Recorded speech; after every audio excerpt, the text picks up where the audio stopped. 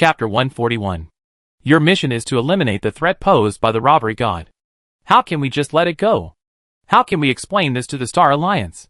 If there wasn't a threat in the first place, how can we eliminate it? Lin Tanyan asked. No threat? The person on the other end of the line was stunned. And he's a rather interesting person, he muttered to himself. What? Nothing. I write a report on the situation. After a pause, Lin Tanyan's tone suddenly softened. Thank you for your hard work, Uncle Sue. Since the incident with the singing star, the Star Alliance's influence has continued to expand. With the support of the vast majority of the stars, they have been able to extend the military's reach to areas once out of reach. This has also led to opposition from many factions. The Star Alliance is a collection of human forces from various planets within the galaxy. Control rests with the leadership of each planet and the families and corporations that exist across those planets. Even though the military now has sufficient influence, dealing with these people is no easy task. On the other end of the line, Su Ling put down his teacup and sighed softly. Do we even need to talk about this? But I really don't understand why you're cooperating with mutants. You're even planning to allocate a special habitat for them? Not to mention the potential consequences. Su Ling rubbed his fingers over the rim of his cup. The aliens support us out of fear of mutants and the Zerg. By helping the mutants now, aren't you just putting yourself in trouble? Mutants are human too, and aliens too. Do you know what you're saying? I do. Lin Tanyan said, Uncle Sue, I'm glad there are still people willing to challenge my decisions. Since becoming the supreme commander of the headquarters, dissenting voices have become increasingly rare. He knew many people disapproved of him, but they only dared to say a few words behind his back. Because of his status and genetic level, he had always found it difficult to confide in anyone. People always spoke words of affirmation and flattery in his presence, always sporting the same identical smile, and using the same formulaic phrases, like fake people. Uncle Sue, thank you. Su Ling shook his head helplessly. What's the point? You've always been so arbitrary, and never listened to me. Sorry. Xiao Yin, you. Forget it. You've been so busy with your work lately. We haven't seen each other in ages. Why don't you take a break when you have time? Su Ling sighed. Those who used to know us have left, and we're the only ones left. This sentence seemed to touch something, and Lin Tanyan fell silent for a moment. Uncle Sue, you used to be very familiar with Aunt Shi. Aunt Shi, right? What kind of person do you think she was? Yes, we were in the same group during the war against the Zerg. Back then, along with your father and mother, the six of us went through a lot together. Su Ling's face lit up with nostalgia as he recalled the past. We could say we've experienced humanity's darkest age, its triumph over darkness, and its rise to glory. 6 people? Lin Tanyan had always known that his parents and Zhao Shi's parents were once close friends. Their friendship was forged during the war, and with Su Ling in tow, that made it a perfect 5. But who is that 6th person? I only know Shi Ruyan from the past. If you're asking about her present, I don't know her. Su Ling sighed. In fact, I feel she's becoming increasingly unfamiliar.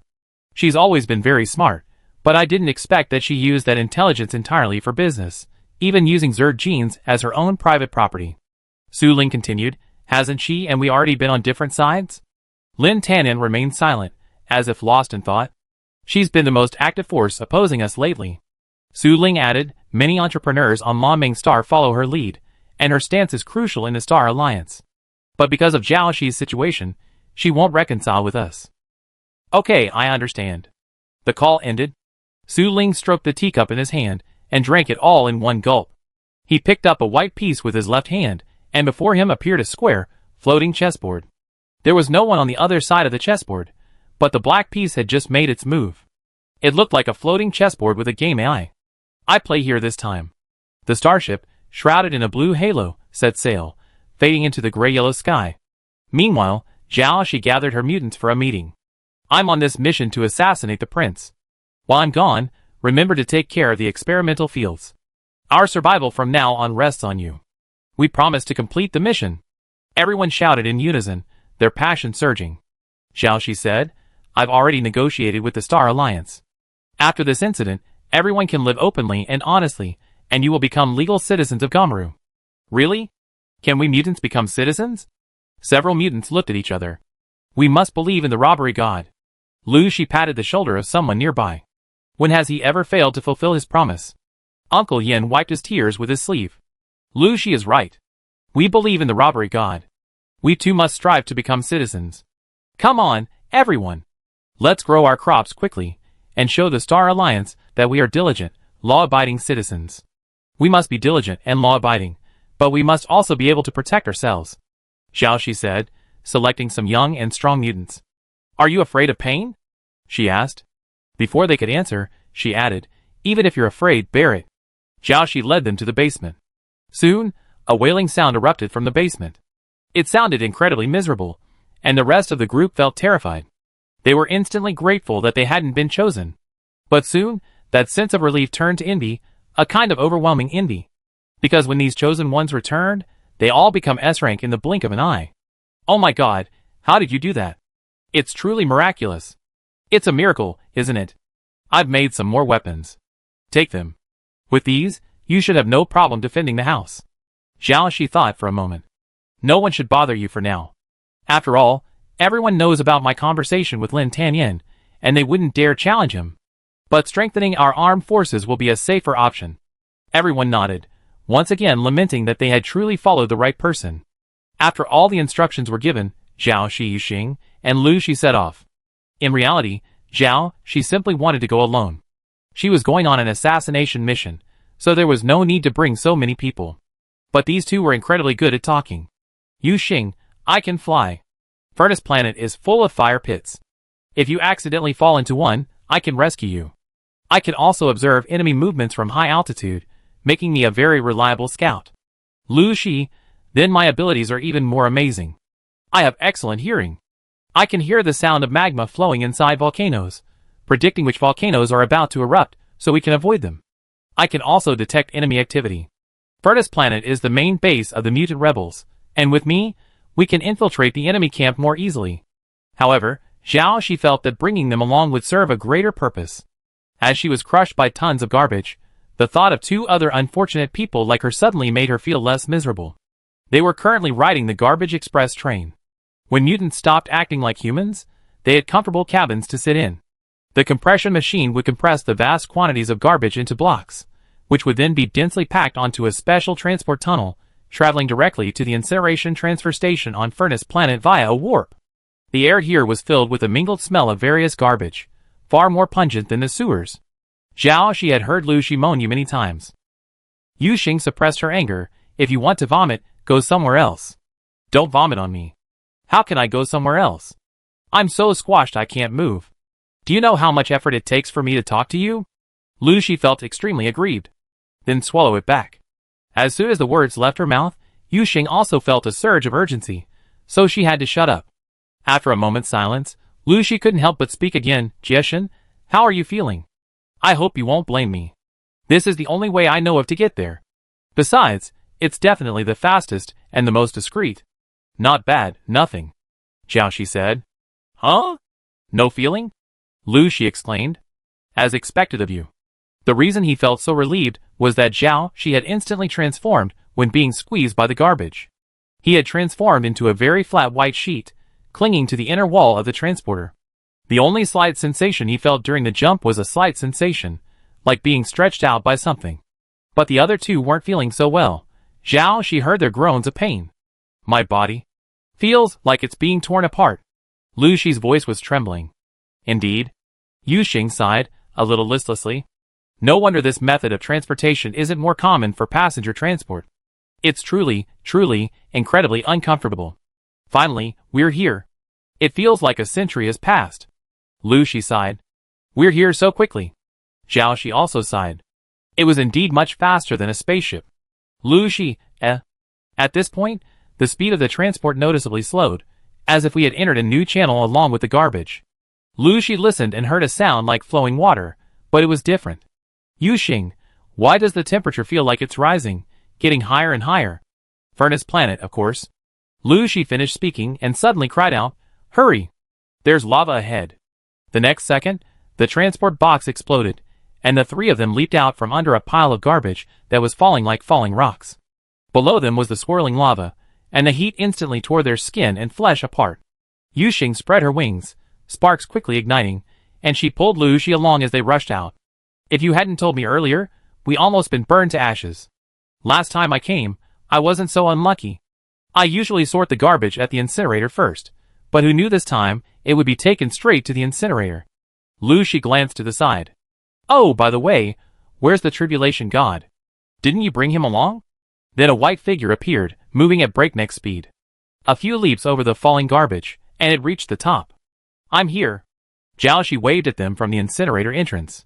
That scared me to death. You really have to be careful out here. Lucy let out a long sigh after climbing up. Jiaoshi, let's get out of here first. Yes. Yuxing nodded.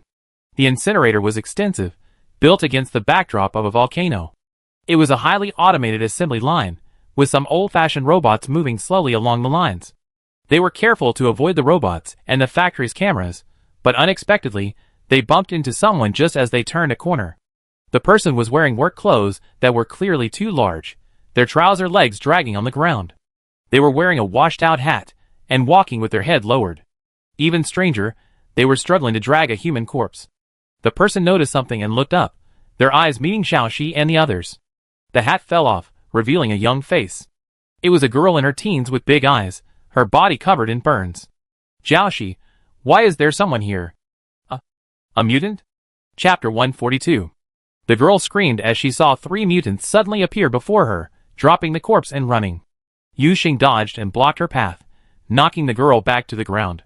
The girl opened her mouth to call for help, then glanced at her clothes and closed her mouth helplessly. You're not the incinerator here. Jiaoshi stepped forward, looking down at her. Who are you? Where did this corpse come from? Corpse? The girl's expression was momentarily lost. So he's already dead. She looked up with tears in her eyes. Du Qingqing, my name is Du Qingqing. Will you eat me? Her voice trembled. Seeing she was about to cry, Lucy quickly comforted her. Don't worry, little sister. We don't eat humans. Not all mutants do. Hearing this, her expression softened considerably. My grandfather was sick, so I quietly took over his work. Otherwise, if he lost his job, he wouldn't have the money for medical treatment. She continued, Grandpa would occasionally pick up some still living people from the factory, nurse them back to health, and then send them away. I thought this person was still alive, so I wanted to take him home. Where did you pick up these people? Jiaoshi found it a bit strange. Interstellar was a place where garbage was burned, so at most they'd pick up trash. How could they pick up people? I don't know where Grandpa picked them up, but I found this person in the passage over there. Du Qingqing pointed to the side and behind her. Jiaoshi looked in the direction she pointed. Du Qingqing took this opportunity to slip under her arm and sprint away, turning into the winding passage ahead and disappearing. Let's go over there and take a look. The terrain here is extremely complex, with the numerous teleportation channels forming an irregular network. Jiaoshi spotted a few traces of blood and signs of human activity near one of the channels. This person died not long ago. Yuxing pried open the corpse's eyelids and examined them. He must have come from somewhere else, through the teleportation channel, Jiaoshi said. Yuxing, but the teleportation channel is constantly active, so there's no way to find any trace of his movements. Jiaoshi looked in the direction where Du Qingqing had disappeared. So we could only find Du Qingqing's grandfather and ask him. Is that okay? She asked Lucy, tilting her head. Lucy's eyes were closed, and her ears twitched beneath her thick curly hair. Of course. How could I not have known you deliberately let her go? The natural conditions on Interstellar are extremely harsh. The terrain is rugged and uneven, with significant elevation differences. The ground is cracked like veins, and red lava swirls within. Several massive incinerators stand on this planet, their grayish-white buildings embedded in the scorched earth, and transport tunnels made of special materials thread through the mountains. These incinerators seem to have grown out of the vast mountains. The temperatures here are already far higher than the human body can withstand, but surprisingly, humans still work in such an environment. Despite the presence of robots and assembly lines, they ultimately require human operators, and even more so, humans must bear responsibility in the event of an accident. The incinerator workers live and eat within the factory. Because of the harsh environment outside, they are unable to leave. From the first day they arrive, they have never seen the sky. But in this corner, where the vast factory intersects with the mountains, surrounded by pitch-black charred rocks, a small courtyard unexpectedly stands. The courtyard is located halfway up the mountain. The sky is so thin that the clouds are almost invisible. Black ash drifts upwards, and the outline of a khaki planet can be seen here. It is so large that it almost fills half the sky. Under the dim sky, the earth is covered with deep red cracks. In the small courtyard, An old man sits in a rattan chair, fanning himself with a palm leaf fan. Beside him sits a girl, about 13 or 14 years old. She props her head up, listening fascinatedly as the old man tells stories about distant planets. The breeze from the fan ruffles her hair across her forehead. "Grandpa, tell me one more, tell me one more." The girl shook the old man's arm. "Not this time. Grandpa remembered, I have something to give to a colleague. Can you go in and get some sleep first?" "Okay." Du Qingqing reluctantly returned to her room. As the door closed, the wrinkles on the old man's forehead suddenly deepened. He stared intently at the three figures standing to his left, gripping the handle of the rattan chair tightly, and slowly rising to his feet, his entire body trembling. He walked slowly, retrieved a broom from behind the door, and tremblingly stood at the entrance, raising it toward the three terrifying figures. Don't come over here." "Grandpa, what did you say?" Du Qingqing's puzzled voice rang out from within the room. It's okay, Qingqing, just go to sleep." Zhao Shi stepped forward. "We mean no harm." The old man raised the broom warily at her, but before she could finish her words, his face suddenly paled, and he clutched his chest, gasping for air. The broom fell to the ground. "Grandpa, what's wrong with you?" The door opened, and Du Qingqing took a step back, startled by the people before her. "Why? Are you here? Does your grandpa have a heart condition?" The old man slid down against the door, his lips black and his eyes clouded. "Yes." Du Qingqing's tears welled up. Zhao Shi looked at the old man before her. He had a heart condition, and with all the emotional stress, if he wasn't saved, he might die. "Make way," she said, carrying the old man into the house and closing the door. "Don't go in. Wait." Yu Xing stopped Du Qingqing. Du Qingqing stood outside the door, tears streaming down her face. "Don't worry, little sister. Your grandpa will be fine." Lu Shi patted her shoulder, soothing her. "Why is it okay?" Du Qingqing suddenly looked up. "Do you think I'm too young to understand anything? Heart disease won't heal suddenly. As long as it doesn't heal, Grandpa will be in trouble. Grandpa hasn't saved enough money yet, so he can't take a spaceship to another planet. And there are no hospitals here, so heart disease can't be cured." Lu Shi didn't say much else, simply saying, "You just need to trust him."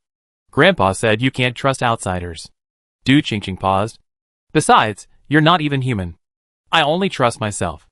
Even as she spoke, she wiped her tears and sat on the steps, hugging her knees, waiting.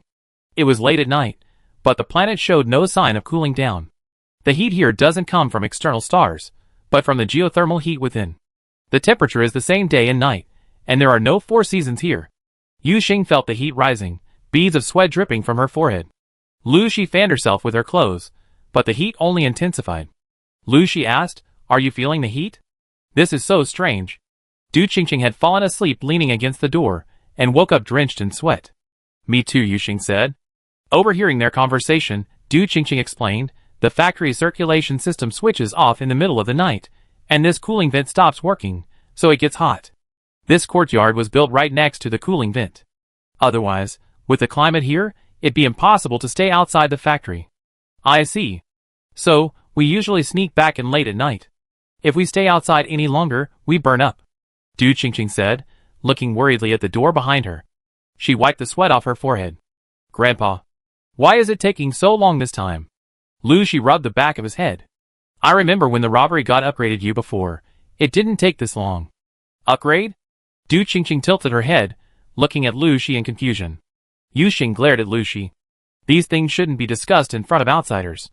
The robbery god had previously warned them not to reveal their genetic level unless absolutely necessary, and certainly not to reveal that they had upgraded through special means. Lu Shi also understood what this meant for the mutants. "But there aren't any other mutants here right now. What does a child know?" "She's not a mutant," he said. Yu Xing glanced at Du Qingqing and saw she was just staring worriedly at the door, fidgeting with her fingers intertwined. Yu Xing averted her gaze. "Be more careful next time." Just then, the door opened. Zhao Shi pushed the door open and walked out, head bowed. Without a word, he simply walked forward. Yu Xing and Lu Shi exchanged glances. Apparently, they had failed, and they couldn't say anything. Du Qingqing glanced at Zhao Shi's back, clenched her fists, and rushed back into the house, wiping tears with her other hand. Lu Shi sighed. It seemed the boss was only suited to surgery on mutants. The next moment, a cry of surprise rang from the room. "Grandpa, are you okay?" "Really? Huh?" Success? Lu Shi's eyes widened. I think we can put up a sign for the robbery god in our base someday. Miraculous resurrection. We can have more fun fighting now. After all, the robbery god can save us if he's still breathing, right? He nudged Yuxing beside him. Yuxing nodded. That seems to be the case. Not all injuries or illnesses can be cured. Zhao Shi was somewhat speechless. I can't take responsibility for yourselves getting killed. In reality, when she helped Yuxing and other mutants with genetic modification, she did so by removing excess impurities and optimizing the way their energy flowed through their veins. What actually worked was their original body structure. This time, she treated Grandpa Du's heart disease because his condition was caused by a blood clot in his heart cavity. She simply removed it from his heart. If the injury was more serious, like a vital organ missing, she really couldn't do anything. In fact, during the heart surgery just now, Zhao Shi was worried that removing the blood clot would damage Grandpa Du's heart structure, so she tried to use her own white thread to recreate a heart that resembled his, preparing to directly replace it. However, the white lines had a strong appetite and devouring ability. Even after transforming into a heart, they still instinctively wanted to grow.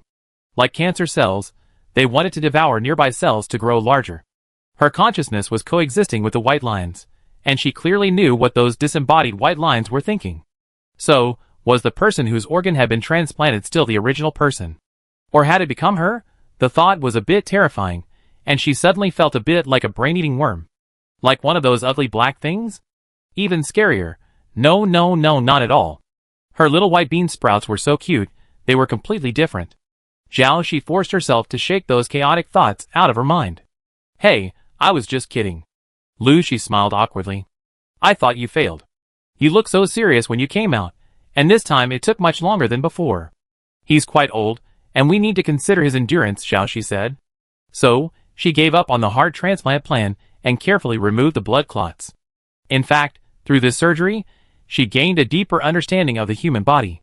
She also spent some time verifying one thing. She might now know how to create her own body. A body similar to the one Zhao Shi once had. Chapter 143. Due to the exhaust system's rotation, the temperature in the courtyard rose steadily in the latter half of the night. The mutants could still hold out, but the humans were in a tough spot. So, with Grandpa Du leading the way, they followed a secret passage inside the house to the inoperative exhaust vent. This place connected to the interior of the incinerator, and because the air conditioning was still running, even without the cooling air, it wasn't too hot. The incinerator was large, and its exhaust vent was also large, like the gate of a city. Thank you. Thank you, benefactor. Du Ping was about to kneel before Zhao Shi. Zhao Shi quickly took his hand and stopped him. No need. I also have something to ask you. Consider it an exchange. But what you gave me in exchange is too valuable. The old man's face was deeply wrinkled, and his back could hardly be straightened. He could only hunch over and try hard to look up at her. But the mutant before him was too tall, and no matter how hard he tried, he couldn't see her face clearly. By this point, Du Ping's fear of the mutant before him had long since faded. After all, even in his semi-conscious state, he could still vaguely discern some shadow. He only remembered that it was this seemingly terrifying mutant that had saved him from the clutches of literal death. It's nothing to me. Zhao Shi simply hoped he wouldn't be too stressed out. The old man, long past retirement age, still worked in this dark factory. His own life was already difficult, yet he had saved countless lives. She always believed that good deeds should be rewarded. Where have you saved someone before? Can you take me there? Zhao Shi asked him. Yes, but the management there is much stricter than elsewhere, Du Ping said. We have to find a chance to sneak in during their shift change. The next shift change is in an hour and a half. At this moment, Du Qingqing had fallen asleep against the vent, and Lu Shi, standing nearby, also seemed to be dozing off. Yuxing stood nearby, arms folded, motionless. You two should rest first. We'd be busy later. Let's go, Zhao Shi said to Du Ping. Du Ping nodded. Come with me. Zhao Shi followed, and after walking for a while, she asked the question that had been lingering in her mind. Are you comfortable with Qingqing staying with them? She had assumed that, no matter what, Du Ping would insist that Du Qingqing come with him. She still remembered Du Ping's nervous expression when they first met. Du Ping smiled, his face wrinkling. You've already saved my life, so why should I worry? Although I haven't encountered many mutants, I know that, like humans, there are good and bad mutants. Also, at my age, I still trust my own judgment of people. Zhao Shi noticed his choice of words. Humans? Do you think we are human? Du Ping retorted, we have human thinking and can communicate normally, so how can we not be considered human? There are very few people who think like you. Really? The incineration plant's terrain is complex. Without a guide, finding this place would be nearly impossible. Zhao Shi was currently clinging to the ceiling. Du Ping, relying on his work clothes and ID, had no trouble getting here, but now, he suddenly slowed down. Du Ping glanced around, making sure he was clear of people and cameras, then whispered, be careful, there's an infrared sensor over there. However, the device was outdated, with a missing piece that could have blocked detection. The progress slowed, and after passing through this area, a strong stench of blood washed over them, mixed with the stench of corpses and decay, a truly pungent stench. If he were in human form now, Zhao Shi felt, he would have vomited immediately. So, it turned out that a barrier had been installed here, blocking the odor from leaking out, and surprisingly, no abnormality was detected from outside. Zhao Shi looked down, feeling a shudder of fear. It would be no exaggeration to say that this was a sea of blood and corpses. The carcasses of various animals piled up in the conveyor belts, moving along the dense network of channels. Continuing along the channels, they entered an area filled with human corpses. Drowning, burning, car accidents, illness. All manner of death were present. Some were unclear in their cause of death, with whole bodies and many shattered limbs. What are these? This is the incinerator. All the garbage from the entire galaxy is transported here for processing. And it's not just conventional garbage, unclaimed bodies, like these, are also transported here. Du Ping explained, some are particularly dangerous waste, caused by plague or contaminated with biological agents. People are afraid to touch them, so they're sent here for disposal. Sometimes, I come across people who haven't quite died yet, emerging from the conveyor belt.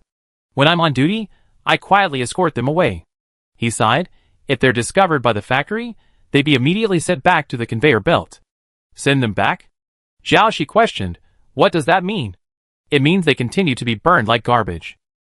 Du Ping said, these people are already dead in the citizen system. They have to be truly dead. Otherwise, if something like this happens, both Lu Star and the agency that issued the death certificate will suffer tarnished reputation. So we have to make the fake death real.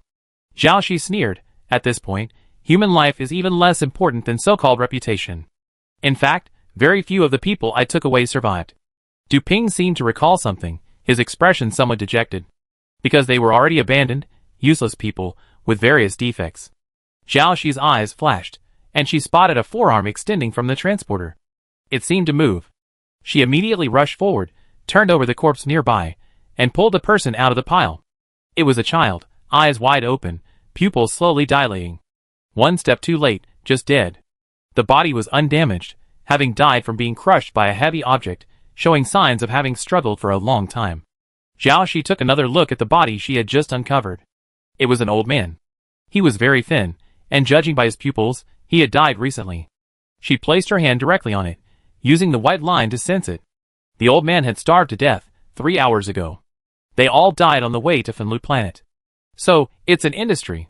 Using a death certificate to solve unnecessary trouble. Zhao Shi clapped her hands. Great, great. It really saves money and trouble. Du Ping looked at her in confusion, unable to tell whether she was happy or angry. You? I'd like to stay here for a while, is that okay? I have no objection. Du Ping said, but be careful not to be spotted by others. There are also cameras on the roof that can detect and track moving objects. He took a few steps, then suddenly stepped back and said cautiously, if possible, try to control your portions and eat small, frequent meals. This way, the factory won't notice. I know you're certainly not afraid of the incinerator, but if a large amount of garbage is discovered to be missing, the incinerator will conduct an inventory and adjust the transportation routes, making it difficult for you to find it later. With that, Du Ping bowed and left. Zhao Shi realized only after hearing this that he had thought she was looking for food. After all, mutants are meant to eat humans. Wait, Zhao Shi suddenly remembered something strange. How did the mutants on Incinerator Planet survive here? This planet is barren and sparsely populated. Even the humans who attacked the incinerator wouldn't be enough for them to eat. Judging from Du Ping's reaction, it seemed the mutants here rarely attacked the incinerators, as if they had reached some strange agreement. Zhao Shi looked at the countless corpses in the countless passages before him. Will they really be burned? Is it possible that they be recycled? The incinerator planet is colluding with the mutant rebels, providing them with a food source. When this thought occurred to Zhao Shi, He was horrified. If that were true, the mutant rebels must have support from within the Star Alliance. This is terrifying. Is this place so treacherous? It was still just speculation, but when Zhao Shi tried to continue exploring the passage, she found it blocked. The incinerator was managed by area. Further ahead would lead to the next area, where patrol robots and incinerator workers were constantly on the move, and the surveillance system was becoming increasingly dense. She didn't want to alert the enemy. What should she do? Zhao Shi noticed the incinerator workers coming and going. If she could assume the identity of an incinerator worker, everything would be easier. Zhao Shi's gaze fell on the corpses in the transport tunnel. Perhaps she could begin to mold her own human body. Sorry to bother you, Zhao Shi said as she inserted the white line into the corpses. I will uncover the truth to answer my own questions. And for you. The white line moved through the corpses, searching for commonalities.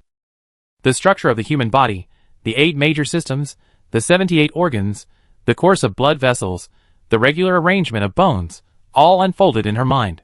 Then, the white line separated and intertwined, and a new human body slowly took shape amidst the pile of corpses.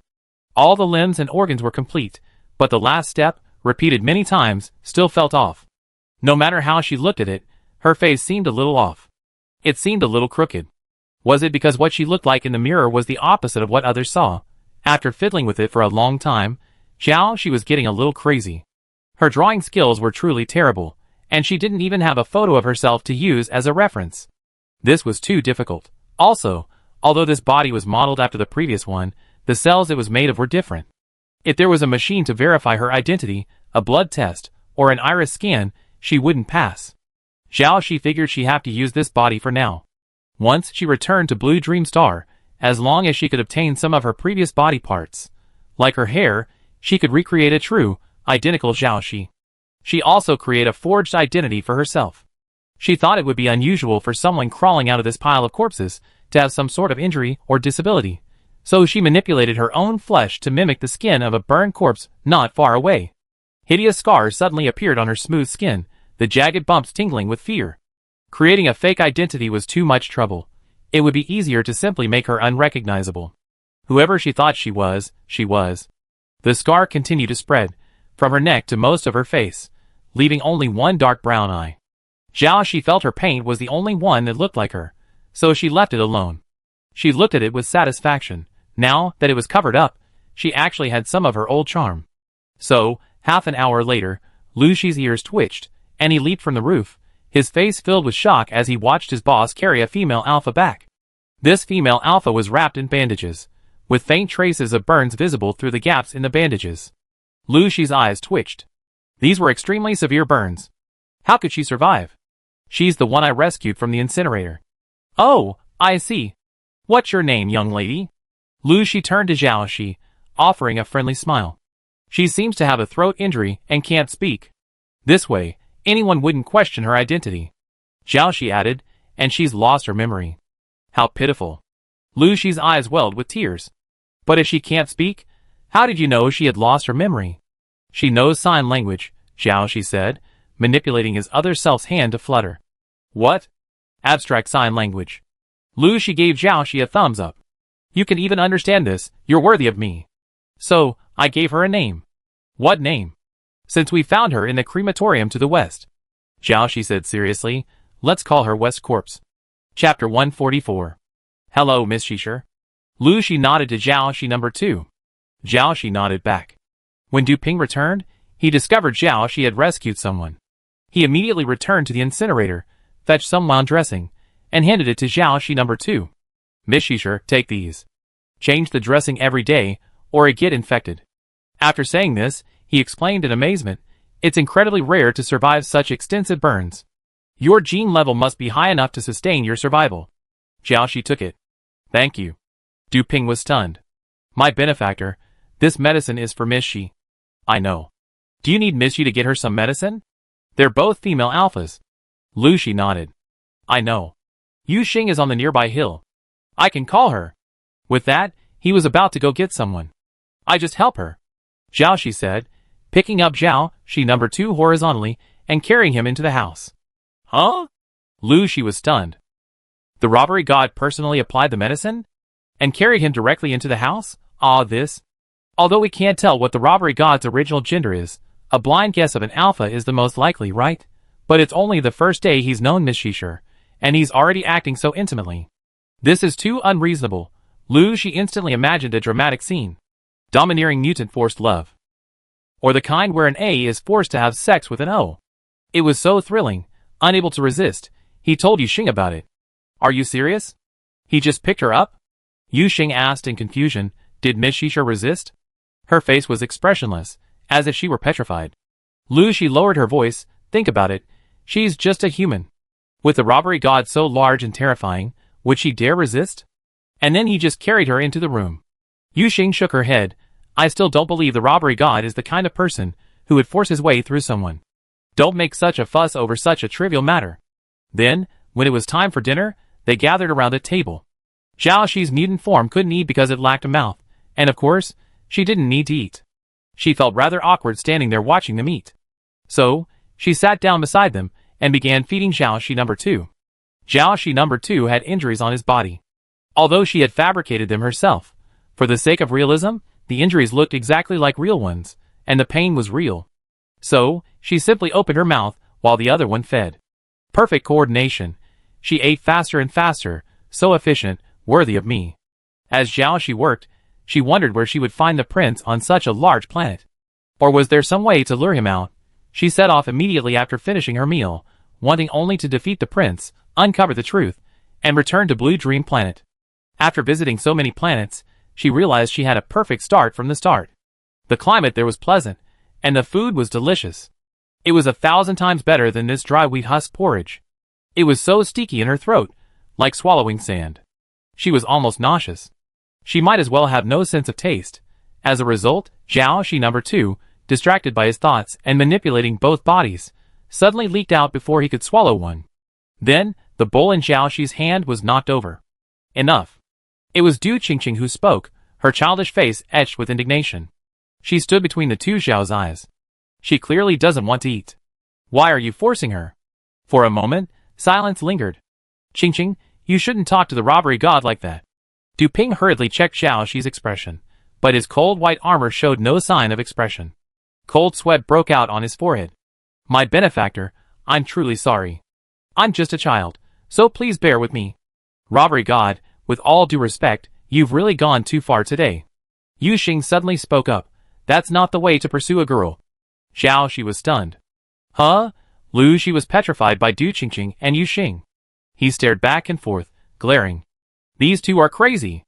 They dared to confront robbery god head-on, without even hinting at something? Isn't it just relying on your strength and status to bully those weaker than you? That feeling must be quite satisfying, right?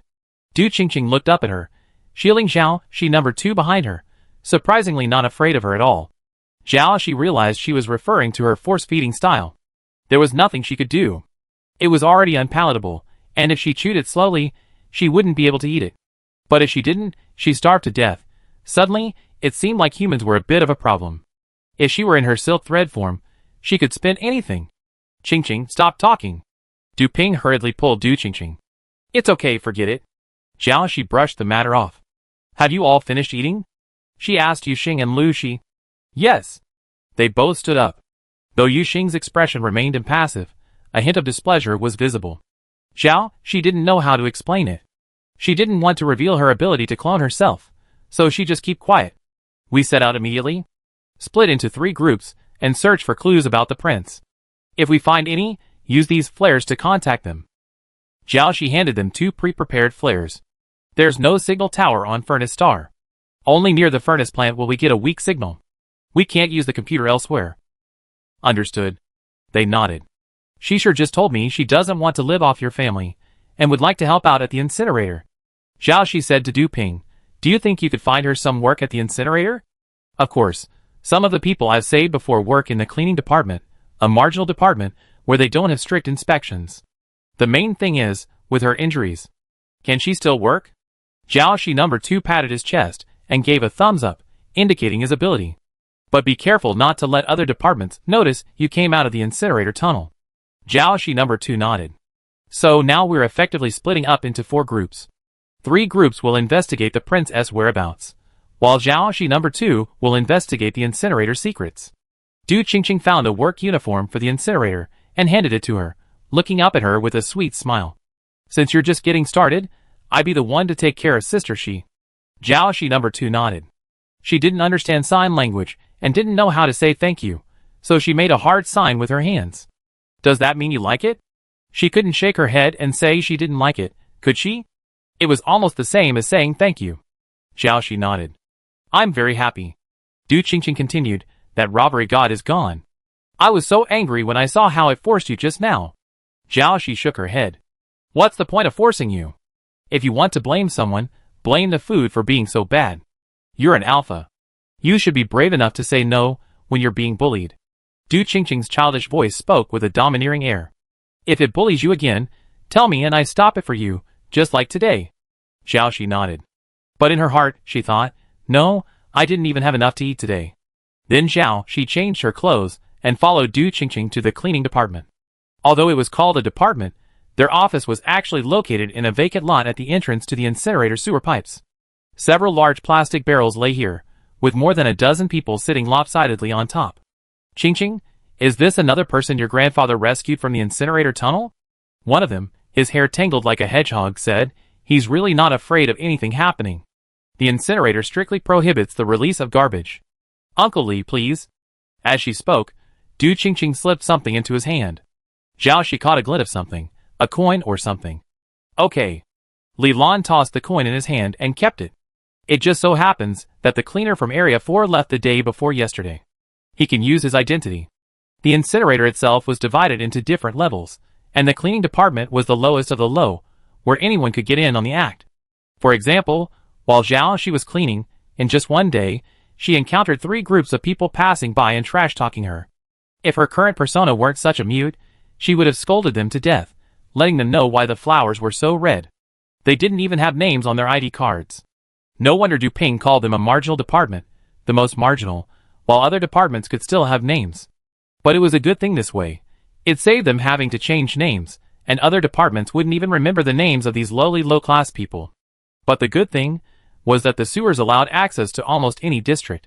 They were indispensable everywhere in the incinerator, but if one of them was missing, no one cared, no one would know. Isn't that the case with the cheapest screws? Perhaps it was the repetitive work of the incinerator, the abysmal environment with no sunlight year-round, the garbage from all over the galaxy, the rumbling transmission tunnels running day and night, the noise always ringing in their ears. Long-term repression can easily lead to psychological problems.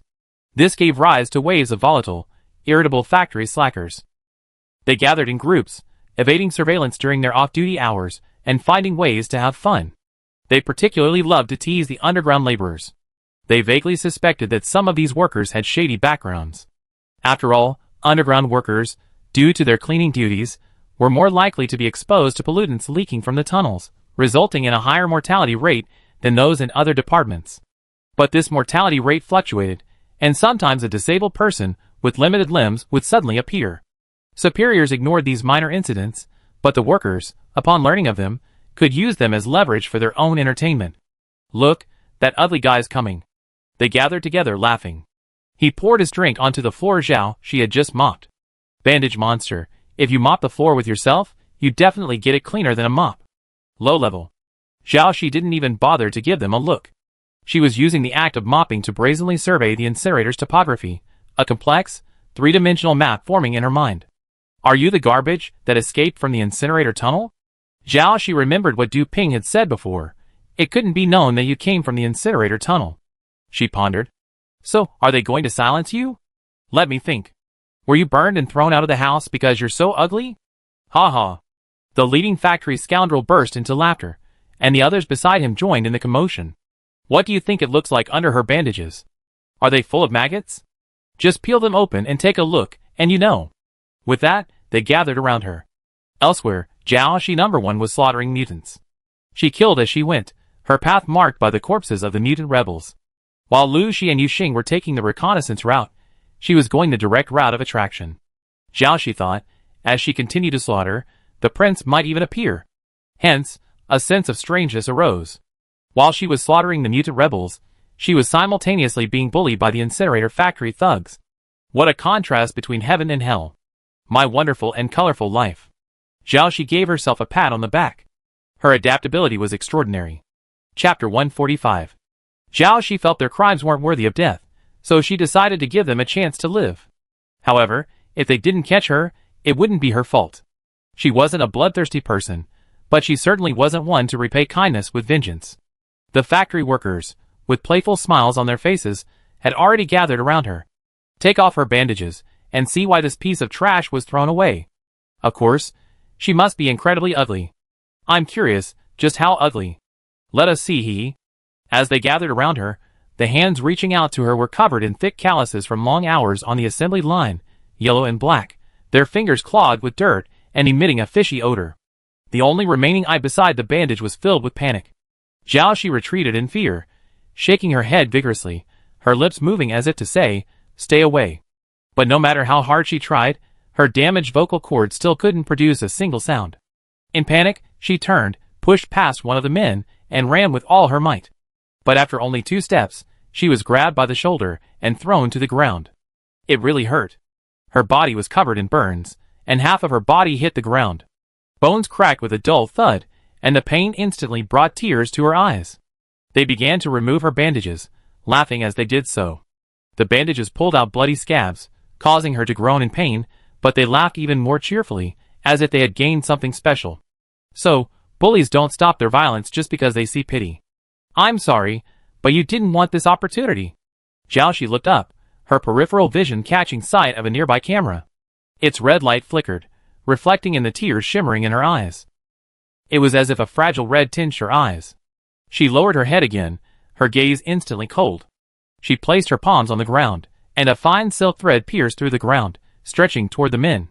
She could use the thread to support those killed in this way, waiting for them to return to the assembly line, where she could then prevent them from causing a safety incident through operational errors. This way, she could kill them silently and under surveillance. What are you doing? At this moment, a familiar, childish voice rang out. The white thread instantly retracted. Zhao Shi raised one reddened eye, catching a glimpse of Du Qingqing's figure through her tears.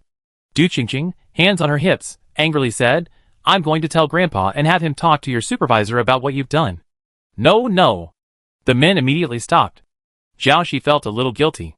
In fact, if Du Qingqing had been even a second slower, there would have been only several her characters left talking to her.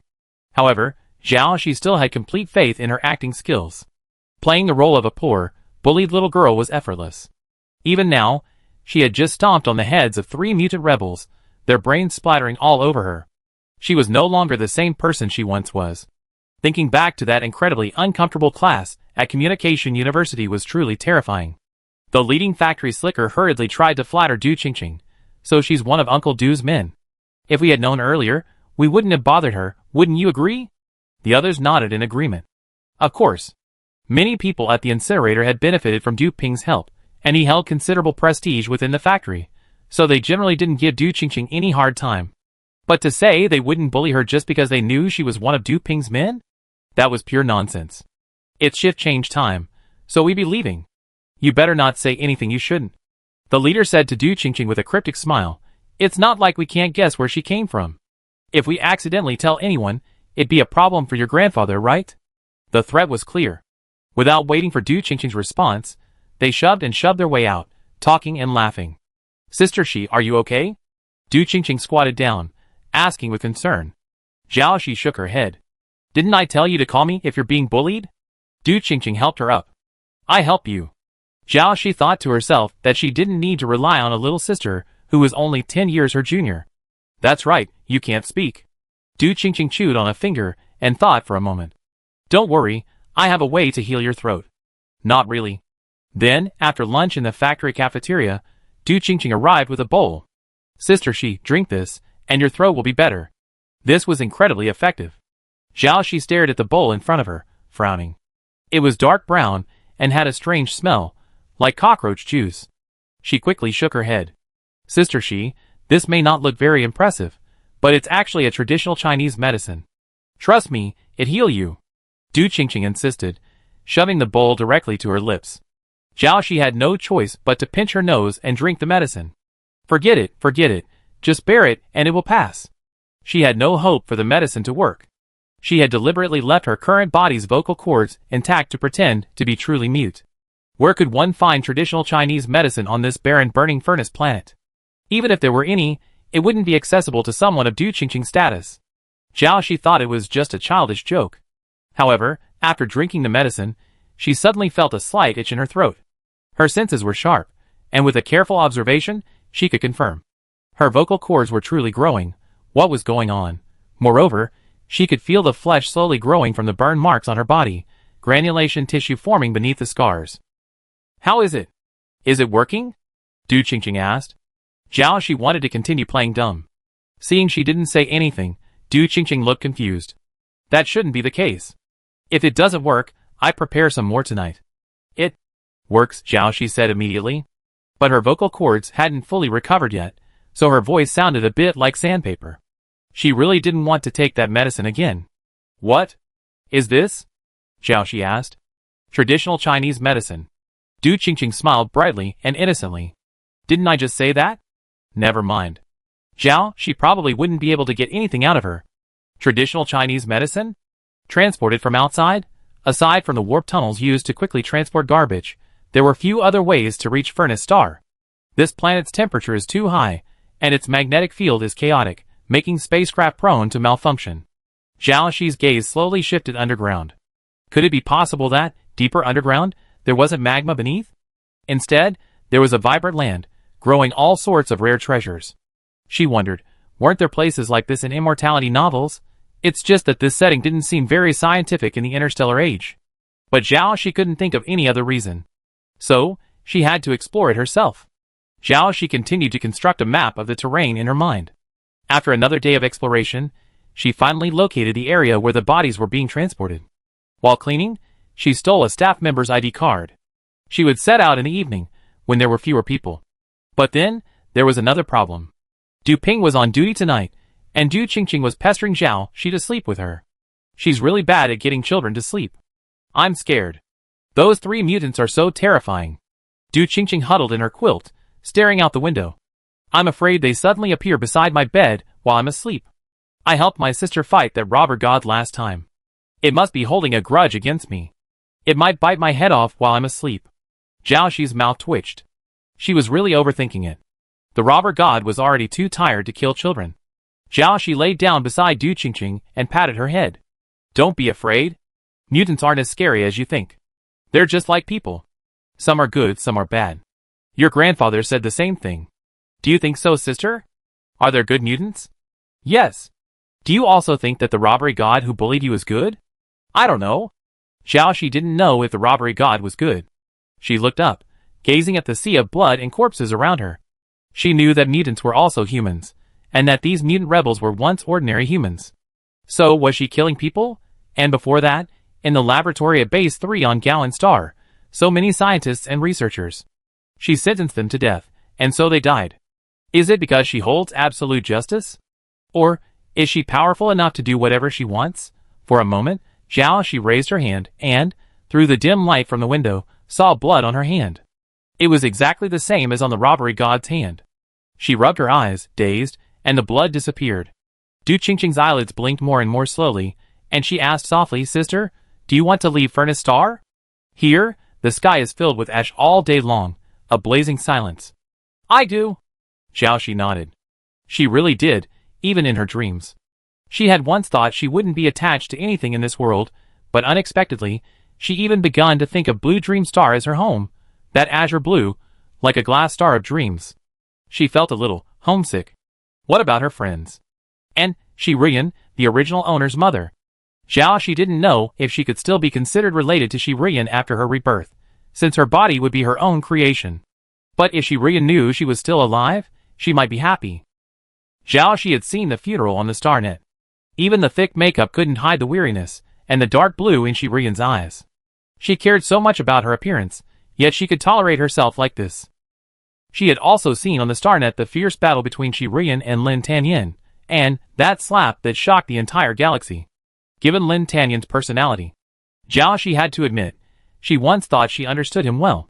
But after the incident with the singing star, she realized she underestimated him. For someone so young to have reached this position, even with Super S-level strength, he must be no ordinary person in other areas. For example, how to remove a political opponent from office. Whether Shi Rian was grieving for the original owner or her, she didn't think it mattered. After all, it was all for Zhao Shi, wasn't it? She would definitely return. As grandly as she died, she would return with just as much fanfare. Chapter 146. I want to leave Furnace Star too. Du Qingqing looked out the window. I know other planets have stars in their skies. Unlike Furnace Star, there's only ashes. Sister, which planet abandoned you? Du Qingqing, already half asleep, suddenly turned to ask Xiaoxi. Then she remembered something. I forgot, you lost your memory. It's okay to forget. Maybe those are just bad memories. That's why you always swallow your anger and get bullied. Sister, those who are kind are bullied. You have to learn to be strong, so that those who bully you will pay the price. Yes, I try not to be bullied next time. Xiaoxi nodded. She thought that Du Qingqing had such thoughts at such a young age. Perhaps because she had seen so much at the furnace factory, it was like a miniature society. Du Qingqing mumbled something, but her voice was too quiet for Xiaoxi to hear, so she just nodded along. Finally, Du Qingqing fell asleep. Xiaoxi immediately grabbed her stolen ID card and re-entered the incinerator, heading straight for the location indicated by the map in her mind. This time, she knew the shift change time in advance, and used her ID card to swipe through the access gate to the section. The familiar smell of blood was there again. The dense piles of corpses along the transport corridors formed a mountain, and they kept growing. It made one wonder if the galaxy could produce so many bodies every day. It looked like a mountain of merchandise piled up in a freezer, waiting to be used. Xiaoxi had a vague idea of what they were used for. While cleaning these days, she had also sneaked into their data room and read the statistical reports on the residual materials of incinerated materials. There was no data regarding the incineration of corpses, as if a piece of information was missing. She simply couldn't tell who was behind this incinerator plant, daring to harbor such a large number of mutant rebels. And now, she wanted to see for herself where this transport tunnel led. Perhaps, it was the mutant rebels' main base. Meanwhile, Xiaoxi No. 1 slaughtered countless mutants, yet saw no sign of the prince. The mutant corpses seemed to circle Blue Dream Planet 3 times. But this didn't attract the prince's attention at all. Xiaoxi found it strange. Did he really not take his men seriously? Since this approach wasn't working, Xiaoxi began to head back. She hadn't originally wanted to destroy the human facilities on Incinerator Planet, but now there might be no other way. If the corpse transport tunnel at the incinerator plant truly led to the rebels' main base, then she would simply switch to a larger unit and charge in. The familiar courtyard lay before her. Xiaoxi planned to sit there for a while, waiting for Xiaoxi No. 2 to investigate the truth before deciding on her next move. Xiaoxi thought it best to contact Yuxing and the others immediately. So, just as she was about to reach the courtyard, she released her flare. The flare emitted a silver streak of light, silently shooting straight into the sky like a falling star. As the silver light shone behind her, she suddenly felt something was amiss. This courtyard? Someone had been there. She quickly entered the courtyard and saw 2 familiar flares on the table. She had made 3 of these flares in total. She immediately threw open the door and rushed into the room, not caring if she might startle Du Qingqing. The room was empty. They were all gone. She clenched her fists. Damn, was her home robbed? The wind speed beside her changed slightly. She tilted her head and saw a burly black figure slowly emerging from the nearby hilltop.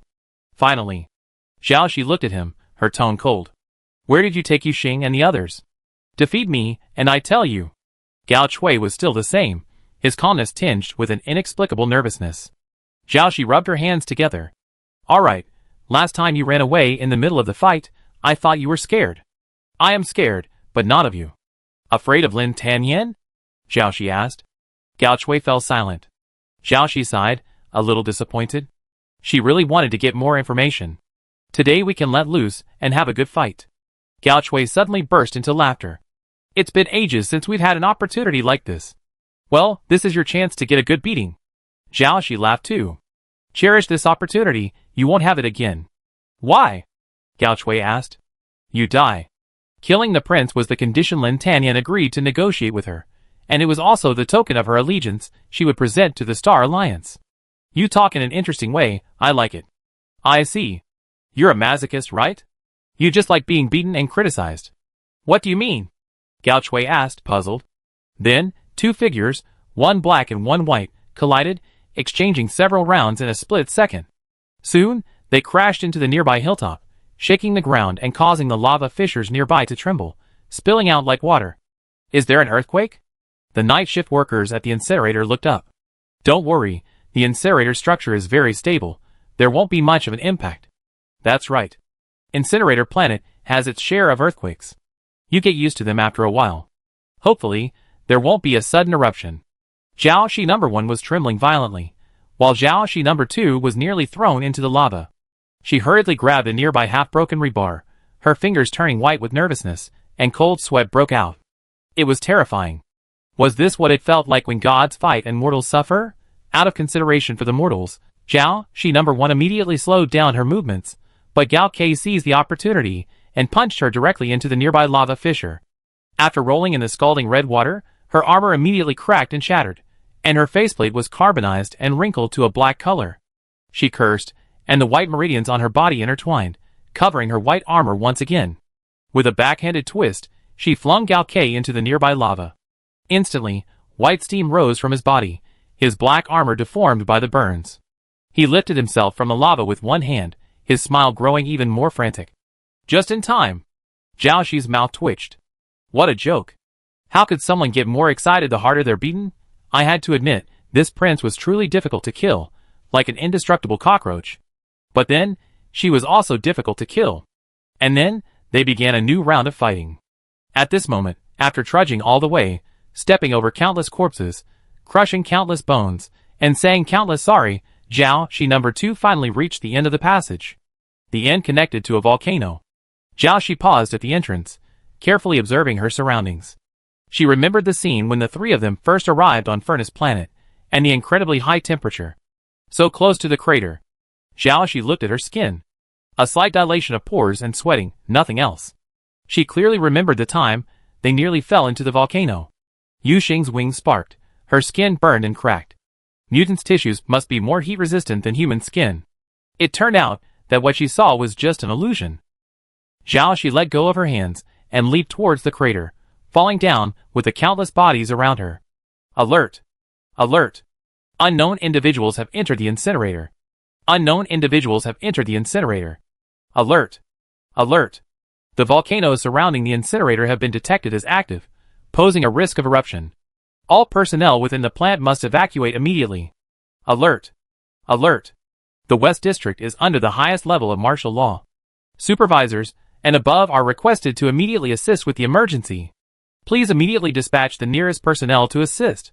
The incinerator's broadcast system suddenly blared with warnings, some of which were diametrically opposed. Should we go or not? The incinerator workers emerged from the staff dormitory, looking at each other. It's late at night, and you're still sleeping. What are you arguing about? Someone rubbed their sleepy eyes. Sleeping? Why are you sleeping?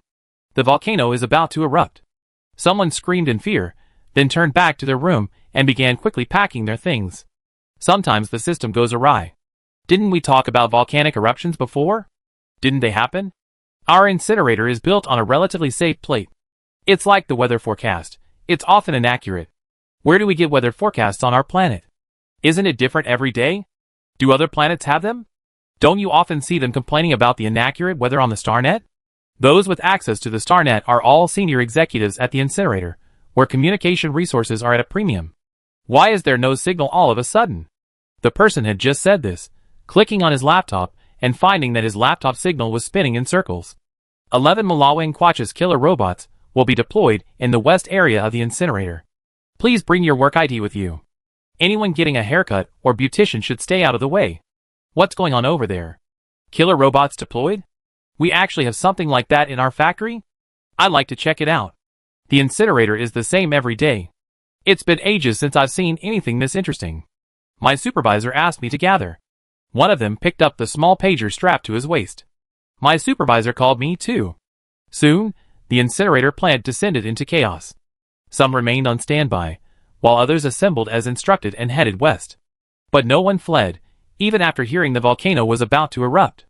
Because if they left the incinerator plant, they would quickly be scorched to death by the terrifying temperatures outside. No one would gamble on a certain outcome based on an uncertain weather forecast. At this moment, Zhao Shi, at the center of the vortex, at the starting point of the incinerator plant chaos, was equally shocked. She knew the incinerator was insane, daring to ally with the mutant rebels and collect discarded corpses from across the galaxy to supply them with food. But she hadn't expected it to be so insane. She had just pulled herself out of a wriggling mass of flesh. The feeling of being mired in a quagmire, nearly suffocating, still left her breathless. Before her lay a womb, or perhaps a hive. The massive, wriggling mass of flesh continuously devoured the corpses transported into it, while simultaneously producing insect eggs.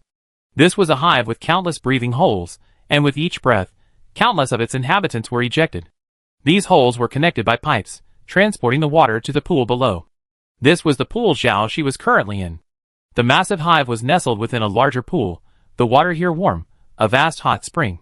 The constant volcanoes here ensured the springs remained warm. She looked down and saw the people lying in the pool. Many people, like her, who hadn't died. They had struggled to crawl out of the insect nest, only to be trapped in this vast hot spring. Insect eggs passed through their 7 orifices and entered their bodies. They were both the breeding ground for the Zerg and the beginning of the birth of mutants. When the insects defeated humans, they became the insects' food. When humans defeated the insects, they gained the opportunity to acquire the so-called evolutionary genes. But humans would never be the winners. Becoming a mutant meant the beginning of another round of suffering.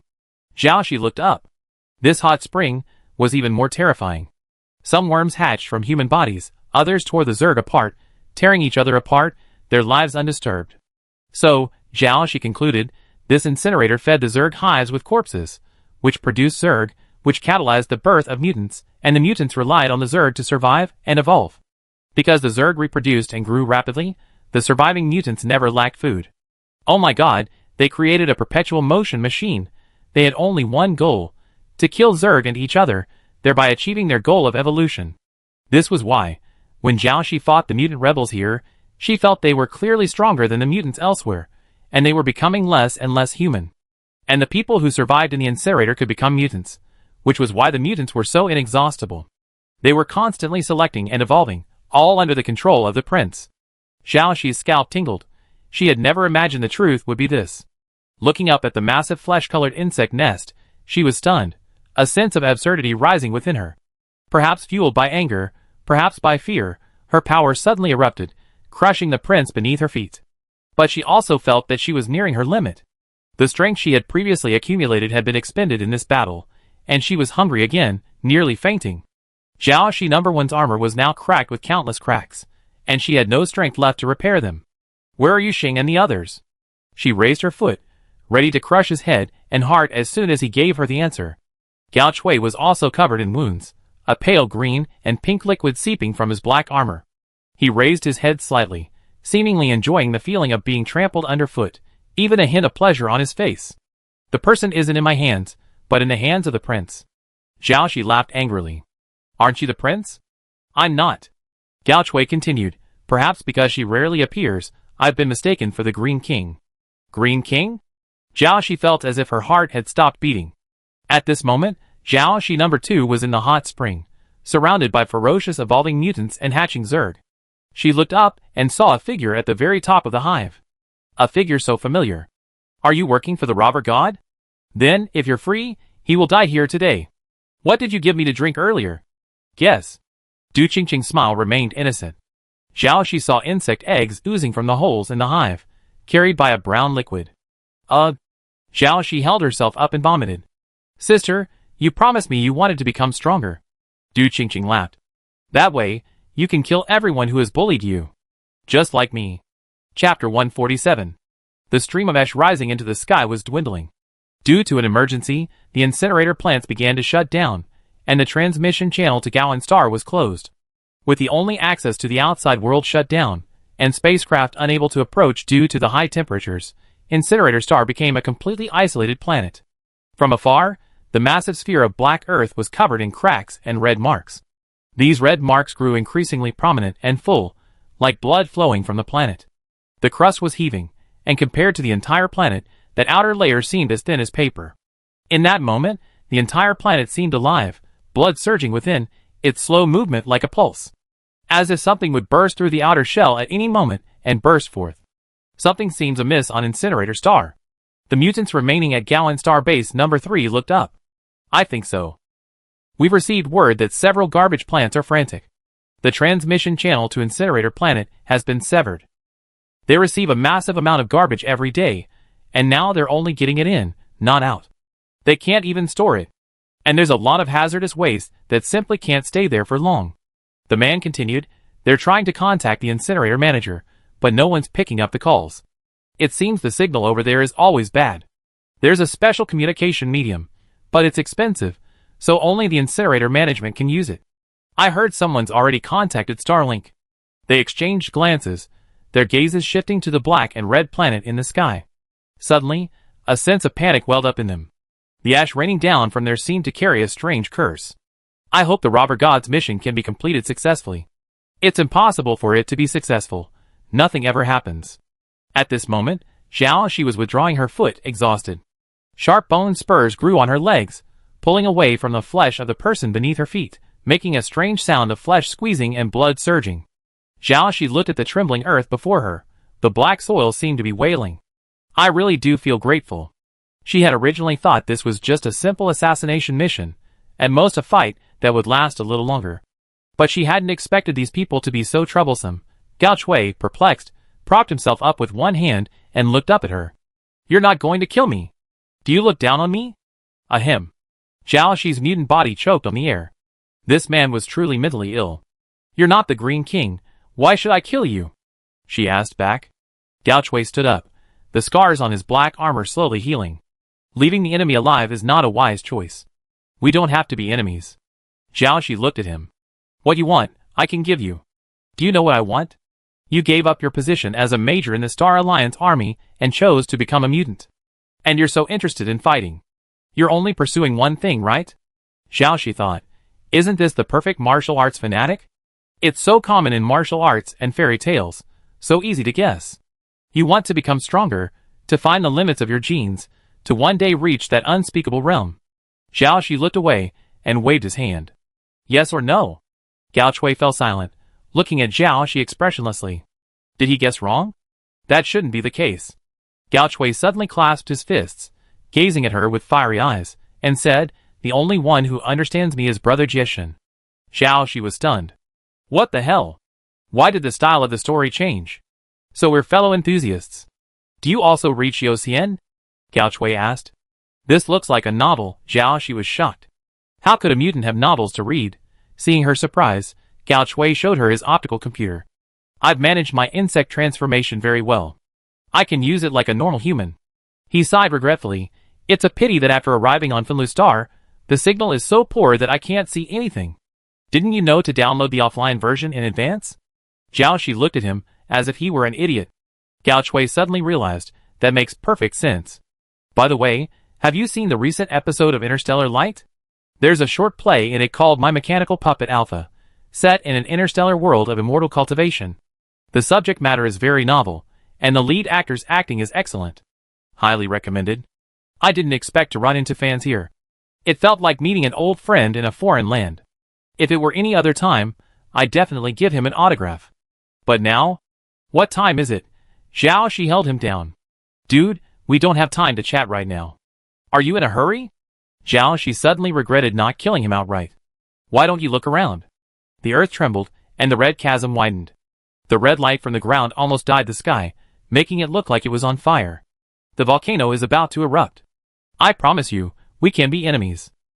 As soon as she finished speaking, Gao Chui added, but I won't stand with you against the Green King. Whoever of you survives will be the one I follow. Zhao Shi nodded. That's enough. You're free anyway, so help me with something. Before leaving, she suddenly turned back. What's that? Stop those heading towards the west section of the incinerator. Her whereabouts shouldn't have been discovered, yet the alarm still blared over the radio. There was only one reason. The hive wanted to devour more people. The alarm was deliberately set off to attract them. Zhao Shi felt like she was going schizophrenic. No, she had already been schizophrenic. She was a mushroom that could split into two. More than two under certain conditions, but currently it was two. Any more, and she would be exhausted. At this moment, Zhao Shi No. 2's face was extremely grim. She had been vomiting for a long time, but nothing came out except her stomach acid. That strange liquid had already melted into her flesh. The body she had worked so hard to create, all for nothing. Don't worry, there are no insect eggs in it. It's just my secretions, Du Qingqing said. That's not so bad. Huh? It's even stranger, isn't it? This is a wonderful thing. It has extremely strong healing powers, and symbolizes abundant vitality. She laughed. Do you know? For so many people, this is a remedy they never be able to obtain. Du Qingqing lowered her head, playing with her fingers, muttering to herself, it's a shame it's not a panacea. It can only repair and promote fertility, but it can't remove impurities. Otherwise, it would be a true miracle drug. Jiaoxi looked up and saw Du Qingqing's still childish face, but from the side it looked completely unhuman. In its place was a wrinkled, flesh-colored skin, resembling both the skin of a flesh worm and the bark of a tree. The skin rippled, mimicking the mountain-sized insect nest beneath her feet, even undulating at the same rhythm. Then, she saw her entire body sink, melting directly into the nest. Just as Xiaoxi was puzzled, she saw the skin at the very bottom of the nest, near her, surge. Then, the skin bulged and slowly formed a human shape, stretching outward in long strips. The scene was so eerie it made her scalp tingle. The Green King turned out to be the insect nest itself. She and this behemoth were one. Jiaoxi, realizing the situation was dire, immediately ran, but the hot spring was filled with obstacles, layers of sleeping and struggling people, dormant eggs and hatching eggs. She struggled for a long time, but was only a few meters away from where she was. A pair of hands climbed onto her shoulders, slightly damp, their fingers smeared with mucus, like a hand fresh from amniotic fluid. Jiaoxi's only remaining eye tilted toward the hand. Then, the hand caressed her face and pinched her chin. You know what? You're a lot like me back then. Just as pitifully bullied, just as powerless to resist. The body couldn't move. This body was created from cells taken from corpses in the transport tunnel. Even with her genetic enhancements, it was just an ordinary person with a slightly better physique. In front of the Green King, she was nothing more than a dish to be manipulated. I was once a low-level Omega, useless except for reproductive value. Born to be a reproductive tool or a toy. A voice echoed softly beside her.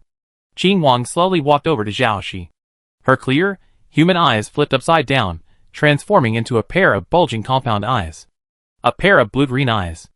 I was born on a very remote planet, so remote that the Starfleet didn't even give it a name, just a number. It's a place ruled by no one. Laws, order, and knowledge don't exist. Power is truth, and violence can solve everything. Just imagine, in such an environment, what would happen to an Omega? Qing Wang seemed to be asking a question, but Jiaoxi couldn't speak at the moment. As Qing Wang touched her, her entire body, including her mouth, lost all feeling. Got it. Now it's time for the villain's chatter. The eternally gray sky, it felt like living in hell. Qing Wang suddenly laughed. So later, I created hell for them too, letting them all live there forever. I truly love this feeling of being able to control the life and death of others at will. This feeling of power. So I get stronger than anyone else. You're lucky. Qing Wang reached out and pinched her mouth open. I lived in darkness for so long before finally getting the chance to genetically upgrade, gaining the abilities of a queen and becoming the strongest mutant. And you, getting this opportunity so soon. Jiaoxi began to curse furiously in her mind. Why do these people always want to turn others into monsters? I asked you before, and you agreed. I never force anything. The Green King smiled gently, his face revealing an eerie maternal, benevolent expression. When did I agree? You have the guts to untie me now, and let me refuse. Don't worry, I do it myself. It won't be painful. The Green King's hand transformed into something resembling brown tree roots, densely packed with strange protrusions. Jiaoxi looked closely, and saw countless tiny eyes. Died on the spot. Help! The strange tentacle was edging closer and closer, about to enter her mouth. Ah, I suddenly seem to understand why some people, even when driven mad, still want to become stronger. At least in such a situation, they still have the courage to commit suicide on the spot. Let her go! With this voice, white thorn suddenly burst out from the ground. It exploded at Jiaoxi's feet, then fragmented, forming a cage that instantly separated Jiaoxi from the Green King. Then, a transparent silk thread wrapped around Jiaoxi's waist, lifted her from the hot spring, and placed her in a nearby crevice. In this horrible place, calling out to heaven and earth is in vain, only oneself is the most reliable. Jiaoxi #1, just in time. The thorn cage could only hold her back for a moment, The Green King had already regained his position atop the insect nest. She raised her hands, a gesture like a queen calling for stand up. Then, the idle insects and mutants dormant in the hot spring rose to their feet. The Green King's voice echoed throughout the mountain, and the insects and mutants joined her. The protagonist has arrived.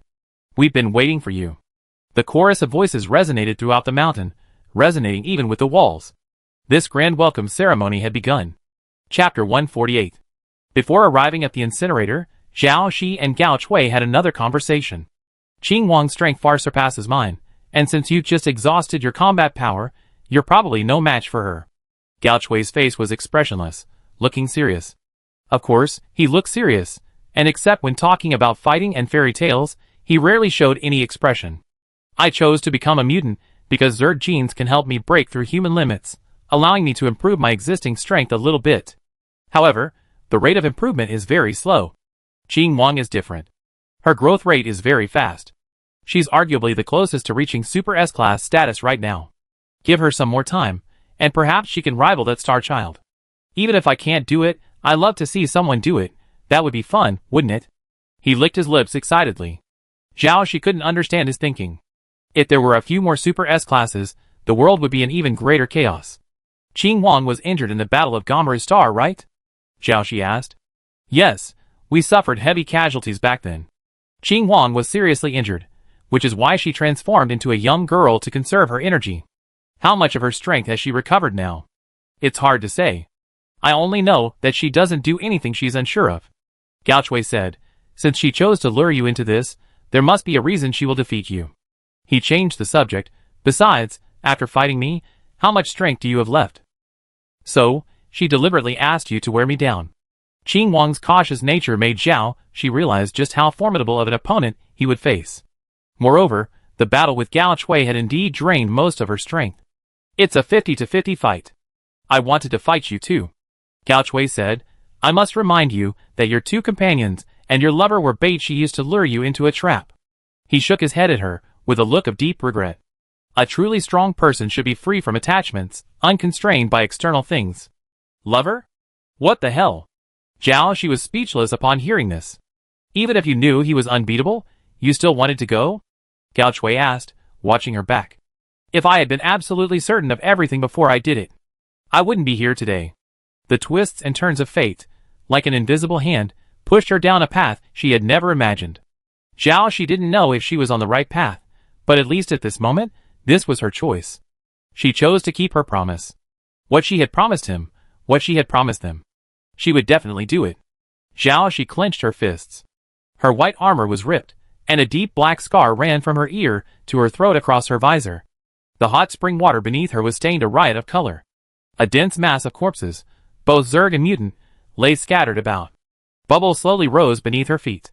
Her fists transformed into sharp white blades, stabbing deeper and spitting violently. Then, there was the hissing sound of the blades grinding flesh.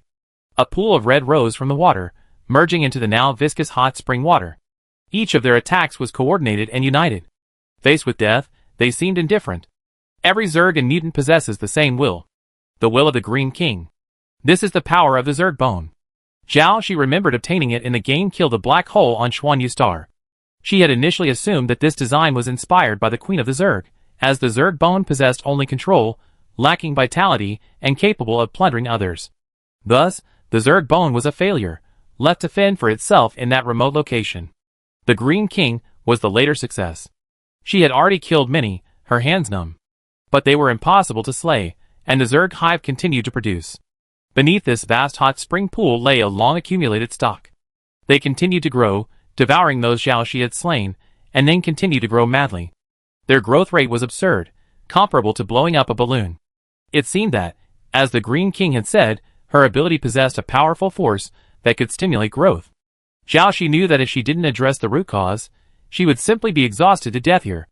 Zhao Shi looked up at the massive form of the Green King. His humanoid form had completely merged into the hive. The pipes on the hive had fallen away, and the holes in the walls opened and closed as if breathing. You've come to save your companions. The Green King's voice echoed from the Zerg and mutants, who hadn't fallen yet. They advanced on her, each word deafening. Want to guess where they are now? They asked in unison. Zhao Shi tilted her head, and spat out some discarded body tissue, then raised her head with a sneer. "Ha, do you want me to guess?" The Green King was stunned for a moment, then continued, "They're inside my belly, about to hatch into a new, advanced species.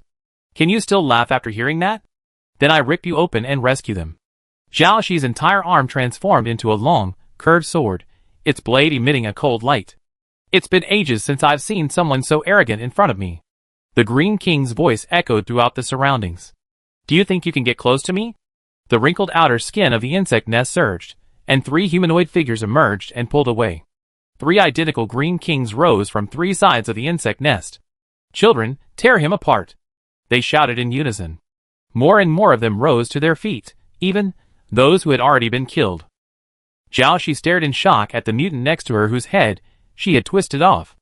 It actually stood up with its head tilted to one side, its head encased in a layer of transparent gelatin, and its flesh and skin grew at an extremely rapid rate. Soon, it grew into a neck. However, its head didn't straighten out. It still hung crookedly, dangling from its chest, seemingly unaffected by its function. That's right, now their shared brain is only the Green King. Resurrecting after death. This isn't just a bug-level ability. Report someone cheating. Zhao Shi suddenly remembered that she, too, had resurrected from the dead twice, and could even travel through time. Thinking about it, it's hard to say who's the bug. Not only that, she also has schizophrenia. At this moment, Zhao Shi number 2 had just experienced an incredibly difficult climb. The fighting here was raging, and she had to carefully avoid being hit by the scattered corpses sent flying by Zhao Shi number 1. Of course, since they were all alone, she could predict where the corpses would land based on her own attacks, and find cover beforehand. Finally reaching the exit, she rolled over, climbed up the passage, and broke into a run. She had to find a solution quickly. The volcano was about to erupt, and the incinerator was built on top of it. They had been here for so long, so there was no way they didn't have a plan. Escape was useless. The volcano was erupting on a large scale, and the entire planet was in danger. As long as they existed on this planet, they could not escape this disaster. This included mutants with high-level genes, even Zhao Shi herself, Gao Ke, and Qing Wang. They were indeed not afraid of magma, and even if they fell in, they would not die immediately. But all living animals were afraid of high temperatures, and they could not stay in magma for long. If the entire planet fell, and the external transmission channels were destroyed, they would be unable to leave, and their only hope would be death. There's something fishy about this volcanic eruption. It's impossible for all volcanoes to erupt simultaneously. What could be the cause? Found it. He's here. A furnace worker saw Zhao Shi rushing towards him. He rubbed his eyes, then shouted. Others noticed and gathered in that direction, blocking Zhao Shi's path.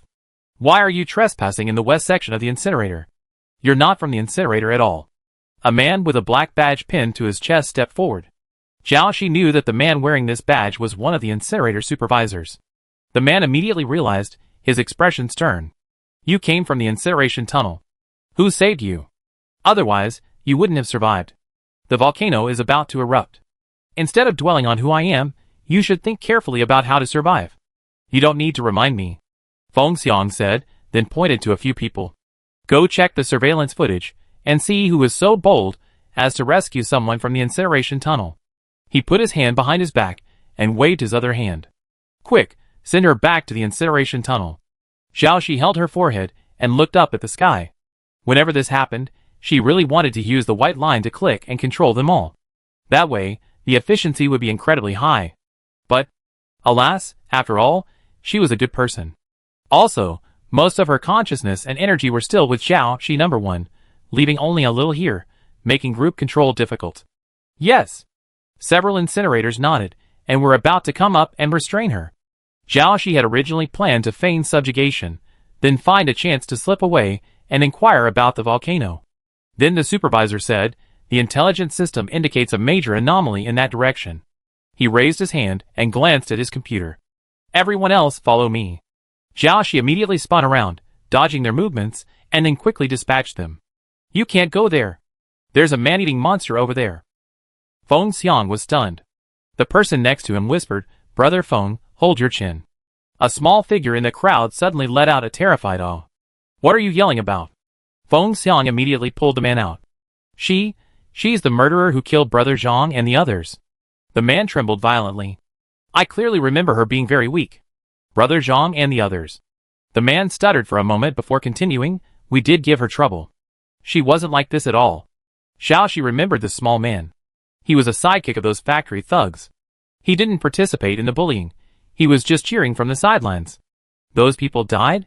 She remembered what Du Qingqing had said, "Only then can you kill all those who bullied you, like I did." She muttered to herself, "Du Qingqing did it." Feng Xiang, who was not far away, heard this. "What are you talking about? That little girl? Even if you want to excuse yourself, don't make such an outrageous excuse." She didn't intend to say anything more to them. "I just say two things, and please follow them. 1. Don't go any further, the hive will eat you all. 2. The incinerator must have a contingency plan for a volcano, act now. Protect the transport tunnels, and leave if you can." "Are you kidding? Those tunnels are for transporting garbage, not for humans." Someone in the crowd objected. Feng Xiang nodded. "That's right. Rapid jumps will crush objects, and the human body can't withstand that kind of intensity. Besides, why should we listen to you?" He immediately swiped his computer. 11 Malawian-Quacha's killer robot receives command, detects abnormal target, and begins elimination. A tall, thin metal robot with the look of a mantis raised its robotic arm. Boom! A beam of red light shot out. "It's uncomfortable, but you won't die." The next second, She appeared behind Feng Xiang, sneering, "Do as I say, or you die now." The robot had already raised its arm again, pointing it directly at Xiaoxi. Of course, this also includes Feng Xiang, who was standing in front of her, and gave it orders. Chapter 149. Stop! Stop! Feng Xiang's face changed drastically as he watched the red light directed at him. He immediately swiped on his computer, halting the robot's attack. Just then, another supervisor arrived with a group of men. "Attack now! The garbage in the incinerator must be dead." With his appearance, a large number of 11 Malawian-Quacha's killer robots arrived, all pointing their launch ports at Xiaoxi. Then a red light erupted, the terrifying heat rippling the air. Feng Xiang had no time to stop it. He had never imagined that his colleagues, whom he worked with day and night, would treat his life so lightly. The red light flashed before his eyes, the heat scorching his eyelashes. His mind raced through 1,000 thoughts, even replaying the events of his entire life. But his body was as sluggish as a stone, unable to move. Feng Xiang knew only that he was doomed. So when he felt the pain of his body hitting the ground, it felt utterly unreal. A second ago, a force from behind twisted his body and flung him away. Feng Xiang, bracing himself against the ground, saw several dark, smoking holes where they had been. Having finally escaped, his heart slowed down and began to beat wildly.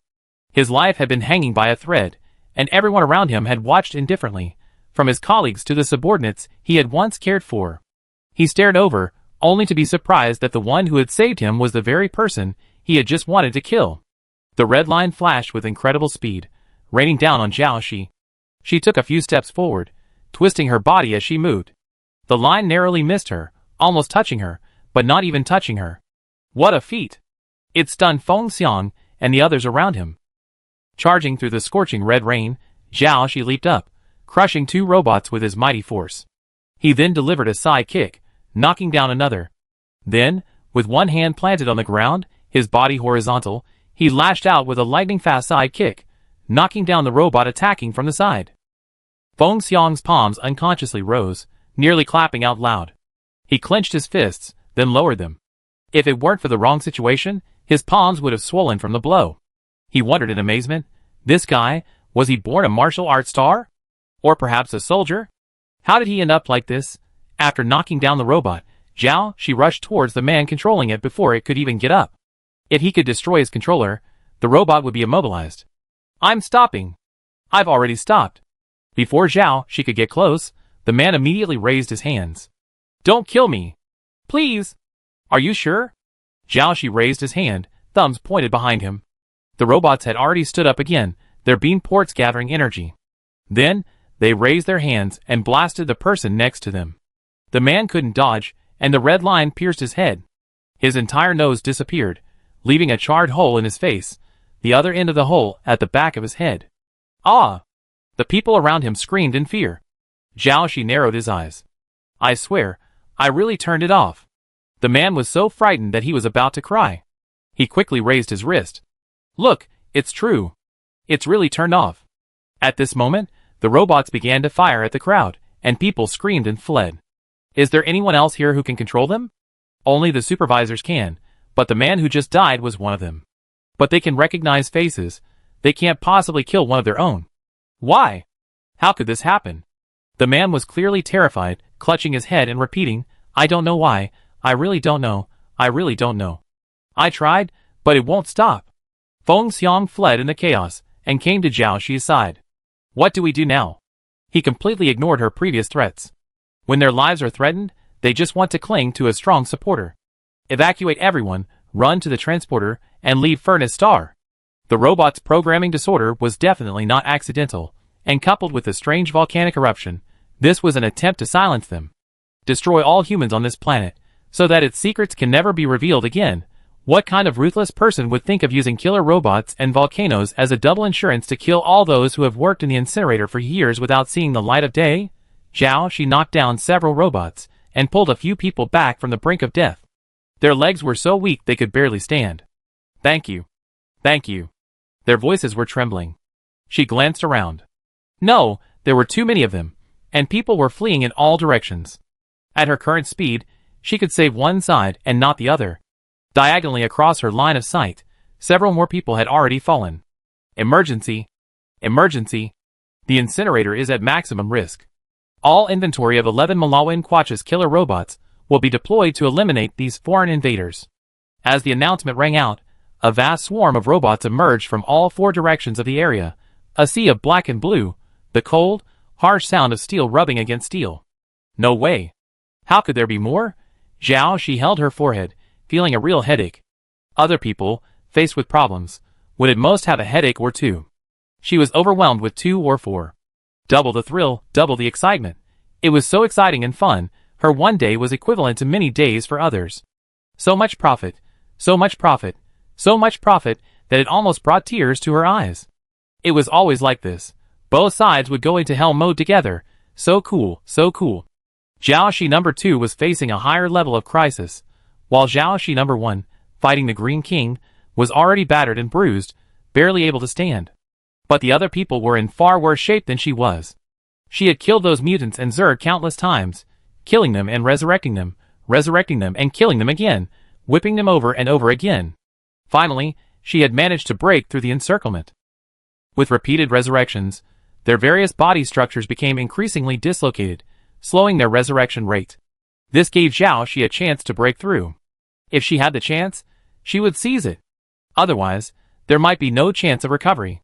Zhao Shi sprinted forward with almost all her strength, like a flash of eerie white lightning. The massive scimitar formed from her white armor slashed towards the trembling, breathing insect nest ahead. Swish! The sound of flesh being sliced by the blade. A huge wound slashed diagonally through the vast insect nest. It was surprisingly softer than she had imagined, like a real womb, a body of flesh and blood, yet it could be opened so easily. Zhao Shi rushed in immediately. After so much time, she almost couldn't bear to think whether Yu Xing and Lu Shi had been digested, or transformed into some kind of monster. She clenched her fists, using her free hand to cut through the connective tissue blocking her path. I'd be able to save you in a moment. The inside of the insect nest was vast and pitch black. But Zhao Shi didn't see with her eyes. In her eyes, the place was a blood-red hue.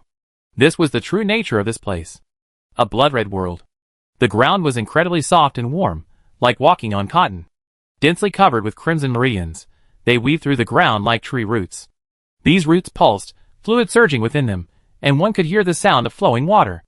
Zhao Shi felt like she had been walking for a long time, but there was nothing but crimson ground and meridians. There was no sign of Yu Xing or Lu Shi.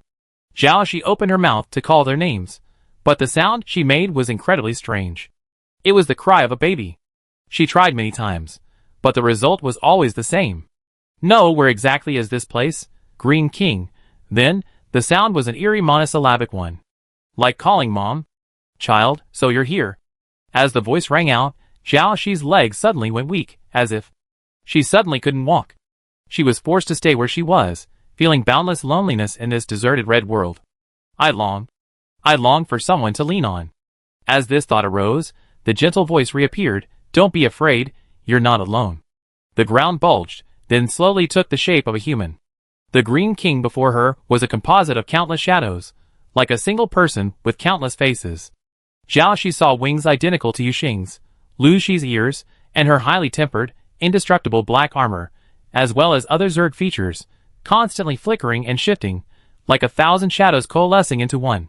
I couldn't clearly see her face, but that smile seemed especially kind and gentle. A hand caressed Xiao Shi's face. It felt warm and secure, and she instantly fell asleep. Followed by another, then a third. A fourth. A fifth. Countless hands. What is your ability? Share it with me. A magical, powerful ability that can enhance genes and remove impurities. I want it so badly, so badly. Countless blood vessels pierced her body, swirling and entwining like irises in a tree, growing denser and more luxuriant. Xiao Shi No. 1 was trapped deep in the enemy camp, while Xiao Shi No. 2 was about to face a swarm of robots. No. 1's fate hung in the balance, and this side couldn't hold out any longer. Xiao Shi No. 2 was probably going to die here today. An ordinary person's genes had already stretched Xiao Shi to their limit. Seeing the robots approaching like a tide, she could already imagine how many laser holes were piercing her body. It could even be used as a colander. Sister. Sister. Is there any way to save us? Feng Xiang's legs were trembling so badly that he could barely stand. Xiao Shi glanced at him. Being called sister by a man in his 40s or 50s still felt a little strange. Yes, Xiao Shi replied, close your eyes. Close them, and then what? That way, when you're beaten to a pulp, you won't see your own internal organs spilling out. Feng Xiang's face paled instantly. People screamed and fled, but the sheer number of robots completely blocked their path. A sudden red light shone, blinding even the ceiling. In 3 seconds, everyone here will be dead. 3, 2. Have you had enough of the spectacle, you spectator? Xiao Shi suddenly asked. At the last second, a dark shadow streaked through the air, sending a gust of wind knocking a row of people over. Also thrown overboard were the 618 killer robots. I'm actually the one to take on this kind of trash. Gao Chui's tone was as if he had lost his dignity. Ah! Mutants! Someone screamed. What mutants? Feng Xiang immediately stepped forward to calm the panicked crowd. These are our benefactors. From now on, we follow your orders. We only ask for a way out. Feng Xiang led the incinerator workers in a deep bow. Please! But Feng Xiang raised his head cautiously. There seemed to be something strange going on between the two benefactors. Gao Chui looked at Xiao Shi. He remained silent, merely gazing at her with a serious expression. What's wrong? Xiao Shi asked. Are you the woman of the robber god? Xiao Shi, Are you the man of Xiaji Bache? Xia. What? Gao Chui looked confused. Who is that? Do I know him? Chapter 150. You still haven't told me who that Xia is? Gao Chui asked, puzzled, as he gazed at the tall, thin, bandaged female alpha's back. But she had already walked ahead, and Gao Chui followed, baffled. Feng Xiang, following Xiao Shi's instructions, led the remaining men toward the transport corridor connecting to Utamaru's star. Upon arrival, his expression changed again. No, the passages are all locked. We can't get out? He was sweating profusely. I used my supervisor's high-level privileges, but I still can't unlock them. I don't know why. Besides, there are still many workers at the incinerator, scattered across various districts. As you said, the volcano is about to erupt, and they won't be able to get here in time. So does that mean everyone can only wait here to die?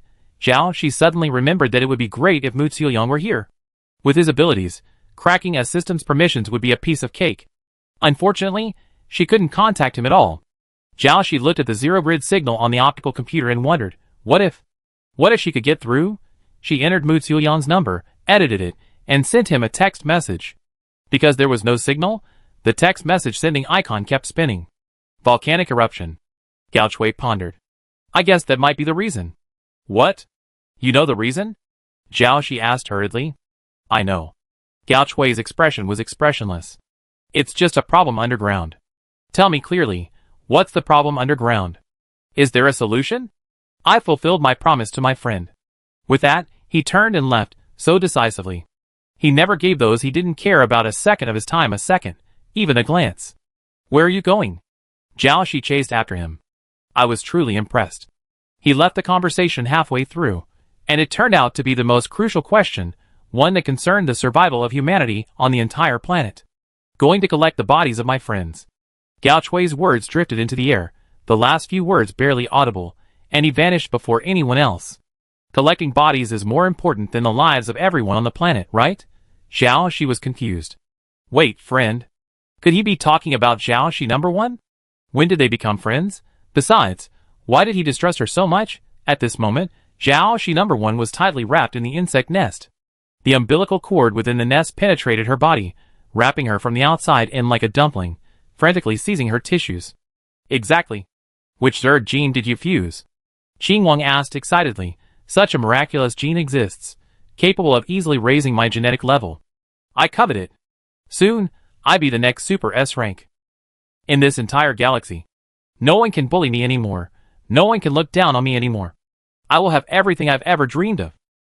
The principle behind the birth of mutants is somewhat similar to symbiosis, not between different organisms, but at the genetic level.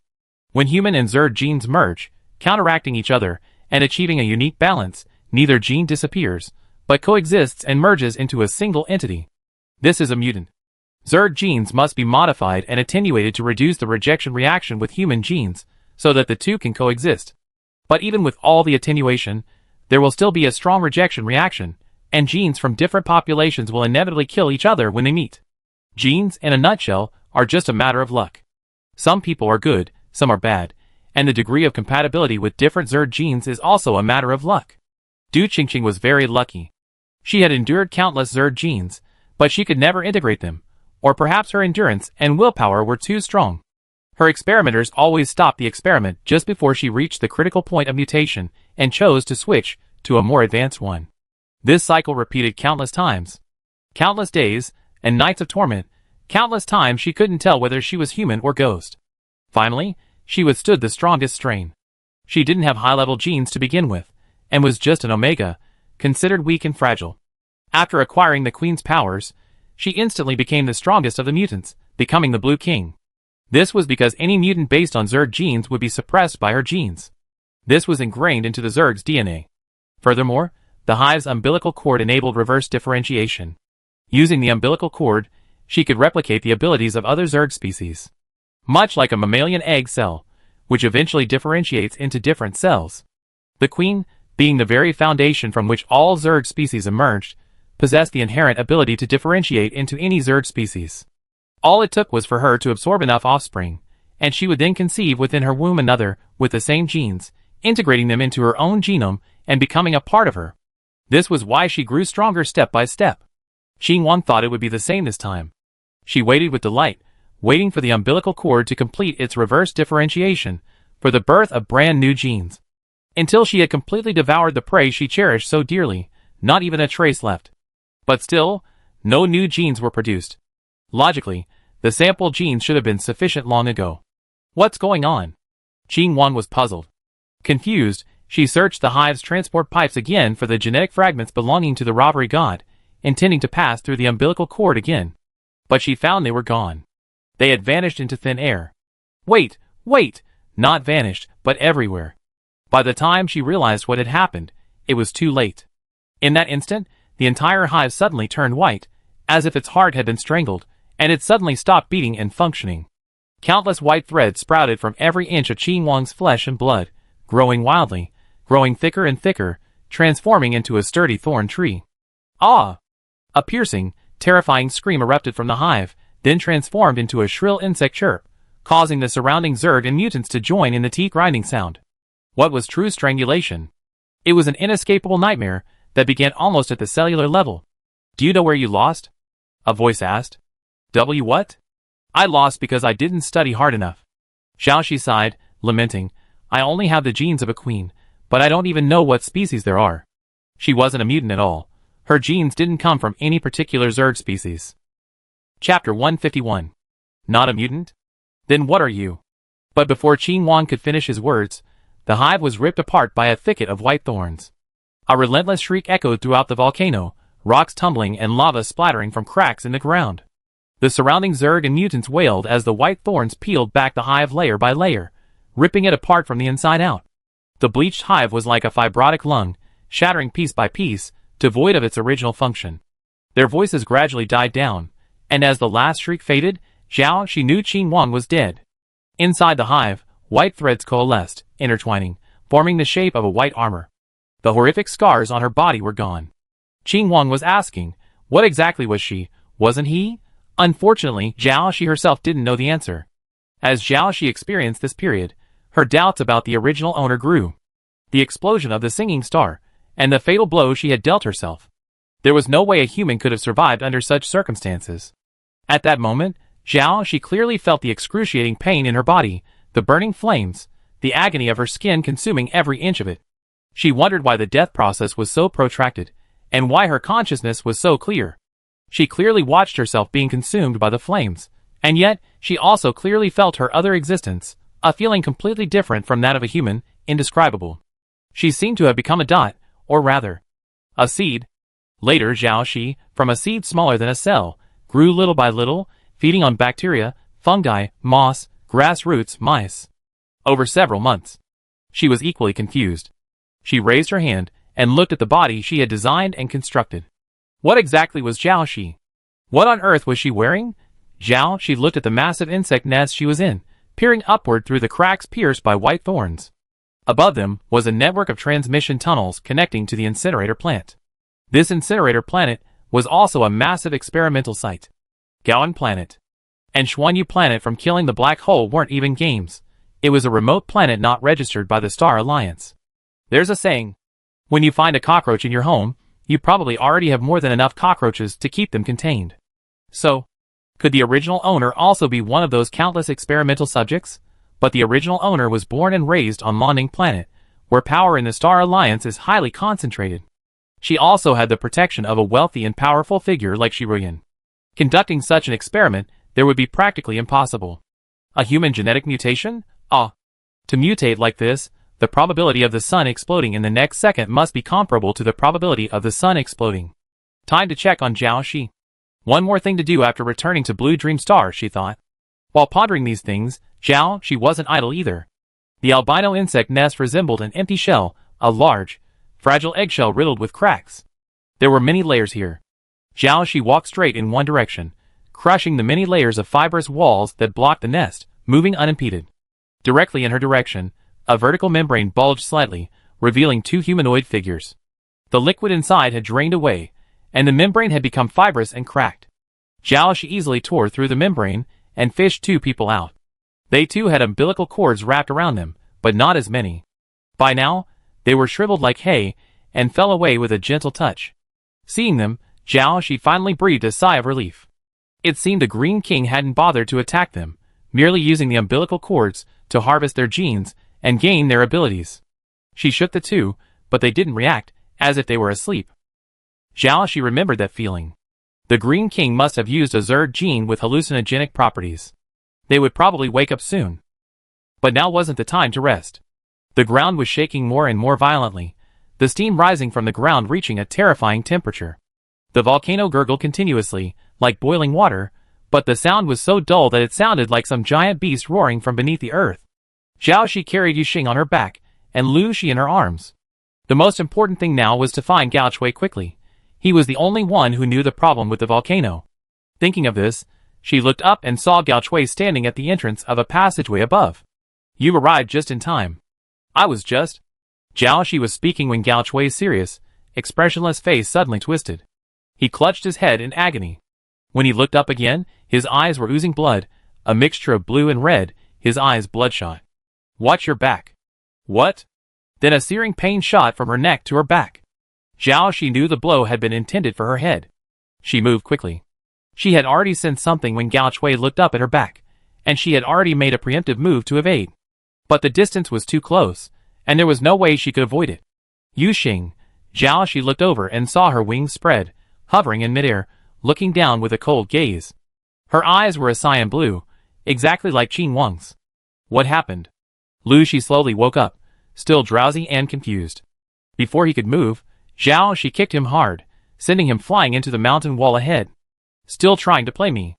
Lu Shi, trapped in the mountain wall, opened his eyes, revealing the same cyan blue eyes. Haha, not too stupid. Even Gao Chui had to fight tooth and nail to break free from Qin Wang's control. How could Lu Shi be safe? What is this? Zhao Shi discovered that she had no control over the wound on her back healing, and it was spreading at an extremely terrifying rate.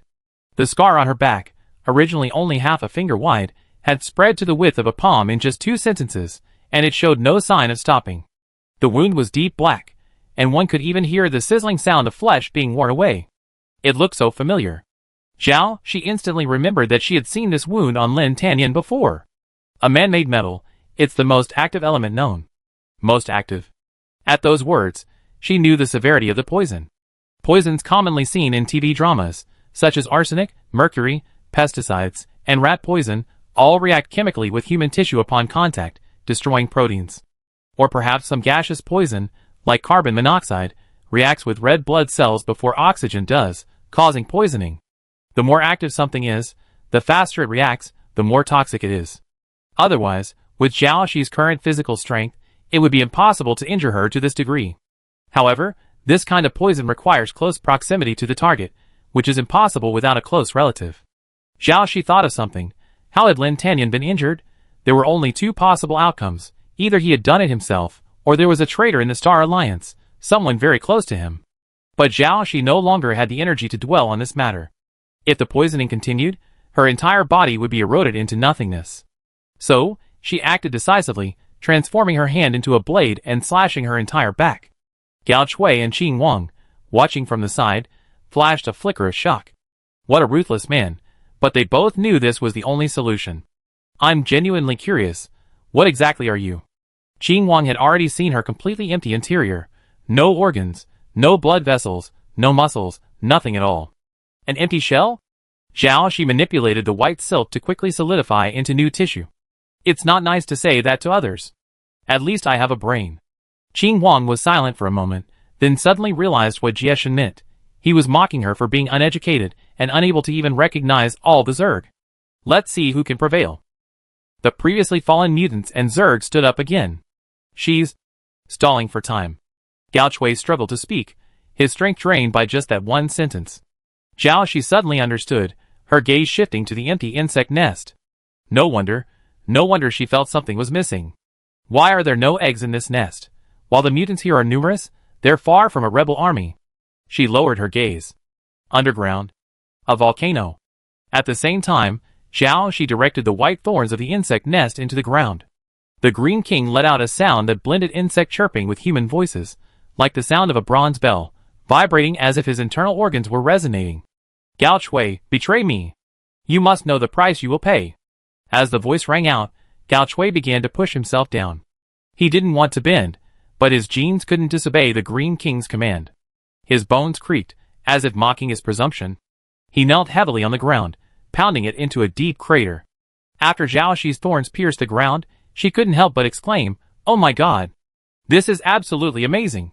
Who could have imagined that beneath this planet lay a massive insect nest?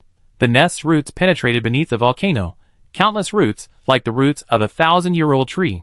They absorbed the planet's geothermal energy, turning their roots a fiery red. This was also the cause of the volcanic eruption. A disturbance in the geothermal energy. This planet, too, was struggling to survive. So she had to sever these roots. The thorns wrenched the ground apart, and Zhao Shi dove down. Don't even think about it. Qing Wang rose from one of the roots, still resembling Du Qingqing, a teenager, completely human. Zhao Shi understood that this was her true form. Since being captured and brought to the laboratory, her life had been frozen in time, imprisoned here. At this moment, all Zerg swarms and alien species are at my disposal. Zhao Shi sensed a surge of strange energy converging from all directions toward Qing Wang. Whitethorn, who remained above, saw Gao Chui, Yu Xing, and the others suddenly become motionless, as if bound by invisible shackles. Then, their bodies began to twitch slightly, as if something was being extracted, yet they wore expressions of pleasure and enjoyment. You are draining their spirit and vitality. This was even beyond the capabilities of the Zerg Queen. Even the Queen could only control them mentally, not remotely. Why? The mystery was soon answered. Zhao Shi saw black veins gradually crawling across Du Qingqing's body, wriggling like living creatures, flowing like black water. Brain-eating worms, or rather, a condensation of strange energy, the initiator of infection. We meet again. Zhao Shi clenched his fists fiercely. Chapter 152. The surging black, like a lingering ghost, had been there since she first arrived in this world. Since then, she had clashed with it many times, and Zhao Shi even felt possessed by it. Zhao Shi knew that the brain-eating worm wasn't really a worm at all. It was a strange creature not even recorded in the Star Alliance database, a parasitic substance. This substance seemed to be able to activate genetic potential, instantly making people stronger. But it wasn't certain if this person was the same one from before. After all, that creature loved to eat brains. Countless huge, dark bubbles crawled underground, their twisted shapes faintly visible through the membrane. Surrounding the bubbles were numerous umbilical cord-like roots, piercing the ground, a faint blood-red hue.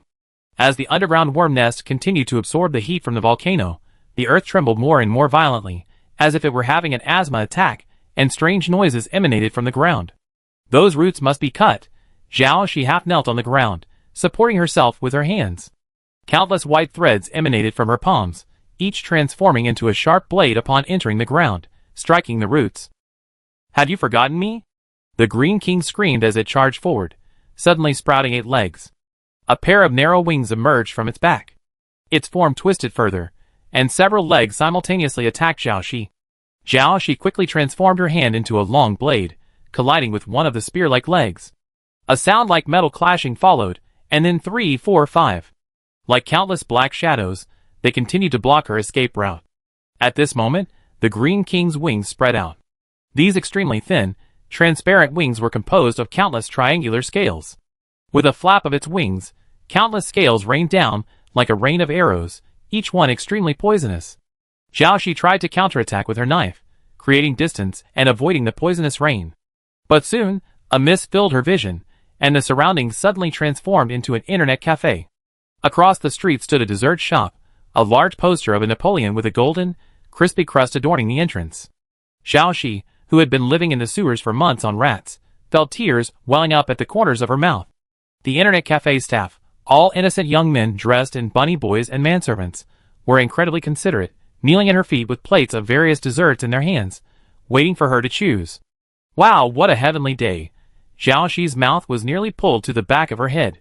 I'm just holding dessert in one hand, rubbing my abs with the other, and finally playing games with my feet. Napoleon, having fed the innocent boy to his mouth, bit into it, sending the crumbs flying all over her, like so many blades hitting her, the clanging sound like a little song. I wish the pain wasn't so real. The illusion and reality intertwined before her. Looking up, the innocent boy had transformed into the face of the Green King, covered in black veins. The veins bulged and surged, and in some places, the skin looked like it was about to break, and black water wanted to flow out. "His," Zhao Shi said, almost frightened to the point of flying. The transition from a beautiful boy to the king of mutants was quite a big one. But this Green King's abilities were truly flawed. He mixed the abilities of various Zergs, capable of fighting, flying, and hallucinating. Oh my god, who could possibly pull this off?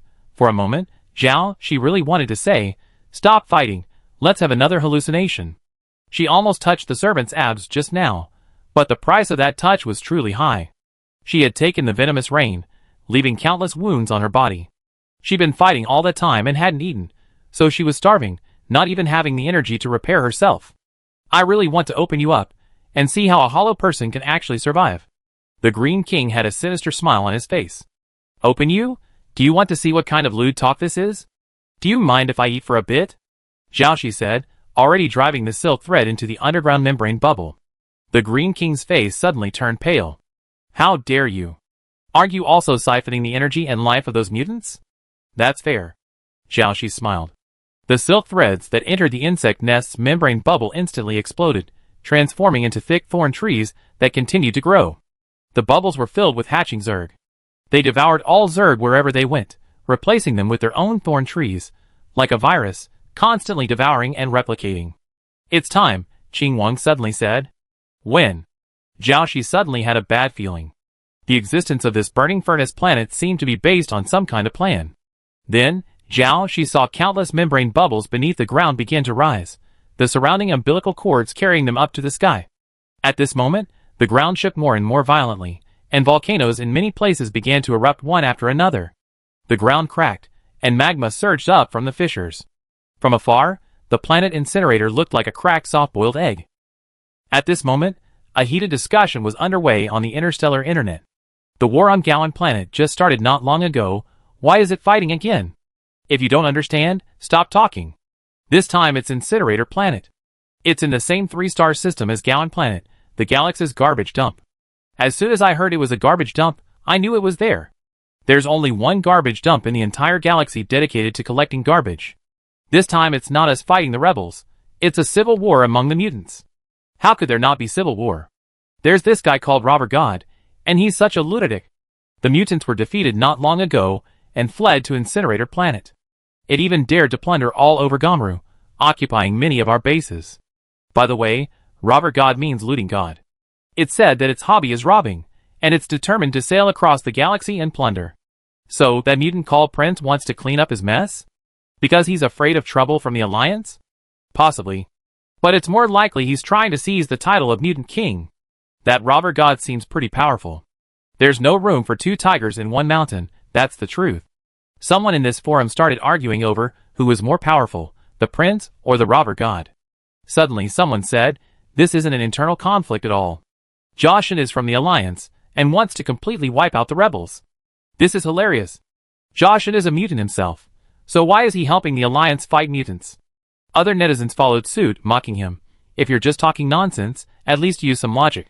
Have you even graduated from elementary school? Don't you guys watch the Star News series? The proposal for peaceful coexistence with mutants has already been submitted to the Alliance Senate. Didn't you see? This comment immediately sparked another heated discussion. Huh? I've seen this before.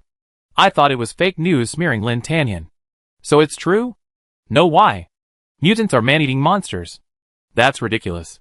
Lin Tanyan hasn't even taken over yet, and he's already thinking about messing around and getting involved with mutants? Is that how the Star Alliance protects its citizens? I agree. You're so brave. I don't even dare to say a word against Lin online. He has so many crazy fans. He's okay. Zhao, she has the most crazy fans. Now I can't even say a bad word about her, or I'd be blasted to death. As soon as this person posted the comment, he received dozens of them. Criticizing the martyr? Are you crazy? Be careful, they arrest you. Are you a transformed animal? Cece sacrificed her life saving others. Do you have the guts to die saving others too? Don't look at me, Shibao. This is a malicious comment. Wow, I forgot Shibao is gone. No, she must be watching over us from the stars in the sky. Wish this rubbish person, who criticized the martyr, will be fine. As expected, he was blasted dozens of times. Mu Zifang slammed the table, nearly breaking it. These idiot netizens, are they blind? I haven't even started bashing her yet, and they're already bashing me? Zhao Shi. This? A hero. A beauty beyond compare. After class, he walked out of the classroom and into the hallway, mumbling to himself, when he bumped into the mechanical engineering department's mechanical materials teacher. He quickly changed his tune. Ah, you're a true role model for me. The teacher's frown instantly relaxed. It's great that Mu has established correct values. Students at the Star Alliance Military Academy should have the courage, fearlessness, and dedication of Xiaoxi. Mu Zifang nodded. Teacher, you're absolutely right. I couldn't agree more. Some people, even in death, are so annoying. He clenched his hands tightly in his sleeves, a bright smile on his face as he faced the teacher. If it weren't for the desire to avoid failing the course. He glanced at the hottest topic online today, which was about the internal strife among the mutants on Furnace Star. Anyway, I wouldn't go to such a dangerous place, and certainly not sacrifice myself for someone I didn't care about. He scoffed. How can those civilians deserve it? Mu Zifang looked up at the sky. Furnace Star was far away from Blue Dream Star, a dot at best. And now, in broad daylight, it should be impossible to see it, but he saw it. Where Furnace Star used to be, a red dot appeared. I remember it was supposed to be black and gray. Because the volcano had erupted, half the planet's surface was covered in magma. The magma was almost reaching Zhao, Shi number 2's location. The transmission channel was locked, and no one could unlock it. She had sent a message to Mu Xiuyang, but of course it couldn't go through due to signal issues. So, she could only travel with the others through the incinerator, heading for an area slightly further away from the eruption. It was now impossible for humans to leave the incinerator and venture outdoors. The temperature outside had already exceeded 100 degrees Celsius and continued to rise. If a person left the incinerator's cooling system, they would be baked to a crisp. But the heat inside the incinerator was also growing, and everyone was sweating profusely. Feng Xiang kept wiping his sweat with his sleeve.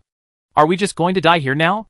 He barely dared look outside the incinerator, as the magma surged toward them like a flood. He stared at the computer, considering leaving a last word, but then realized no one could leave. Even if he did, after being consumed by the magma, there would be nothing left. It's not waiting to die. Zhao Shi's gaze seemed to penetrate him, looking elsewhere. It's waiting to live. That sounded less pessimistic. She also hoped her efforts would buy everyone a chance to survive. She saw the membrane bubbles beginning to lift off the ground. So they're leaving. Zhao Shi finally understood. They were drawing on the volcano's energy to escape the planet's gravity, using it to propel them upward. The erupting volcano would release even more energy, helping them achieve their goal. But where were they going? Was this already decided? No matter what, she would never let the Green King achieve his goal. Zhao Shi began to control the white thorn's frantic growth, spreading outward and covering the area, devouring the membrane bubbles and the Zerg larvae within. But there were too many, the size of an entire planet. What a terrifying amount of space. It was hard to imagine how long it had existed. By consuming these Zerg, Zhao Shi's buried white thorns grew larger and larger. She continued to push them down into the volcano. Since the volcano was deliberately triggered to erupt, there must be a way to suppress it. If that didn't work, they could only resort to the most foolish method of blocking it. On Zhao Shi's side, she and Qing Wang fought their way from the volcano's surface to the surface, attacking the membrane bubbles along the way, while also continuing the movement underground. Zhao Shi No. 2 and the other refugees had nowhere to retreat. The magma was closing in, poised to burst through the gate to the area. From within, a wave of heat could be felt. Zhao Shi No. 1, controlling White Thorn, spotted the underground volcano and charged forward, weaving her body at its source. She intended to act as a plug, blocking the planet's erupting volcano. She would envelop the volcano's excess heat, allowing it to slowly release. A scorching white mass spread rapidly across the planet, competing with the crimson magma in a race of life and death. Finally, before the gate completely melted open, the scorching white mass arrived and contained the surging magma. But eruptions continued elsewhere. The incinerator was massive, stretching across nearly the entire planet, and people in other areas were in danger. To avoid detection, Zhao Shi hid the Whitethorn underground, using the planet's shell as her outer layer, thus avoiding detection. The planet was filled with a strange white substance that filled every corner.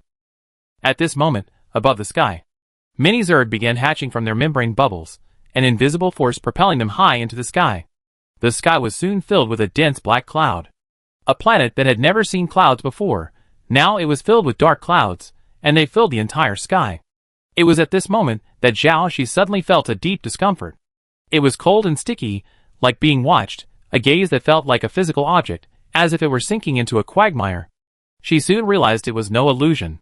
Amidst the deep black swirling sky, a grayish-white planet dominated most of the sky, a wall dwarf, the third star in a triple-star system, a long-dead planet. Wall dwarfs are specifically used for garbage dumping. This star shouldn't be this close to Furnace Star, let alone the sight of them on the verge of a collision. Then, a gigantic black eye appeared on the wall dwarf, staring back at her. Zhao Shi was stunned. She had seen this eye before. She couldn't tell if it was in a hallucination or a dream, but she had definitely seen it. All the Zerg began to be flung backwards into the sky at a terrifying speed, sucked into the eye, but all except the Green King. The Green King hovered in midair, as if resisting the force. This eye inexplicably reminded her of a black hole with immense gravitational pull. Don't even think about leaving. Zhao Shi controlled the thorns to soar into the sky, but she was still a long way from the eye. The Zerg were too numerous to be slain, impossible to kill. But leaving such a large number alive was a formidable threat to the world. Stop them. Zhao Shi wove thorns into a cage, blocking Qing Wang's path. I can't do that. You should be able to tell that this isn't my control. Your power comes from the hive, and that thing has sucked it away. Why don't you come along? It's none of your business. Qing Wang manipulated the nearby Zerg to form an aerial wall to block Zhao Shi, while she herself sped off in one direction. Zhao Shi annihilated the swarms of Zerg blocking her path, and quickly pursued her. So many strange things had happened on this planet that Zhao Shi couldn't imagine what else would happen. All along the way, she saw the still surging lava, and then, following Qing Wang's figure, she saw a familiar place at the end of her sight. Du Ping's courtyard. But now, it was completely shattered. A massive chasm ripped through it, and lava was nearly covering the ground. Zhao Shi had assumed everyone had evacuated, but he hadn't expected Du Ping to remain. Du Ping was sitting on the roof, craning his neck to gaze around, as if searching for someone. Zhao Shi immediately realized he was looking for Du Qingqing. It was at this moment that the mountain finally succumbed to the heat from below and shattered, the cracks in the ground swallowing the hut. Qing Wang reached out and grabbed Du Ping.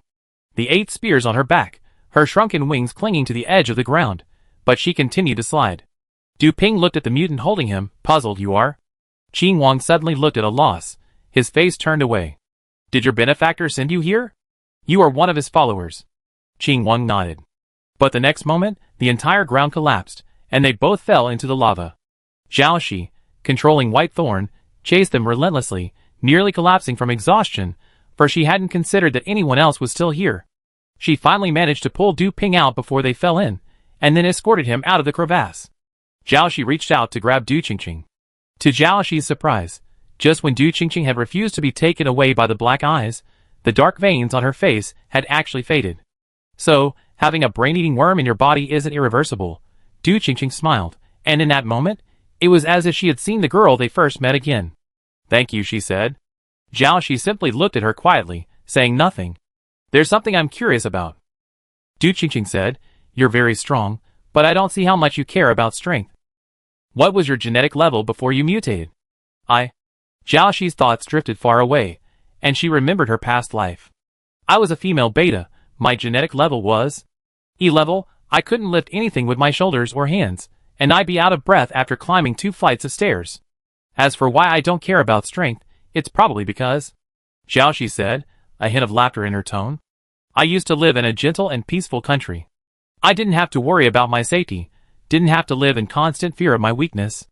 My country gives me the greatest sense of security. Really? Du Qingqing's gaze drifted away, the light in her eyes gradually fading. Is there such a place? Envy. The Green King had always pursued supreme power, and the Queen Jean and the Hive gave her all of it. But they also took everything away from her. She was no longer an independent individual, but a ghost attached to the Hive. Without the insect nest, she would cease to exist. Zhao Shi had never imagined that the power the Green King had pursued for so long would end like this. She remembered what Du Qingqing had once asked her. Sister, do you want to leave Furnace Star? Du Qingqing wanted to leave Furnace Star, but she wasn't the only one. Zhao Shi's gaze fell on the ruins of the hut in the crevice. It was shattered, most of it submerged in the lava. But if the mutant's situation remained unchanged, leaving or not leaving would make no difference. The person in her arms was thin and small, just like the girl who had closed her eyes that day on Xuanyu Insect Star. In Zhao Shi's eyes, 2 different shadows seemed to gradually overlap. They were different yet not different. Her skin cracked layer by layer, like weathered rotten wood, withering layer by layer, petals falling. The wind blew, and it turned into specks of white ash, dissipating in the wind. Zhao Shi looked up, gazing at the dim sky. The black eye in the sky vanished, taking the entire planet and the vast swarm of insects with it. It was as if they and she had never existed. Chapter 153. People lay sprawled on the ground, almost all drenched in sweat. Has the volcano stopped? Feng Xiang looked outside the incinerator. Lava still clung to the edge, showing signs of solidifying. Although the temperature was still unbearable, it was much better than before. It seems you actually survived. Feng Xiang looked at Zhao Shi in disbelief. I've never seen a volcano reverse mid-eruption. The joy of surviving the disaster nearly made him leap for joy. They reached the edge of the incinerator's partially melted outer shell. As they approached, a terrifying heat wave washed over them from outside. Zhao Shi No. 2 looked down at her wrist, and saw her skin rapidly reddening, as if burned. Put this on. Feng Xiang handed her a black garment, with a silver lining, and what appeared to be a soft interlayer. This is a thermal insulation suit, he explained. Zhao Shi put on his clothes, and as he approached the outside, the burning sensation eased considerably. Everyone huddled around the molten crust, peering out. The ground lay devastated, cracked and strewn with Zerg corpses. Not only had the earth been scarred by the volcanic earthquake, but it also bore the marks of the fierce battle between 2 unparalleled mutants. They were well aware of what was happening outside. Just now, through the molten outer wall, they had seen a swarm of black Zerg that practically obscured the sky. The earth-shaking sounds of battle almost drowned out the roar of the volcano. But at the time, fearing being engulfed by the magma, they hadn't paid attention to the raging battle outside. Now that the crisis was over, they couldn't help but feel a pang of dread for that battle. Such terrifying combat power is no longer within the reach of ordinary humans. Once a fight breaks out, it's a scene of gods and demons annihilating the world. Are they finished? Or have they moved on to fight somewhere else? Someone shrank back in fear. I don't know. We were lucky they didn't get to us just now. If they had come here again, I wouldn't have thought. Yes, Xiaoxi said. The battle is over. Really? Xiaoxi said calmly. The Zerg that obscured the sky are gone. It's very quiet outside now. So we're safe now, right? Someone in the crowd asked. Safe? Xiaoxi turned to face the crowd, his single, dark brown eye beneath his bandages scanning them. That's not necessarily true. Dead? Xiaoxi #1 kicked the massive black mass in front of him. I wonder why I'm not dead too. The massive black mass raised its head, propped itself up, and stretched itself to its feet, making a crunching, crackling sound as its bones shifted. Gao Chui's face still had traces of blood, but his complexion was much better than before. Xiaoxi breathed a sigh of relief. If he was fine, then Yu Xing and the others should still be alive. She simply walked past him, and continued walking. Wait. Gao Chui called her. There's something else. What? Xiaoxi turned around. Then she saw Gao Chui kneel on one knee, his arms folded across his chest, assuming the posture of a soldier obeying his commander. What's going on? Xiaoxi was filled with questions. I promised you before, whoever wins between you and the Green King will follow me. His expression was serious, his voice steady and full of energy. The scars on his body were only superficial, and it looked like they were almost healed. Xiaoxi sighed a little. This man was truly born for battle.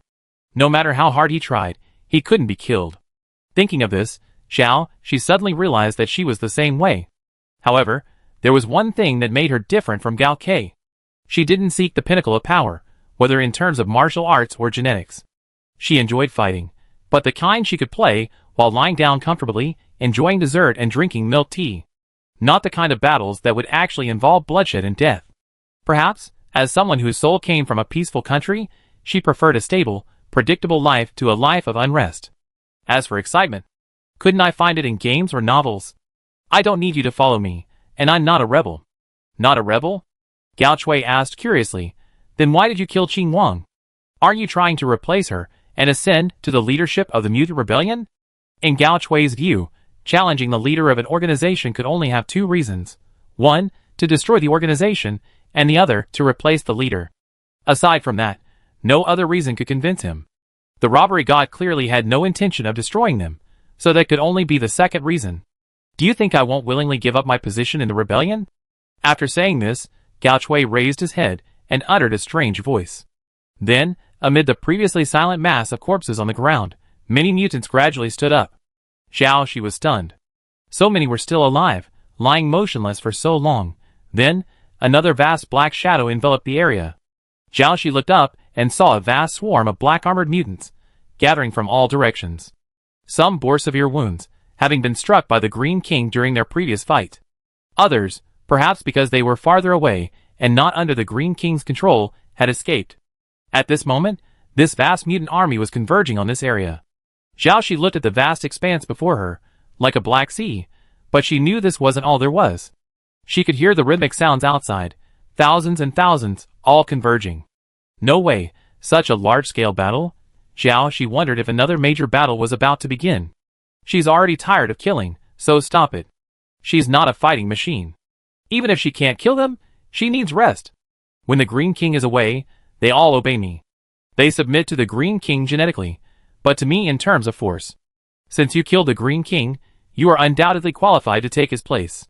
You've also defeated me, so you can also take my place. Gao Chui shouted, now, they belong to you. And of course me too, everyone in our entire rebel army. He continued in the gesture of submission, arms across his chest, leading all the mutants around him to bow down to her. The black sea of mutants bowed down in unison. Due to their sheer numbers, the sound of their shells colliding was so deafening that it threatened to cause another volcanic eruption. The scene was so shocking that Xiaoxi froze in place, her mind buzzing, and she couldn't tell east from west. Who am I? Where am I? What place is this? I believe that under your leadership, we will wipe out the Star Alliance. Seize a piece of the sky for all mutants in the galaxy. Sweep the Star Alliance. Sweep the Star Alliance. General Robbery God. Robbery God. Robbery God. Robbery God. The mutants shouted in unison, shouting the name with both indignation and longing. Help me. I'm joining the Star Alliance, not rebelling against it. Xiaoxi immediately looked around. Fortunately, no one else was around. Otherwise, if word got out, she'd be in a terrible state. Can you please be quiet for a moment? Xiao Shi said to them. The moment she said this, the whole place fell silent. This made Xiao Shi sigh. A little? Oh my god, the discipline here is truly excellent. You've been beaten up quite a bit by Gao Ke, haven't you? Xiao Shi paused. Okay, you all recognize me as your leader now, right? Yes. They all said in unison. Then you listen to everything I say? Xiao Shi asked. Yes. What if I say, I demand you surrender to the Star Alliance and disband the rebels? Xiao Shi was about to refuse outright, but then she suddenly remembered something. When she was negotiating the deal with Lin Tanyan, he had said, the leader of the mutants is Qing Wang, not you. His implication was that she couldn't represent the opinions of the entire mutant community. And having her kill Qing Wang was meant to stabilize the rebels. So, in other words, only when she controlled the entire mutant community would she have the leverage to negotiate on equal terms with the Star Alliance. Xiao Shi knew what her question meant. The mutants might attack her in the next second. Of course, she was prepared. At worst, another bloody battle. She sharpened her fists. If nothing else, at least she wasn't afraid to fight now. No one spoke this time. As expected, they were in an uproar, but silence soon returned, their eyes fixed on Gao Chui. They were all waiting for him to speak. Yes. We will follow orders. Gao Chui blurted out. What are you standing there for? What can soldiers not do about the general's words? Yes. We will follow orders. They all said in unison, echoing Gao Chui. Now it was Xiao Shi's turn to be surprised. You don't even ask why? She asked Gao Chui. First, since you're the general, we must obey you. Gao Chui continued. Second, after spending some time together, I think I understand you somewhat. It's not just about what happened on Furnace Star. I'm also aware of what you said at the base about the future of mutants. He looked at Xiao Shi and said word by word, perhaps you can truly bring a new tomorrow to mutants. I just feel my life is too boring. Following you might be interesting. Gao Chui's eyes gleamed with excitement as he spoke. This was the real reason. Gao Chui's face was always stern, but Xiao Shi knew only too well that he was a complete idiot at heart, desperate for chaos. The pursuit of peak military prowess was simply a result of finding life boring and seeking entertainment. So, when Yu Xing and Lu Shi woke up and saw the sea of mutants surrounding them, they instantly suspected they had entered the rebel base. Their expressions were serious. There was no time for panic now. The only option was to fight tooth and nail, to break free and survive. Yu Xing flapped her wings, ready to attack.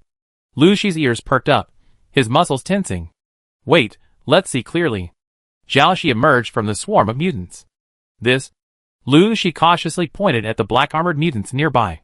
Yu Xing remained focused, her brow furrowed, her wings still extended.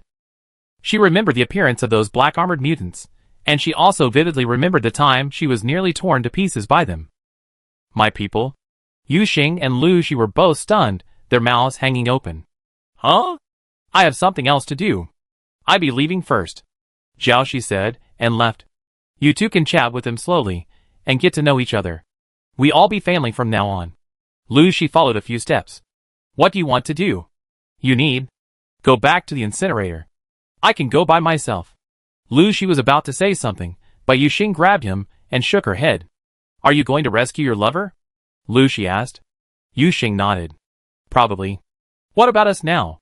Lu Shi and Yu Xing felt immense pressure as they looked around at the countless black-armored soldiers standing solemnly and attentively. Hello. They looked up at the voice and saw the tall mutant in the center. His austere and cold demeanor stood out even among this vast army of mutants, and it was unforgettable. They both recognized him. This was the infamous prince, the strongest among the rebels, capable of fighting a draw with the robber god. Hello. Hello. Do you read novels? Gao Chui asked. Chapter 154. Communications haven't been restored yet. Feng Xiang lowered his head and scrolled through his laptop. We can't contact anyone in other districts right now. But judging by the situation, our West District seems to have suffered the most damage. The people he had sent to investigate had returned, saying that the area had completely collapsed due to fighting among the mutants. Rebuilding it will take a lot of effort. But right now, the more important thing is to repair and open the transport channel. Xiao Shi said, if this channel isn't opened, who knows what the garbage at the Gowan Star transfer station will look like. Also, she needed to use the transport channel to leave this place. Engineers have been sent to repair it. Feng Xiang said, during the previous volcanic eruption, everyone was busy escaping and couldn't find any engineers. Now that we have so much time, they will definitely be able to repair it. You? Feng Xiang hesitated for a moment, but still asked, you must be someone special, right? How could such courage and skill be possessed by an ordinary person? I can contact the outside world and arrange a spaceship for you to take you home, he said. Xiaoxi stared at him, his single, dark brown eye wide open. Didn't they say that garbage can't leave the incinerator? Feng Xiang was stunned. You're so useful, how could you be garbage? Besides, you saved our lives, and I must repay you. Thus, all rules are made for the weak. Although he had long known this truth, Xiaoxi still felt a sense of sadness. Should the useless die? And who defines useful? Xiaoxi thought of the bodies he had seen in the incinerator, the bodies that hadn't yet cooled completely. And the people Du Ping occasionally rescued from there. Few survived, and many suffered lifelong disabilities, and were bullied by the incinerator workers. Those who weren't dead yet were sent to the incinerator, labeled garbage, their names grayed out in the identity system. Many of these deaths were caused by close relatives. Star Alliance law stipulates that only close relatives can handle the death formalities for the deceased. How desperate would they be? Who's above your supervisor? Xiaoxi asked. Incinerator Planet has no governor. To outsiders, it's just a garbage incinerator. The only human institution is the incinerator. The incinerator is directly managed by the Star Alliance's Environmental Protection Department. Feng Xiang finished, cautiously observing Xiaoxi's expression. They usually issue orders remotely, and were given monthly performance indicators. Has the robot ever malfunctioned before? Never. Feng Xiang said, this robot is actually rarely used. The incinerator is isolated from other planets. Apart from the teleportation channel, no one can enter. It was probably placed here to protect against mutants. Here, Feng Xiang suddenly paused. But in the end, it was the defense robot that wanted to kill them, and it was the mutants who saved them. 11 Malawang Quach's killer robot. He silently recited the robot's model. Hadn't they told him from the beginning that it was meant to kill people? Feng Xiang suddenly felt a chill run down his spine. Benefactor. Will we be okay after this? Xiaoxi glanced at him. That depends on whether you're useful. Her voice was cold. Which is more valuable, killing you or keeping you alive? That, of course, depends on the circumstances at the time, and it's not something I can predict. Feng Xiang felt a cold sweat run down his back. After hearing these words, he pondered them for a moment before realizing that they weren't just an answer to his question, they also had a deeper meaning. He succumbed to the incinerator's unspoken rules, disregarding human life and judging people by their usefulness. But he never considered that, in the eyes of those above him, he, too, was discardable garbage. I understand what you mean. Feng Xiang said, I find a way to save the survivors on the incinerator path. Xiaoxi, so you're not afraid of violating the incinerator's rules now? Our superiors are so far away. As long as we meet the targets, what else? Would those powerful people be willing to inspect a place like this? Feng Xiang said seriously, and I rectify the factory's atmosphere. At least in my area, I managed their behavior. It wasn't just because he had figured something out, but also, with Feng Xiang's decades of experience managing so many people, he could sense that this person was destined for great things. Although he didn't know how she ended up here, her status wasn't necessarily inferior to that of someone from the Ministry of Environmental Protection. Going along with her wishes wouldn't hurt. Great. The signal's back. Feng Xiang glanced at the computer. People from the South District are arriving soon to help rebuild the West District. They've also brought a few engineers with them, so they can prioritize restoring our transmission channel. Xiaoxi couldn't help but think Feng Xiang was a smart man. Even when she didn't indicate she accepted the spaceship, he guessed she was planning to leave via the transmission channel. They were currently heading towards the transmission channel connecting to Gowan Star. Xiaoxi planned to wait until the channel was repaired before calling Yuxing and the others to return. Before them lay the familiar passageway, the massive compression machine, embedded in the ground like a black wall. A dozen people were gathered around the compressor, looking up in Xiaoxi's direction. Xiaoxi suddenly felt a little uncomfortable, a familiar feeling, as if she were being stared at by something sticky and cold. She immediately looked back, scanning the crowd. Who was infected by the brain-eating worm? It had been on Qing Wang at the time, and after it faded, it disappeared. Xiaoxi refused to believe it wouldn't cause trouble. Sure enough, it was waiting for her here. The compressor roared loudly, so loud that it was impossible to hear the other person's voice unless you spoke at the top of your voice. Xiaoxi saw Feng Xiang practically shouting at the men. How's the machine repair going? There's a problem with the signal component, the positioning system is down, and the connection with Gao and Star has been cut off. How long will it take to fix it? It's almost done. Don't worry about us getting things done. They shouted a few words at the top of their lungs, then took a few steps forward, a little further away from the compressor. This is the friend who helped resolve the West District crisis, right?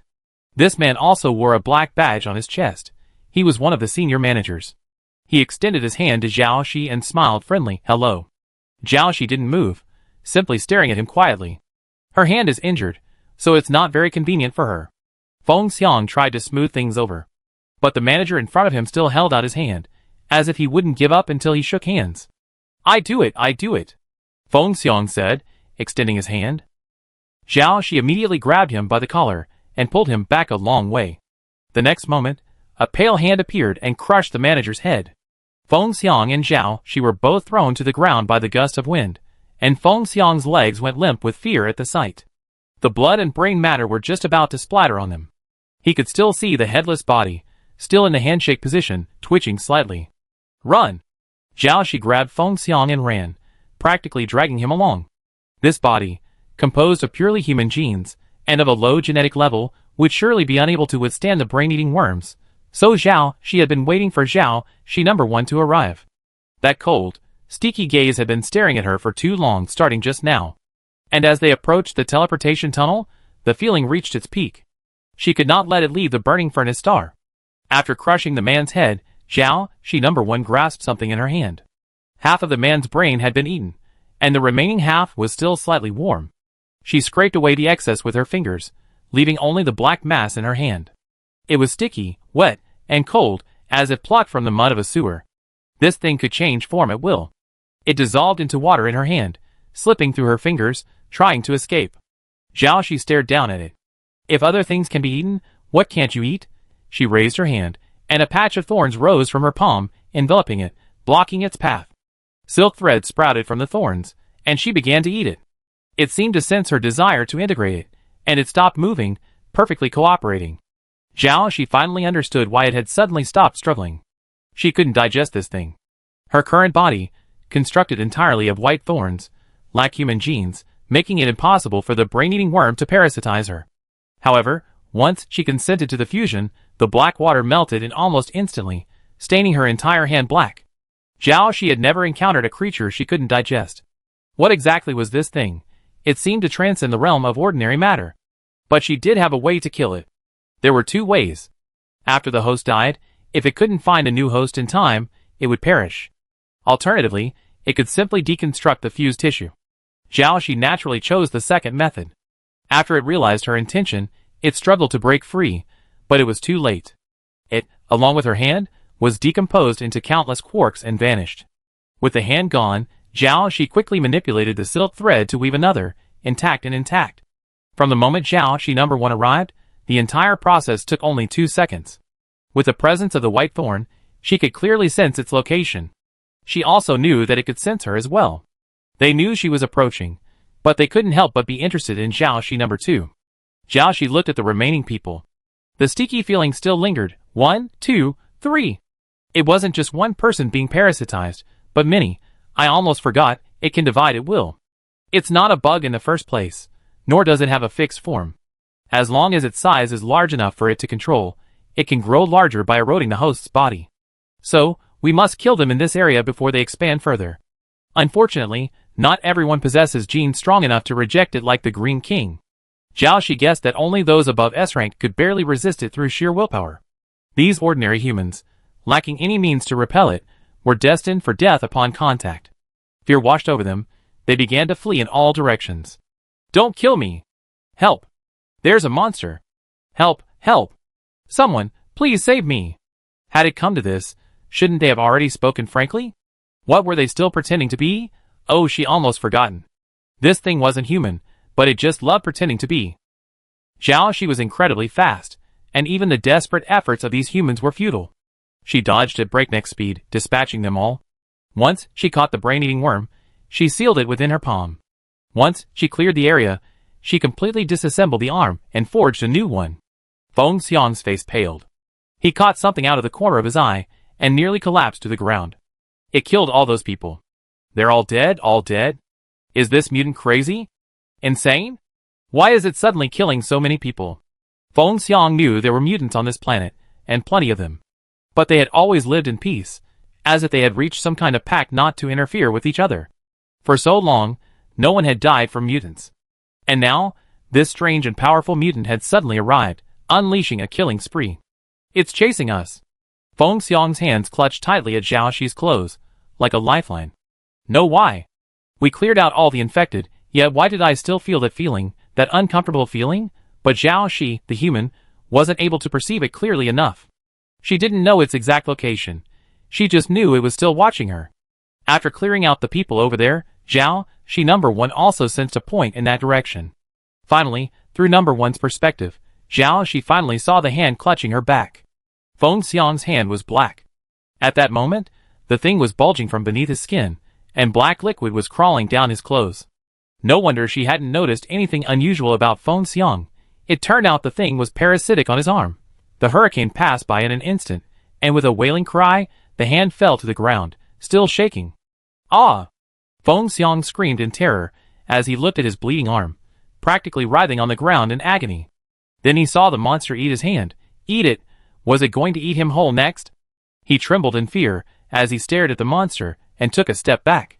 Knowing he was afraid, Zhao Shi stepped between Zhao Shi #1 and him, blocking his view. Let's go back to the incinerator immediately and stop the bleeding. Zhao Shi #1 stayed and fired the flare she had made earlier. Now, they just had to wait for Yuxing and the others to join them. Waiting was getting a bit boring. Zhao Shi raised her hand, pinched a stone between two fingers, and held it in front of her. It looks like a diamond.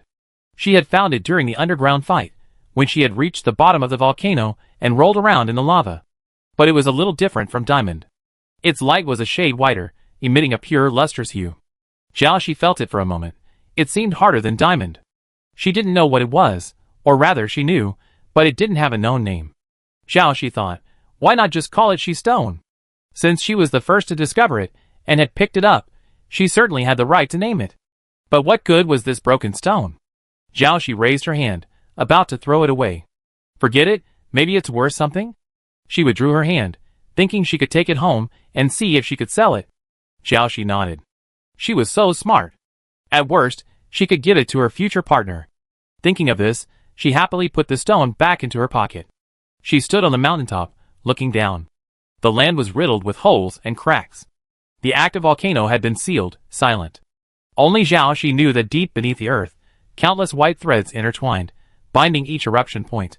This planet appeared black and yellow on the outside, but within, it was filled with white. A part of her needed to remain here. She would control the volcano at a balance point, slowly releasing heat to feed the incinerator, ensuring the planet's normal operation. After all, as the incinerator of the entire galaxy, this planet, though not even considered a planet, held immense importance. Should I say goodbye to Du Ping before leaving? Thinking of this, Zhao Shi moved swiftly, advancing like a gust of wind, arriving at the courtyard that had initially astonished him. On a planet like this, even a hint of the everyday world was truly rare. It was a coincidence that Zhao Shi had come here for Qing Wang. Unexpectedly, the first person she met was also Qing Wang. Thinking back to their first meeting, she suddenly understood that it wasn't a coincidence. After all, Qing Wang went there every day to drag corpses, searching for a suitable heart to replace her grandfather's. But she had never been successful. How could a matching heart be so easy to find? A sudden sense of regret arose. Even someone as powerful as Qing Wang, capable of controlling countless Zerg and mutant species, still had many things he couldn't do. He still might have to watch someone important die. Zhao Shi didn't enter the courtyard. She stood on a nearby hilltop, looking down. The incinerator restarted. The sky was cloudless. Black ash gradually rose, falling back into the sky. Under the dim sky, cracks appeared on the ground. In the courtyard, an old man sat on a wicker chair, fanning himself with a palm leaf fan. The small bench beside him was empty. No one pestered him to chat anymore. No one fawned over the heat, demanding a palm leaf fan before going to sleep. The courtyard was silent until the fan landed. The old man sat quietly, eyes still, as if asleep. A dragonfly suddenly landed on the fan, its wings fluttering gently, as if fanning someone. Is this person coming with us? Lu Shi asked cautiously. Zhao Shi spread her hands. I don't know, he wanted to come on his own. Gao Chui closed his eyes, folded his arms, like a cold swordsman, and said nothing. Zhao Shi glanced around. There had been 3 people when they first arrived, but now there were 5. She was 2 of them. Now that everyone's here, let's set off. Mission successfully accomplished, the return journey begins. As usual, they entered the teleportation tunnel and huddled with the compressed garbage. Yu Xing pulled her mask tighter around her face. Lu Shi looked away, unwilling to look at the pile of garbage. Gao Chui's face remained expressionless, as if he'd long since gotten used to it. Zhao Shi number 2 immediately closed his eyes and began to rest. Before the warp began, Jishin, when we get to Gaoan Star, we prepared a surprise for you to celebrate our success, Yu Xing said. Lu Shi nodded. Yes, you probably like it. Zhao Shi was truly surprised this time. He hadn't expected a gift. It had been ages since he received one. What could it be? As he climbed the warp tunnel, he suddenly noticed that even the garbage in the passage had become fragrant. Chapter 155. Upon returning to Gaoan Star Base number 3, Zhao Shi immediately looked around for her gift. It suddenly occurred to her that, given her current status, she shouldn't have acted so excitedly. It was a bit unseemly. So, when Yu Xing and the others looked over, Zhao Shi immediately regained her expressionless, calm demeanor, standing still with her hands behind her back. They're still preparing. Please be patient. Patience? Did she look that anxious? Hilarious. She wasn't really excited at all. Zhao Shi hummed a faint hymn. She had to find something to do quickly to mask her embarrassment. Zhao Shi's gaze swept around and found her target. Gao Chui was leaning against a corner of the base, his arms folded. The others in the base were a little wary of him. No one was within 10 meters of him, but there were always glances, everyone curious about such a powerful figure. Zhao Shi stepped forward. Are you free? Gao Chui lowered his hand. Anytime. Let's go. Gao Chui didn't ask any questions, but followed her directly to the basement. It'd be a little painful, Zhao Shi warned him, before taking action. Gao Chui gave her a cold glance, his meaning clear. That's right. When had this person ever feared pain? Zhao Shi immediately took action. She raised her hand, and numerous white threads appeared in her palm, so thin that they were almost invisible to the naked eye. Gao Chui recognized it. The robbery god had used it in his previous battle with the Green King. It was used for eating. He didn't even consider what the robbery god was about to do. He simply opened his arms, awaiting his next move. Zhao Shi placed her palm on his chest and began to manipulate the silk thread through his body, just as she had done with Yu Xing and the others. She combed through Gao Chui's internal structure, clearing out impurities, straightening out his meridians, and clearing out some old injuries from battle. This process required constant damage to his bones, blood, and even cells, before allowing his own cells to repair themselves. The pain was almost unbearable. None of the mutants she had previously operated on hadn't cried out in pain. Some had even fainted from the pain, only to be awakened again by the pain, only to faint again from the pain. Gao Chui, on the other hand, merely frowned slightly, as the silk thread entered his body. Throughout the entire process, he remained silent. Zhao Shi couldn't help but wonder, how much pain and suffering must he have endured to develop such a formidable endurance. After a while, Zhao Shi withdrew her hand. How does it feel? Gao Chui closed his eyes, as if feeling the flow of power within him.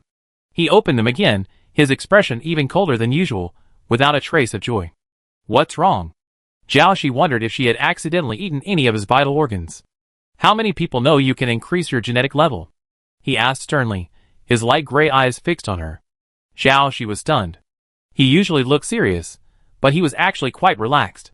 Except when fighting, he was indifferent to most things, quietly watching the plot unfold. Even fighting was just his way of having fun. She hadn't seen him look like this in a while. Don't worry, only my people know. Who are your people? Just those at base number 3. Zhao Shi explained, I only did this for a few of my closest people. It was to improve their ability to defend themselves. After all, the base needed sufficient combat power to hold on in my absence. Gao Chui walked out after hearing this. Where are you going? You haven't told me how you feel yet. I need to see if there's anything else that needs adjusting. He had already reached the top of the stairs, leaving only a tall, dark figure. The light from above cast a cold glow around him. Kill them all. Are you crazy? Zhao Shi instantly flashed behind him. He just raised his hand at that moment. Zhao Shi knew how fast he could strike, and had already grabbed his shoulder a second beforehand. Do you know the consequences if news of this ability leaks out? Yes. I warned them not to tell anyone. They won't, but I can't guarantee. Her tone was unequivocal. You can't kill any of these people. This is an order. Yes. Gao Shui lowered his hand and said nothing more. I feel good. He answered Zhao Shi's question. I estimate my strength has increased by 18.4% compared to my original level. Zhao Shi was surprised by his precise wording. Only 18.4%. She wondered if it was because his genetic level was too high. The closer one reaches the critical point of Super S level, the harder it is to advance. Only? Gao Shui looked puzzled. I've never imagined such an improvement before. Zhao Shi sighed. I thought you could advance directly to Super S rank. Gao Shui's expression was indescribable. He gave her a thumbs up, and then went upstairs with a stern look on his face. What did this mean? Zhao Shi was puzzled. He must be praising her. But what did that strange expression mean? As Zhao Shi ascended the stairs, she saw a red carpet stretched all the way to her feet. They stood neatly on either side, and began to play music. Because they had no instruments, they used various organs on their bodies. Wings, shells, and teeth were all good sound makers. This jumble of things, put together, miraculously produced a welcome song that sounded like a rural yanko. At the end of the red carpet was a platform. That place used to be a control panel. Zhao Shi remembered watching them farm there, and adjusting the lighting from there. She also gave lectures there, teaching them how to use various instruments. The area was now covered with a red cloth. Zhao Shi wondered if they developed an upgraded control system? Like, maybe something with a tripled illumination range, automated temperature control, or something. Something so impressive. God of robbery, please. You're welcome. Zhao Shi stepped onto the red carpet, and nodded to them with satisfaction. She nodded as she walked, feeling a bit like crying. Why? It felt like the child had finally made it. At this rate, it wouldn't be long before this planet was teeming with food and fragrant with fruits. Zhao Shi placed her hand on the red cloth. You've done a great job. I'm so pleased. The red cloth fell to the ground, and the rest of her words caught in her throat. What was this? Where was the control panel? All he saw before him was a throne. Its shape simple yet ferocious. Its calm yet commanding.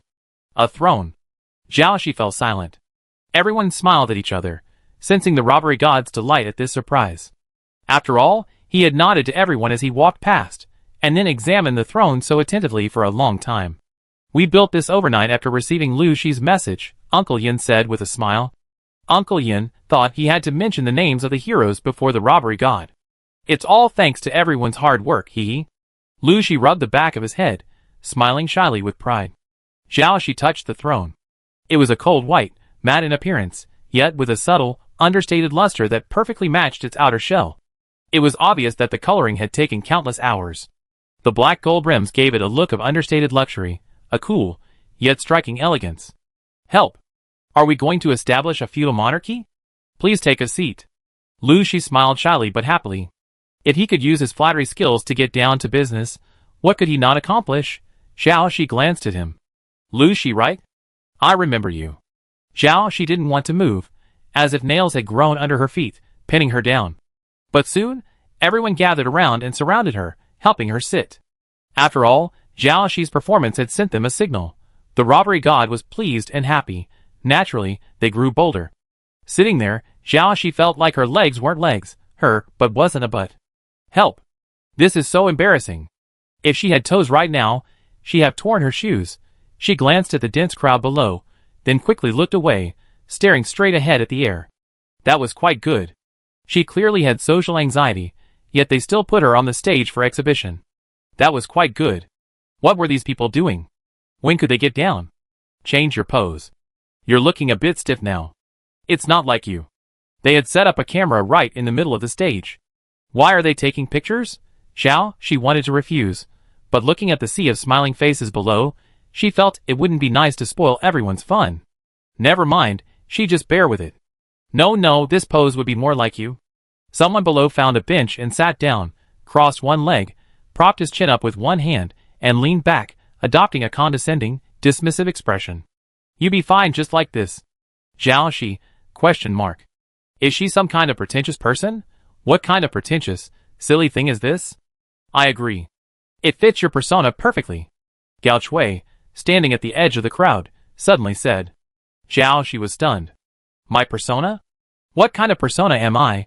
She sat still, and yet these people just kept looking up at her, waiting for her to make a move.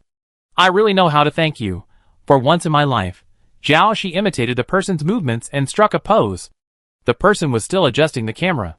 Zhao Shi looked at the faces below, looking up at her, and her scalp tingled. There was one exception in the crowd, so it was particularly noticeable. It was Gao Chui. He was looking down, so her expression couldn't be seen clearly. She immediately used silk thread to make eyes, and observed from a different angle, only to see the corners of his mouth slightly raised. Smirking? Gao Chui, so that's who you are. The next moment, as if sensing someone observing him, he immediately dropped his smile, his cold gaze fixed in that direction. Luckily, Zhao Shi had already retracted the thread. SSS level perception was indeed sharp. Ready? 3, 2, 1. Click. Click. Click. Click, click. The camera snapped a series of pictures, and the person taking the picture gave an OK sign. Zhao Shi took one look and immediately fled. Jieshan, wait. What are you waiting for? Taking pictures is far more dangerous than fighting. If she didn't run, she'd be dead. If she hadn't been about to meet with the military district representative, she really liked to confront Gao Chui and give Lu Xi a good lesson. At the appointed time, Zhao Shi arrived at Base 1, while the Base 1 leader called Lin Tanyin. For something this important, let's have a face-to-face meeting. That's what I thought. Generally speaking, negotiations between two parties require a give-and-take approach. Last time, it was Lin Tanyin who visited Gao and Star. Logically, this time it was Robbery Goddess' turn to return the favor. I have a few potential locations. You can choose from them, Lin Tanyin said. Zhao Shi looked at the screen placed before her by the head of Base Number 1. It displayed several institutions under the jurisdiction of the Star Alliance Military Region, E-City 101 Military Base, North Sea Theater Base, Ordnance Experimental Area Number 2, Mecha R&D Center Test Site. This one will do. Zhao Shi chose the fifth one. Star Alliance Military Academy. Just in time to see old acquaintances. Lonming Star Galaxy Federation Military University. It was late at night, and Mu Xiuyang was working late to maintain the campus forum. He leaned back in his chair, took off his glasses, and pinched the bridge of his nose. His eyes were lifeless, as if he was about to die on the spot. Another quarrel broke out on the forum. He couldn't understand how they could still have the energy to keep going after such intense daytime training. Mu Xiuyang had developed several plugins to detect blocked words, automatically blocking or deleting inappropriate posts. But everyone was incredibly adaptable, always finding alternative words to replace them, interspersing them with other words, and even using some rather elusive jargon. If you don't surf the internet regularly to study, you won't understand anything. So after each plugin review, it had to be manually checked again. There was nothing he could do. It was a school requirement, otherwise the forum wouldn't be allowed. He wanted to shut down the forum outright, but as soon as the announcement was made, everyone begged him not to shut it down, flooding him with private messages. Alas, why had he been so desperate to create a website to torture himself? Mu Xiuyang's eyes fell on a blue metal ball on the table. It was padded with a pink plush cushion, and a small pink towel lay loosely on top. His lifeless eyes suddenly brightened. He carefully lifted a corner of the small towel and placed it neatly over the metal ball. He reached out, his hand hovering over the blue ball, wanting to touch it, but he hesitated. Then, a faint blush crept across his face, and he leaned back in his chair, covering his face with one hand. Suddenly, the computer vibrated. Mu Xiuyang frantically clicked on it. Xiao Liangzi ### help ####. Mu Xiuyang, ? Aside from the first three characters that seemed to be addressing him, the rest was a bunch of gibberish. Although there was no useful information at all, he had an inexplicable feeling that it was from someone he knew. Chapter 156. The news of the upcoming peace talks between the Star Alliance and the mutant rebels has spread throughout the galaxy. To put this matter in context, it's so outrageous that even when it was broadcast on official platforms like Star News, it was believed to have been hacked by the rebels, and a fake video was released. The fact that the motion on this matter at the Star Alliance Council was proposed by the new military commander, Lin Tanyin, makes it even more absurd. The military's responsibility is to protect the civilian population. They have long been fighting various underground human terrorist organizations and mutant rebel forces. The threat posed by mutants to humanity is undeniable. The galaxy-shattering tragedy that occurred on the K-pop star is still fresh in everyone's memory. This tragedy was caused by a collaboration between underground forces and mutants. After that incident, the fact that the galaxy is not peaceful was finally revealed. Previously, these matters had been suppressed by the Star Alliance, and the civilians had no way of knowing. This also exposed the lack of unity within the Star Alliance. The Star Alliance was controlled by a few aristocratic families, the old nobility, and capitalist forces.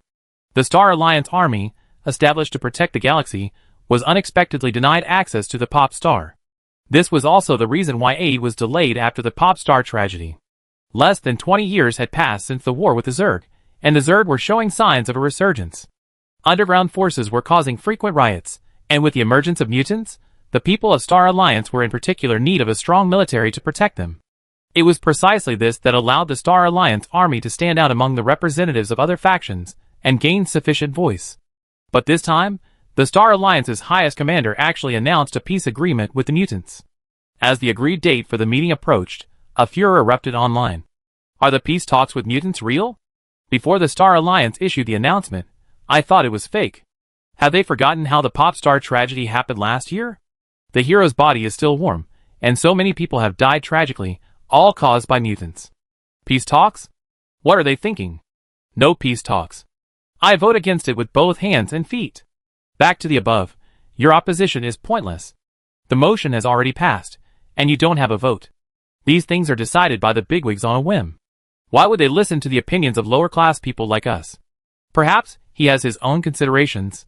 Shouldn't he wait and see how things develop? Such supportive or neutral comments were rare. Most were filled with passionate indignation. No matter what, you can't possibly live in peace with monsters, right? They're out to eat people. Is Lin Tanyan being held hostage by capital? How could he make such a decision? What hostage? How can he not be considered a member of the aristocratic family? He's just colluding with them. When the mutants injure people, the hospital will make money again. To protect themselves, they have guard robots, medical pods, and pharmaceutical sales that will surely skyrocket. That's called government business collusion, understand? This is hilarious. You're quite good at making up stories. Don't spread rumors without evidence, or they arrest you. Ah, Brother Yin is always right. Brother has never made any mistakes. You idiots, don't talk nonsense if you don't understand. The person above is idiotic, chasing idols into politics. Get back to your entertainment channel. I feel even more heartbroken for the martyrs who sacrificed their lives in war. I feel like their deaths were in vain. You can go to the next door Yin Yin Ishi. The entry is clashing. Fans of Lin Tanyan and Zhao Shi are already fighting. What kind of hell is this entry? Why do rivals have a CP name? That's not a CP name, it's an enemy name. Everyone's seen that picture of Lin Tanyan just entering the military academy, right? They weren't on good terms from the start. It's said that he wanted to kill Zhao Shi during the Minghaixing incident. Otherwise, how could a freshman at the military academy, who didn't have combat experience like Lin Tanyan, go to the battlefield so soon? But didn't all the freshmen in the detection department go there? It must have been a unified arrangement by the military district. But didn't the pop star incident happen later? Some experts online have analyzed it. Lin Tanyan deliberately sent Zhao Shi there, specifically to kill her. Huh? Meaning Lin Tanyan knew there was something wrong with the music cube, but allowed such a major incident to happen. This. Considering the recent momentum of the Star Alliance, it's hard not to. I can't say anymore. My account's going to be blocked soon. Even black people have limits, okay? Can't Zhao Shi just be so desperate for fame and not doing her job that she's running off to a talent show? The above commentator, Zhao Shi, has already been named a martyr and awarded first-class military merit. Do you want to check what you're saying? The comments on the news eventually devolved into a massive verbal brawl. Fans of Yin Yin Ishi's enemies, both within and outside the blog, attacked the name Yin Yin Ishi, directly pushing it to the top of the trending searches due to its exceptional combat prowess and its uncompromising stance. The previous top trending search was the rebel army's new leader, Robbery God. Clicking on it revealed a photo. It showed a person covered in a shell resembling bones, significantly larger than an average human, clearly a mutant. Its face was also covered in a white visor, its edges and corners sharp. Its long, pale hair shone with an inorganic gray. It sat on a throne with an extremely domineering posture, looking down at everyone as if they were ants. Just a single photo, accompanied by the words Robbery God, instantly shot to the top of the trending searches, quickly accumulating over 100,000 comments. Wow, this mutant looks so cool. It's even more awesome than those alphas. By the way, what's the gender of the Robber God? Does anyone know? They're gods, so how can they have a gender? It's said that some mutants, to maintain their strength, evolved to discard useless organs, naturally leaving behind reproductive systems, thus becoming genderless. After all, reproductive systems consume a lot of energy. Genderless? Even cooler. Awesome, awesome, awesome. I'm switching sides with the mutants. More accurately, I'm switching sides with the robber god. Robber god, please take me in. Are you sure about that? Aren't you afraid to treat you like a snack and eat you up? I'm just bragging online. If I ever encounter a mutant in real life, I definitely stay as far away as possible. Are there any novels about petite omegas and mutants falling in love? I suddenly want to read them. It sounds so exciting, and that size difference. I want to read them too. But I can't find any. If I can't find any, I'm going to cut off my legs. I'm writing now.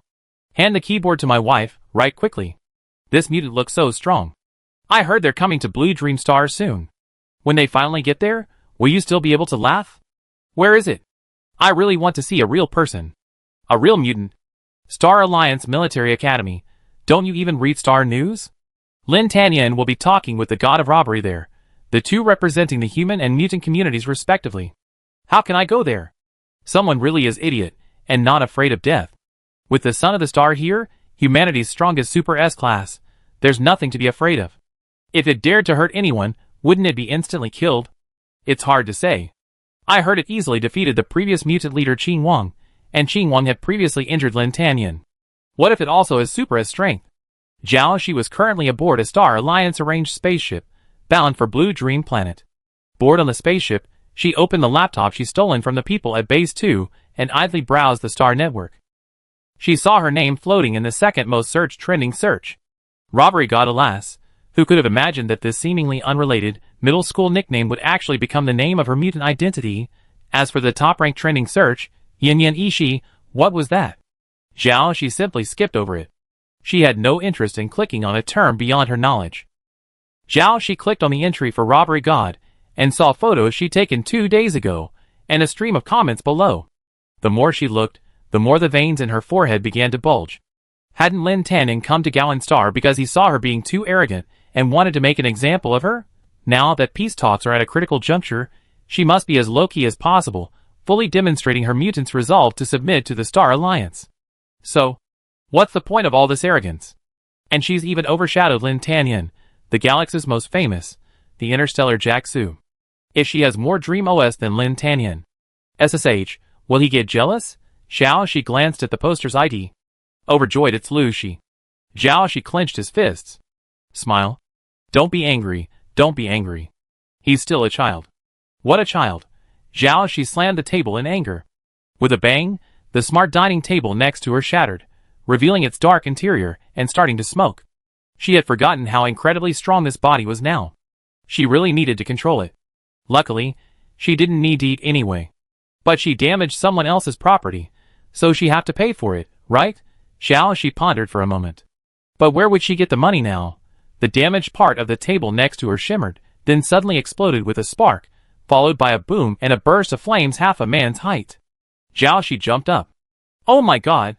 It's on fire! She was thinking about how wonderful her long-awaited journey home would be. It really was wonderful. Water? Where's the water? Zhao Shi asked the ship's AI. Passenger, if you need anything, please call Xiaofei, and state your needs. Zhao Shi hurriedly said, Xiaofei, the spaceship is on fire. Please put it out? Sorry, Xiaofei didn't understand you. Can you please say it again? I said it's on fire. It's on fire. Put it out. Sorry, Xiaofei is the spaceship's intelligent butler. I can only provide the services you need, such as food, massage, and temperature control. Please give the correct instructions. Watching the fire continue to spread, the flames were almost reaching the ceiling. Zhao Shi practically roared, I need water. Water? Lots of water. The table providing drinking water has been detected to be damaged and currently unavailable. Artificial idiocy. If you can't give me water, why bother asking in the first place? Zhao Shi ran straight to the bathroom and unplugged the faucet. Water began to gush out. Passengers, please use polite language and enjoy a green and happy day. Zhao Shi clenched her fists and looked around.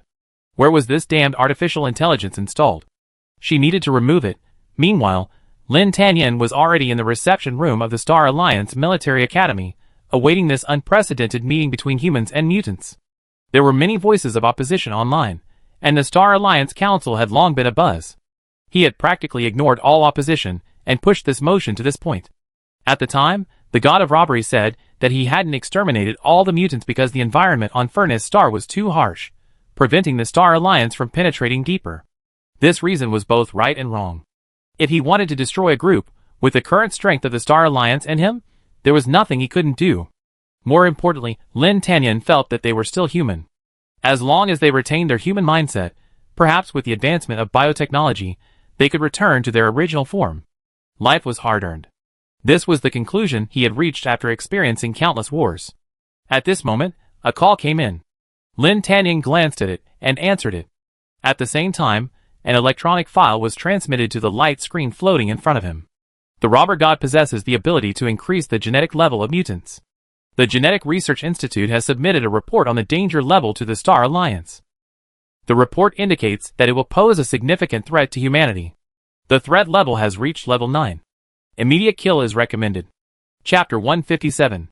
Okay, I understand, Lin Tanyan said. So, after it arrives at the Military Academy's docking station, we will immediately initiate the kill plan. The voice on the other end of the communication line said. Lin Tanyan lowered his eyes, his finger swiping across the screen, flipping through the detailed report. The Genetic Research Institute, a scientific research institution assisting in governance, doesn't seem to have the qualifications to command us. They've submitted it to the Star Alliance Council, and the Council has agreed to implement the report's recommendations. Is this an emergency meeting? Lin Tanyan's amber eyes, reflected on the black glass tabletop, shone a bit darkly. As members of the Standing Committee, we didn't attend. How did this meeting come about?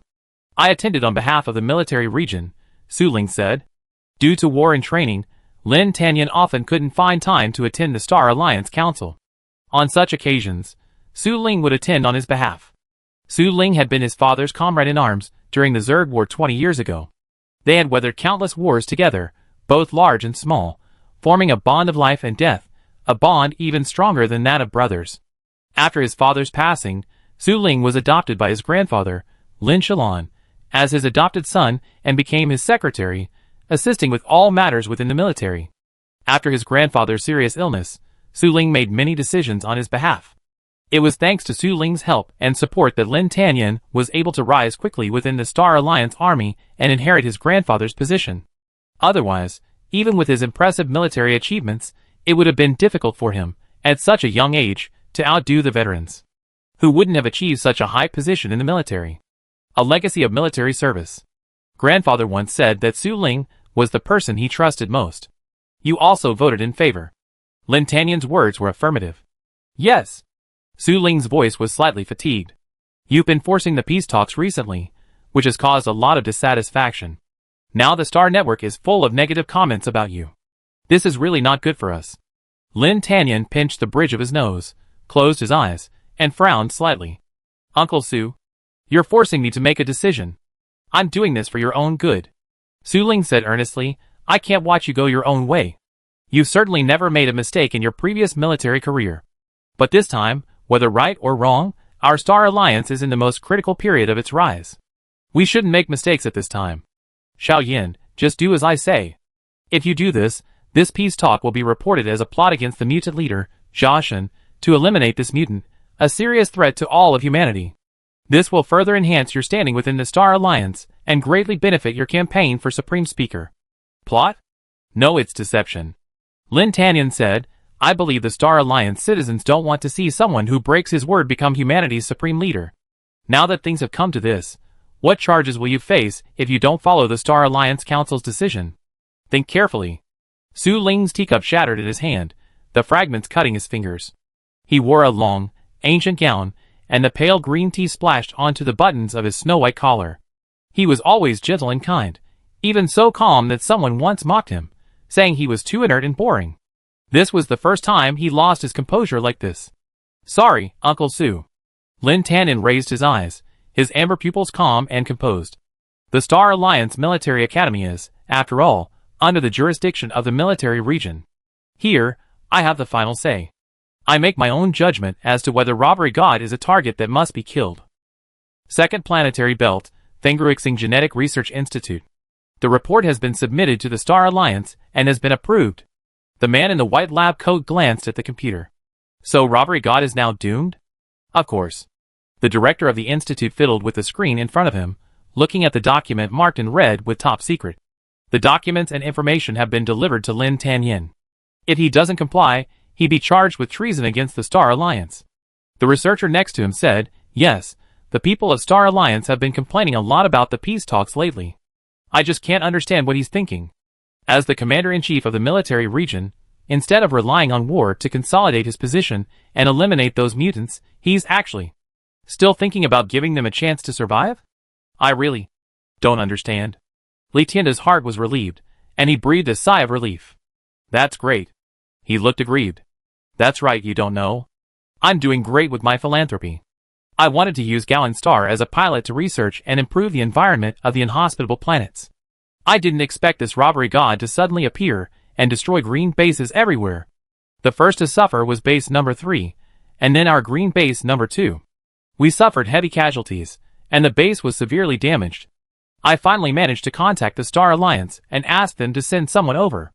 I was shocked and delighted at first, but Commander Lin actually showed up in person. But who knew?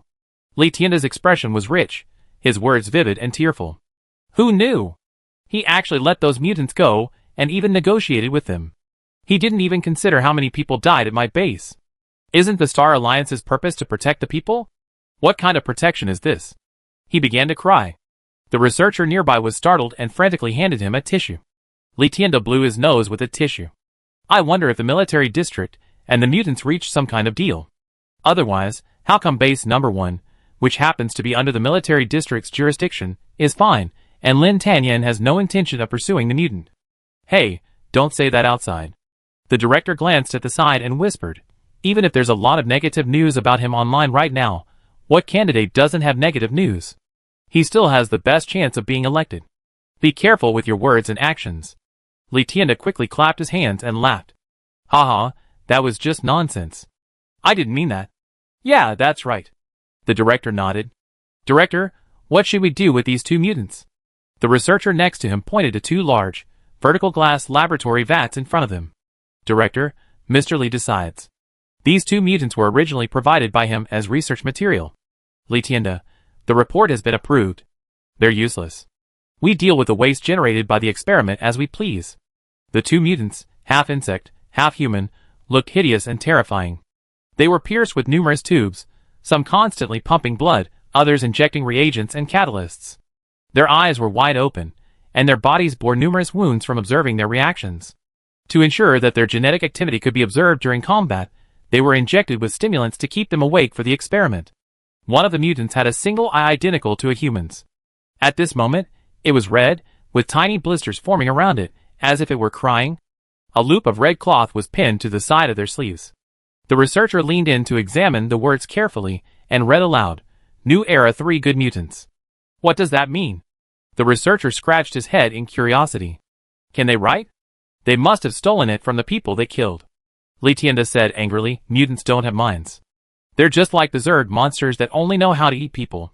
It's best to get rid of them quickly. That's right.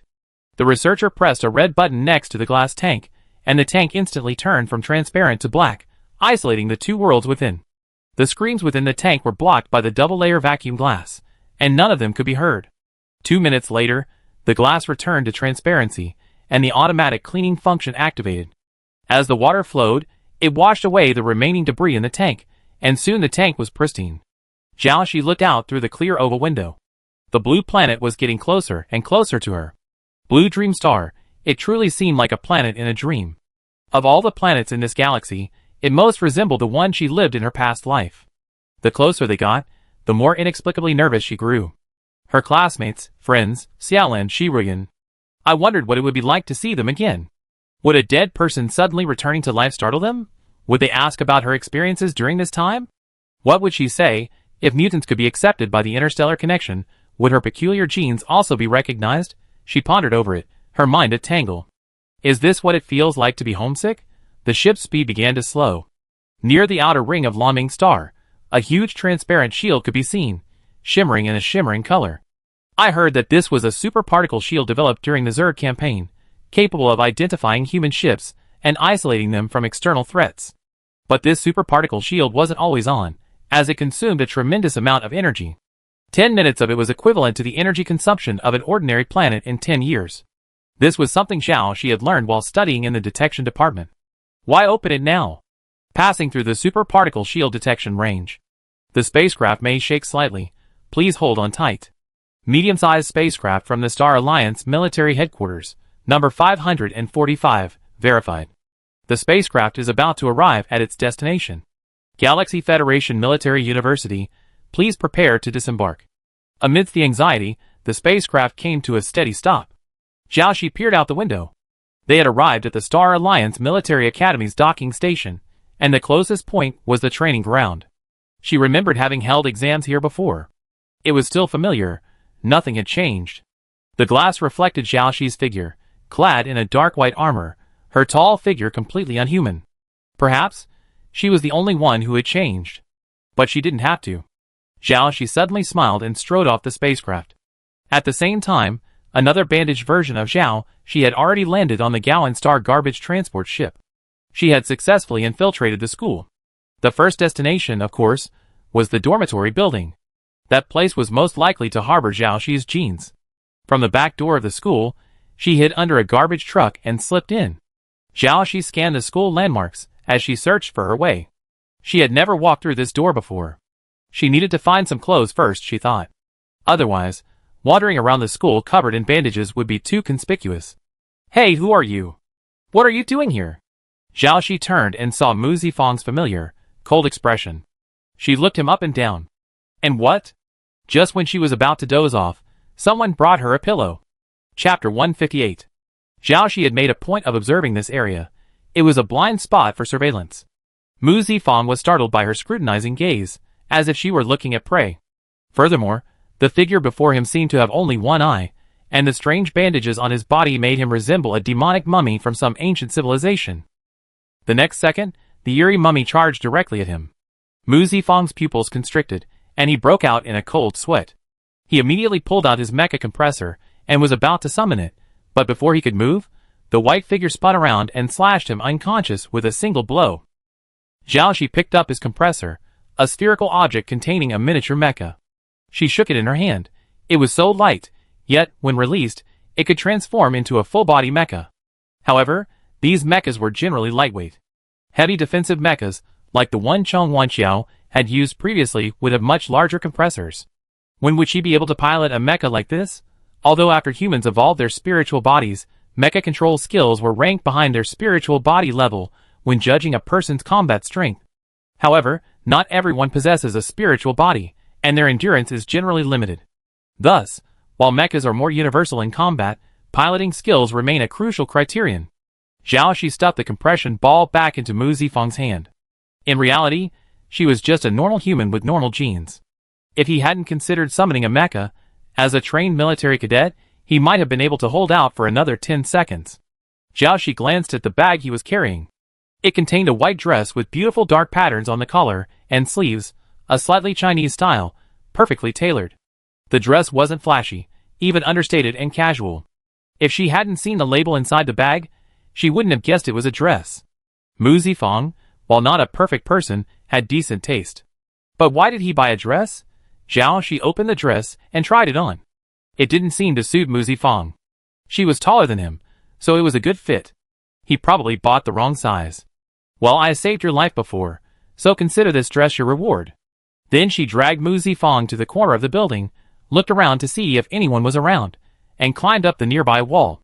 She didn't dare go down the road. There were surveillance cameras everywhere. She had no choice but to take the side road. Fortunately, this was near the back of the dormitory building, so not many people passed by. Of course, there was another reason. Right now, Robbery God and Lin Tanyan were about to begin their conversation, and most of the students had gone to the martial arts arena to watch the excitement.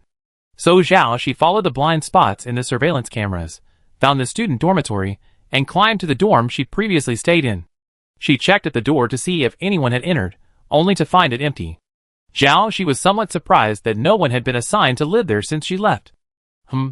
Maybe they were afraid to move in because it was unlucky? She searched the dorm thoroughly but couldn't find anything. It was completely bare, not even a hair. This dorm was incredibly clean. Normally, if a dorm wasn't occupied, it would be covered in dust. Could it be that these dorms had an automatic cleaning system? She wondered. She had never heard of one before. If she couldn't find it, there was only one place. The Special Operations Team's office building. She had spent 15 days there. In fact, she felt the chances of finding her hair there were extremely slim. They hadn't even found it in the dormitory. Someone like Lin Tanyan clearly had obsessive-compulsive disorder and mysophobia.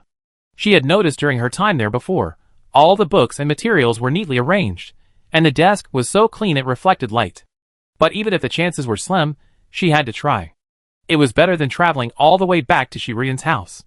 Because she was using someone else's genes, even after reshaping her face wasn't complete. If someone caught her and checked her identity, she didn't know what they would find. If they discovered she had created a human out of thin air, she would be in big trouble. She quickly found the all-black, metallic building. It seemed empty today. She quietly entered the building, disconnected the surveillance cameras, deleted the footage of her entry, and shut down the power system to avoid accidentally triggering any strange mechanisms. After the power outage, only one person went to the distribution room to investigate, but was knocked unconscious by Shi, who was hiding behind the door. She then made her way unimpeded to the 9th floor, and arrived at Lin Tanyan's office. She immediately headed straight for the sofa, lying on it, groping in the cracks. He then completely dismantled the seat, and turned it upside down, but found nothing. So there's nothing, she sighed, stood up, and walked towards the door. It seemed she had to go back to Shirian's place. But her home wasn't as easy to get into, as the military academy was today. Normally, the military academy wasn't easy to enter, especially today, as it was a special occasion. But just as she was about to leave, Shi, for some unknown reason, stumbled back. No search again. What if the wind blew it into that corner, and it went unnoticed? So she began another thorough search, this time combing through the nearby bookshelves, then circling the room until she reached Lin Tanyan's desk. She opened his drawer and muttered to herself, "I'm just looking for something. I won't look at your private belongings." She thought about it. There probably wasn't anything private on this desk, but there might be some confidential documents. At worst, she could just look away when she saw the word confidential. Thinking of this, she opened the first drawer. Inside, as expected, were brown paper file envelopes labeled with the document type and number of copies. Then she opened the second drawer, revealing several thick notebooks filled with work notes. What era is this? Are there still paper notes? Nowadays, everyone uses laptops and hover pens. But think about it, a change of pace is nice. The third drawer contains several professional books, Advanced Theory of Overall Combat Mechanics, on the practical coordination of spiritual and mecha combat. The fourth drawer, the last one. She knew there was no hope. She had already turned everything upside down. Then, with a sullen face, she pulled open the fourth drawer. It was so light that she nearly pulled it out. Nothing. She glanced down, then pushed the drawer back. Wait. She opened the drawer again and peered. It's hair. 4 of them. Whose could it be? It looks like it was placed there specifically. Could it really be hers? She picked it up. The length, the strangely colored highlights at the ends, it felt incredibly familiar. It was her hair. She had never expected there to be hair here. She was delighted, yet also baffled.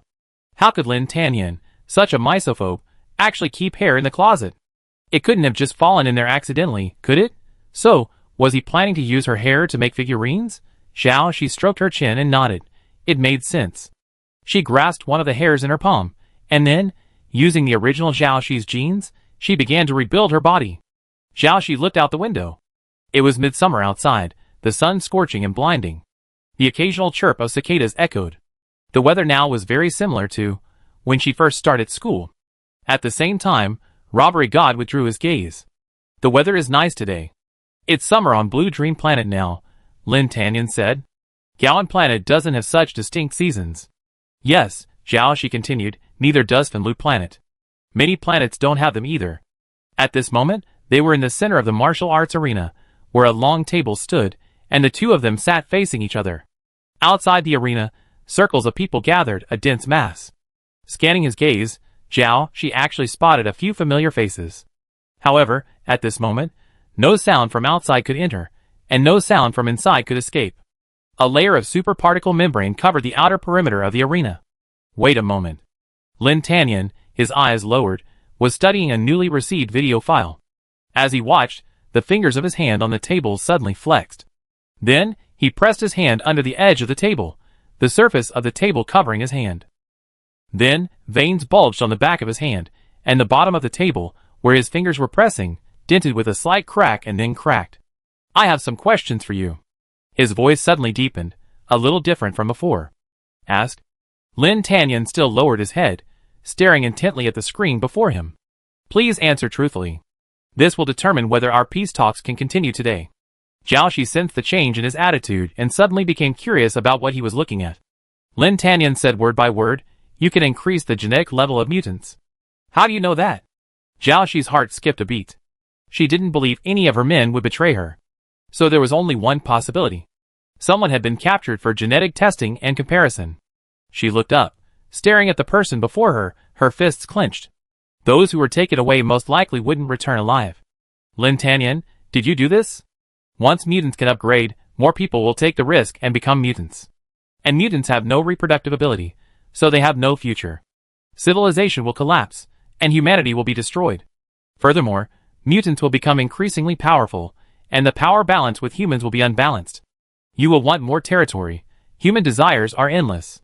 I won't let that happen. You won't? Lin Tanyan's voice was cold. How can you guarantee that? You be implanted with shackles in your spine and monitored at all times. Can you accept that? Jiaoshi sneered. What do you think? Lin Tanyan stared down at the screen before him. The video showed a towering white mutant brutally slaughtering the humans at the incinerator, crushing several heads in a matter of seconds. The video was fragmented, composed of numerous small fragments. The image flickered, revealing a small courtyard.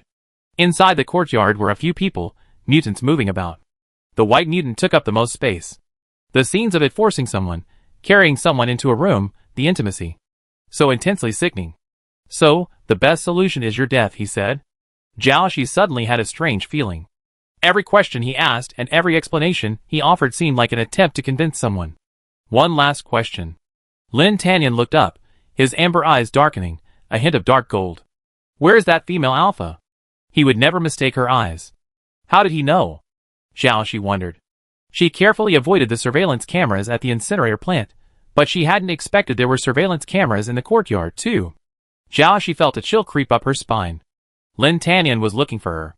Why? Was he looking for someone who looked like Zhao, she and wanted to kill them all? I don't know. Jiaoshi looked at him, and suddenly smiled. Maybe he's dead. Let me give you one more hint. Lin Tanyan emphasized the 3 words. Incinerator star. I don't know. Jiaoshi repeated the same 3 words. I'm sorry, the negotiations failed. Lin Tanyan stood up, his eyes gleaming with a faint golden glow. I will execute the Star Alliance's kill order against you. You should have done this long ago. Why all the pretense?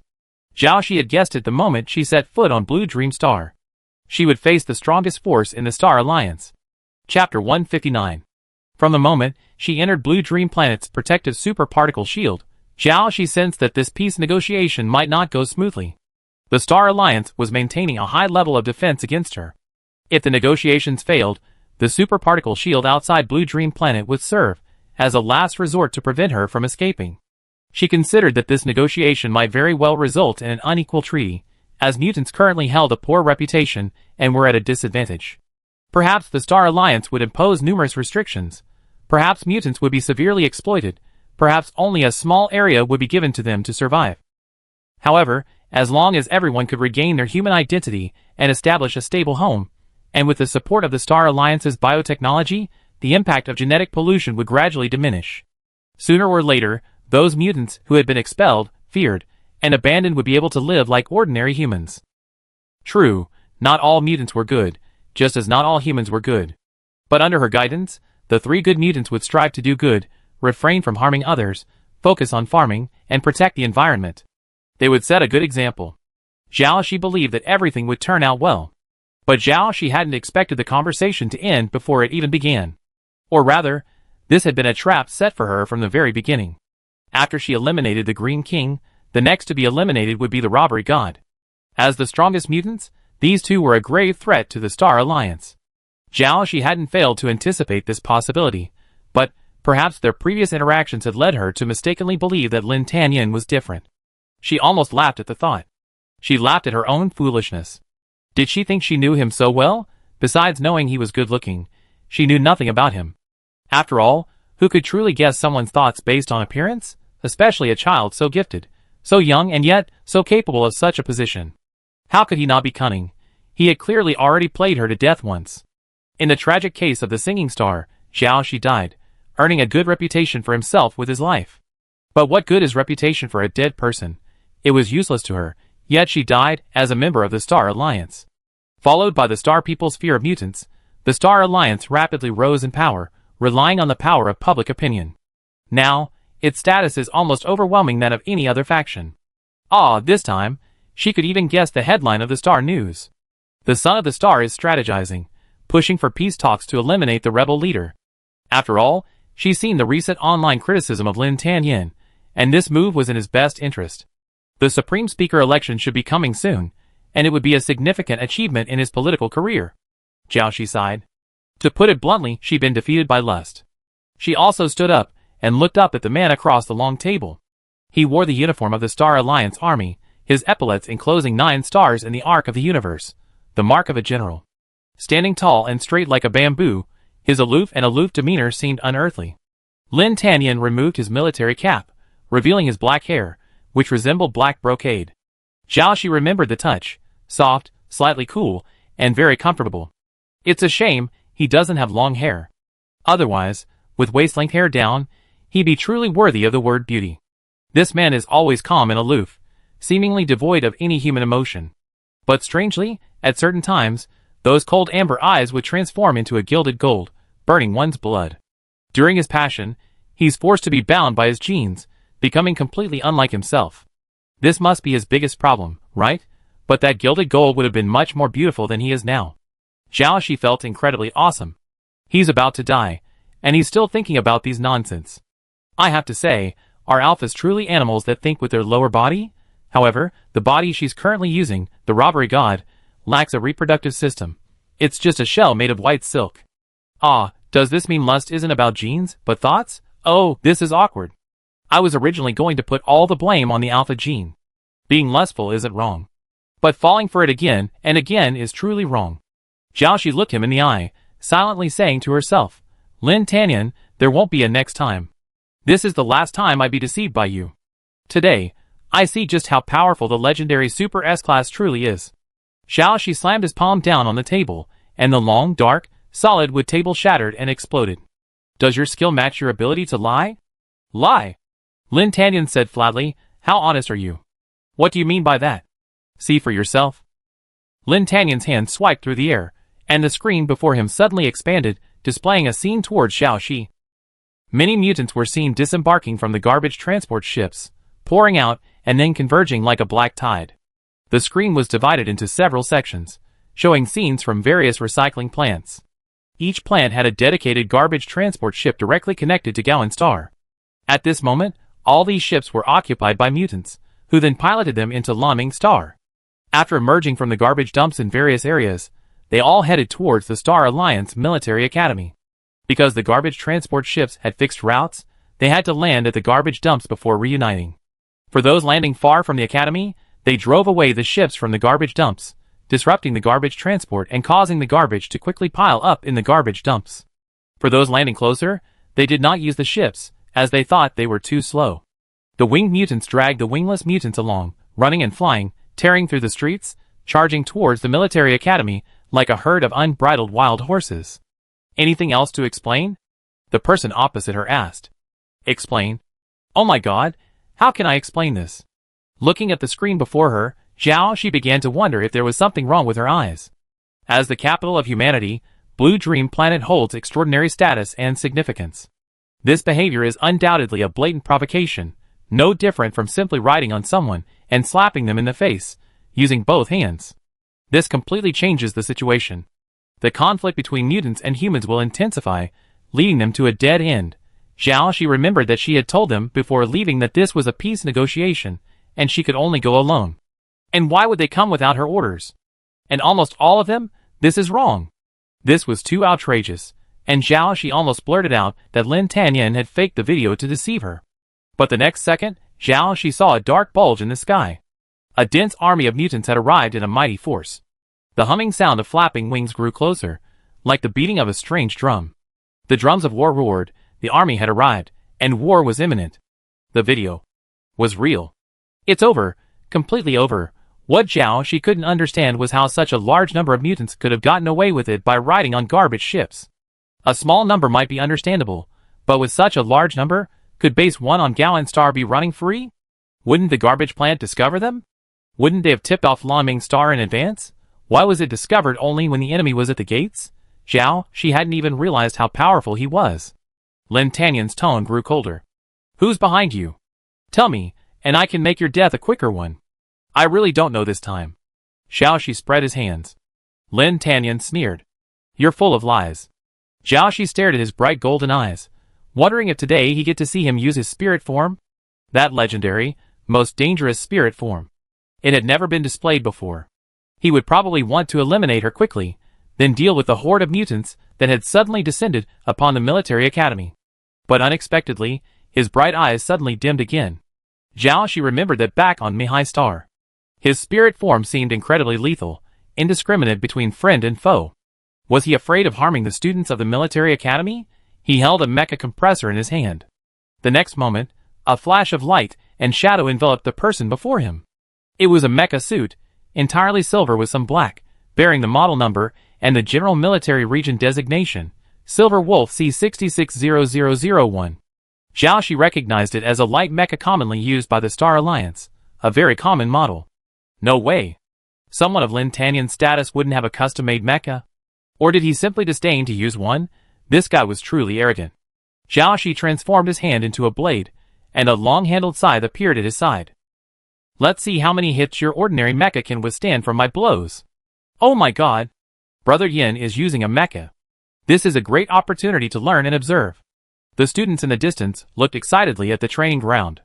Two figures, one silver and one white, began to move at a rapid speed. Both were as fast as lightning, and for several rounds, they didn't even touch each other. So strong. I didn't expect the robbery god to be so powerful.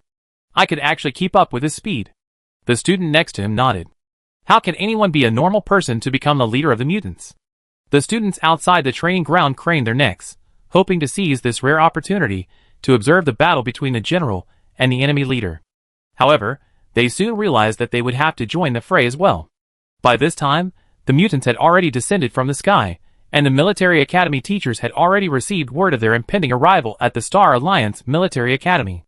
Then, each teacher was assigned a group of students based on their majors. These students were divided into teams, with students from different majors working together to guard various locations within the academy. Our goal is to prevent the mutant army from approaching the training ground. Just hold out until Commander Lin eliminates the robber god. At the military academy, we have excellent medical facilities and support measures. If you're injured, you receive prompt treatment. This is a great opportunity for real combat. Also, since this is an enemy attack and not a drill, every student participating will be counted as having actual combat experience in the military region, and the number of enemy kills will count towards your military merit. The teacher said, this is a rare opportunity. Go for it. Fight bravely. Detection Department Lecturer and Chiyue stepped forward and said, but don't be complacent. The mutants' physique and strength far surpass humans. They possess the physical strength of the Zerg and the intelligence of humans. Furthermore, some mutants have extremely strong resilience, making them very formidable. She emphasized again, everyone, be careful. Understood. Then, several teachers from different departments gathered to discuss the next course of action.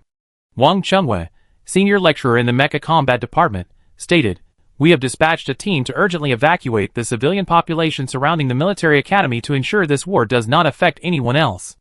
Lu Tianxiang, professor of the Defense and Warfare Department, stated, all defense and warfare faculty and students are ready. They are currently stationed at 4 locations outside the academy, and are ready to deploy support at any time. Mu Gu, dean of the Mecha Academy, stated, those mutants appear to be coming to support the robber god. Once they arrive, we will activate the containment force field to trap them here. Mu Gu spoke weakly, her eyes dark blue, clearly having pulled another all-nighter. Her hair was a mess, and her plaid shirt was buttoned incorrectly. Dean Mu, You've been up all night doing research again? Wang Chengwei asked. Is staying up all night long just part of your mechanic's professional tradition? He remembered a young man in the mecha design and maintenance department who also had dark circles under his eyes. At first glance, he looked a bit like Dean Mu. Don't mention it. I'm depressed. Mugu waved her hand, abruptly speaking. Huh? Wang Chengwei wanted to say something more concerned, but seeing that Mugu looked so pale and showed no interest in engaging him, he stopped short. Mugu looked up at the training grounds. This is the home turf of the Star Alliance, and that person is here again.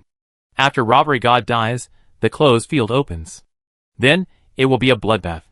Is this really a basic mecha? Could a basic mecha reach this speed? Xiaoxi's mind was filled with questions. The sound of them piercing the air was incessant. Their speed had already surpassed the human eye. The only way to determine their position was by sound, and to discern their next move based on subtle fluctuations in the airflow. Luckily, when using the body of Robbery God, one didn't rely on the eyes to see. At such speeds, eyes couldn't even open, and the speeds were even beyond the limits of human brain function. Even she, now using a body composed of non-human genes, felt immense pressure, an unprecedented pressure. Fighting Gao Ke, she felt evenly matched, and once she entered her explosive phase, she could steadily outmatch Gao Ke.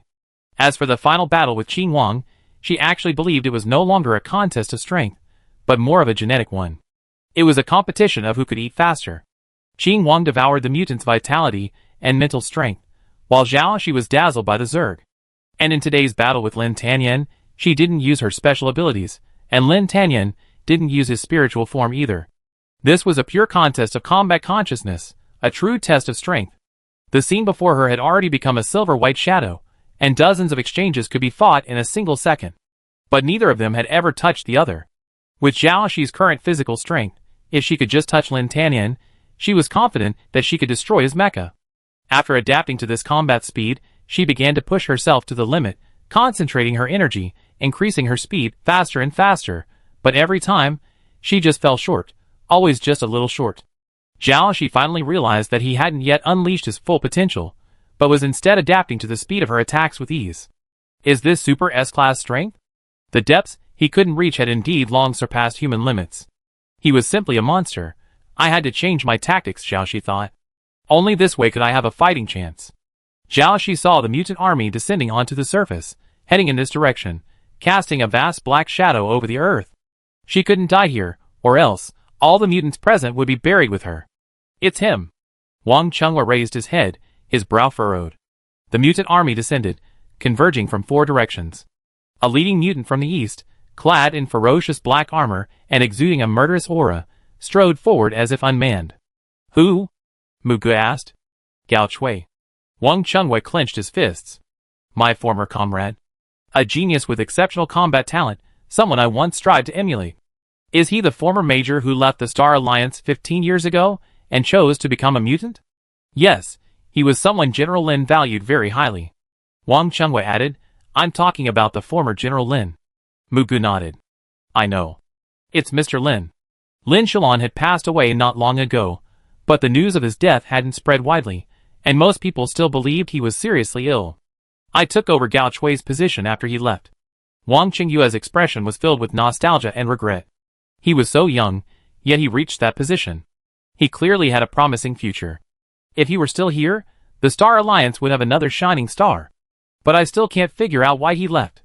I'm going to find out today, Wang Chengwei said, immediately activating his mech and heading in that direction. I lead the charge. Hey! Don't you still have old injuries? Mugu didn't have time to stop him.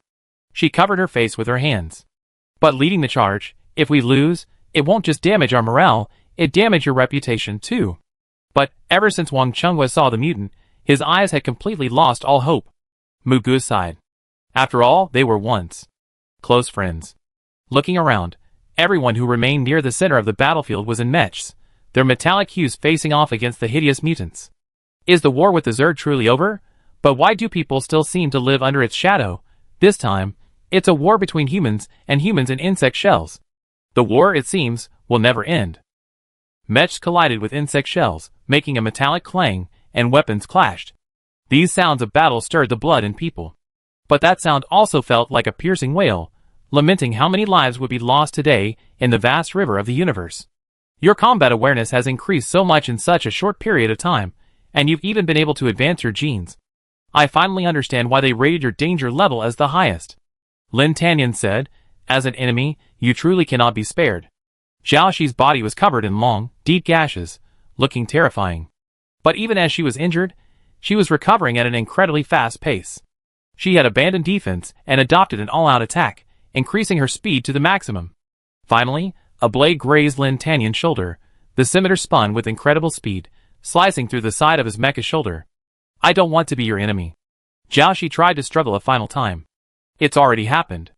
Lin Tanyan said coldly, expressionless. Ever since he saw that video, the flames of anger had burned through every inch of his blood.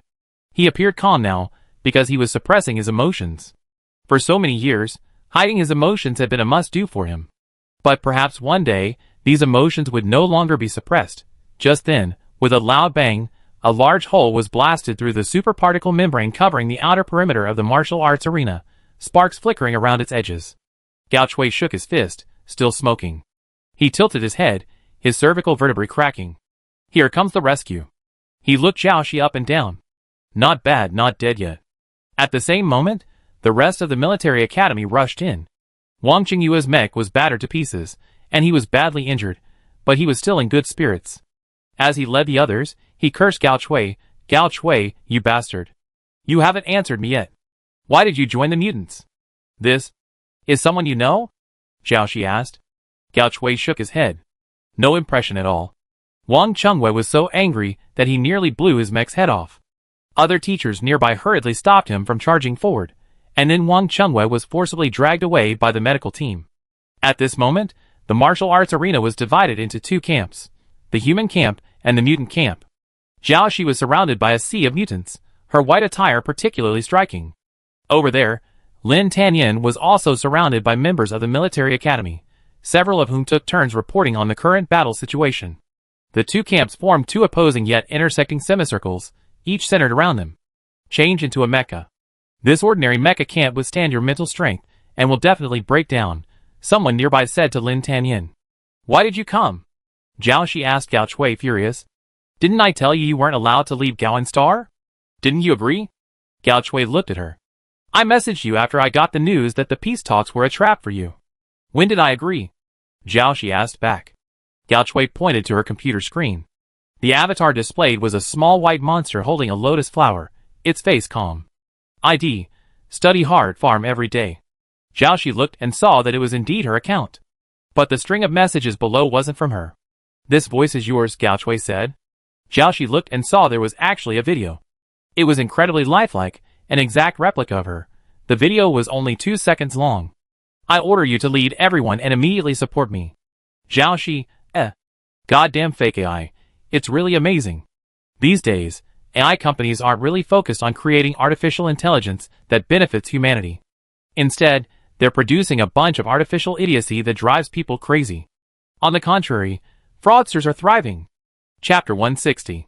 You've been tricked. This is AI generated. Huh? Gao Chui was puzzled.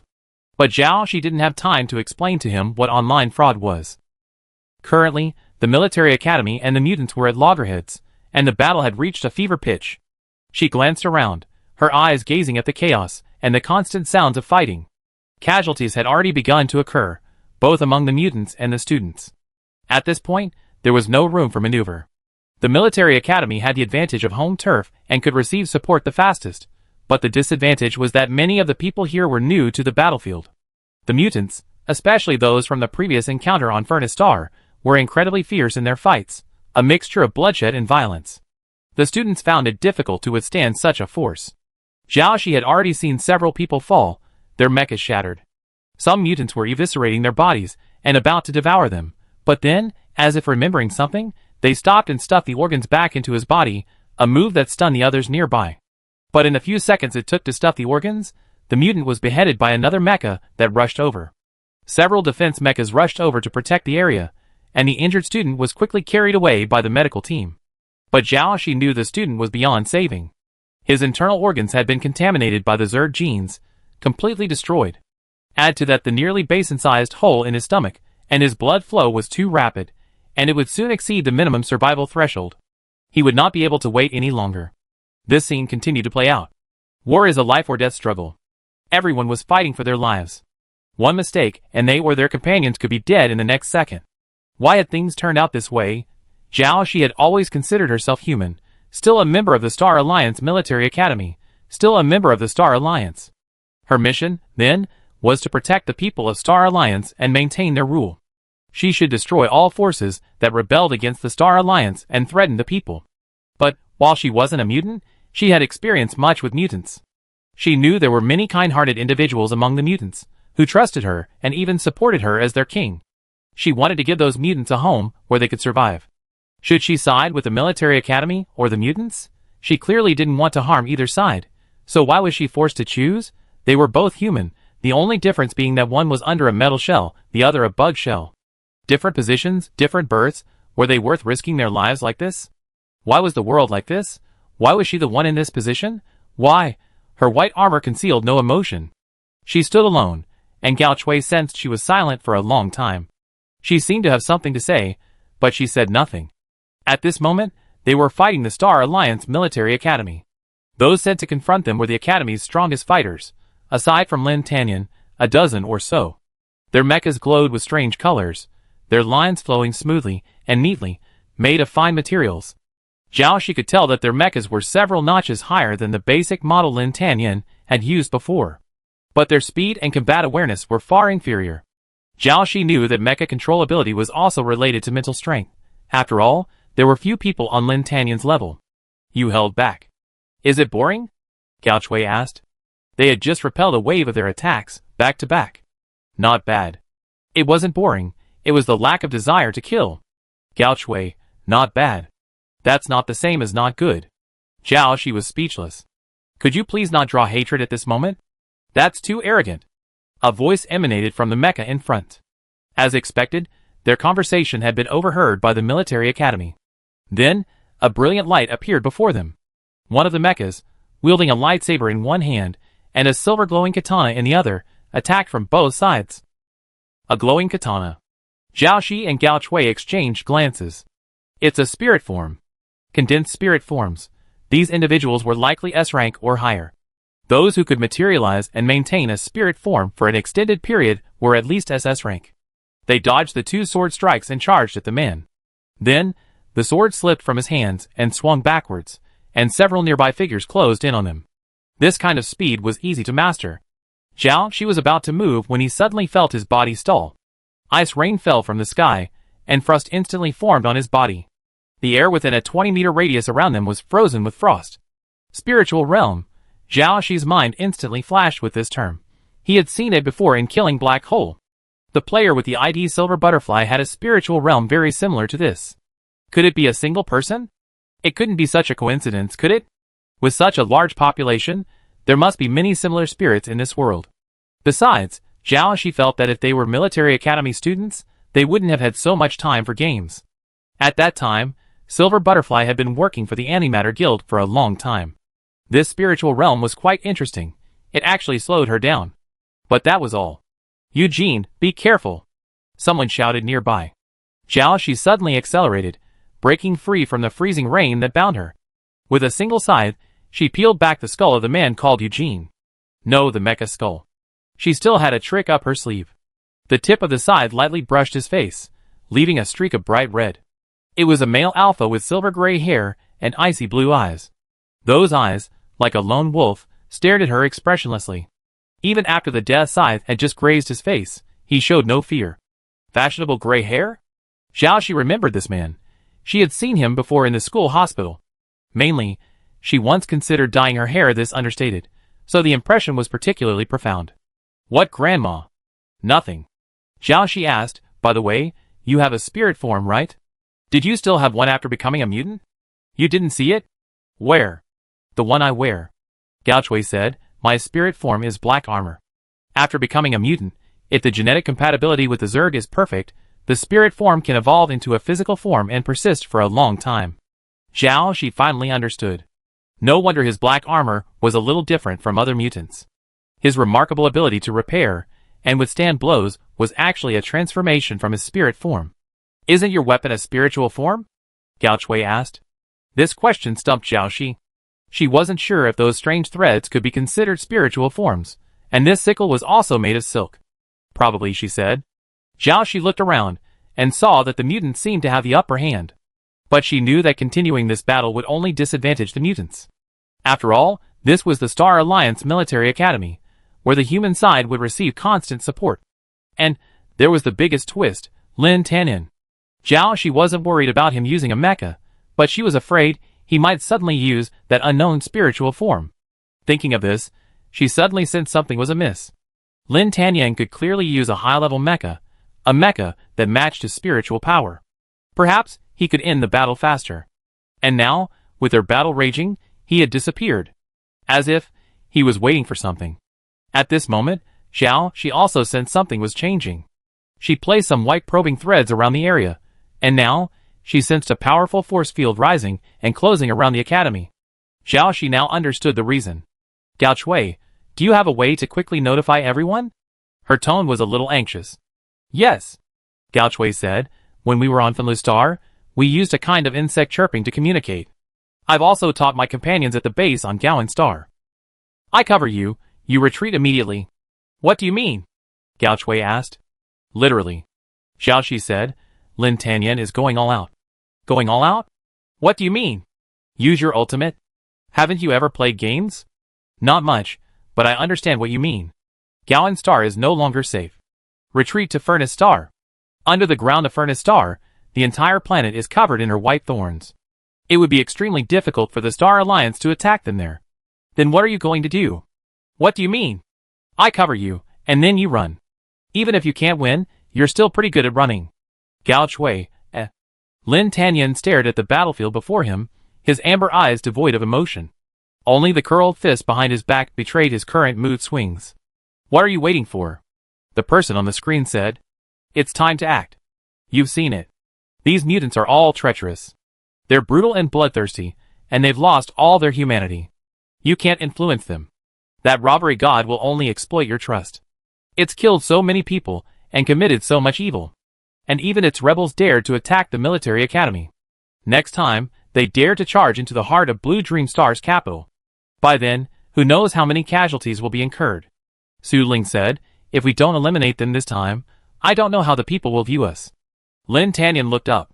Another screen was still looping the video that had been sent to him earlier, showing how the tall white figure slaughtered ordinary people, and how his actions caused the volcanic eruption and near destruction of Furnace Star.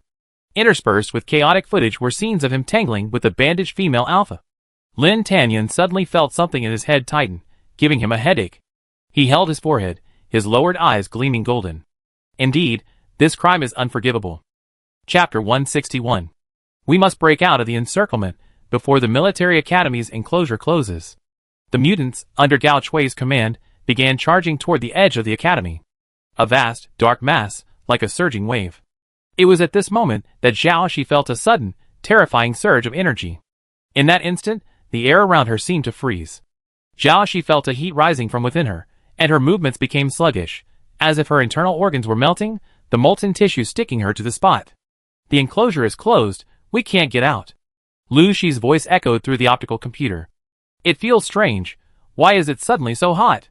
The mutant next to her said. Zhao Shi knew that the military academy's enclosure wouldn't be broken in a short time, so they had to resort to empty air. She looked up and saw a familiar figure standing in midair. He wasn't wearing a mech, and without any protective gear, he simply gazed down from midair. His golden eyes lit up, and he clasped one hand behind his back, looking like a god descending from heaven. Lin Tanyan, has anyone ever told you you're such a pretentious person? Around him, there was a heat-generating energy field. Zhao Shi guessed that he must be controlling the heat in the air, thereby manipulating the airflow, to achieve his hovering position. And now, he was standing in the air, intent on blocking their only escape route, annihilating them all here and there, annihilating every mutant present. It's so hot. So hot. How can it be so hot? Many mutants collapsed to the ground and began peeling off their non-existent clothes, layer by layer, until they were stripped of their scales, shells, flesh, bones. They began to melt, their organs turning to pus and blood, flowing out from beneath them. Some mutants even had thinner eyelids, their eyeballs beginning to twist and deform, bulging from their sockets due to the heat, then falling out and exploding with a pop. But no one in the surrounding military academy felt any discomfort. On the contrary, thanks to Commander Lin's intervention, their confidence soared. Coupled with the mutants' sudden weakening, they began to reap military merits like cutting vegetables, dividing the influence of his spirit body onto every mutant present, while avoiding all humans. What kind of terrifyingly precise control was this? Zhao Shi clearly remembered that back in Meihai Star, he hadn't dared to use his spirit body like this for fear of harming anyone. What had happened during this time? Why had he improved so much? But now wasn't the time to dwell on that. If she didn't take action, everyone would melt alive here. Zhao Shi raised her sickle, spread her wings, and soared into the sky. This time, she was imitating a species of zerg called the thousand-winged insect. Qing Wang had previously used the power of the thousand-winged insect against her. A pair of thousand-winged insect wings contain countless small membrane petals that can be used as weapons, deploying and retracting them. This ability is suitable for aerial combat, and is also relatively easy for her to imitate. Zhao Shi didn't intend to directly expose the existence of the white silk here, as she wouldn't treat cadets as food. Furthermore, she had been seen using it before in killing the black hole, which would risk exposing her identity. Among the mutants, Gao Chui was the only one who knew that she used the white silk to feed. With a flap of her wings, a shower of sharp scales rained down on Lin Tan. Simultaneously, Zhao Shi attacked him with 4 sickles, this time attacking from 4 directions. Lin Tanyan's spirit seemed intangible, its form invisible. Even without his mech, he still moved remarkably fast through the air currents and heat responsive to his will, like an obedient pet. The scattered scales melted as they approached him, transforming into a flaming liquid that fell to the ground. Zhao Shi continued her assault, imitating the Green King's technique, unleashing the abilities of various zergs in turn. Conveniently, having previously devoured those zergs, she possessed a deep understanding of their genetic makeup. Since Lin Tanyan had to deal with her, the other mutants below felt a sudden sense of relief. As soon as we have the opportunity, organize everyone to leave Blue Dream Star. This was the order Zhao Shi had given Gao Chui earlier. Gao Chui obeyed, arranging for everyone to break through the encirclement and head towards the spaceship. Mechs continued to rush forward to block their path, but they also suffered casualties as they fought their way through. Lin Tanyan hadn't anticipated that the Zerg god could possess the Queen's ability to replicate Zerg genes. Coupled with its intense combat awareness, it proved far more formidable than he imagined. Seeing the mutants about to board the spacecraft and depart, Lin Tanyan began to focus most of his attention on them. Zhao Shi, sensing something was amiss, immediately intervened. Distracted, he was a step too slow, allowing her side to slice into his shoulder. But he didn't even blink. Then, in mere seconds, the spacecraft melted into molten iron. Zhao Shi clenched his fists. Lin Tanyan's recovery ability was also incredibly strong. As Zhao Shi drew aside, he could feel his muscles rapidly growing and straining. "We can't leave," Gao Chui said. "Though the robbery god is powerful, this is the Star Alliance's home turf. He won't hold out for long.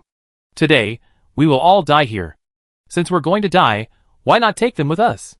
Yu Xing suddenly said, "I thought the Star Alliance were all upright people, but I didn't expect them to frame us and the robbery god at every turn. This Star Alliance makes me sick." "Then let's self-destruct." Gao Chui's eyes gleamed with madness. "This will be fun." Lu Shi nodded at his words. "Although I'm quite afraid of death, since we're all here together, it's not so bad. The main thing is, since we're going to die anyway, we might as well die meaningfully. The energy generated by our self-destruction can even help the robbery god." Yu Xing nodded. "I agree." Gao Chui communicated this to the other mutants, and 10 seconds later, Zhao Shi received a message that they were planning to collectively self-destruct and blow up the Star Alliance military academy. "Oh my god!" Zhao Shi was terrified. "No! I still want to go back to school. Xiuqiu, please let me finish college. I worked so hard to get into college. There was no time to type, so Gao Chui sent a voice message. It's just perfect. The heat generated by our self-detonation will not only blow up the Star Alliance military academy, but also give Lin Tanyan a chance to panic. Seize the opportunity, and use the shockwave to fly directly away from Blue Dream Star. No, brother, as soon as you send a voice message." Sure enough, Lin Tanyan, who was standing next to him, heard this. He sneered, "Your subordinates are quite loyal." As these words rang out, Zhao Shi saw Lin Tanyan's eyes suddenly dim, then sparkle again. Then, a surge of energy 100 times more terrifying than before emanated. Zhao Shi knew that when this energy arrived, all the mutants on the ground would instantly melt. He wanted to reduce them all to a pool of blood before they self-destructed. Because Lin Tanyan had released all his mental energy, he was now unstable in midair, his airflow turbulent. Then, the next second, Zhao Shi's sickle pierced his abdomen, injuring him deeply and severely. Bleeding flowed from his abdomen, and blood also flowed from his lips. He wiped it nonchalantly with his thumb, and his lips instantly became a strange red. The people watching below screamed, "Oh my god, Commander Lin. Damn mutants. Kill all the mutants. No. They're going to self-destruct." By then, word of the mutants' impending self-destruction had spread. With such a large number of them, and the explosion occurring at such a rapid speed within a short period of time, it was almost impossible to stop them. The attack from the robbery god above also delayed Lin Tanyan's actions. It's truly hard to say whether the mutants will self-destruct first or be melted away. It's even possible that both scenarios will occur simultaneously. That would mean humans and mutants slaughtering each other to the extreme, leading to an utterly horrific ending with total annihilation. Everyone was utterly nervous, but there was no one who could resolve this tragic farce right now. If the mutants were to succeed in self-destructing here today, not only would humanity's combat readiness be severely damaged, it would also be the most devastating defeat in Starlink's history. Annihilation at the hands of the enemy in their own homeland. 3 seconds passed, then 5, then 10. Everyone's heart tightened to the utmost, then relaxed, yet they dared not fully relax. Everyone's heart remained clenched. They looked around. Truly nothing happened? No, it did. Humans and mutants alike gazed at the ground, only to discover that a blazing white had instantly enveloped the entire arena. With it came a feeling of extreme cold. Not the damp, refreshing cold of rain or snow, but a despairing, bone-chilling chill, like falling into a deep, icy abyss. The mutants, restrained by that force, collectively halted their self-destructions. It was as if the energy accumulated within their bodies had been suppressed, their bodies spontaneously conserving energy to resist this strange cold. Also, due to the appearance of this white force, the heat flow controlled by Lin Tanyan stagnated and ceased, forced to neutralize the cold, but surprisingly, it was also counteracted. But the military academy officials were unaware of this. They only knew that this sudden appearance of a mysterious spiritual realm had prevented the self-destruction of all the mutants. They could use the spiritual realm, and at such a rapid speed and such an absurd intensity. This was something only a Super S-Class could accomplish. When did a Super S-Class appear? And then, as everyone stared in amazement, a white figure appeared almost out of thin air, ascending step by step through the air until it reached the same level as Lin Tanyan and Tribulation God. It was a female alpha. She wore a white dress-style shirt with an intricate dark pattern at the collar. It had a V-neck, and the top 2 buttons were undone, revealing a large expanse of her collarbone. Her short hair, which reached just above her shoulders, had lost its previous vibrant hues and returned to its natural, pure black. She exuded a relaxed, uninhibited air. Her originally dark brown eyes had turned crimson when she released her spiritual realm, radiating a strange sense of mystery. Although her bandages were gone, Gao Chui and Yu Xing recognized her instantly. Mutants have a keen sense of smell and sensation. They couldn't mistake the scent. "It's her. Miss Shi, I didn't expect her to be so powerful. She's so hidden." Lu Shi was stunned, staring at the sky without blinking. Now the robbery god has help. With a wave of her hand, a long sword appeared in her palm. The snow-white thorn sword shone like cold metal. Gao Chui, however, crossed his arms, staring intently at the events above, his expression somewhat unpredictable. The battle between the robbery god and Lin Tanyan was at a critical juncture. Lin Tanyan had suffered a severe abdominal injury, and the robbery god's armor had partially melted, leaving the two at a stalemate. But when the female alpha appeared, they all stopped. "Who is that?" someone among the cadets below asked. "That person looks like Xiao." Someone was so excited that they couldn't even finish a sentence. "Like Xiao Shi? I think so too. But that's impossible, isn't she dead? The way she dresses doesn't look like her either." "It really does look like her. I've seen her in person. That figure, that dejected yet maddening aura, is incredibly similar. I can't believe it, but it would be hard to find another person with that aura, right? Oh my god, I can't believe it. If it's really her, there's going to be another major uproar on StarNet." Robbery God towered over the female alpha before him, seeming to know her well. "How did you get here?" Before he could finish his words, before everyone else, thinking they had arrived at a powerful savior, the white thorn sword plunged directly into Robbery God's chest, sprouting spikes. Chapter 162. After stabbing Robbery God, Zhao, she immediately supported the severely injured Lin Tanyan and took a step back. Robbery God clutched his chest and violently shook her away, his tone filled with shock. Who are you? Why betrayed me? Zhao, she didn't bother to answer her own questions. She said nothing to the Robbery God clone. To the mutants below, this scene revealed her coldness and ruthlessness, her disdain for even a word of explanation. She had switched sides at the last minute, betraying Robbery God. Are you okay? Zhao, she glanced at Lin Tanyan. Yeah. Lin Tanyan nodded. He lowered his eyes, shielding the sudden flash of gold in his eyes. Hidden within his sleeves, he clenched his fists, his knuckles white from the exertion. This familiar spiritual realm, exactly the same as the one he's seen with Shi in killing the black hole. That day, during the final moments of Zhao Shi's death battle with the underground monsters on the pop star, he sensed through the pheromones Zhao Shi released before her death that she and Shi were the same person. It seemed Zhao Shi had a glandular problem, so he had never sensed her pheromones outside of the game before. This time, it was absolutely certain. Zhao Shi was Shi. Pheromones are another manifestation of the spirit, often sharing similar characteristics with the person.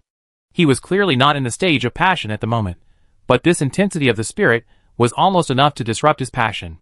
It was like the first time he met Zhao Shi, simply having a meal together, and his passion had already come on prematurely.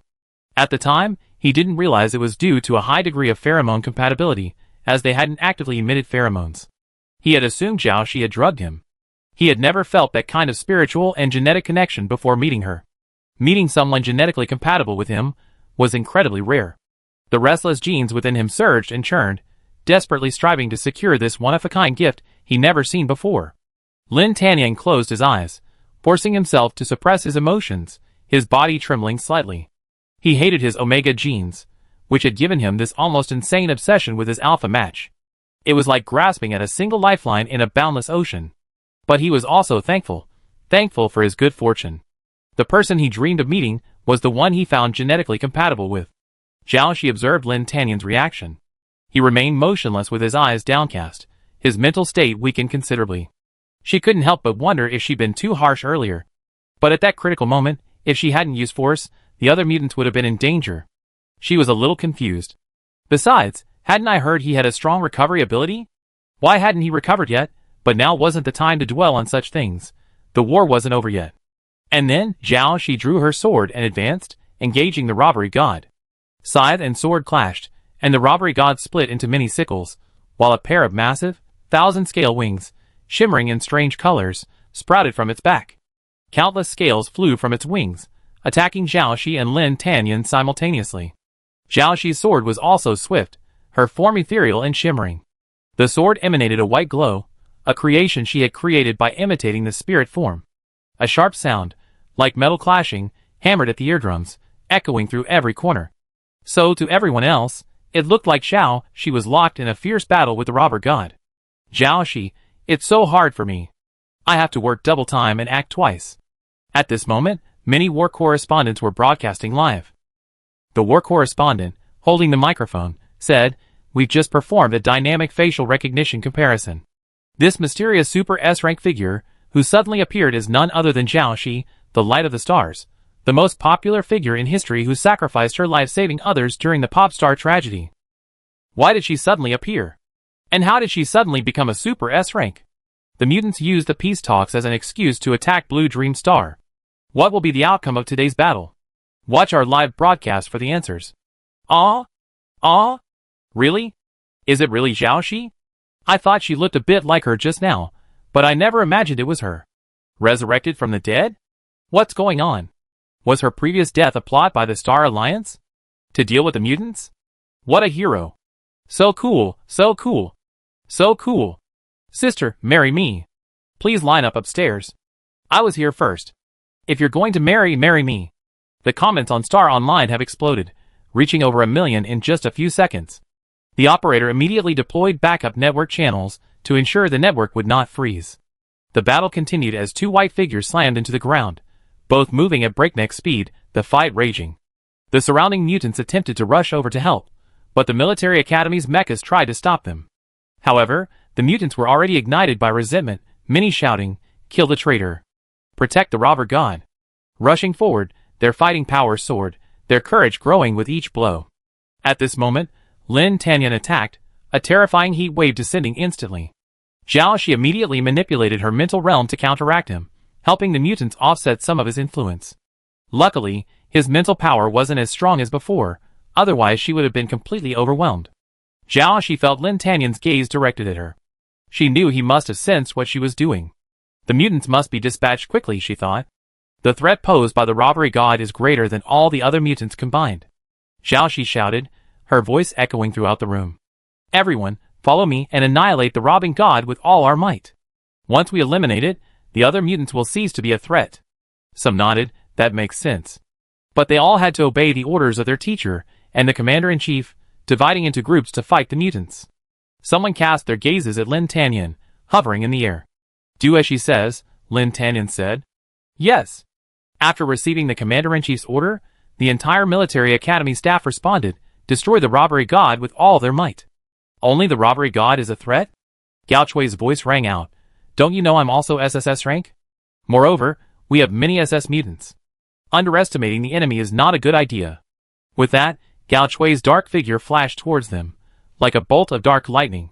Zhao Shi felt a dark cloud covering the sun overhead. She quickly turned and retreated, only to see a smoking crater formed in front of her.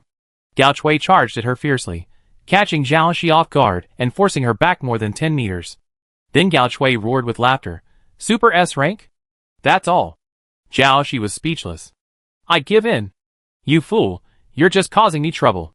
Gao Chui led several elite mutants around the robbery god, all of them wary of Zhao Shi. Gao Chui, stand back. The robbery god said, their target is me. So today, let's do as they wish. What do you mean? Gao Chui asked, confused, a sudden sense of foreboding rising within him. I can't leave. The robbery god said, showing Gao Chui the white thorns growing within his body. These thorns had already blended with his flesh and blood, and were still growing. Gao Chui's expression changed. They're from that sneak attack. Super S-rank spirits are truly powerful. They could actually injure the robbery god this much. Zhao Shi instantly felt the gazes Gao Chui and the other mutants gave her, eyes that wanted to cut her into pieces. It's so hard for me. I have to fight, act, and help you resist Lin Tanyan's mental field. And endure your murderous glares. Hurry up, I'm retiring. Ha ha. Robbery god suddenly threw his head back and laughed wildly. I want to see if you can stop a near Super S-level mutant from self-destructing. Oh no! My mental field may not be able to suppress it. Zhao Shi's voice spread immediately. Everyone stay put. Set your mechas to maximum protection. Robbery god is going to self-destruct. It would be difficult for other mutants to self-destruct within Zhao Shi's mental field, but an SSS-level mutant could still break free with some effort. Upon hearing the robbery goddess words, Gao Chui immediately said, okay, I go with you. I never thought my dream would end before it even began. But dying alongside you is not a boring ending. His meridians throbbed, and just as he was about to compress all his strength into a single point, he felt the robbery goddess' hand on his shoulder, and a familiar voice whispered softly into his ears. You still have infinite possibilities. I will use my body to lift you and fly away from Blue Dream Star.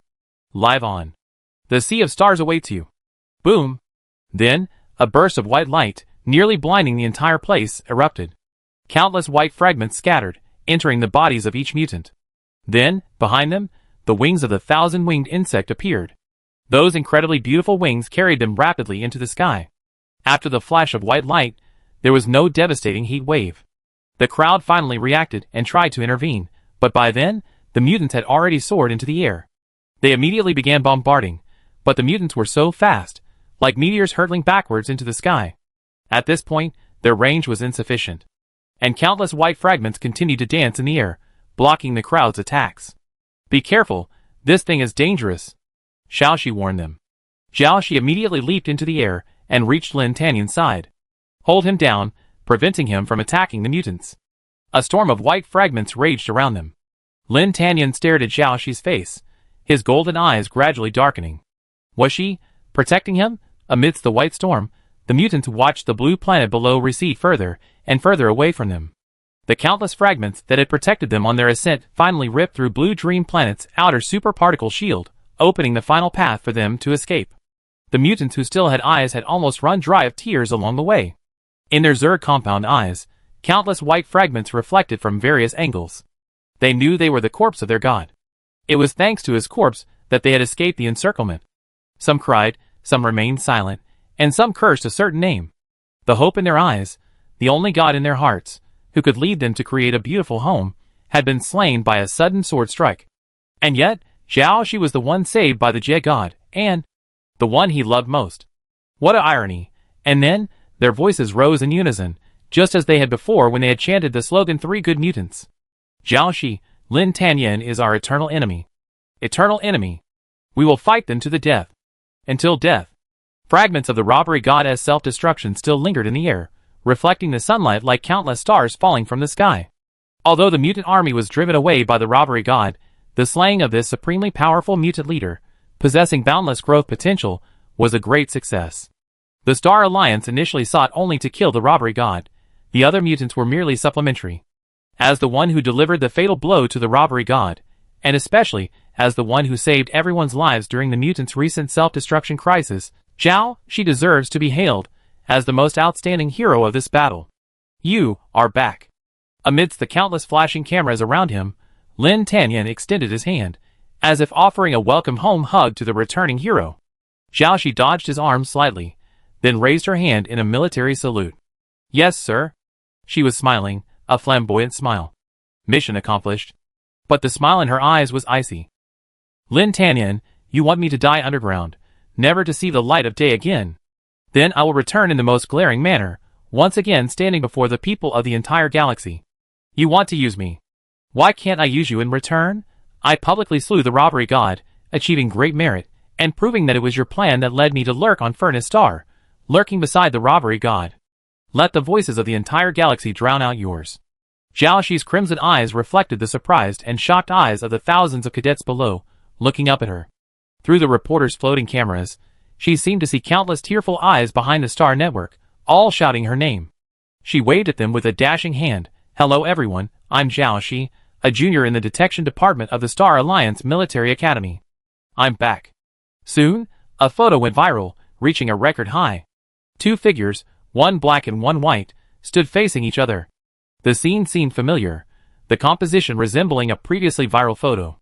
In that photo, they were also in this opposition, a contrast between the Deep-Sea Star Alliance army and the lazy playboys.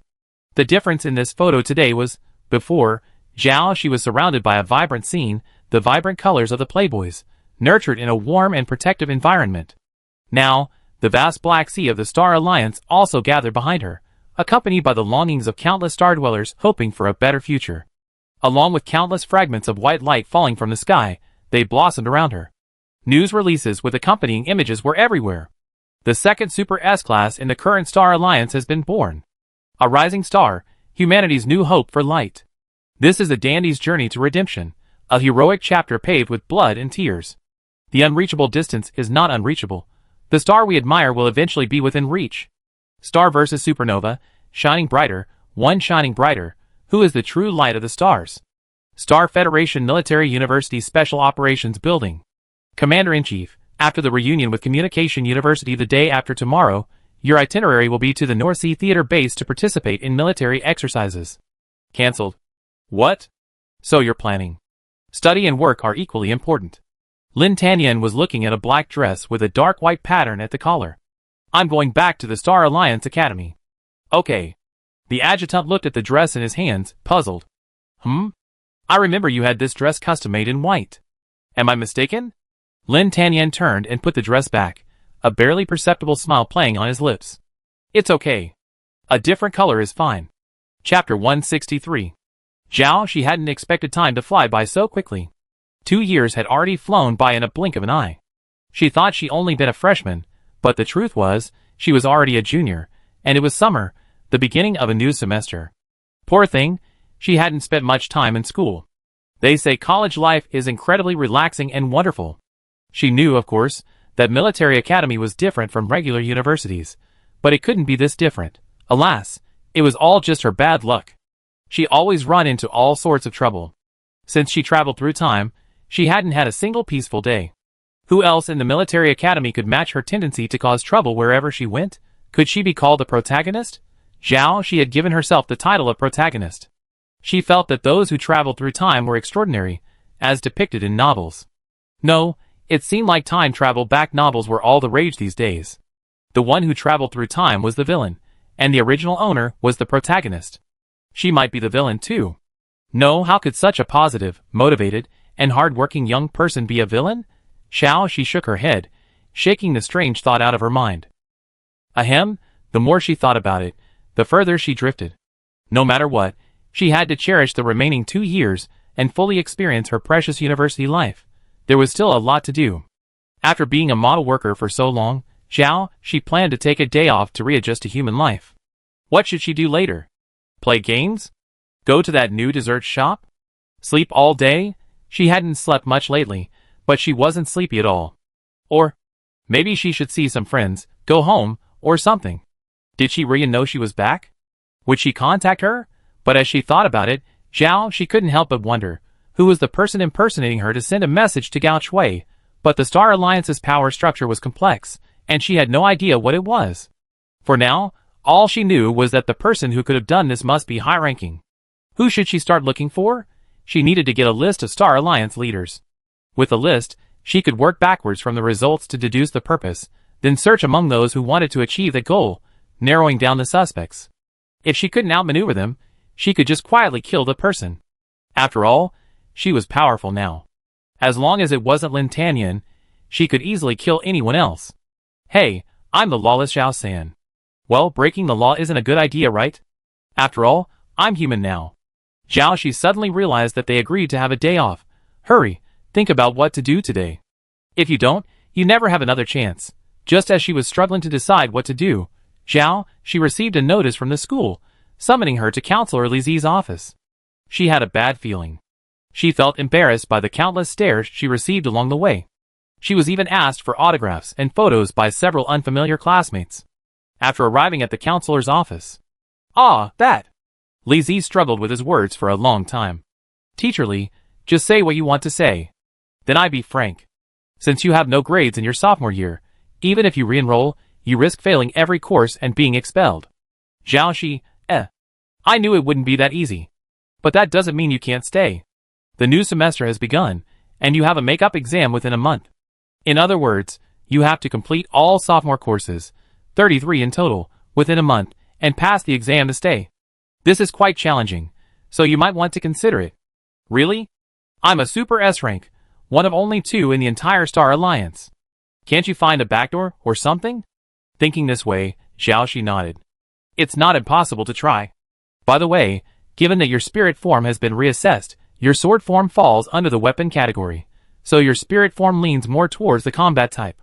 After discussion, the school leadership recommends that you pursue a dual degree, a Bachelor of Detection and a Bachelor of Mecha Combat. Do you mean I should change my major? She was a little confused. No, you're taking 2 majors simultaneously.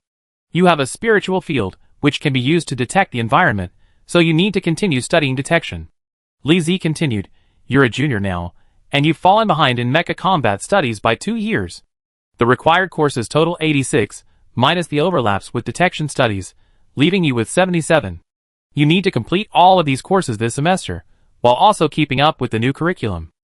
So, 2 majors combined means 110 subjects? No, she probably has trouble with math. What the hell is that number of subjects? Do you Interstellar people have nothing better to do? Why do you have to take so much for 1 major? And that's the amount of subjects she needs to take for 2 majors at once. Would she go insane? Yeah, and that number of subjects doesn't even include the ones she'd be taking in her junior year, so the actual number of subjects will be even greater. Besides, she still has to attend classes and practice regularly. Where would she find the time to study and make up for it every day? Xi's lips twitched.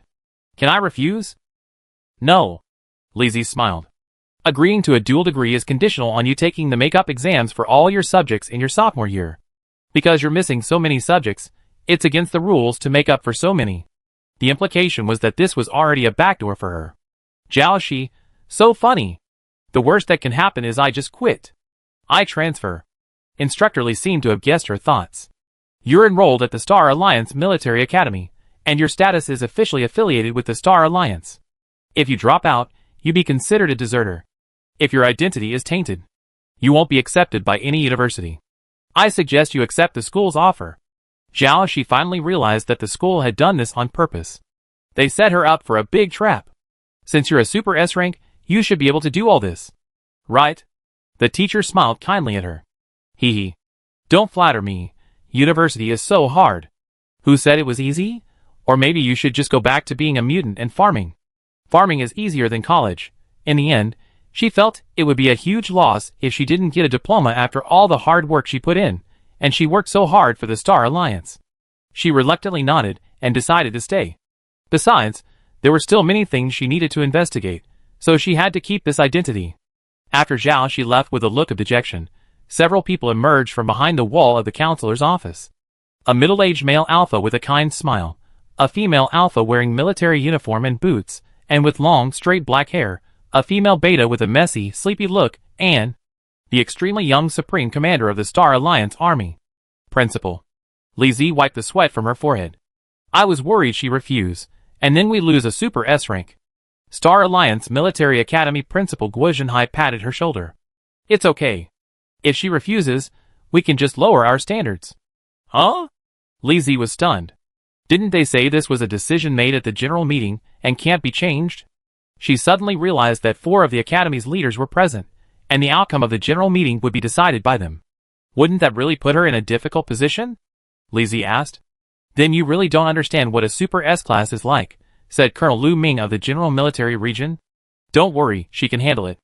Noticing the gazes from the side, she quickly added, Commander Lin, that's not what I meant, haha. You know, I was praising you. She can do it, said Lin Tanyan, nodding. But how could she focus on anything else?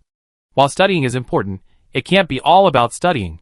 During the meeting, he had suggested reducing Zhao Shi's academic burden.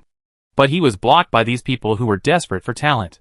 They thought his reasoning was inadequate, saying that Super S-class people didn't really need rest, like he didn't. Lin Tanyan, Zhao Shi hasn't undergone split consciousness training before, so she needs practice. Intensive training in a short period of time will help her better utilize her mental power. Mugu stared intently at the floating light screen before her, her finger swiping across it. Dense, illuminated characters flashed across the screen at a rapid pace. Her dark circles were so dark, as if she'd been beaten. Now is the time for the Star Alliance to recruit. There's no time to lose.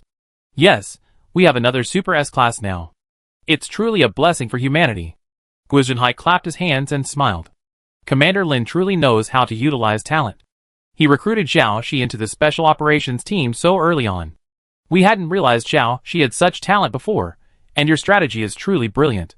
This tactic of escaping from the enemy camp directly eliminated the 2 mutant leaders. Indeed. Lu Ming nodded and smiled. How about the Commander-in-Chief? He hadn't come up with such a plan, but at this point, no one would believe his explanation. 2 leaders? Lin Tanyan wondered. But isn't the timing of this robbery god's appearance a bit too coincidental? 4th planet, Furnace Star. This planet still bears many terrifying cracks, but the surging magma has subsided, and the planet's temperature is no longer as insanely high as before. We can't stay on Gowan Star anymore. We mutants are now completely hostile to humans. So how do we solve the food problem? There are no green bases now, and no Zerd to supply us from the hives.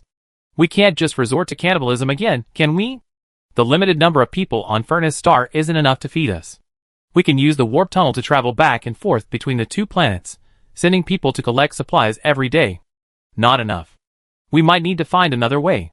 Several highly respected mutants gathered to discuss their future livelihoods. The temperature on Furnace Planet is dropping, Gao Chui said. It's strange, but the temperature at the volcano near the incinerator is about the same as before. It feels like the temperature is more concentrated and intelligently zoned. Huh? Lu Shi said, you've read too many novels, aren't you just imagining things? How is that possible? If what Brother Chui says is true, Yuxing said, perhaps we could try growing crops in cooler areas.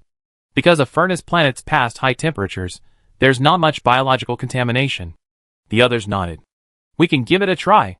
So they divided their personnel, with some rebuilding their homes and others conducting farming experiments.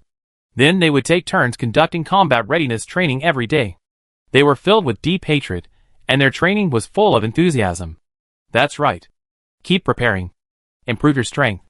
Sooner or later, we seek revenge on the Star Alliance for the robbery god. Revenge. Revenge. Kill Zhao Shi. Kill Lin Tanyan. Destroy the Star Alliance! They shouted. Gao Chui was practicing boxing when a gust of wind passed by, and with one punch, he shattered a corner of the mountain.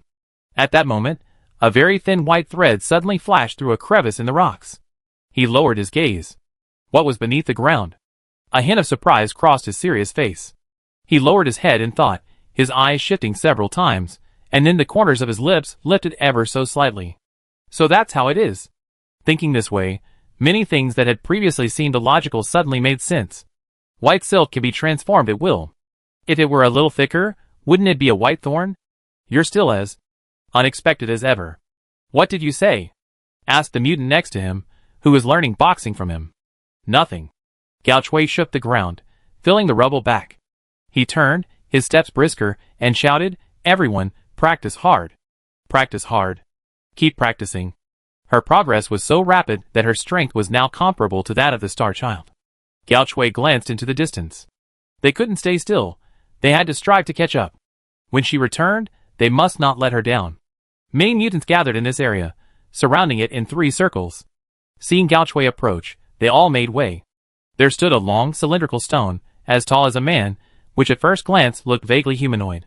Someone had made this stone into a target, with a human face painted on the top. Lu Shi closed his eyes, twitched his ears, and extended his hand. A stream of colorful light flew out from his palm, striking the man right between his eyebrows. It was a scale from a millipede's wings. Swish, swish, swish. The people in the queue behind him continued to fire their scales. Some missed and flew off into who knows where, while others struck the stone pillar, either embedding themselves in it or bouncing off into the ground. Who drew this? Gao Chui asked. Me. Yu Xing stepped forward. I used to learn painting with my sister. The figure in the painting had a pair of peach blossom eyes, with a sparse white on the lower lip, black hair, and crimson pupils. His features were so beautiful that they were difficult to distinguish from others, and his aura was tinged with despair. The figure was laughing, a laugh so arrogant, like a peerless villain. Gao Chui's lips curled. It's a good painting. Especially the charm. Chapter 164. When Zhao Shi carried the enormous pile of textbooks back to her dorm, she attracted countless onlookers. Once the books were piled up in the dorm, they filled up the entire space, leaving no room for anything. Don't ask her why she didn't use electronic versions. She didn't even have a laptop, was broke, and couldn't afford one. The military academy covered all study materials, and paper books were free. Luckily, she lived alone, otherwise the dorm wouldn't even be able to fit them all. Looking at so many books, Zhao Shi felt like the sky was falling. She didn't know where to start. She randomly picked a book and flipped through it. Sure enough, she started to feel dizzy and dazed, and everything went black. Her stomach felt like a black hole, swirling in circles, and making growling noises. Zhao Shi then remembered that she was now in a human body, and she hadn't eaten in a long time. This was starvation leading to hypoglycemia. Zhao Shi leaned on the bed frame and stood up. She had to eat quickly, or else a super S-rank student would starve to death. How shameful! Then she remembered a tragic fact. She had no money. Military students were provided with food and lodging at the school, but living expenses were deposited into their accounts on the 1st of every month. And now, it was the beginning of the month. Just 2 days after the 1st, she went to the school finance office, and they told her that this month's allowance would be paid on the 1st of next month. But she needed it now. If she didn't get the living allowance from the school, she would starve to death. Yes. Zhao Shi suddenly remembered that she was a wealthy second generation. She had no money, but her mother did. With that thought in mind, she immediately knocked on the door of the next dorm, asking to borrow someone's laptop to make a call. Zhao Shi remembered Shirian's number. After all, even though she had blocked her, that string of terrifying numbers would still flash into her laptop, vibrating wildly. It was hard for her to forget. Zhao Shi pondered for a long time how to phrase it, and finally, nervously, dialed the number, but no one answered, a busy tone. She called several more times, desperately, but the same thing happened. Was Shirian busy with work again? She probably didn't even know she was back. Zhao Shi thought about it, but decided to give up. After all, Shirian was the chairman of several large corporations, so busy all day that she probably didn't have time to answer unfamiliar calls. Forget it, she wouldn't bother her. Thank you. You're welcome, Sister Shi. Just call me if you need any help. The person who lent Zhao Shi the laptop blushed deeply because she had touched his wrist, and he was completely aroused. I'm always here.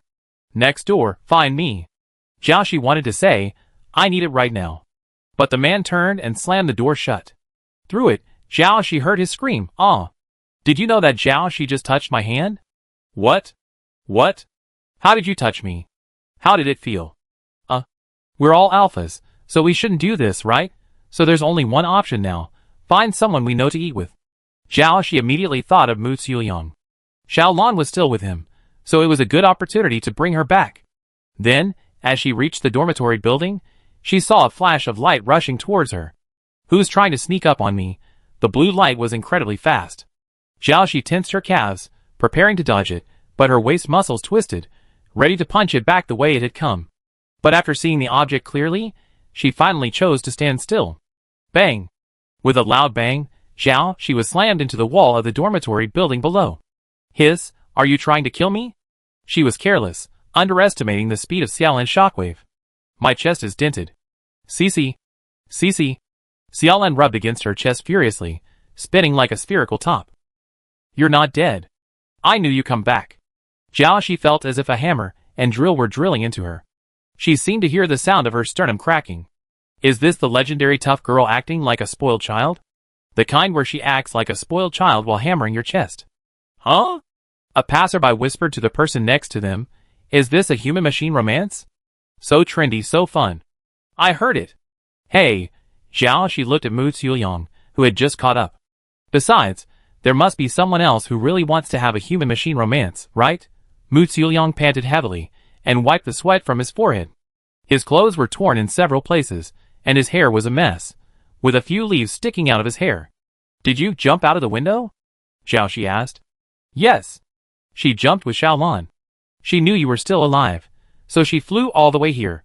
I've been waiting for you all the time you weren't around, always waiting. Xiaolan's screen lit up with crescent eyes. But I've installed a little plugin in the system. As soon as it detects your return, I turn it on. You've been dormant all this time? Jiaoxi was surprised. Yes. Why would I turn it on when you weren't around? Xiaolan said matter-of-factly, I exist just for you. Jiaoxi was touched. Xiaolan was truly different from other AIs, so in the end, she began to consider her a friend.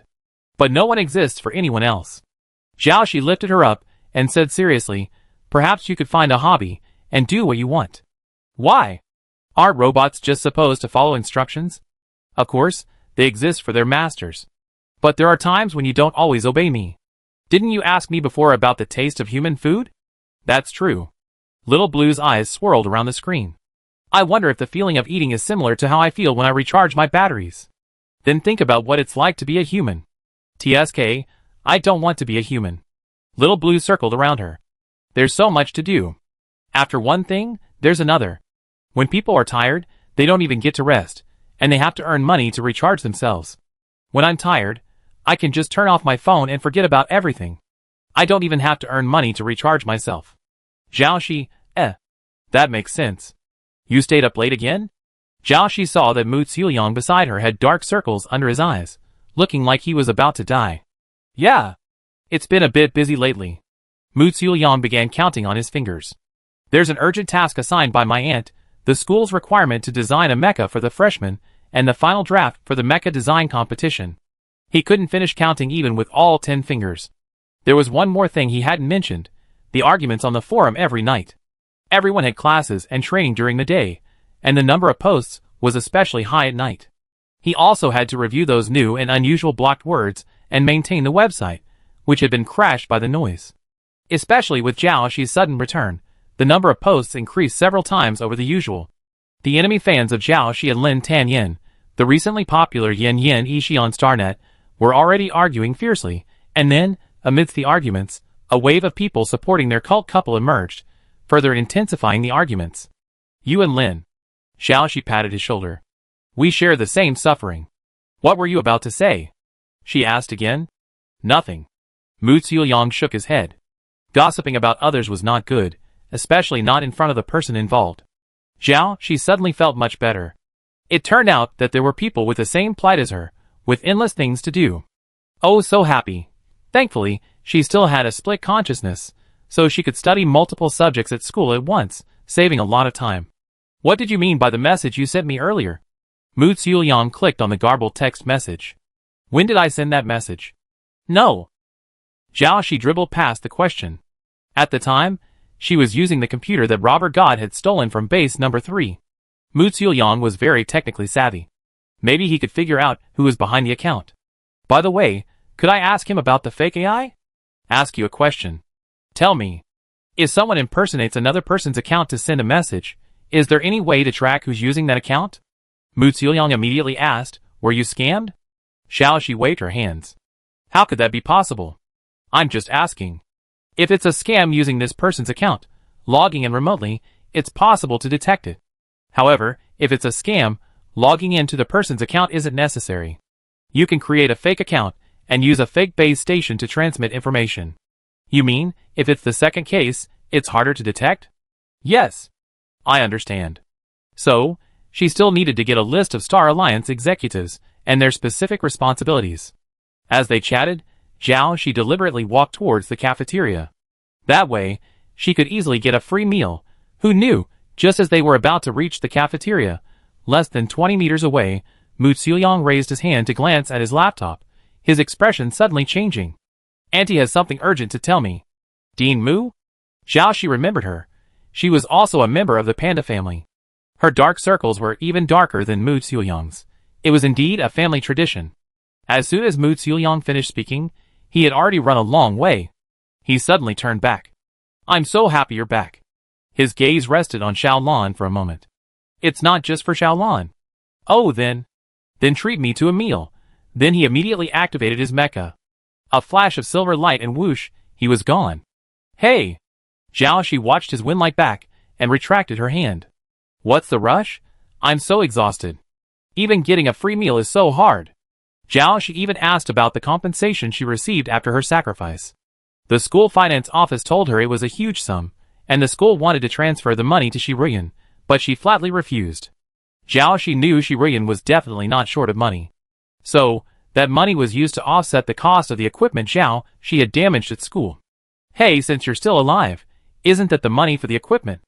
Zhao Shi ran away before they could finish their words. Oh my god, she, a great interstellar hero, had fallen to begging for food. What kind of human tragedy was this? Holding her weak and helpless self, she looked up at the sky, wanting to cry. Xiaolan, how about we go out and perform? But according to my data analysis, Cici doesn't seem to have any talents. Here are the things you're good at. Xiaolan began to list. You're good at playing games, drinking, hooking up, racing, fighting. Zhao Shi covered her face. Stop. Stop talking. I got it. She raised a finger. How about setting up a stall right here and crushing rocks with my chest? I'm the chest, you're the rock. Crush me? Xiaolan righteously refused. No. Absolutely not. Then, Zhao Shi saw a familiar figure. He sat beneath a lush tree, his slender fingers gripping a yellowed ancient book, flipping through the pages intently. Sunlight filtered through the leaves, casting a golden silhouette on him. Wow, the style has completely changed. With a built-in filter, StarCraft Jack Su. Lin Tanyan. The moment she saw him, Zhao Shi suddenly remembered that she had previously paid a large sum of money for the mission on K-pop Star. Zhao Shi quickly walked over to him. Just then, Lin Tanyan seemed to notice something and looked up, their eyes meeting. Hi, what a coincidence. Zhao Shi got straight to the point. Can I get the money I spent on the robot custom made?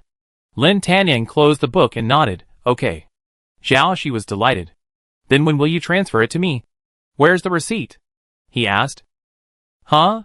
I've died once, every cell in my body has been replaced, and you're asking me for the receipt? Lin Tanyan saw her expression. You can't file without the receipt. You know, the military district's management is very strict. What about my salary from the special operations team? I've re-entered your information, submitted the withdrawal form, and it should be in your account in 3 days. 3 days? I starved to death in 1 day. Zhao Shi thought, how about creating a spiritual body and eating some underground rats? Oh my god, Zhao Shi, you're so pathetic. You become a human, and you're still eating rats? It's time for dinner. Do you want to eat together? Lin Tanyan suddenly asked. No money, nothing to eat. Zhao Shi was about to refuse. I treat you, Lin Tanyan added. Treat me to a meal? Oh my god, what heavenly music. Zhao Shi nearly lost herself, but she quickly regained consciousness. Alarm bells rang in her heart. Was Lin Tanyan trying to poison her? she thought again. Could she be killed by just any poison? And he wouldn't resort to such a low-level method. I have too much money left in my student account. I probably won't be able to use it all by the time I graduate. What a shame. Is this the disparity of the world? Okay. She smiled. If I don't bankrupt you, I lose. Chapter 165. Beep. The account has been frozen due to an abnormality and cannot be used. After they entered the cafeteria and reached the facial recognition part of the food selection process, they heard the robot say this to Lin Tanyan. He was stunned for a moment, then a confused expression appeared on his face. Why is it frozen? The account has been detected to be inactive for a long time, and the account holder has been absent from school for a long time. The system has determined that the account holder may not be a student, and the account is incorrect. If you have any questions, please contact the school finance center. I can't help it. This is a bit funny. Ha ha ha, I'm laughing to death. Zhao Shi tried hard not to laugh out loud, but her face twisted a little from trying so hard to hold it back. It turned out that the school's various procedures were not only blocking her, but also Lin Tanyan, and she felt relieved immediately. I can use my own Star Coin account. Sorry, the Military Academy cafeteria is not open to the public, the robot said. Lin Tanyan, Haha, this robot is awesome. Seeing Lin Tanyan's humiliation, Zhao Shi laughed heartily, her stomach throbbing with the effort of trying to contain it. But she was so hungry. And then, her stomach made a perfectly timed growl. A bit awkward. Zhao Shi pretended nothing had happened and looked up at the ceiling. Lin Tanyan glanced sideways at her. Sorry, I wasn't thoughtful. Let's go outside. I do it. At that moment, a crisp voice came from the side. The female alpha slung her coat over her shoulders. She looked like she just finished training, beads of sweat still etched on her tanned arms. She paused in front of the robot for a second. Verification passed. Thank you. They both thanked her. It's nothing. Ding Xinyu smiled brightly and waved. Sister Shi, long time no see. After saying that, she quickly stood still, saluted, and added, Hello, Commander Lin. No need for that. I'm a student here too, Lin Tanyan said. After they chose their dishes, Ding Xinyu sat down across from Zhao Shi and began chatting away. Ever since the last elimination round, wow, you've skyrocketed. You've been so busy. I haven't even had a chance to find you. Let me count the ways. Fighting on Mihai's star, then faking your death on the singing star, then lurking on Gowan's star. Then, when the mutants were planning to destroy the Star Alliance Military Academy, you suddenly appeared at the most critical moment. And you decisively defeated the mutant leader, the Jieshan. Wow, that's so cool. Your experience is far more exciting than any novel or holographic drama. Zhao Shi was a little overwhelmed by her enthusiasm. Not bad, not bad. Her actual experience was far more exciting than this. You know what? You're already an idol to many people. From a playboy with a terrible reputation to a hero whose fame has spread throughout the galaxy today, that's simply incredible. And now you're only the second Super S-Class in the Star Alliance. No wonder you performed so well in the elimination rounds. I was always wondering how I could catch up to you, but now it seems impossible, haha. At the time, my brother didn't agree with me. He said I had bad taste. Why didn't I learn from the good instead of the bad? Speaking of her brother, Ding Xinyu's eyes flashed with sadness, but she quickly concealed it. If he knew what you've achieved now, I have to ask him whose taste is wrong. You're already very good. Zhao Shi said, I heard about you when I first enrolled. You always had almost perfect grades. Thank you, Sister Shi. Ding Xinyu said, but I know there's still a huge gap between me and true geniuses like you. Zhao Shi looked at the person before her. Through Ding Xinyu, she saw similar features and a similar name. Zhao Shi remembered the boy with the bluebird spirit form on Mihai's star. Their personalities seemed different, but in essence, they were not much different. Ding Xinyu, whom she initially thought was a gloomy young man, ultimately chose to break his black wings and dedicate his whole life to the Star Alliance. And Ding Xinyu, he's also very talented. He's a true hero. The official Star Alliance report contained no mention of the brain-eating worms or the Black Rain. Those who died in the battle were attributed to a surprise attack by mutants. No one knew how long they battled those nameless monsters in the pitch-black, despairing rain. I know, I've always known. Ding Xinyu smiled. He's always been the pride of our family. I take his share and work even harder, even though you're so strong now. She blinked. I continue to pursue you, at least, for the chance to fight alongside you. Zhao Shi nodded. His last wish will be fulfilled, along with the wishes of countless heroes who died on the battlefield. That's why, no matter what, she resurrect and return here. I wait, she said. Since Ding Xinyu was treating Zhao, she didn't want to overindulge. She simply followed Lin Tanyan's lead and took the normal alpha portion. Otherwise, with her appetite, she could eat half the cafeteria. Zhao she began to eat furiously, finishing half in 5 seconds. She suddenly felt reluctant to eat the rest. Then she noticed Ding Xinyu across from her, her chin resting on her hands, looking at her and Lin Tanyan. With an anti-smile. Why was she looking at them like that? Why aren't you eating? You guys eat, I'm on a diet. On a diet? If she wasn't eating, why was she in the cafeteria? Zhao she was truly baffled. By the way, can I have a photo of you too? Ding Xinyu clasped her hands together.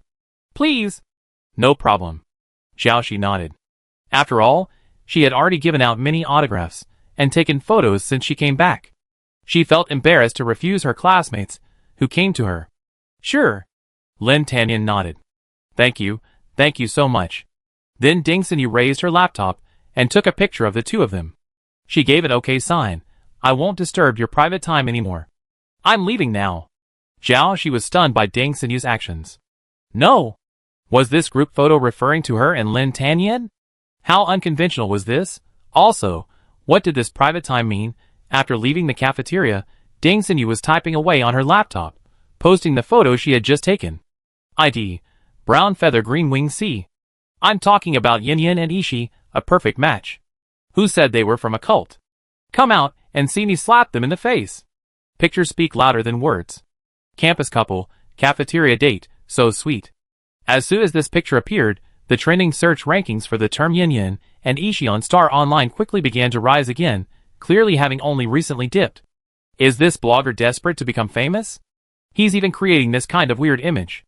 Yeah, it's definitely AI-generated. Brown feather green wing. Aren't there organizations that specialize in authenticating AI images? If you don't believe me, just upload it and check it out yourself. This is clearly a genuine image. Ah, so awesome. I firmly defend Cece's unique beauty. Refuse to be associated with her. It's hilarious. You guys are the ones who insisted on getting involved. Xingxing's unique beauty. A new round of fierce competition has begun on StarNet and campus forums.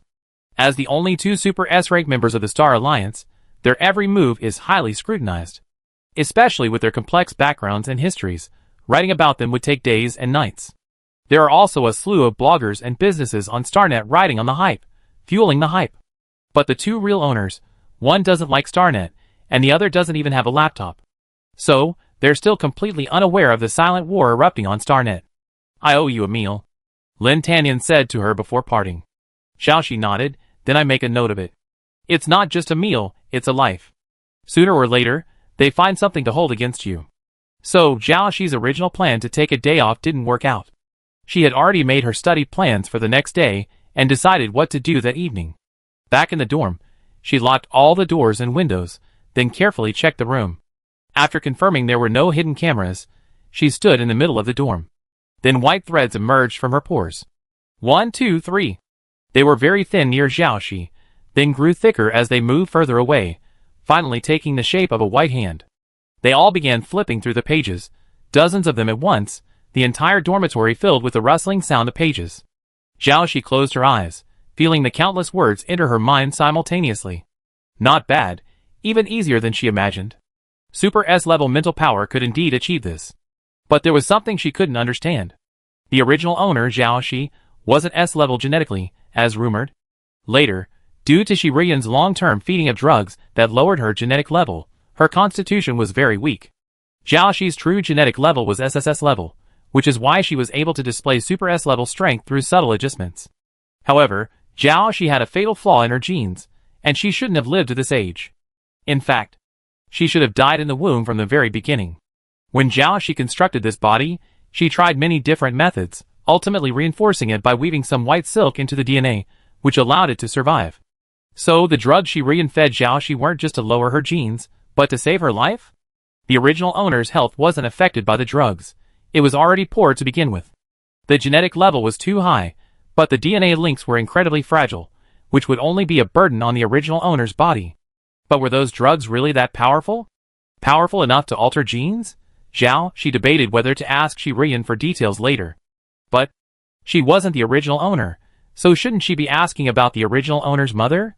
She still felt a bit guilty, like she was taking over someone else's body. Even logically, she wasn't using the original owner's body anymore. Forget it, don't think about it. Let's get the important stuff done first. Get the list of the Star Alliance Council's top brass. So, in the middle of the night, she went straight to the Special Operations Team building. Looking up at the pitch-black building, she remembered the initial feeling it gave her, like an impenetrable prison. But now, it felt like home, accessible whenever she wanted. But after sneaking inside, she discovered that every room had a physical card lock. Was it because she'd been discovered the last time she sneaked in? Xiaolon wouldn't be able to crack the physical card. But she had to get into Lin Tanyan's office. She remembered from her last visit that he had a 3D computer on his desk for work, which must have all sorts of information on Star Alliance Council members. Was there any way to steal his card? Ask him out for dinner later? Didn't he say he still owed her a meal? She could only return to her dorm and continue studying. By the end, she was so absorbed in her studies that she didn't even notice the passage of time. So when she pulled herself away from her book, it was already daybreak. Without a laptop, she had no idea what time it was, and she couldn't even receive her class schedule or school notices. Oh, right. The school had previously given students in the detection department a laptop-like device. So she went to the detection department to pick up her old tablet, the physical screen that housed the detection system and allowed for internal data sharing. Thankfully, this went relatively smoothly. She opened the tablet and saw that it was the same one she used before, and the record of sharing the Little Emperor video was still there. But as soon as she connected to the internet, the tablet's interface was immediately filled with messages. The messages kept popping up. Xiaoxi's eyes were dazzled, and she wanted to just close it. She noticed a message with pink lace. The title revealed an invitation. Galaxy Federation Media University and Galaxy Federation Military University get-together party. The organizer was the Media University. She remembered that she had studied there for a few days before coming to the military academy. They still loved these kinds of events, but she hadn't expected the military academy to actually host them. She stroked her chin and wondered, is it because there are too many single alphas? Is the school worried that they won't strive for success without families? No, it should be said that the Media University dared to host an event with the military academy. Aren't those young people afraid of being sheep into the wolf's mouth? Want to go? And Ishu should still be attending there. Could she go and see him? After the message stopped popping up, she noticed the time. It was already 10 o'clock in the morning. If she had classes, she would definitely be late. Then she saw that her counselor, Li Zi, had called her 20 times. Help me. This familiar feeling, the feeling of being locked out of class for being late, a damning memory surfaced. She began to sprint out of the dorm, checking her tablet as she ran. Which building was she in, and what class was she taking? Zhao Shi. Just then, the PA suddenly called her name. Your mom brought you 2 bottles of Wengzai. No. Stop it. Don't let your imagination run wild. Zhao, please go to the E's section of the martial arts field, the podium, and speak as an honorary representative at the welcome ceremony. Xiaoxi, please. Speak again? But last time she was a freshman representative. Now she's an honorary representative. That's right, she should be the only student currently to receive first-class merit. Okay, then who else can do it but me? With lightning speed, Xiaoxi leaped directly onto the teaching building, and in a straight line, with a few leaps, she landed directly on the podium in the martial arts arena. Then, as the sea of people gazed upward, she descended from the sky, landing steadily on the podium. Screams and exclamations erupted from the crowd at first, but quickly died down, thanks to the presence of several school leaders. Glancing over, he spotted several familiar faces in the front rows. And sitting in the middle of a row, Lin Tanyan. This is the military academy's most worthy honor student this year. Zhao. Actually, I'm not very good at speaking. Zhao looked at the microphone Wang Chengwei handed her. Wang Chengwei smiled. It's okay, just a few words will do. Don't just say one sentence like last time. Then I just say a few words?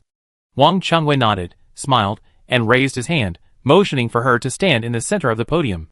The school leaders and the freshmen below all looked up at her, waiting for her to speak. Many of the people in the audience were freshmen this year, their young faces raised, their eyes filled with anxiety and anticipation for the unknown of military academy life. Zhao stepped forward and picked up the microphone. His gaze swept across the faces below, finally returning to Lin Tanyan, who was in the center.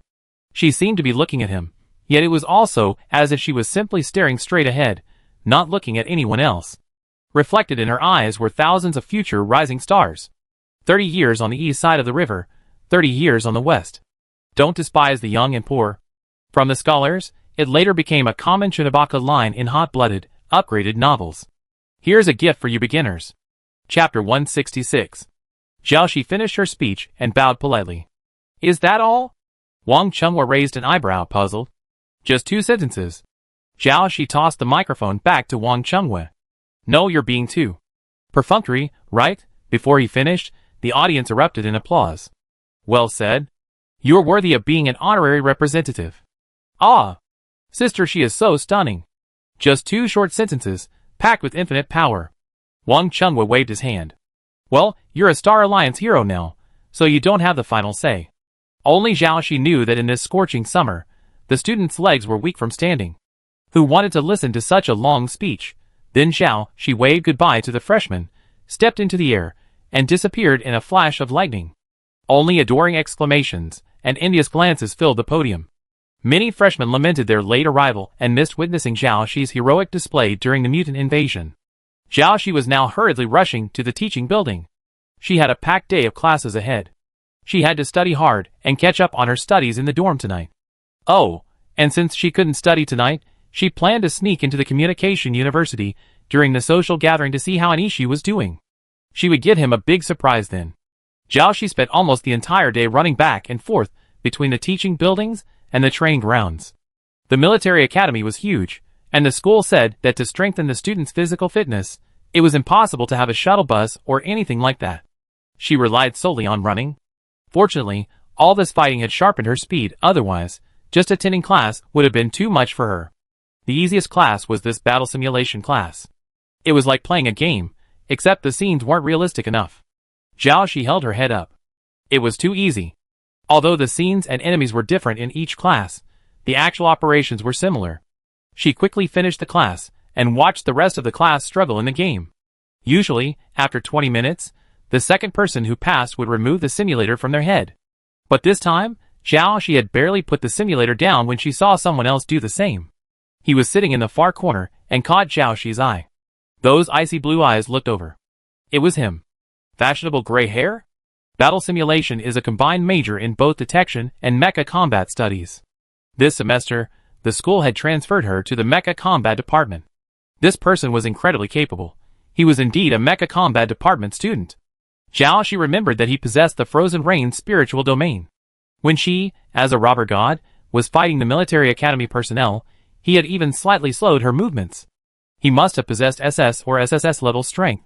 No wonder he had completed the simulation so quickly. Jiaoxi recalled that his name seemed to be Eugene. The man's eyes, like a block of perpetually frozen ice, remained motionless, as if frozen, staring directly at her. Jiaoxi nodded to him as a greeting. After all, she was now a celebrity, and she needed to behave like one. Then, he looked away expressionlessly. So aloof.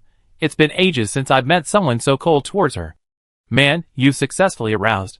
Just kidding, she's not that boring. After completing the simulation training ahead of schedule, Jiaoxi pulled out her tablet and began studying for other courses. She now had the electronic version loaded onto her tablet for easy portability. It's been ages since she browsed the random information and trending searches on StarNet. Her mind was solely focused on studying. Thumbs up to your diligence. In the far corner of the classroom, the simulator's shadow obscured half his face, his drooping eyelids masking the murderous intent surging in his icy blue eyes. Eugene lowered his head, staring at his fist, a half-silver butterfly wing peeking through his fingers. He once attempted assassination against Jiaoxi at the underground toy factory, but the attempt had failed, and he nearly died there. At the military academy, he'd been looking for an opportunity to strike, but before he could, she joined the Special Operations Unit and been away from school for a long time. When he learned of Jiaoxi's death, Eugene felt mixed emotions. But unexpectedly, the dead returned. Jiaoxi was a hero who had saved many lives, but also an enemy he must slay. Eugene closed his eyes, his expression struggling. Sister, what should I do? He slowly released his grip, and the silver butterfly came to life, its wings stained with dark black and bright red blood. A drop of red rolled down its wing, like a bloody tear from the butterfly. After finally finishing a full day of classes, she headed to the Communication University. The distance between the Communication University and the military academy wasn't too far, and since she was fast now, she ran all the way there. Don't ask for the real reason. If you really want to know, it's because I didn't have enough money for a taxi. There's an ID scanner at the entrance to Communication University, and since she received an invitation, she passed the ID check immediately. The two security guards at the entrance looked at her with shocked expressions. What's wrong? Is there something on her face? Nothing, please. After she left, the two security guards began to whisper. Oh my god, the last time she came, she was still the dandy she shall on a motorcycle, and I even tried to stop her. She's changed so much. Yeah, who could have imagined that the once hated galaxy's most despicable villain would become what she is now? But why do I feel like her aura is the same as before? She doesn't have that white holy light you imagine a hero radiating. Could it be because? Captain Huang took a sip from his thermos. It's not her who's changed, it's us. What do you mean us? The young security guard next to him asked curiously, what's changed about us? Haven't we always been security guards? Ha. Captain Huang smiled. Don't worry. After she entered Communication University, she first went to the student dormitory to look for an issue. Thinking he might not live there, she went to the dormitory management center first. He hasn't been to school this semester. The dorm supervisor said, there's no record of him paying fees or attending classes in the system. What? Did he transfer to another school? Did he come to school last semester? Yes. The dorm supervisor said, and he's now known as our school's into talent. He's made several popular public welfare microfilms, and many industry experts say he has a natural talent for directing. She was shocked. Wasn't Go so powerful now? The school can't contact him either. If they can't, his enrollment might be lost. The teacher sighed, a look of regret on his face. This was strange. If she remembered correctly, an issue clearly liked this major. And now that he was famous, how could he suddenly drop out? She planned to go directly to his house to find him. She suspected something might have happened to the Yin family. After all, an issue knew Pu Xinghe, the mastermind behind the tragic death of the pop star. No, the visible one. That live broadcast made everyone in the Star Alliance aware of this underground rebel leader. Because of his unruly style, he had quietly infiltrated numerous companies and aristocratic families, and surprisingly attracted quite a few followers. Some netizens even clamored that the Star Alliance was incompetent, and wanted to join the underground rebel forces. In particular, he controls many underground toy factories rumored to be underground paradises. Many netizens say their lifelong dream is to visit them, and that even a single visit would be worth their life's work. It's still quite insane. But the Star Alliance is indeed somewhat incompetent. After dealing with so many related companies and families, they still haven't uncovered Pu Xinghe's whereabouts. She suddenly considered a terrifying possibility. Could it be that he has influence within the Star Alliance? If so, what a formidable opponent she would face. It's now clear that he was involved in both the killing black hole and the pop star case. Mutants and brain-eating worms. Or rather, evil spirits all served as tools to achieve his goals.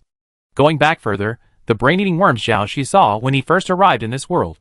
The western suburbs explosion, the subsequent insect plague at Communication University, the mutant rebellion on Mihai Star, the battle between Finlu Star and the Green King. All of these events showed traces of brain-eating worms. If they were all connected to him, what was he trying to do? After the incident with the singing star, several major families were implicated and purged. The Yin family was among them. Several of their businesses went bankrupt, and the head of the Yin family was sentenced to death. An Ishu, however, was able to atone for his crime by saving someone on the field, and because he was forced by his family, he was released shortly after his sentencing. This information was previously discovered by she on the stolen laptop computer on Gowan Star, but no recent news is available. An Ishu had initially approached her with a purpose. And when it came to the singing star, he changed his mind at the last minute.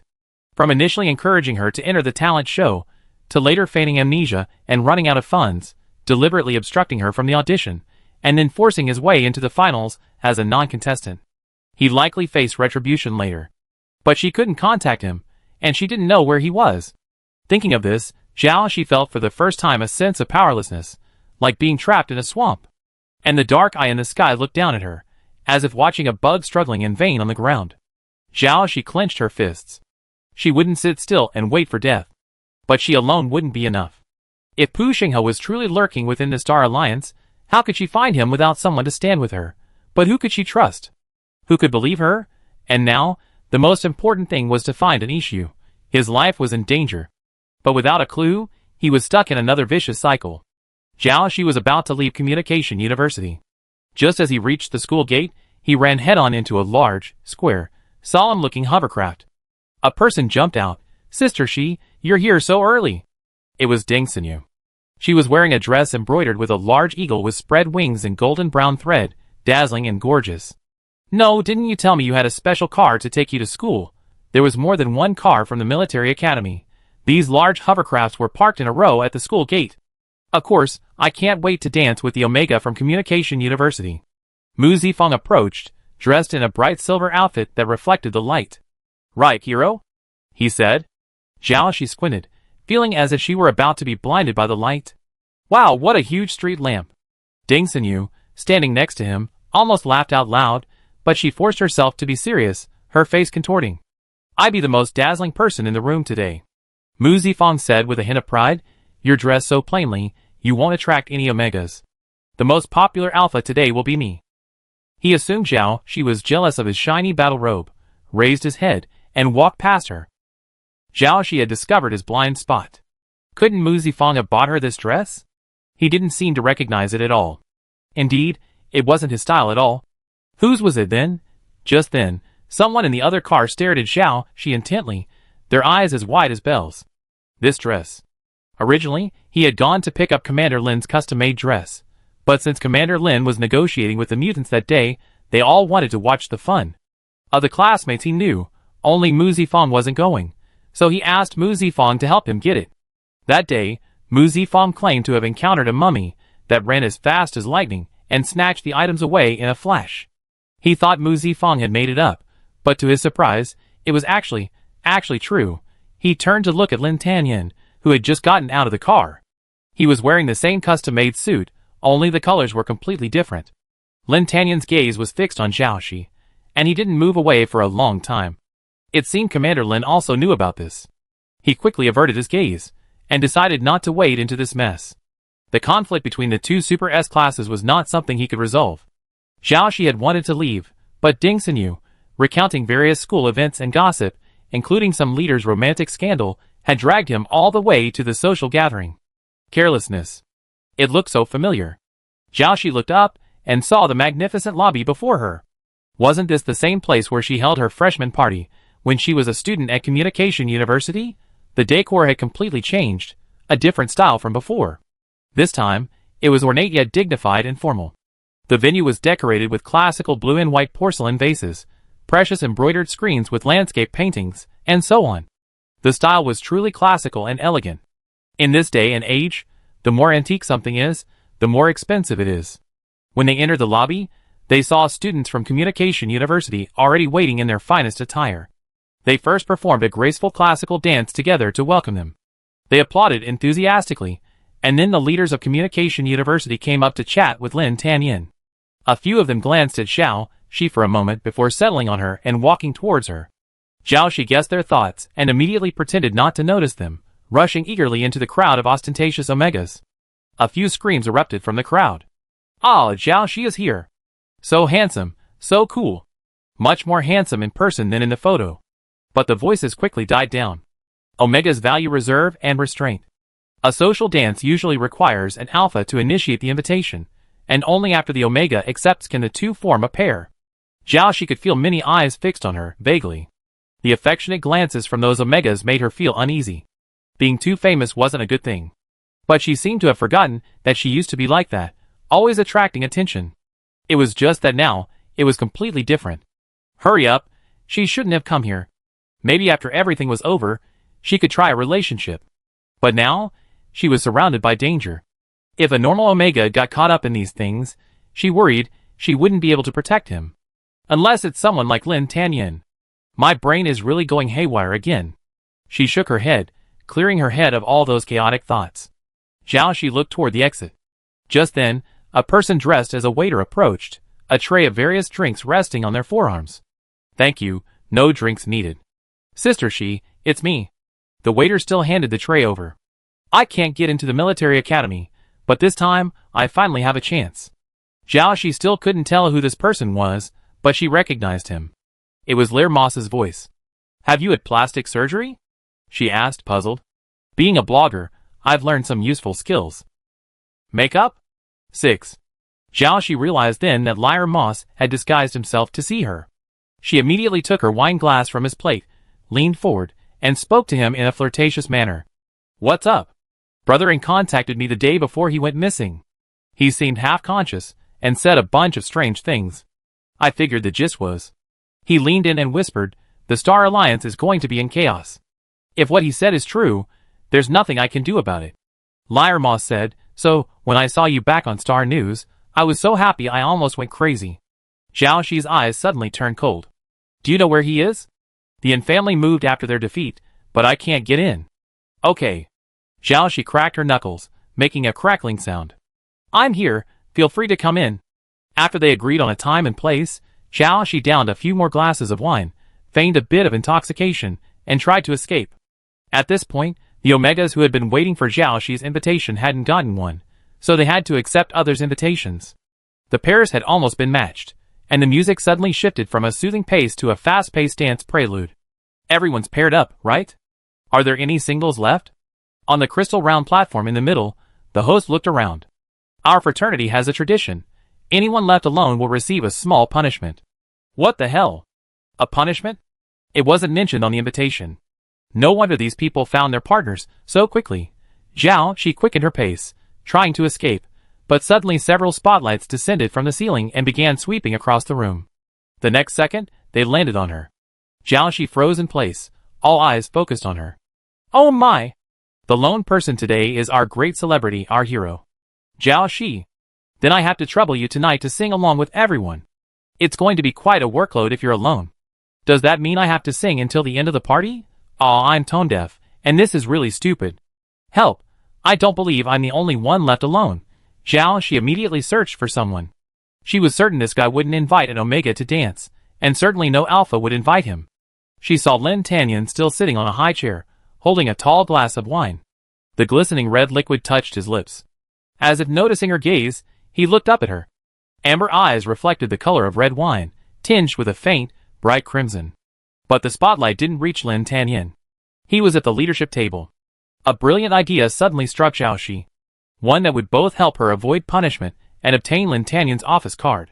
With one long stride, Xiaoxi walked toward Lin Tanyan, the spotlight hanging overhead following her. Then, under everyone's gaze, Xiaoxi stood in front of Lin Tanyan. She imitated the other's invitation, placing her hand over her chest, leaning forward slightly, and then extending her hand, palm facing upward. Commander Lin, would you mind dancing with me? The whole place erupted in an uproar. Is Xiaoxi stirring up trouble again? Inviting an alpha to dance, and that person is her sworn enemy. It's been rumored that these two Super S-level alphas are incompatible, and now they've met on a narrow road. Is she planning a brawl? Hasn't Xiaoxi done this before? Dingson covered her mouth with her hands, nearly screaming. She grabbed the hem of someone's shirt nearby and jumped a few times. The boy blushed at the pull of her shirt. Dingson reacted and apologized hastily. Oh sorry, I was just too excited. Mu Zifang crossed his arms, his face gazing at the spectacle. Do you think you can do whatever you want now that your reputation has improved? Wait and see how you end up. Some of the people present had seen Xiaoxi's heroic presence at the freshman dance 2 years ago, and the scene of the chaotic dance she unleashed was still vivid in their minds. But today wasn't just freshman day. Today's dance was a gathering between the two schools, holding special significance. Leaders from both schools were present. If they disrupted the dance, it wouldn't end so smoothly as before. Everyone's eyes were fixed on them, on Lin Tanyan. Would he ignore it, or fly into a rage, or... Lin Tanyan took Xiaoxi's hand. I do. Chapter 167. You actually... agreed? Everyone who heard Lin Tanyan's words was surprised. They quickly understood that Xiaoxi, an alpha, openly invited another alpha to dance with him in the spotlight. This could only be a provocation to Lin Tanyan. A refusal would be a tantamount to surrendering. Everyone knew that the two of them didn't get along. The news had spread all over Starnet. As for the rumors of pairing them up, no one in their right mind would believe them. Even though people are more open-minded now, same-sex relationships are still a niche phenomenon. For someone with Lin Tanyan's influence, It was impossible for him to engage in something as unpopular as same-sex relationships. The people present imagined and found reasonable explanations for Lin Tanyon's behavior. Only the person involved knew how long he had waited for this day. This was a chance to hold her hand, in public. The lights in the hall suddenly dimmed, leaving only beams of colorful light, swaying brilliantly. The host's voice rang out, "Okay. Now everyone has chosen a partner. Let's dance and enjoy this wonderful night." The intense dance music from the previous partner selection session was replaced with a gentler rhythm, usually giving everyone a chance to adjust to each other's rhythms at the beginning. Under the gazes of everyone around them, Zhao Shi, holding Lin Tanyon's hand, entered the dance floor. The others tacitly made way for them, leaving them with the largest space in the center of the dance floor. Everyone thought that this would give them a chance to escape if a fight broke out between them. Only after entering the dance floor did Zhao Shi realize how careless she had been. She didn't even know how to dance socially. That's why, last time with an issue, you stepped on me, I stepped on you, and it ended up being a huge mess. Will this happen again today? Zhao Shi's palms were sweating from nervousness. She didn't know why she was nervous. If she couldn't dance, she could just dance randomly, but her body was stiff, and even moving a step was difficult. She had never been like this before, nervousness causing trouble or anything. "I teach you," the man in front of her suddenly said. Zhao Shi actually heard a hint of tenderness in his cold voice. She looked up in disbelief and met Lin Tanyon's amber eyes. In the dim light, they looked a bit like dark gold. Up close, she could even see his eyelashes and the slightly upturned corners of his eyes. She hadn't usually looked at him this closely, but up close, there was something eerie about him. Every stroke of his facial features was perfectly placed, as if a divine brush had drawn a stunning beauty. She thought, there's no one else in the entire galaxy as handsome as him. But alas, they were destined to be enemies. Zhao Shi's expression suddenly froze, and her gaze shifted downward. Unconsciously, her hand was grasped by Lin Tanyon's. He then grasped her waist, and with a gentle pressure from his palm, he began to lead her into a dance. A pale blue light drifted around them, creating tiny ripples. They felt like they were strolling along the seashore. Following the ripples of the sea, they gently stepped on the shallow waves. At first, Zhao Shi's steps were a little choppy, but as she gradually caught up to the rhythm, she had some extra energy, even able to play a little more on the beach she loved. It was like picking up a delicate, snow-white shell from the beach while stepping on the waves. So, Zhao Shi placed her hand on Lin Tanyon's back, following the curve of his spine, and finally, she touched the back of his neck. She had only just felt the sudden urge to touch the white jade-like object, but she hadn't expected to actually do it without realizing it. Through his collar, what had just brushed beneath her fingertips seemed to be his glands. At that moment, she felt Lin Tanyon's grip tighten a little. The music then quickened. His steps quickened, like the wind picking up and the waves rising on the sea. Zhao Shi perked up and finally matched his pace. But Zhao Shi never let go of her hand on his neck. Her fingers touched that soft skin, and she didn't want to move. The black collar, the dark white pattern. Only then did she realize that his clothes looked familiar. It seemed to be the same style as hers, only the color was different. Could it be that this thing she was wearing was actually? Zhao Shi had just felt the string representing the character Yin, on the back of his neck. Thinking of this, she reached for her own collar as if possessed. A hand pressed down on hers. Focus. Lin Tanyon took her hand back, and was about to lead her back onto the already surging sea. Feeling his warmth against her palm, Zhao Shi looked at the man before her. He always looked cold, yet his body heat burned. Zhao Shi suddenly felt that this dance was a bit flat, not fun. Just creating waves wasn't enough. A strange light flashed in her eyes. The hand on the back of his neck moved slightly downward, seemingly accidentally touching the soft bulge. She looked up and saw Lin Tanyon's brows furrowed slightly. "I don't know why, but I really want to see you panic. I really want to see your golden eyes mist over. That was truly beautiful. I've learned the dance. Now, it's my turn to lead, right?" The music's tempo suddenly quickened, and Zhao Shi, at this moment, abruptly changed her movements.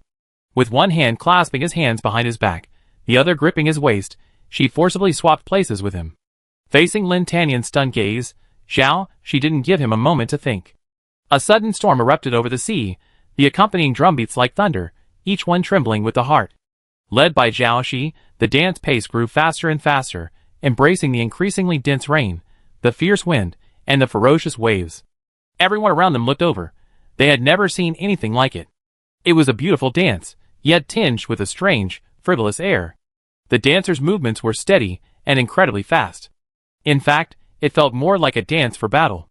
Each movement was clean and precise, delivered with a speed that left their partner no time to breathe. As they danced, they seemed to be carrying a strong wind. Everyone looked toward the center of the dance floor, their partners forgotten at this moment, as well as their next moves. All they could see was the earth-shattering battle in the center.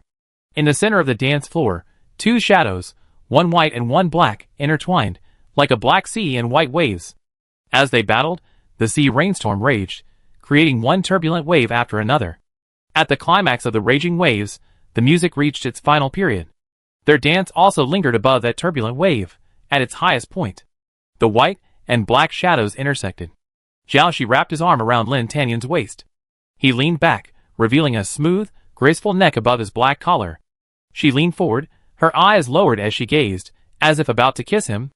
As the last drumbeat fell, a scorching, terrifying feeling of oppression flashed across the room. Before anyone in the room could react, a white figure flashed past.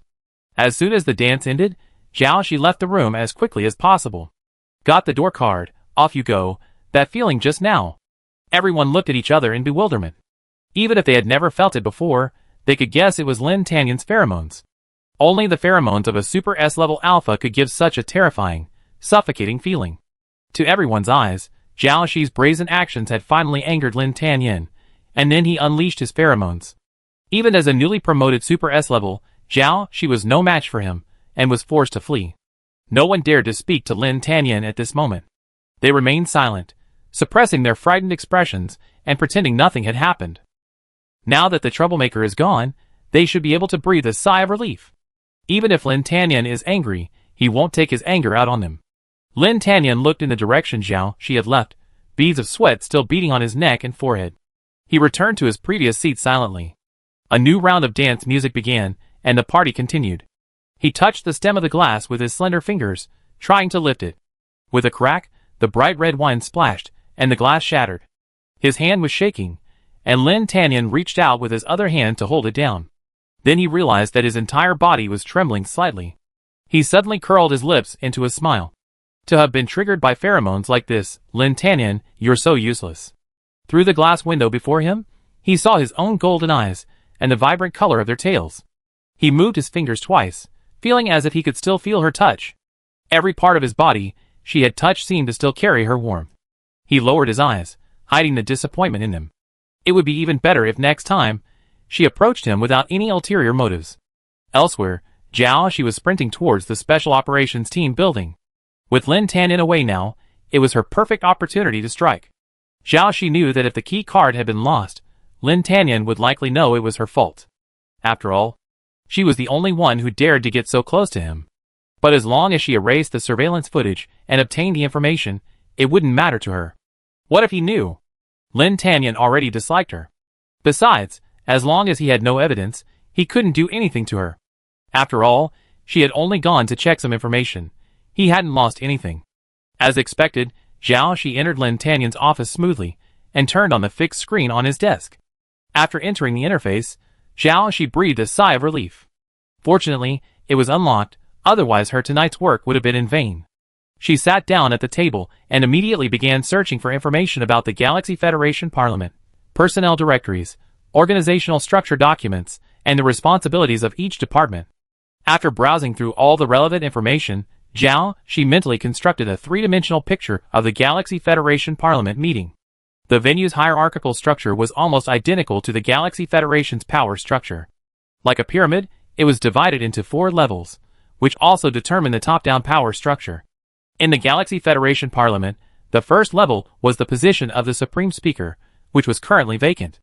The second level consisted of representatives from the 8 departments, 7 families, and 10 industries, representing the upper echelons of the Galaxy Federation. The third level consisted of the upper echelons of the ruling class of each planet, representing the middle echelons of the Galaxy Federation. They were typically elected by vote, after being nominated by the second-tier forces. The fourth level consisted of representatives selected annually from the grassroots governments of each planet, with a rotation of representatives each year. So, it's clear from this perspective that the third and fourth layers are actually subordinate forces to the second layer. To take action, we must target the second layer, and to strike directly at its core.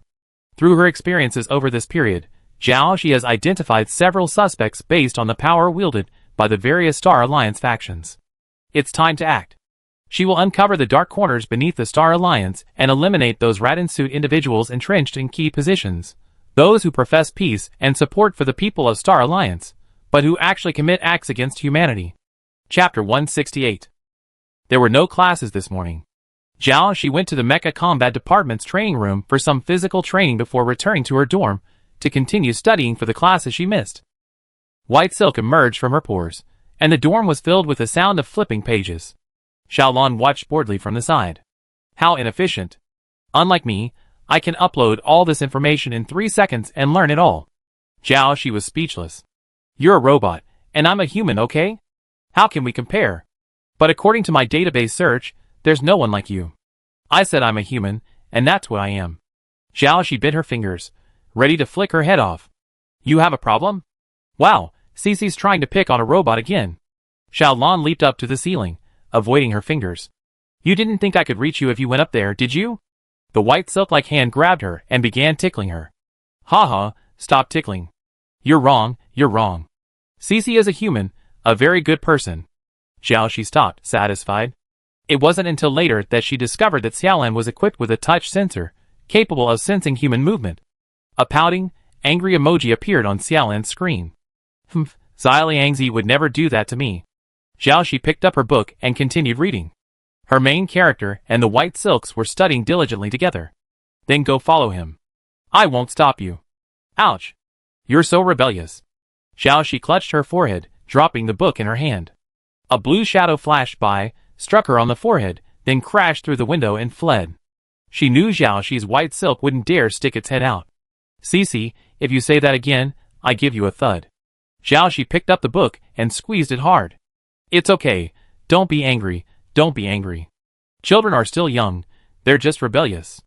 Central Laboratory Building, Mecha Academy, Galaxy Federation Military University. The remote mecha system has been debugged and tested in the far mid-planetary belt. The test passed, and the safety is within the target. Mugu stared at the screen without looking up. This afternoon, we can arrange for some students to take a remote mecha practical class. It's killing the black hole, right? Guizhenhai asked, looking at the test data in his hand. Yes. After Commander Lin's personal experiments and battles with the underground players, we've now seized control of most of the Yellow Base and Dihong Star. Mugu glanced at Lin Tanyan. Unfortunately, Dihong Star, the production base for machines, has suffered severe heat damage, destroying most of its production lines. We've already manufactured some replicas and deployed them, but our technology lags behind the originals. The production line is still under repair, and we're unsure of the extent of its recovery. I'm sorry. At the time, those machines were controlled by the underground forces using their guises, so I could only use my spirit form, Lin Tanyan explained. Mugu waved her hand. It's just a little regretful and self-blame. After all these years, I still can't compare to them. It's not your fault. After all, it was a masterpiece created by that extraordinary genius and the former Supreme Speaker. Guizhenhai sighed. It's a shame. Things have changed. Mugu looked at the screen. It was a three-dimensional image of a galaxy, with a blurry mass of dark matter swirling at the edge. If only he were willing to come back. The situation in the far central region is getting worse, and the black hole has already swallowed up more planets. Although the local residents have been evacuated in advance, at this rate, it won't be long before they reach the near-central region. The near-central region refers to the 9 planetary belts currently under the jurisdiction of the Galaxy Federation. By then, humanity will have nowhere to retreat. He won't come back. Lin Tanyan's eyes grew cold. Pu Xinghe would be very happy to see this situation. This situation will turn all of humanity in the galaxy into a strange one. Guizhenhai nodded in agreement. Yes, he's a lunatic, a true lunatic. He can even exploit an unknown black substance like Gui. He's already gone mad. It's not that they haven't studied this substance before, but it can't even be described as a substance. It's far beyond their current level of scientific understanding. They've found nothing, so they call this strange substance Gui. Lu Ming frowned. What should we do? A black hole capable of emitting strange energy is about to descend. If word gets out, the entire galaxy will be in chaos. The human body can't approach strange energy. That's where long-range mechas come in. We can only do our best to contain it, Mugu said. When that day comes, we won't hide it. Everyone should have the right to see the real world. Lin Tanyan glanced at the huge floor-to-ceiling window beside him. Outside was the green of midsummer, the sky a beautiful azure. But he had also seen many black and red skies before. Blue is light and fragile. The slightest touch would turn other colors cloudy. Besides, if the apocalypse were imminent, who could possibly keep it a secret? Zhao Shi was in a good mood today because she finally had a full meal. After her special operations team's salary had been deposited into her account, she slipped out of school at noon and, quite lavishly, took a taxi to a hidden gem of a restaurant, a bit out of the way but highly rated online. The decor was cozy, and there were a few tables on the first floor. Since it was a weekday, Zhao Shi had made reservations in advance and easily booked the second floor. The food has arrived at your appointed time. Has everyone arrived yet? If the food gets cold, call me if you need it heated up. Yes, everyone is here. Zhao Shi strode up to the second floor. Huh? There were 10 tables. The waiter wondered if he had misheard. A few minutes later, the waiter went upstairs to refill the customer's tea, but upon reaching the upper floor, he saw only 10 tables filled with empty plates. The waiter rubbed her eyes, wondering if not only her ears, but her eyes were also in trouble. In the afternoon, Zhao Shi looked at the class schedule on her tablet.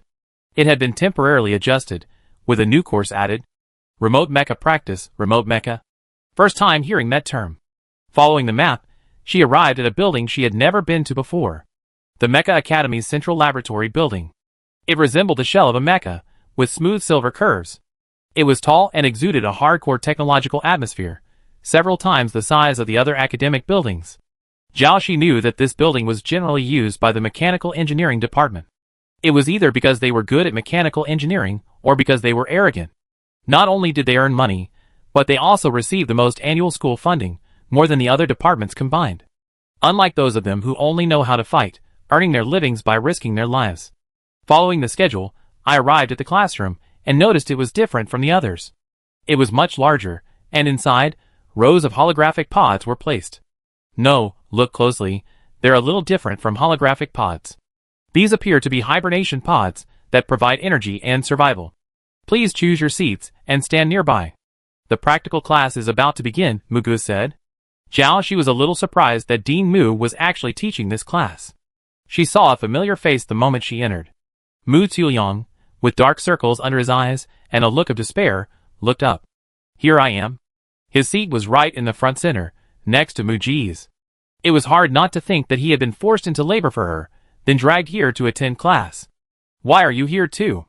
Zhao Shi had assumed this was a specialized class for the Mecha Combat Department students. We also need to familiarize ourselves with the system, he said. Then she saw him lie down in his hibernation pod, eyes closed. I take a nap for 2 minutes. Zhao Shi began looking for a seat. She liked to arrive on time, and since she arrived late, there weren't many available. She glanced around and saw quite a few familiar faces, several of whom she could name. Deng Xinyu waved excitedly and greeted her. I didn't expect you to be in this class. Zhao Shi nodded. It seems there are students from all majors. She also spotted Mu Zifeng, Eugene, and Uncle Qiao from the Defense Department. Wait. Chonghua Qiao is in the same grade as them? No way. Hello, Zhao Shi. Long time no see. The scar on Chonghua Qiao's face moved as he greeted her. Long time no see, Uncle Qiao, Zhao Shi blurted out. Then she saw the man's face darken. No facing that weathered face, she naturally. Sister Shi, there are a few empty seats over there. Deng Xinyu pointed to the back of the classroom. Zhao Shi looked in her direction. She happened to meet those amber eyes again. He looked at her calmly, and even nodded in greeting. Oh my god, why is Lin Tanyan here too? She quickly looked away. She had just stolen his office card yesterday, and Zhao Shi felt a little guilty. He must have noticed, but why did he seem so calm? Zhao Shi, unwilling to give up, looked around the room again and found that only 3 seats were left next to Lin Tanyan. He was like a vacuum, being avoided by everyone. I guess they all felt uncomfortable sitting next to him. Damn, I'm late.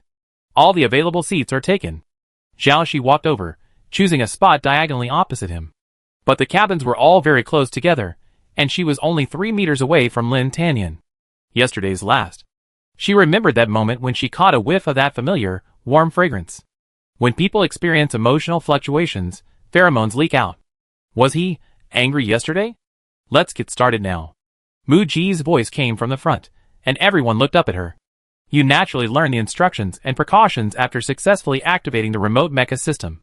Be sure to follow the system instructions strictly. Muji's expression was serious. I must remind you, this is not a simulation, not a game. Everything is real.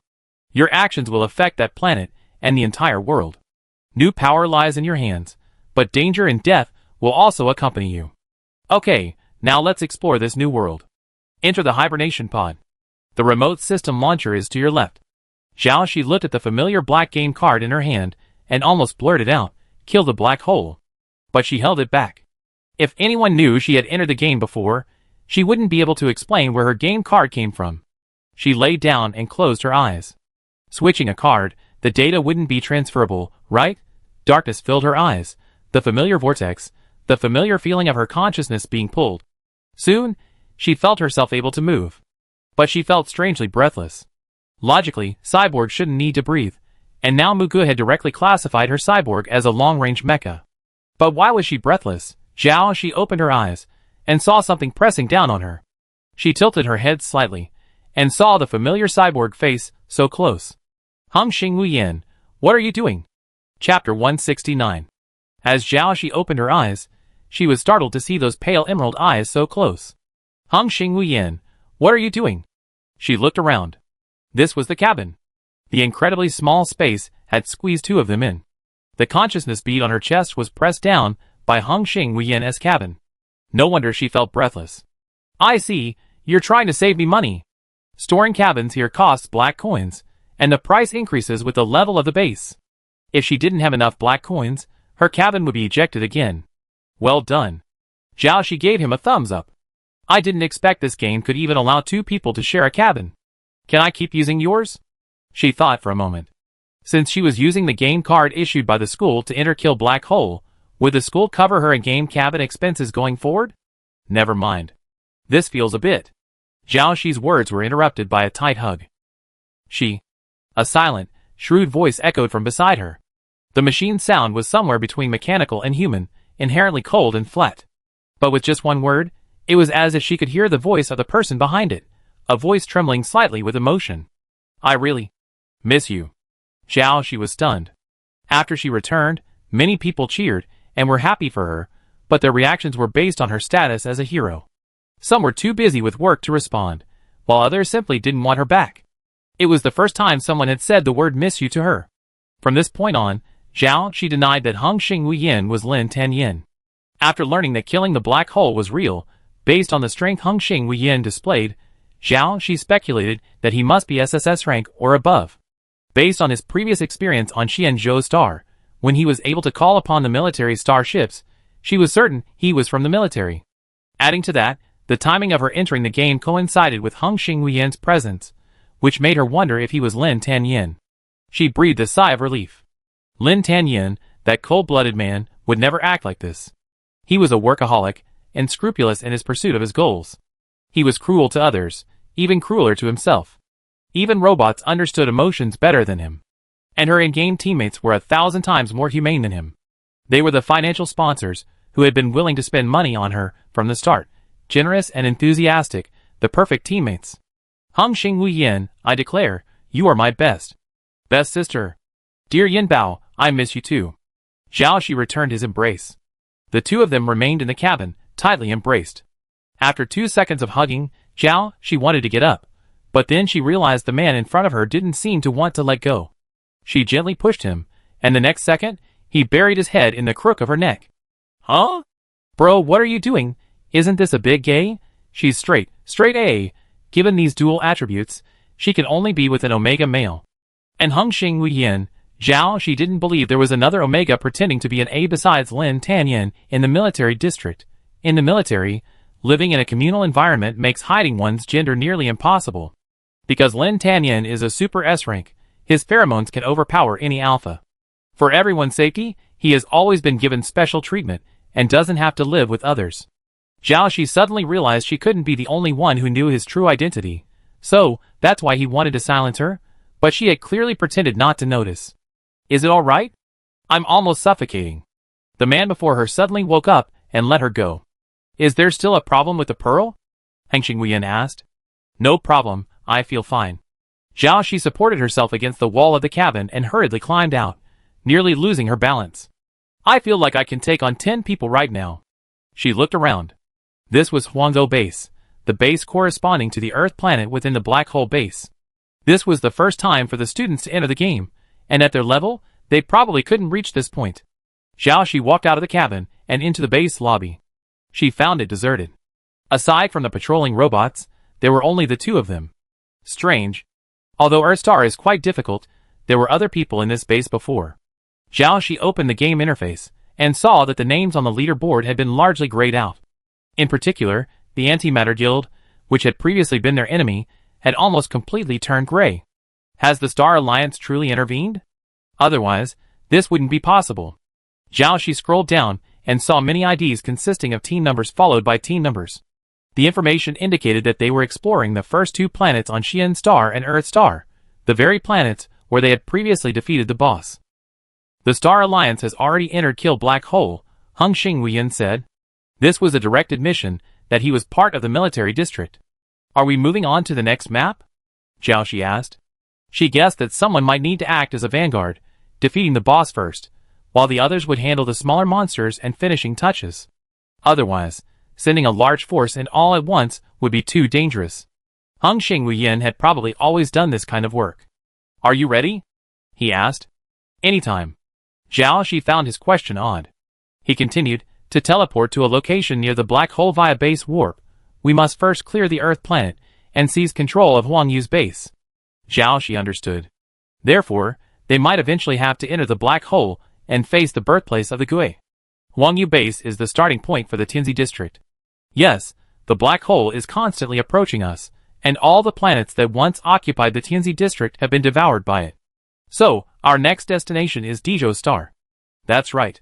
Heng Xingwuyan said, Dezhou Star is a very beautiful planet. The entire planet is a dreamy pink. This is because it's covered with a plant called dream coral, which has extremely strong hallucinogenic properties. All plants? That doesn't sound as dangerous as the previous planets. Quite the contrary. Heng Xingwuyan explained, under the influence of the strange aura, this coral coexists with the Zerg's illusion butterflies, growing into a hybrid species with even stronger hallucinogenic abilities. After devouring the people on that planet, it quickly spreads across the entire planet. Its hallucinogenic power is so strong that it even affects surrounding planets, blurring human perception and making those around it unaware of its abnormality. So by the time it was discovered, everyone on that planet was buried within its roots. Can we avoid contact with it? Use our spirit form to resolve it remotely? After Zhao Shi asked this, she suddenly realized, if she used her spirit form, her mind would be more directly affected by it, making it more difficult to break free from the illusion. I see, you really can't use your spirit form. We need to find the mother plant of the dream coral, from which all the dream corals on this entire planet are derived. Are you kidding me? Finding a single plant from an entire planet, and without the ability to use your spirit form, is harder than eating shit while standing on your head. Hung Xingwuyan's mouth twitched. It's not that difficult. Zhao Shi said this deliberately, of course. Her tentacles weren't spirit forms. Once they reached the planet and Hung Xingwuyan was affected by the illusion, she could quietly explore with her white silk. Finding a single coral among so many was indeed difficult, but it wasn't impossible with a little more time. After all, she had already successfully planted white silk all over Furnace Star, so this planet might not be in trouble. Let's go, no matter how difficult it is. Zhao Shi smiled. After all, we are the strongest team. Zhao Shi hadn't been able to pronounce the incredibly long team name she acquired earlier. Well, now 2 years older, she matured. Then, they began their warp teleportation. Before them lay the endless Milky Way. The more they looked, the more it seemed like a black vortex, drawing them deeper. System error. System error. Teleport failed. Teleport failed. A red frame suddenly appeared before their eyes, flickering continuously. Heng Xingwuyan, what's wrong with you? I'm saying the teleportation failed. Her voice went unanswered. Zhao Shi immediately opened the game interface, but found it wouldn't work. Only a large red patch flickered before her eyes. Was it Pu Xing's doing? Zhao Shi immediately thought. He could actually directly affect their mecha teleportation. If that was the case, she had to quit the game immediately and have the school suspend the students' remote mecha practical class. And force everyone to quit immediately. The dark galaxy began to pale as she watched, and Zhao Shi thought she heard a voice in her ear. As always, she kept thinking about escaping the game, pulling her consciousness outward. Gradually, she felt that familiar feeling of her mind being squeezed. Jiaoxi knew she must have succeeded. She tried to see where she was, but found her body incredibly heavy, unable to move. It seems to be responding. She's moving. Sheer, can you hear me? The voice was gentle, with a faint hint of sobs.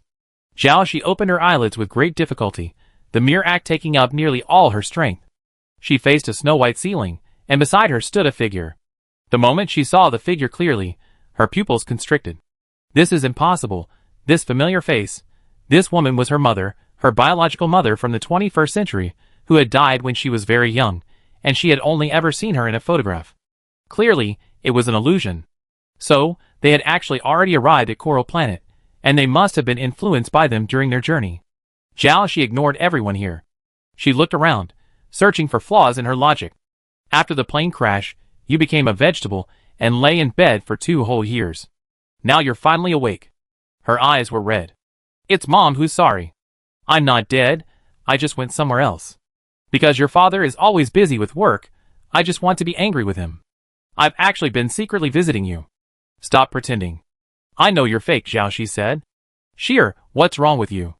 How could Mom be fake? The woman hurriedly called a doctor. Please, doctor, take a look at this. Coral that causes hallucinations. What do I have to do to wake up from these hallucinations? Jiaoxi muttered to herself. She knew it was all fake, so she didn't even glance at the people around her. She's been in bed for 2 years. That's exactly what happens. Memory loss, mistaking dream experiences for reality. Jiaoxi tried to sit up. She stared out the window, thinking maybe jumping out would wake her up. But she found she couldn't even lift her arms, completely paralyzed. Oh my god, this illusion is so real. What if she bit her tongue to commit suicide? She tried, immediately grimacing in pain. Oh my god! What are you doing? The woman's tears immediately welled up, dripping onto the back of Jiaoxi's hand. The feeling was incredibly clear and real. Jiaoxi looked up. Even though she knew the person before her was fake, a bitter feeling welled up in her heart. It seemed the illusion here was similar to the one she had encountered during her last battle with the Green King. They were all using nostalgia to lull her into lowering her guard. Once they found the loophole, she should be able to wake up. Where's my phone? Jiaoxi asked her. Give me my phone. Okay. The woman handed her the phone. That's fake. The plane crashed. The phone must have been shattered to pieces, she said coldly. The woman looked at her with red, tired eyes, a deep cyan at the bottom. Your phone is indeed gone. This is mine. Jiaoxi took the phone, and the screen lit up. The wallpaper was a photo of 3 people. It was a photo of her, her father, and her mother as children. She didn't remember seeing this photo before. She only had solo photos of her mother when she was young. The woman before her didn't look as young as in the photo, and wrinkles appeared at the corners of her eyes, but the similarity between her eyebrows made her recognize her immediately. Is it the coral butterfly transformation? Jiaoxi pondered. Not likely. It should be something that directly affects the nervous system. Doctor, what should we do? My daughter keeps talking nonsense. Can this be cured? Coral butterfly? The doctor next to her said, this seems to be from a novel I read recently. She might be confusing the novel's plot with reality. This is delusional. That novel was published 2 years ago, right around the time of her plane crash. She might have been reading it at the time. Jiaoxi laughed. What novel? It's on the Green River app, called I Became a Dandy Alpha and Kicked the Earth to Blow It Up. The doctor pointed to the novel on his phone and showed it to the woman. Here, this is it. Jiaoxi tilted her head and leaned over. She looked at the protagonist column. The protagonist's name was exactly the same as hers. Jiaoxi, Chapter 170. Not only did the protagonist's name share hers, but Jiaoxi noticed the novel's content mirrored her own experiences. She was startled. No way. Could she be obsessed with novels? But the title I Became a Dandy Alpha and Kicked the Earth to Blow It Up sounded too silly.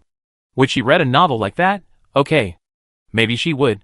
Kicking the earth to pieces sounds impressive. What's the ending of the novel? She asked the doctor.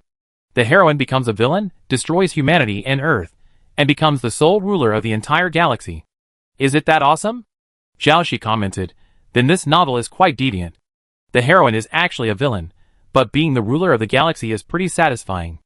It's a satisfying novel. Besides, the heroine suffers a lot. She's deserted by everyone, despised by countless people, and then finally gives up and kills her enemies. She ascends to the highest position in the galaxy. Despite her supreme power, she lives in immense loneliness. A satisfying novel? This isn't a tormenting novel, but a utterly solitude. A satisfying novel? Is this really not a tormenting novel? Isn't that what revenge-themed satisfying novels are all about? The doctor said, all the enemies are killed, all the bad guys are dead, and the heroine becomes the most powerful in the galaxy. Isn't that satisfying? Jiaoshi fell silent. The woman next to him seemed relieved. See, all your fantasies are just a novel. Why is the heroine deserted by everyone? Why is she despised by countless people? Jiaoshi suddenly looked up, staring at the doctor before him with a sharp gaze. The doctor had already put away his phone, and was looking at the medical records. Muscle weakness requires rehabilitation and gradual exercise. Everything else is fine. It's normal to feel a little foggy after sleeping for so long. You'll be fine in a few days. Just observe for a few more days. If you're fine, you can be discharged. Call me if you have any questions. The doctor walked toward the ward door. As she was about to leave, she suddenly turned back.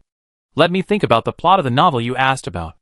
It seems it's because the heroine is a monster, a white, strange creature. Of course humans can't tolerate her, right? Jiaoshi remained silent, staring silently in the direction she had left. It took a long moment before she felt the pain in her hand. She looked down and realized she was clutching her phone tightly, her fingers turning white and blue. She immediately picked up her phone to check the novel, but the woman next to her snatched it away. Sheer, stop reading those nonsense novels. You're completely delirious. Jiaoshi reached out to grab the phone, but she couldn't muster any strength. She struggled to even stand. Don't be afraid. Novels are fake. You're not a monster. You're my child. The woman suddenly hugged her, and the strange yet incredibly familiar voice rang in her ears. Mom will always have room for you. Jiaoshi's stiff back softened a little. This embrace was so warm it seemed to melt even the hardest ice. She tilted her head, and saw many white hairs mixed in with the woman's black hair. At her age, there shouldn't be so many. Is it because he'd been caring for her since she became a vegetable? This hug came too late. She had waited almost 20 years. Her mother had died young, her father was busy working abroad, and no one ever came to parent-teacher conferences. She hated the school's parent-child activities. Her father gave her a generous living allowance, too much to spend. But because she was underage, she had to live with someone else, and the living allowance her father gave her went directly to a relative, who she stayed with for many years. In reality, she was very hardworking, striving to do her best in everything. She was a three-good student, helpful, with top grades in the school, actively participating in activities, and winning countless awards and competitions. He pushed her personality from being an I to being an E, which is why she sometimes suffered from social anxiety and intermittent social savvy. She was what people often call the child of other people's families. She was indeed the child of other people's families.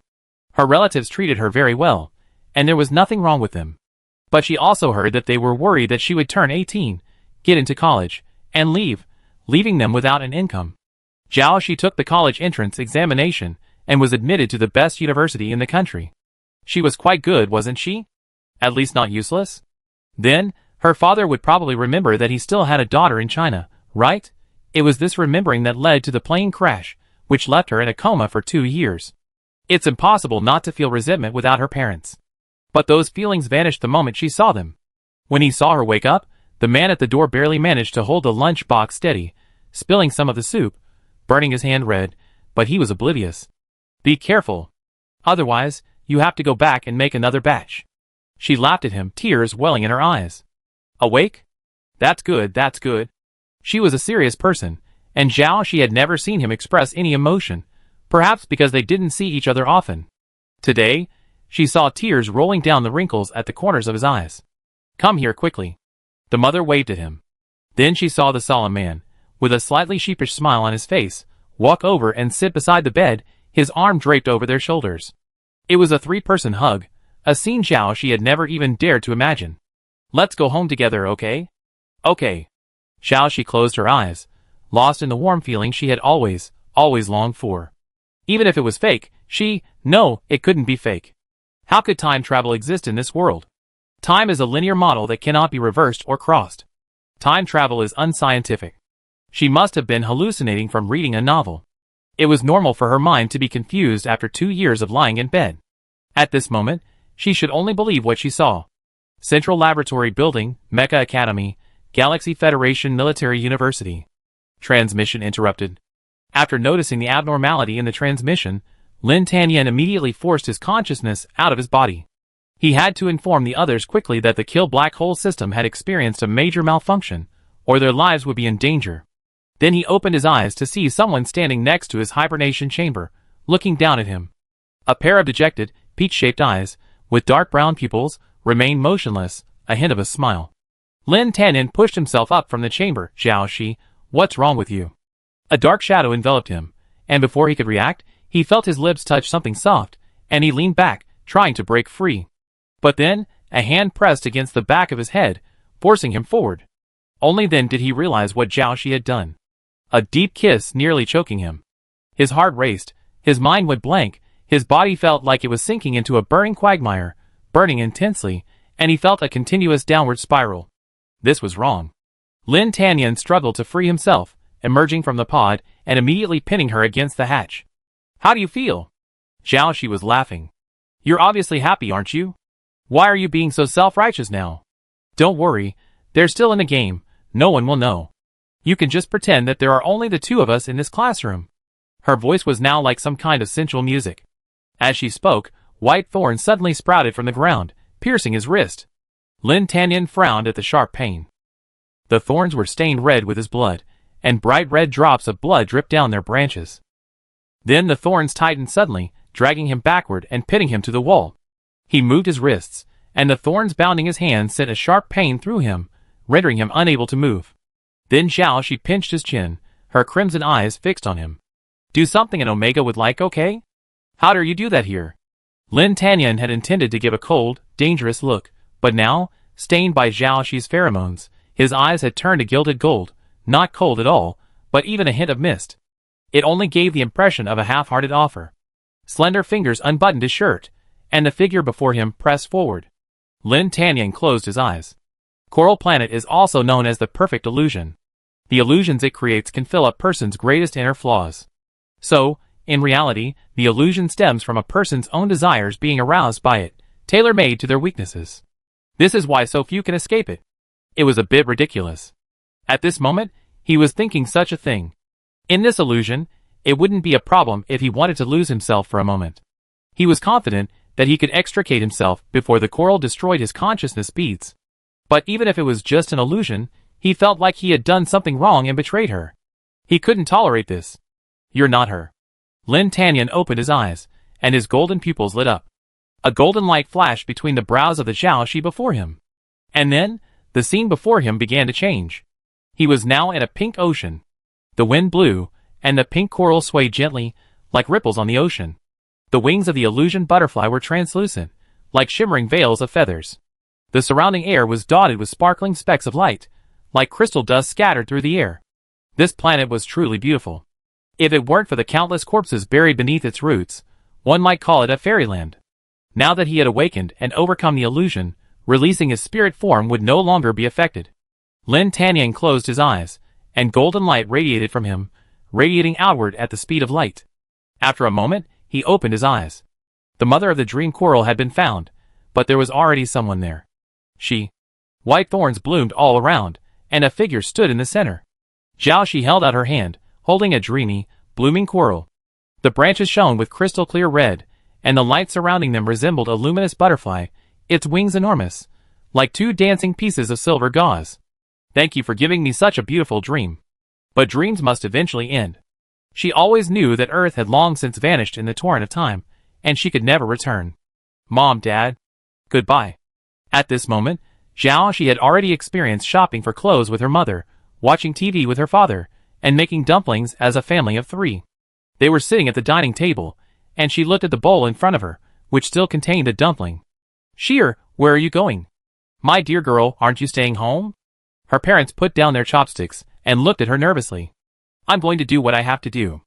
Zhao Shi smiled and said, I've been working hard, trying to be a person of value. That way, you won't be abandoned. She picked up the last dumpling from her bowl, and looked at it as if it were a treasure.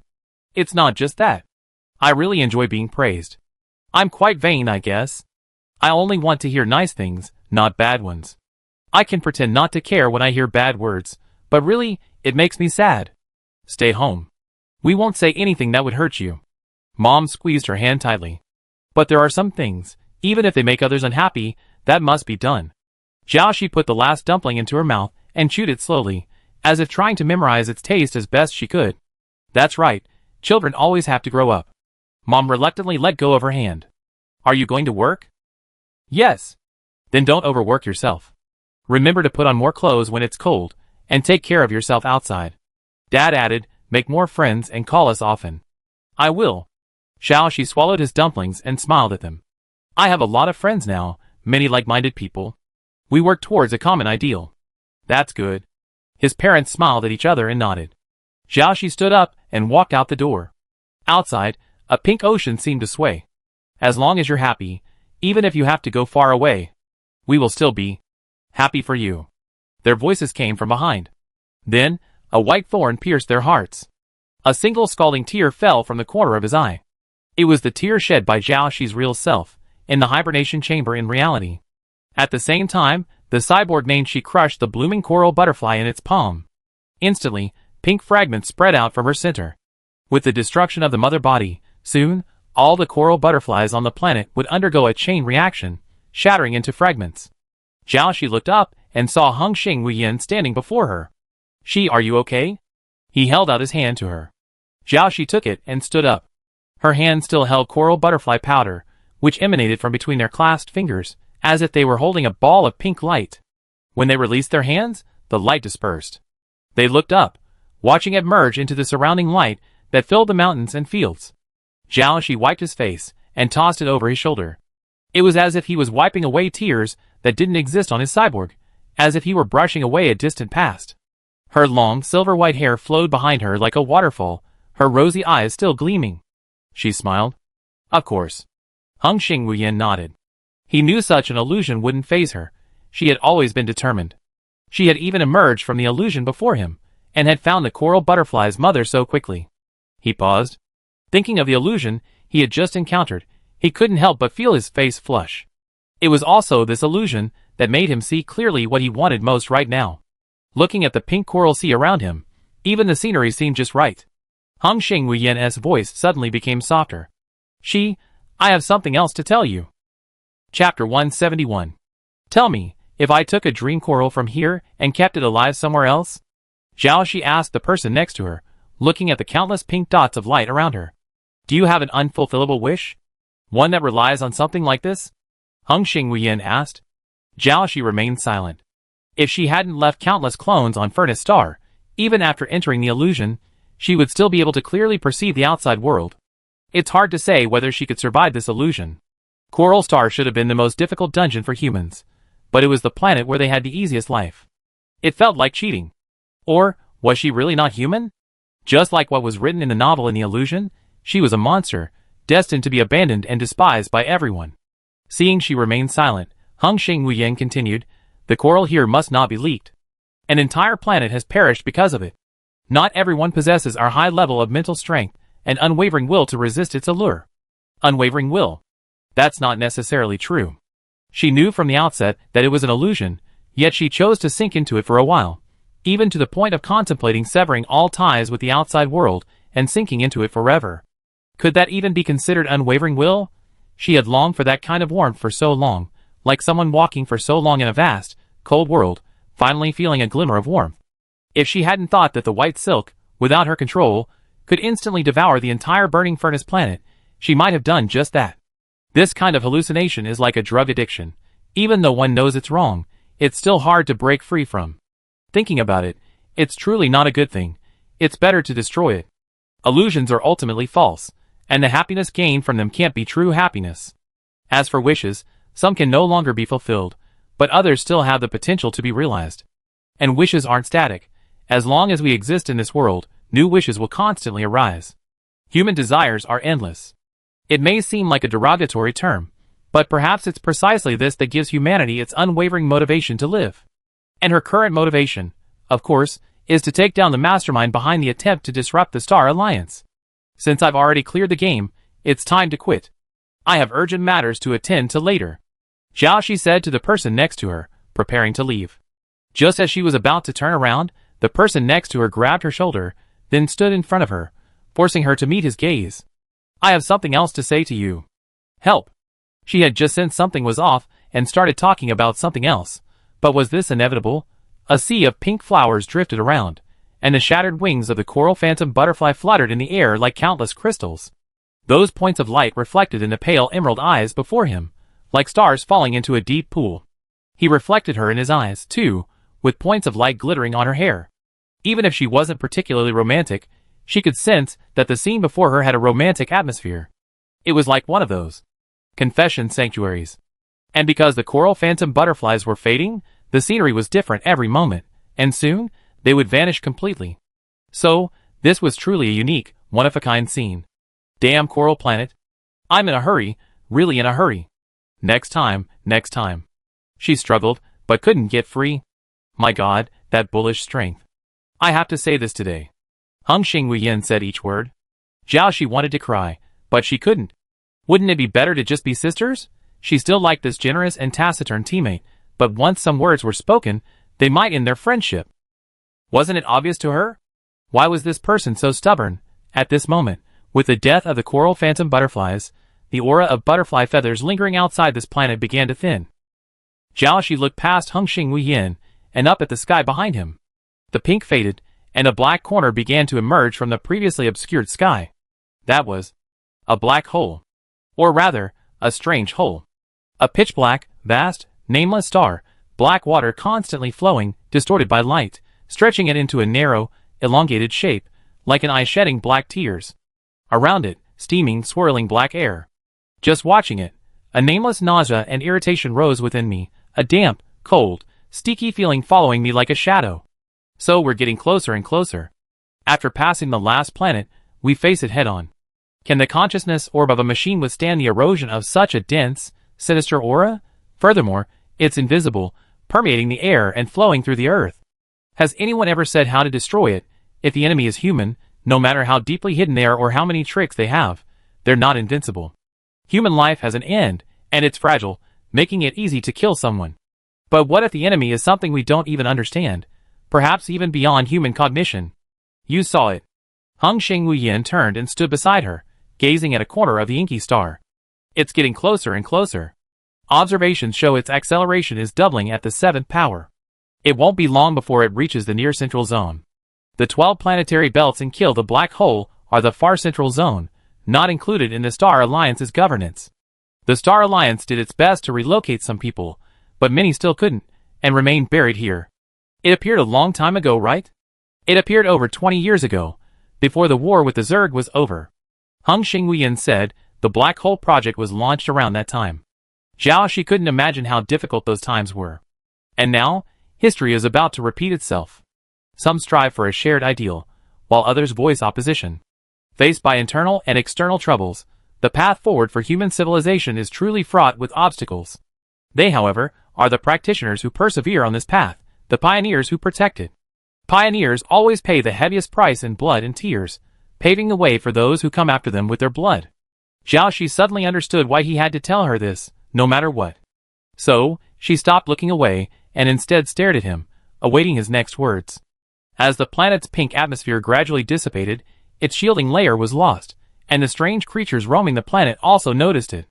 Many massive black figures descended from the sky, heading their way. I like you, Shi. Lin Tanyan tilted his head, looking intently at the person before him, speaking each word. Through her body, he seemed to see the person behind it. Whether she was in the game or in reality, she was the one he wanted to pursue. Whether she was spiritually or genetically, she was the one he wanted to keep close by his side. He had been hesitant, thinking perhaps now wasn't the time to declare his feelings. But if he didn't say it now, he might never have another chance. From the moment they chose to join the Star Alliance, their lives no longer belonged to them. If doomsday ever came, the Star Alliance would be at the forefront, forging rows of pitch-black walls for the people with their bodies. They might not be the strongest walls, but they would certainly be walls that would not retreat. For a soldier, there was no other option but to die in battle. As Super S-Class, they would stand at the forefront of all the Star Alliance forces. Having received the highest honor and trust, they also bear corresponding responsibilities. Lin Tanyan thought of his father and mother, who died on the battlefield, and his grandfather, who chose self-destruction after being infected by the evil spirit. Perhaps this is the fate of the Lin family, the fate of soldiers. He has never been afraid. If that day ever comes, he would consider it a great honor. But he doesn't want to leave with regrets. Jiaoxi remained silent. Saved my life. She really didn't know what to say, but Hengxing Huiyin seemed to be waiting for her to express herself. I'm not gay. How about you find someone else to like? Is that the only reason? Hengxing Huiyin seemed relieved. I'm actually an Omega. A dark shadow loomed over their heads. The roaming monsters continued to approach. They were now surrounded. Be careful. Jiaoxi controlled the white thorns, attacking the monsters that were attacking them. There was another sneak attacker behind Hengxing Huiyin. A three-headed monster, resembling a black panther and a wolf, was completely black and as tall as a two-story building. It raised a massive claw and slashed towards him. At this moment, Jiaoxi's white thorns hadn't yet reached him. Hengxing Huiyin didn't even turn his head, but slightly turned to avoid the giant claw. He then grabbed it directly and, with a flick of his wrist, threw the monster over his shoulder with a bang and sent it plummeting into the ground.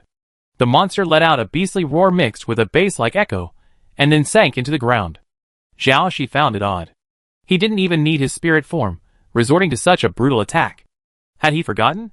The monster tried to climb out of the pit, but Hengxing Huiyin struck it with a lightning-fast punch, sending its head blasting apart. Instantly, pitch-black brain matter splattered everywhere, and it fell completely silent.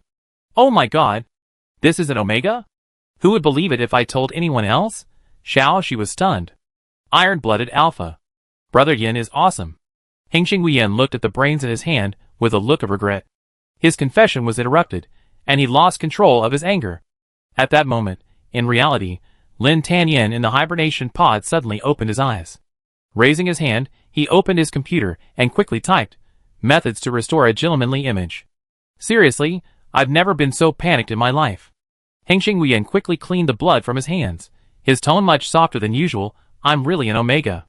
Can you give me a chance to pursue you? He just learned the clip sound online, but it sounded a bit strange speaking through his body. Still trying to trick me? People like you are ruthless and quiet, but you're a fierce fighter, so you're definitely an A. I take my head off and kick it for fun. Jiaoxi felt incredibly clever. He was trying to trick her into a forbidden A relationship, but that wouldn't work. Besides, he said he was an Omega. Could he be planning a sex change for love?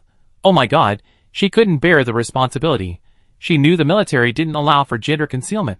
Those omen pretending to be A-men in movies and TV shows were fake. Unless he was Lin Tanyan, who had special treatment in the military, that was impossible. But this was even more impossible. Didn't she know Lin Tanyan's personality? Could that cold, aloof, Jiaxu king confess his feelings so recklessly? Besides, Omegas are known for their subtlety. No one would pursue an alpha like this. It was sheer fantasy, negation, absolutely veto. Okay, though she hated to admit it, she still felt Lin Tanyan was the most compatible with her taste. Alas, they were destined to be sworn enemies for life. Hengxing Huiyin, She's sworn it on her own. What else could he do? You said you were in a hurry, right? Hengxing Huiyin asked her. Then you go first, I cover you. Okay. Jiaoxi didn't refuse and agreed immediately. Awkward, too awkward. I wanted to flee the scene.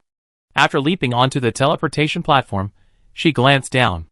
After Dream Coral's death, other roaming space monsters quickly discovered this ownerless planet and began to gather there. There were also organic beings here, attacking anything that moved. The monsters were numerous, but Jiaoxi wasn't worried about Rampant and Speechless. He seemed to be particularly energetic today. Rampant and Speechless was beating the monsters violently, not even using his spirit form, relying solely on physical combat. There was a kind of fist-to-flesh violent beauty. Jiaoxi flinched. It was hard not to think he was taking his anger out on these monsters after his confession failed. Those poor monsters being beaten looked painful, as if they might accidentally punch her. This was truly terrifying. Who would believe him when he said he was an Omega? He was quite bold in making that up. Before Jiaoxi exited the game, she checked her level. She and Hengxing Huiyin were on the same team, tied for first place. She was already level 98, just 2 levels away from reaching the maximum. If the teachers and classmates saw this, wouldn't they be terrified? Haha, climbing out of the hibernation pod, She was met with several questioning glances, one clearly smiling. Zhao Shi looked over, and saw it was Mu Zifang. This could be a disaster. That forced smile was definitely not good. Zhao Shi looked up at the blackboard. It was called a blackboard, but it was actually a rectangular floating screen, recording the black coins earned and levels of everyone in killing the black hole. Unsurprisingly, the first place went to Lin Tanyan, with the most monsters killed and a level of 12. Following them all, everyone was level 5 or below. This isn't right, is it? How come I'm level 98 and not in first place? Then Zhao Shi saw her name at the bottom, level 0. Are the data interoperable? Are there 2 units? And she entered the wrong one, the previous one? Zhao Shi, is your system card malfunctioning? Let me know if there's any problem. Mu Ge didn't mean to blame her. She kept flipping through her e-book, which was densely packed with data and text. No, I just fell asleep. Zhao Shi didn't want to reveal her possession of the game card yet. After she found out about the original owner, she could change the old ID to her real name. Mu Ge nodded. Your workload is heavy, but you also need to get enough rest and avoid staying up late. Zhao Shi looked at Mu Ge's dark circles and felt that this was something she should have said to herself. Okay, teacher. I won't doze off next time. Yeah. Mu Ge stared at her screen with a frown, looking even more haggard than she had been the past few days. Zhao Shi, you. Teacher, is there anything else? Forget it. She waved her hand. Some things are too much for the younger generation to worry about. Then I'd be leaving. Goodbye, teacher. As soon as school was over, Zhao Shi immediately slipped out of the school. The infiltration plan she had agreed with Liar Moss into Anne's home was tonight. At that moment, a black hovercraft appeared outside the laboratory building, its dark windows obscuring any view from inside. The windows slowly lowered. A pair of amber eyes silently observed the white figure until it vanished around the corner. Lin Tanyan had long anticipated his rejection. But it didn't matter. From childhood to adulthood, he had always achieved whatever he set his mind to. He had never failed before, and this time was no exception. He firmly believed in this. So he would not give up until his death. She hasn't changed her clothes in a few days, has she? He lowered his head and muttered to himself, how about giving her a few more pieces? But what's the excuse? Chapter 172. The long-range mecha class was longer than the others. After killing the black hole, Mu Ge explained some information about monsters and black hole bases. Zhao Shi knew much of this, so she listened with a bit of absent-mindedness. Also, she couldn't stop thinking about finding an issue. But Mu Ge seemed to be in even worse shape than she was. Her words stumbled several times. Sometimes, in the middle of a conversation, her eyes would suddenly go blank, as if she was thinking about something else. After a moment, the light would return, and she would continue. By the time the class was over, it was already dark. Before leaving, Zhao Shi patted Mu Ziyang. Your aunt's condition is worrying. You should try to persuade her to stop staying up late. It's certainly not right. Mu Ziyang pondered. It's normal for us mechanics to stay up late doing research. You get used to it. It won't affect your life much. She hasn't been acting right lately. Maybe there's something else going on. He watched Mu Ge leave. I try to find out. Want to have dinner together? Mu Ziyang asked. Do you want to go back to the dorm and bring Xiaolong with you? Robots don't need to eat. Zhao Shi bumped his shoulder. Don't be so obvious. Mu Ziyang coughed. I'm worried she'd get bored staying alone in the dorm all the time. Zhao Shi smiled. Don't worry, she won't. Zhao Shi's other perspective, the student dormitory. Many hands made of white silk were rapidly flipping through books to study. A small blue spherical robot randomly selected a book and was reading aloud, while at the same time swinging on one of the white silk threads across the bedpost, swinging higher and higher. Xiaolan's display screen revealed crescent eyes, its mouth shaped like an O. Suddenly, Bicey shuddered, swinging higher. Bang! The robot's head slammed against the ceiling, sending it careening toward the ground. It hovered in midair, jumping up and down in frustration. Cece, did you do this on purpose? The robot's faceplate transformed into a pattern of flames. The only response was a playful twitch of its small white tentacles. I have something else to do, so I won't eat for now, Zhao Shi said to Mu Ziyang. Oh, okay. Mu Ziyang didn't ask any further questions, and simply walked away. Normally, one couldn't leave the school without a valid reason. At times like this, one needed a valid reason and a permit from the Academic Affairs Office. But this wasn't Zhao Shi's first time slipping out. She climbed the dark, towering walls of the military academy with the familiarity of a gecko. Student, wait a moment. Halfway up, a voice called from behind. Xiaoxi thought she was incredibly fast. It only took 3 seconds for her to dart from one end of the wall to the other. Whose eyesight was so sharp that they spotted her in just 3 seconds. Xiaoxi looked back and saw the familiar uniform, unmistakably belonging to the school disciplinary inspection team. She had once been a target of the disciplinary inspection team, but she hadn't expected someone to be secretly watching her. She was clearly a well-behaved student. Xiaoxi quickly jumped down. Ah, I just climbed up to see the view. I had absolutely no other intentions. Then, something cold was thrust into her hand. Take this laptop. For me? Xiaoxi was stunned. It was fine if he wasn't punished for climbing over the wall, but he was giving her a laptop directly.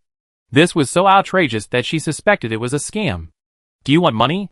Xiaoxi asked. No, it's from the special operations team. It's a work laptop. The man said, I'm from the special operations team too. He then flashed her a badge hidden under his coat, a pattern of a blade piercing a black hole. Xiaoxi took it. Oh, okay, thank you. She appeared calm, but inside she was ecstatic. She just didn't have a laptop. Wasn't it like someone was giving her a pillow just because she was sleepy? And it saved her the time and money to buy one herself. From now on, when you go out, just swipe the computer, and it opened automatically. The main gate, regular school buildings, classrooms, and dormitories are all accessible. If you're late or leave early, just swipe it. The school and teachers won't stop you. Huh? That's not good.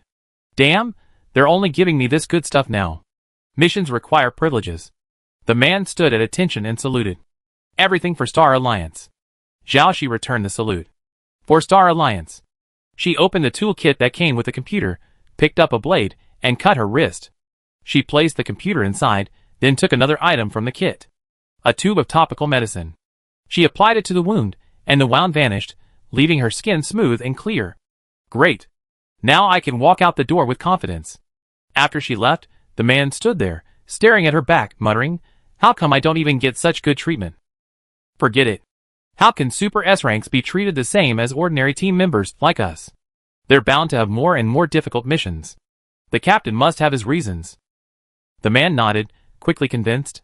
They met at the agreed-upon meeting place, near an old residential complex. Xiaoxi felt the place looked familiar, and then Lyra Moss led her along a winding path, arriving at a garbage dump. The road became increasingly familiar, and then she remembered where she was. She still remembered the first time an issue had brought her to this garbage dump. Red Sun Garbage Dump, she remembered the name. But the old sign was gone. It's the former site of the underground toy factory. Xiaoxi looked at the ground, piled with debris and garbage. She remembered a secret passage beneath it. It led to a lawless, hedonistic underground world. What? So this is it? Lyra Moss asked.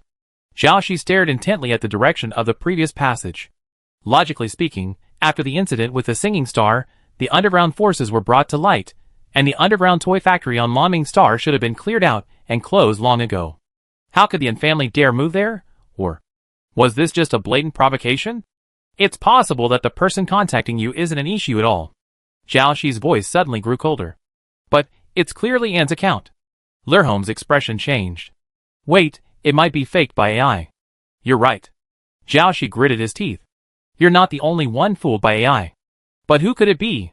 Lerholm seemed to recall something. Could it be that person?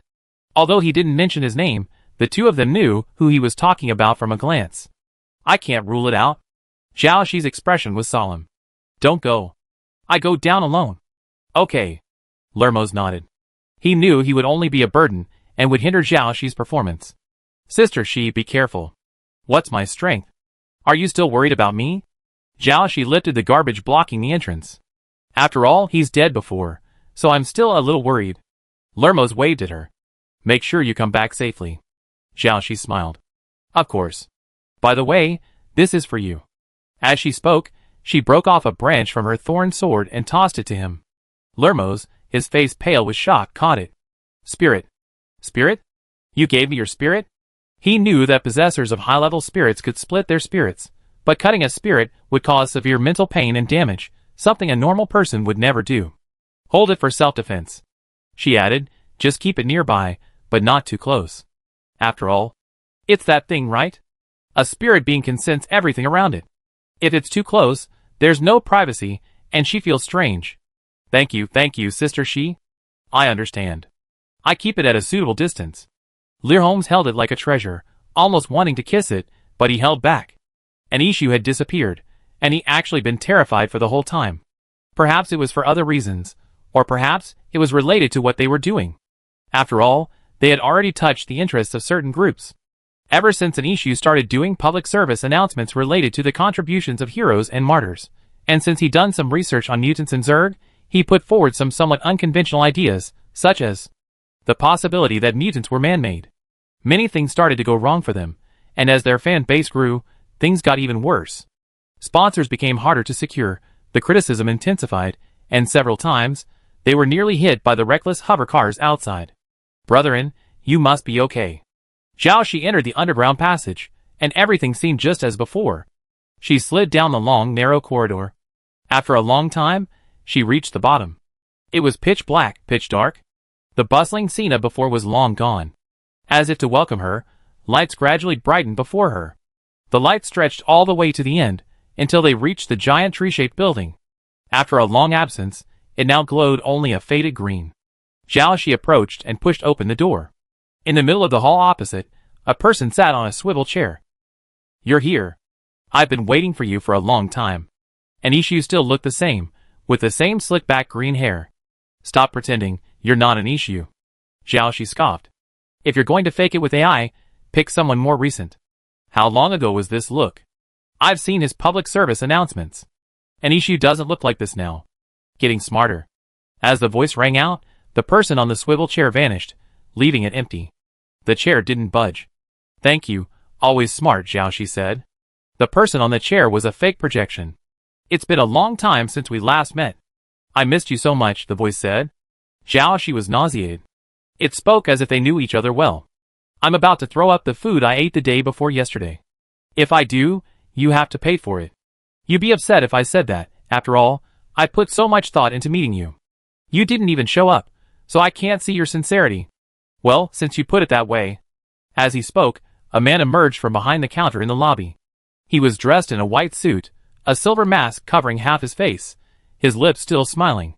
He bowed and saluted, his every move displaying gentlemanly grace. Welcome back to the underground toy factory. But in reality, Xiaoxi didn't even give him a chance to finish his words. The moment he appeared, white thorns emerged from under his feet and pierced him from head to toe. From the moment she entered, she had planted the white thorns underground, encircling every corner, making it impossible for him to escape. It was fake. Xiaoxi saw that there was no blood on the white thorns. The joints of the dead robot were twitching and flashing with lightning. Oh, you really want to kill me? Another screen appeared before him, and the voice on it rang out. Xiaoxi raised his hand and punched the screen, but it went right through, shattering the entire wall. This was a projected virtual screen. Xiaoxi looked around for a long time, but couldn't find the projector. Or rather, this whole building was like that. You're still so hot-tempered. You need to change your temper. How can you accomplish anything like this? I don't need to accomplish anything great, I just want to kill you. Hee. Pu Xinghe laughed to himself, as if he heard something amusing. The sound echoed through the empty building, giving it a spooky, eerie air. Did you know? Actually, your father and I are very good friends. How close are they? He thought for a moment and said, not brothers, but better than brothers. I held you in my arms when you were little. You should call me Godfather. Oh! Xiaoxi smiled. Fuck you, Godfather. Pu Xinghe maintained the same expression. Your temper hasn't changed at all. It seems even dying once won't help. Where is an issue? I said I'm looking for him too. Do you believe me? Seeing she wouldn't get an answer, Xiaoxi turned and left. Are you so impatient? Pu Xinghe's projection suddenly moved in front of her again. That's right. After all, he's now both a great hero of humanity and the leader of the mutants. He's a very busy man, isn't he? Robbery god. Xiaoxi paused. She was about to blurt out, asking how he knew that. But she could guess his answer. He must be playing tricks and not saying anything. If she hadn't found solid evidence herself, this old fox wouldn't budge. I don't understand what you're saying. Xiaoxi also played dumb. Let's act, everyone's acting. You're still being so dishonest with me. I've already said it, we're so close, of course I'm on your side. Too much. Too much. Too much. Xiaoxi suddenly felt a warning bell ringing in his heart. No, there's something wrong. He's stalling for time. What's he stalling for? What's wrong? What if what Lee Ermos said before, about Anishi's drunken phone call to him, was true? This time, Anishi was fake, but that didn't mean the ones Lee Ermos had encountered before were fake. Zhao Shi discovered a blind spot. If that Anishi was real, then the chaos in the Star Alliance he mentioned must be a reshuffle of power at the second level. She obtained the Star Alliance faction rankings from Lin Tanyan, and suspected this would be the outcome. What she experienced on Yuan Star and Fenlu Star, and now she was desperately trying to return. Pu Xinghe couldn't have guessed what she was planning. So, he was going to target. Oh no, Shi Ruyan was in danger. Zhao Shi suddenly realized that she hadn't been able to contact Shi Ruyan during this period, and she was likely already under house arrest. What kind of force could do this? Zhao Shi immediately ran outside, opening her computer as she ran. Zhao Shi discovered a contact on her new computer, one she hadn't recorded any information about. It was Lin Tanyan. Since it was a work computer, it was probably a preset contact. Zhao Shi was about to contact Mu Xiuyang when a familiar ID flashed. Sky Blue Melody, she recognized it. It was Mu Xiuyang's ID. How did you know the serial number of my new optical computer? I hacked into the Special Operations Team's internal communications and found out. Mu Xiuyang never stopped talking until he had something shocking to say. 6. Zhao Shi said, I was just about to find you. What I have to say is more urgent. Mu Xiuyang said, and she is trafficking Zerd genes and establishing a fake green base. But in reality, she's experimenting on humans and using mutants to research immortality. The trial starts tomorrow. Fuck you. This is turning against the Tian gang. Zhao Shi couldn't help but curse. I didn't want to curse, but I was really angry. Mu Xiuyang didn't understand what she meant by turning against the Tian gang. He continued, and she said the chances of winning are slim. All the evidence points to Aunt Shi. She had the forensic experts review the evidence, and it's all true. If the trial goes ahead tomorrow, she'd likely be sentenced to death. Shi Ruyan wouldn't do that, Zhao Shi said. Even if she hadn't experienced these things, she would still trust Shi Ruyan. Unconditionally.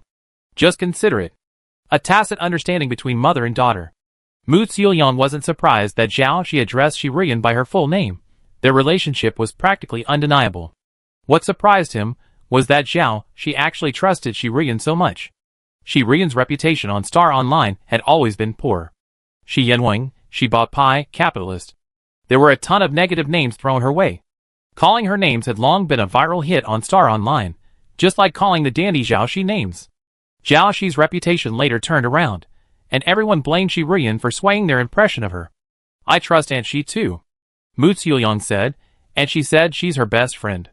I trust Aunt Shi's judgment, he added, and I trust you, Zhao Shi. Zhao Shi pondered, it's strange. With such a major case about to go to trial, why hasn't the news been released yet? She could only think of one possibility. To ensure the complete eradication of Shi Ruyan's influence, their leverage wasn't just in the courtroom, but also in prison. Give me the address. Quick! As Mu Xiuyang sent the prison address, a message arrived from the Special Operations Team group chat. Special Operations Team, urgent assembly. Strange monsters have appeared in 5 areas: Zhongxing City's Kowloon Building, Fuguang District's Fuguang Tower Scenic Area. S-rank and above members are needed. Please cooperate. The message had a bunch of people, including Zhao Shi. Zhao Shi ignored the group chat message and rushed to Zhongxing City Prison. A minute later, Lin Tanyan called. Zhao Shi ignored him. Sorry, I'm busy. She hung up immediately. She was going to break out of the prison today. Anyone who dared to touch her mother would be beaten to death. Chapter 173. Humans were moving too slowly, and so were the hovercraft and the spaceship. Zhao Shi couldn't care less and simply transformed into an extremely thin thread, traversing the ground in a straight line, reaching her destination. A few minutes later, a head, carrying a banana peel and some miscellaneous garbage, lifted the lid of a trash can and peered out. Near the second prison of the Star Alliance in Zhongxing City, Laming Star. It was completely dark. This location was far from the streets and the downtown area, and there was no one on the road. Zhao Shi glanced around, then dug out of the trash can. Not far away was a towering courtyard wall, like a heavily guarded fortress. The underground had a special steel plate structure, so she couldn't sneak through. It seemed she had no choice but to charge and head on. Zhao Shi glanced at her laptop. After she declined the Special Operations Team's mission, her name had been removed from the group list of mission personnel. Lin Tanyan didn't call her again. I wonder if I'd be punished for disobeying orders? But she didn't have time to worry about such things right now. The sudden outbreak of strange monsters in multiple locations was likely a deliberate act by Pushingha, intended to delay her. This person actually possesses the ability to control strange monsters that will, truly terrifying. The strange caves in the far center area are getting closer and closer. If they eventually enter the near center area, the consequences would be unimaginable. Zhao Shi also considered whether Pushingha himself was a strange monster. But she didn't sense that cold, sickening feeling from him. While he was certainly disgusting, that kind of disgust was different from the feeling of strangeness. As long as they were human, they would be easy to deal with. What she feared was something like a strange cave or celestial body, whose existence was unknown and impossible to deal with. She constantly wanted to kill Pushingha, but he was too cautious, always using a fake body double, making him incredibly difficult to kill. Zhao Shi also found it strange that Pushingha seemed to know her well, yet she hadn't met him much. She could only attribute this to his excessive caution. What are you doing? Back off. If you move any closer, we shoot. As Zhao Shi approached the gate, she was immediately surrounded by a group of men with guns raised, blocking her path in a semicircle. She didn't pause, acting as if she hadn't seen them, so they opened fire without hesitation. Many gunshots rang out, and magazines fell to the ground, but none of them hit her. What the hell is that speed? One of the guards couldn't believe their eyes. All they could see was the figure before them, a shadowy figure, flashing through their encirclement and into the courtyard walls. It's likely S rank or above. Quickly notify the higher-ups. Request backup. Someone immediately started communicating with the computer, and several more were assigned to the monitoring room to monitor the situation. They pulled up the surveillance footage, slowed it down several times, and finally got a clear look at the person. It's her. Zhao Shi. Recalling the recent arrival of a high-ranking figure, they all realized what was happening. She's here to break out of prison? But hasn't the verdict been made yet? Does it make any difference? Normal cases wouldn't involve detention here early. This is practically a done deal. I heard Shirian's connections in the capital are so extensive, they're being held here to avoid suspicion, and the special investigation team has been moved here as well. The people reviewing the surveillance footage exchanged glances, each seeing their brows furrowed. What should they do? She's a super S rank. I'm afraid we have to ask that person to handle this. Zhao Shi didn't dare waste a moment. Following the directions Mu Xiuyang had obtained from his aunt, he rushed all the way to the 9th floor of the second building. The circular corridor was filled with small rooms with glass windows. Is she living in such a small place? Zhao Shi wondered. Shirian had always lived in a large, beautiful house with many floors. Would she be able to adapt to a room smaller than a toilet? The prisoners stared at Zhao Shi through the glass windows, some in surprise, others in horror. She scanned the floor, but saw no sign of Shirian. The prisoners stood up and gathered around the window, looking out. Everyone go back. No looking. The guard shouted, and the prisoners, startled, retreated obediently. It was obvious she'd been beaten often. The entire building sounded a red alarm. The prison guards pointed their guns, their muzzles pointed at Zhao Shi. Zhao Shi, as a student at the Star Alliance Military Academy, and a member of the Star Alliance Military, you dare to break the law knowingly. Do you know that breaking into a prison with the intention of breaking it is illegal? I know, Zhao Shi said with a smile. And I also know that according to Star Alliance law, Article 344 of the Special Criminal Code, a first-class merit can offset a prison sentence of up to 15 years. I was just browsing. According to Article 112 of the Criminal Code, disrupting prison law enforcement carries the maximum penalty of 15 years. Not only do I understand the law, I know it by heart. Seriously, Zhao Shi, the lawless outlaw, deserves his reputation for nothing. Huh? What?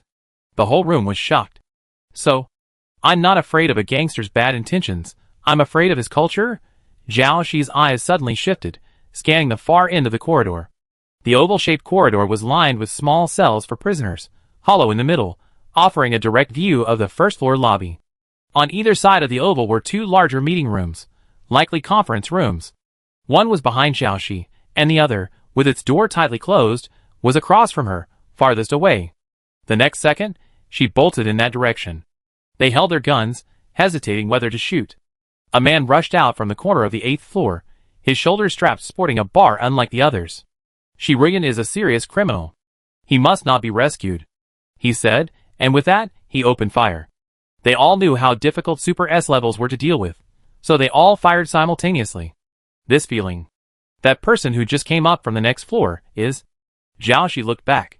The person's eyes were pitch black, staring at her with a sinister smile.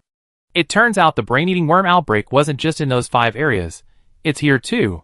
Through the light green frosted glass outside, a familiar voice echoed from the conference room. Have you found out? The private seal and signature are both forged. This means there must be a traitor within our group, and... Bullets rained down from behind. What's that noise outside? Shi Rian stood up and turned. Bang! Jiaoxi shattered the glass, sending shards flying everywhere, hurling into the conference room along with the countless bullets behind her. Shi Rian's eyes widened. In that moment, they were filled with incomparable joy, unable to contain anything else. But remembering where she was, her expression quickly changed again, filled with worry. Why would you? The white thorn sword swung out, dancing as fast as light and shadow, colliding with bullets with a constant, piercing sound. Occasionally, a bullet grazed her side, a bullet just beyond her ear. The strong wind tore a tiny rip in her clothing, leaving a streak of blood on her face. These people had gone mad, completely disregarding the innocent people here. No, Zhao, she could only think of one possibility. They were all infected. She knew how quickly that thing spread. But the chilling feeling she initially sensed wasn't coming from that direction, but from this very conference room. Jiaoxi looked up and met the gaze of the secretary beside Shi Rian. A gentle-looking female beta with silver-rimmed glasses and a ponytail. To be able to speak with Shi Rian here, she must be one of her closest confidants. But what Shi Rian didn't know was that this confidant was no longer the same person. So, this is why all the evidence points to her. She's incredibly familiar with signatures, private seals, and close associates. She has complete control over company secrets, financial status, and investment trends. Who could possibly prevent this? At this moment, the usually gentle and calm face of the female beta suddenly curled up strangely. Simultaneously, with a swish, a flash of green light appeared, piercing Shi Rian, who was closest to her. Jiaoxi regretted it deeply. She should have thought of it sooner. After her death, Shi Rian had done everything for her, her haggard yet fortified mother, visible even through the screen. She was back.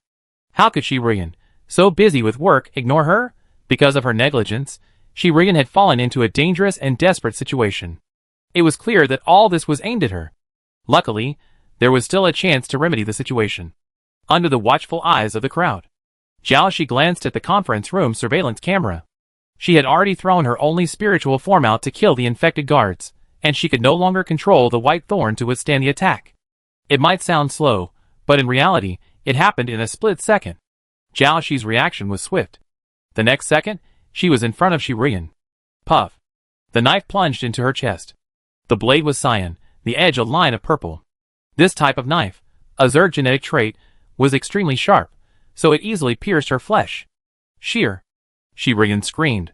At the same time, the swirling, blood-stained thorn sword slashed the secretary's head off. Shi Rian looked at the hellish scene before her, both in the conference room and outside. Jiaoxi slowly slid down in her arms. Now, she was the only one standing on this floor. Her lips trembled. Why? Why is this happening? Jiaoxi lowered her eyelids. Such precision, quite striking. It hit her heart almost. If she hadn't urgently used the white silk to pull at her heart, shifting it a centimeter, the needle would have pierced her heart and probably exploded on the spot. A vital organ like the heart, once damaged, could be saved even by the most skilled doctors and repair chambers. If she died in front of so many people, her hard-won human identity would be lost. But if she didn't die, her special abilities would be fully exposed, and she might be captured and studied by the Star Alliance. Sure, I'd play this trick on her. The point is to destroy her human identity, rendering all the evidence she possesses useless. After all, how could humans trust anything other than human? Luckily, fortunately, she reacted quickly. It felt like it had pierced her lungs. Jiaoxi began to cough up blood, her breathing was labored, and her chest heaved violently. It had to be a full-on performance. Great, this plot was set up for her. Even if she successfully avoided assassination, she would still face another challenge. Tomorrow's news. Surveillance footage from the Second Star Alliance prison captures a terrifying scene. Jiaoxi breaks out of prison and goes on a killing spree. Hero X villain. Unless the military is willing to expose the existence of the brain-eating worm. But the situation is so unstable right now, it's hard to say what they do. Will she become another victim of stability maintenance? After a human dies, if the brain-eating worm fails to find another host in time, it will dissipate, as if it had never existed. Aside from the witnesses present, and the surveillance footage, she had no evidence to prove her innocence. The witness was Shiruyan, on the same side as her, making her essentially useless. The surveillance footage was in the hands of the prison, but the military was actually behind it. Would they be willing to hand it over? Thus, the decision fell back on the military, or rather, Lin Tanyan. Zhao Shi couldn't guess what he would do. But as long as she was alive, her original plan wouldn't change.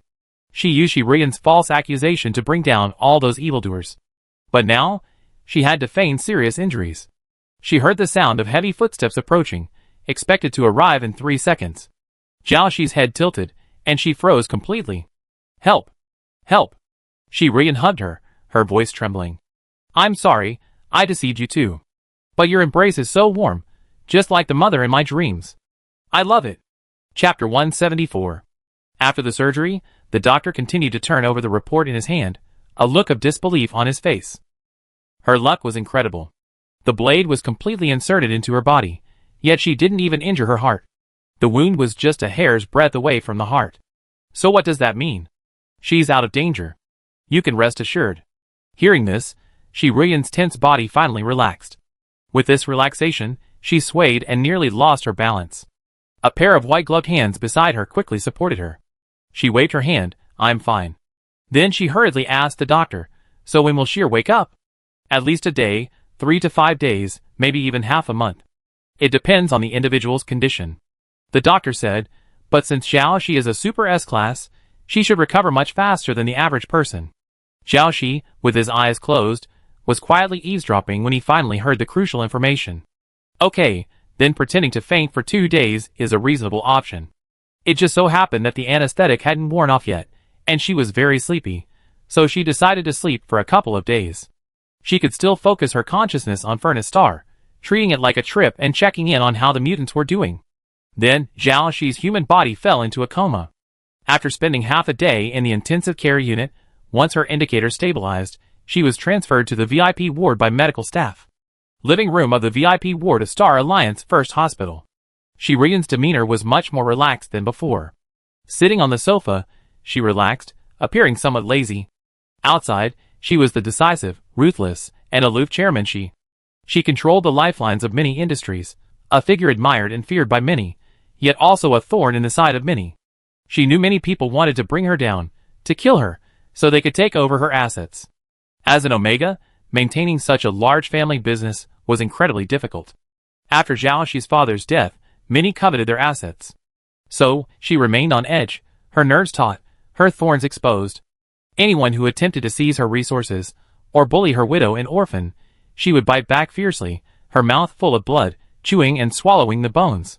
She wanted to become strong enough to become an impenetrable umbrella, shielding her vulnerable daughter from all the swordplay and violence outside, protecting her as she grew up safely. This umbrella fluttered in the wind and rain for many years, until she not only protected the family fortune but multiplied it many times over, and went on to create the legendary Shi business empire. She became not only the most ferocious Omega, but also earned the title of Western King of Hell. And now, she was just a mother worried about her child. Shiruyan glanced at the person in the hospital bed in the room, then thought about all the recent events, and suddenly seemed to understand a lot. Power and wealth would eventually leave her, just as they had this time. In a crisis like this, no amount of business empire could help her. Her business partners, like monkeys when the tree falls, would scatter, only adding icing on the cake, never offering timely assistance. Even because of coveted favors, her most trusted friend, who grew up with her and later became her closest secretary, was unknowingly infected into something else and died in the process. She herself faced imprisonment, the death penalty, or assassination. Only family ties remain unchanged. Even if they've had disagreements, arguments, and drifted apart, even to their own ends. The innate connection of blood remains forever. Sheer, you truly grown up. Now, you can even protect your mother. Shiruyan smiled faintly. So, could the umbrella she always held up for this family, the thorn she erected to protect herself, now be put away? Thank you for this time, Commander Lin. She wore a polite smile. Thank you for your willingness to testify and vouch for me. Otherwise, I'd still be in prison.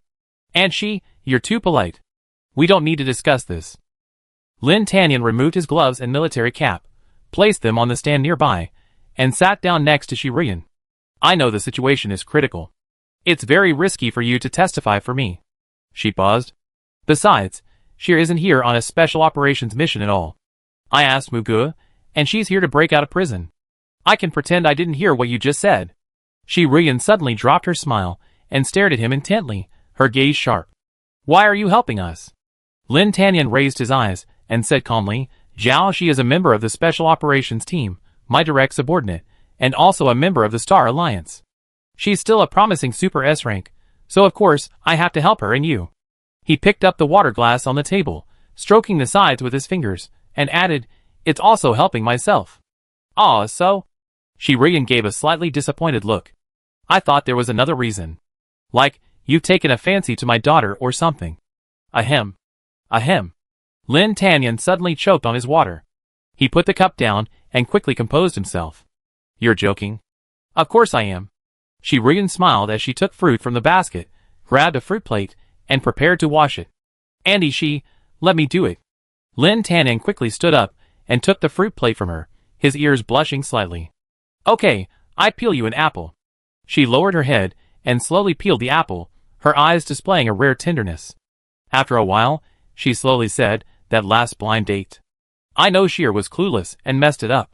Would you like to reconsider? Actually, I knew back then that you probably didn't like her, but she just liked your type of Omega. As a mother, I'm in a dilemma. Shirian always remembered the day Zhao Shi announced her desire for sex change, and the requirements she put forward for her partner were practically the same as those she had for the person in front of her. Her daughter, a clueless straight woman, probably didn't even know Lin Tanyan was an Omega.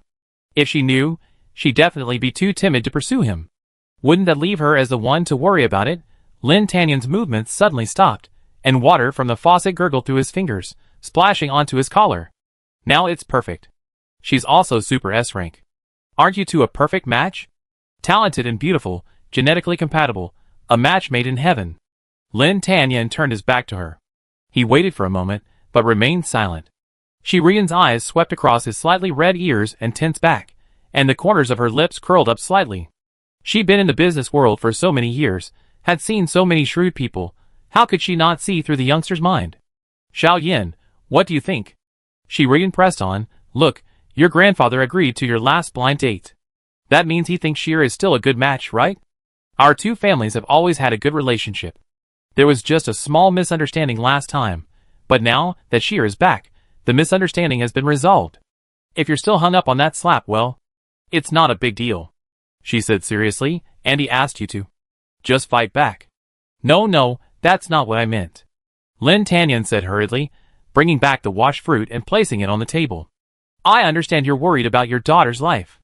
Then what do you think is the problem? You know how difficult it is for Super S levels to find someone with compatible pheromones. You must know that. Shirian pulled him to a seat. Shir's looks are impeccable, right? But is it her personality? Her education? Or something else? If you find anything wrong, I can ask her to change it. That depends on her willingness. Lin Tanyan's voice was soft. Ah? Oh yes. She has to be. How could she disobey me? You agree, right? Ha. Okay. Shirian thrust the peeled apple into his hand. Then the betrothal gift? What? Lin Tanyan was shocked. So fast? No, I'm not saying this is a betrothal gift. I was thinking, give me some time. I prepare something worthy of your status, and then hold a galaxy-wide wedding of the highest caliber, so you can marry into the family in grand style. Lin Tanyan was speechless. It's all my fault for being so happy, that I forgot your public identity as Alpha. Shirian propped up her head and thought for a moment. Then I proposed to the Star Alliance Council that same-sex marriage be legalized. That way, you two can marry as alphas.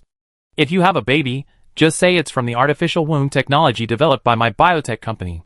Coincidentally, I have a project working on this very topic. A barrage of information bombarded him, like a supernova explosion. Lin Tanyan was stunned by what he heard.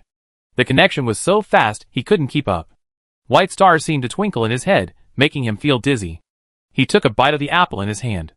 Very sweet. This can be used as a betrothal gift. Since I'd accepted it, can we get engaged? Chapter 175. The earth was covered in cracks, earth-colored ground, black cracks. The magma within the cracks had completely receded, and the temperature had plummeted. Once, due to geological movement, sounds like the rumbling of a giant beast could be heard from underground. Now, that sound had suddenly vanished. Except for a few large, active volcanoes housing the incinerators, the volcanoes elsewhere seemed to have fallen dormant overnight. Far from the incinerators, a series of houses, seemingly built of stone, gradually emerged. They were crudely built, but neatly laid out. At the foot of the mountain next to the houses, a thin layer of light green was faintly visible, tinged with yellow, as if the leaves were about to wilt. Hurry! Water them! The vegetables are dying. Here we go! The wheels are smoking. We've just separated this from the incinerator wastewater. Several mutants frantically carried stone basins, slowly pouring water into them. That's a bit of a waste of water, and separation takes too long. We should try a drip irrigation system. The tribulation god mentioned it before, but he didn't explain the specifics. He explained the general principle. I draw a possible diagram first, and we try it a few more times. A white thread dangled from a sharp rock protruding from a nearby hilltop, swaying in the breeze like a thin spider's thread. But there are no spiders on the burning furnace star. This thread was one of Xiaoxi's countless eyes. Great! They actually managed to grow something. The conditions here are indeed harsh, but once the temperature drops, this land may still be able to produce new life.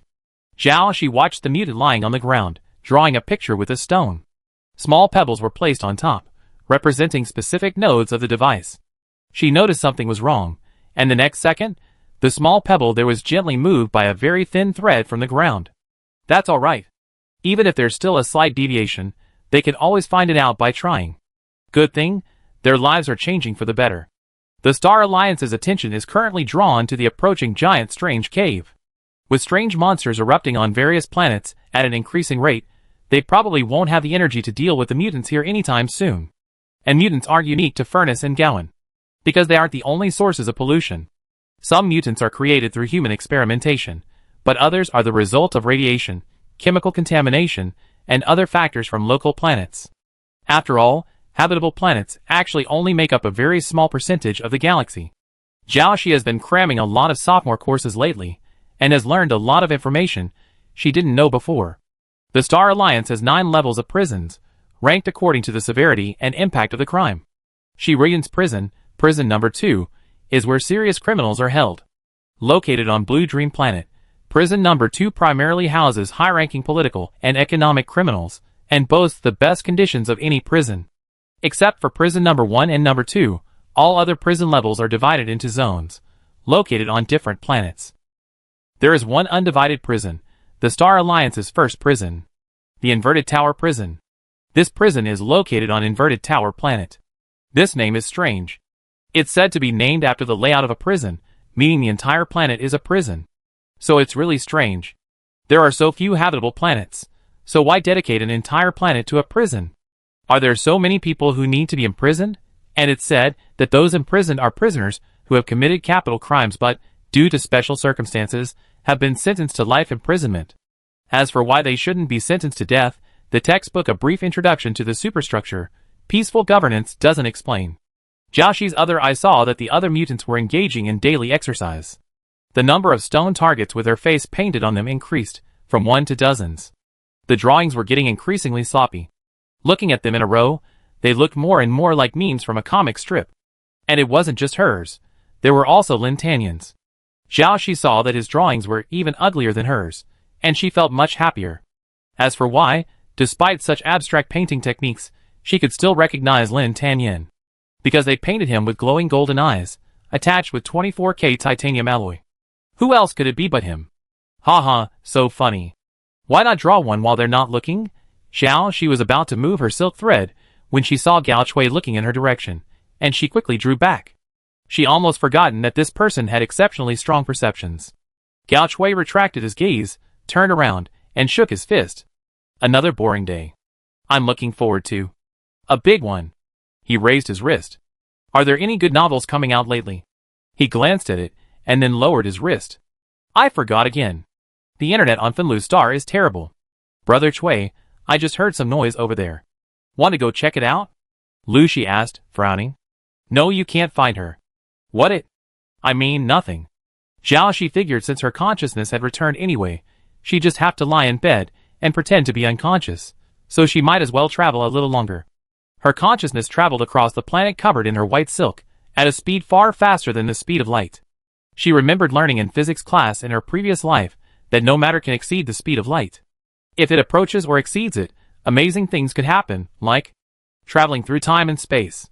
Can consciousness be considered matter? Probably not, but her white silk is real. She can now reach anywhere on this planet in an instant.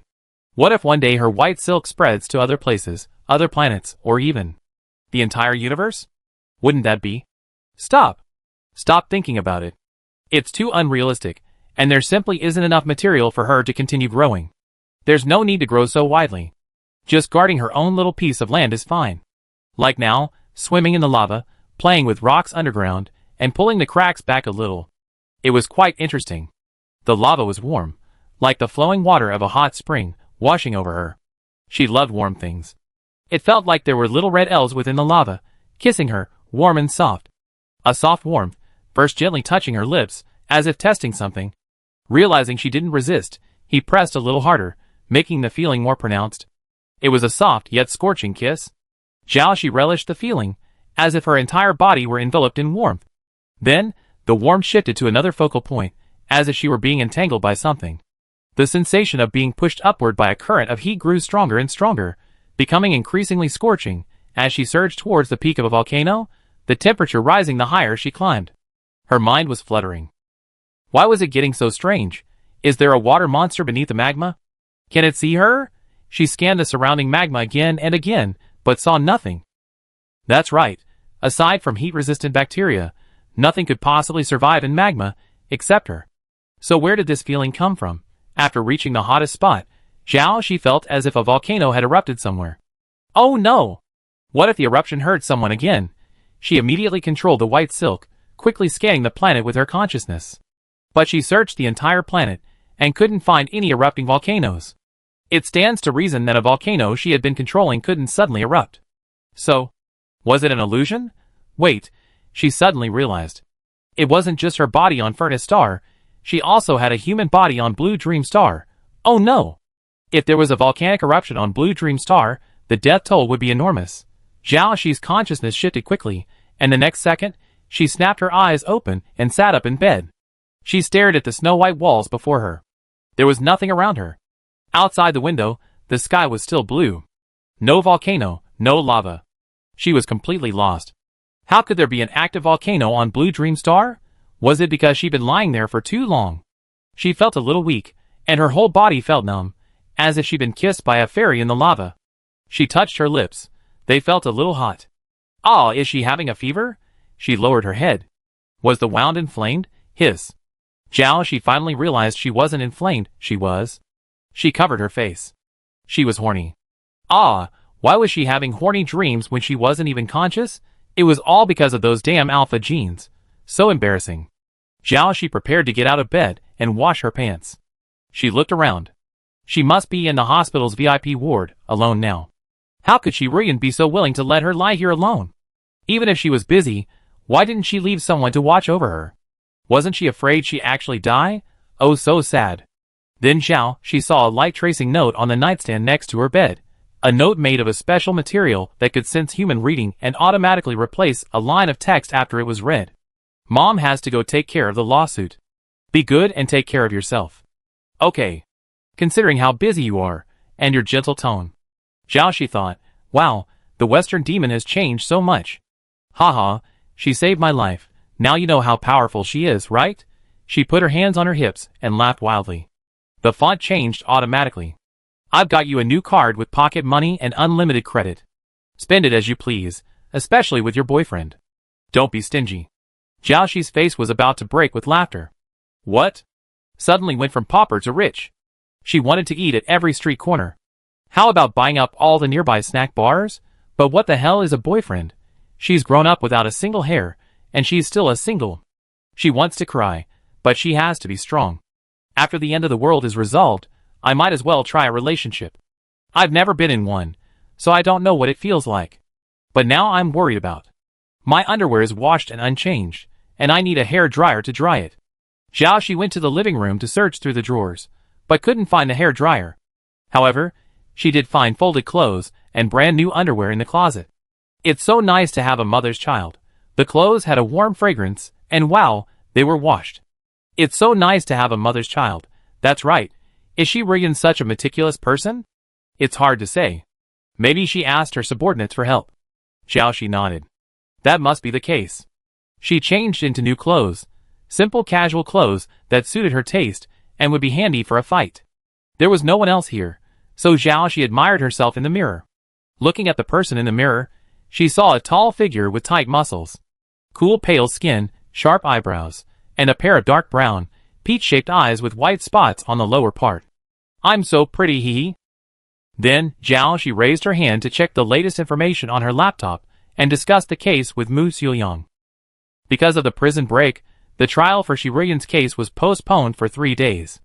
Xiaoxi found it a bit strange that the military's public statement wasn't about a prison break, but rather that a riot had occurred in prison number 2, and she was there to help suppress it. So, the result was that not only had she not broken the law, but she had actually done her job conscientiously. Why would Lin Tanyan help her? Or, could he have made some kind of deal with Shiryan? For example, if Shiryan gave him the vote for Supreme Speaker, he helped with these matters. Xiaoxi lowered his head in thought.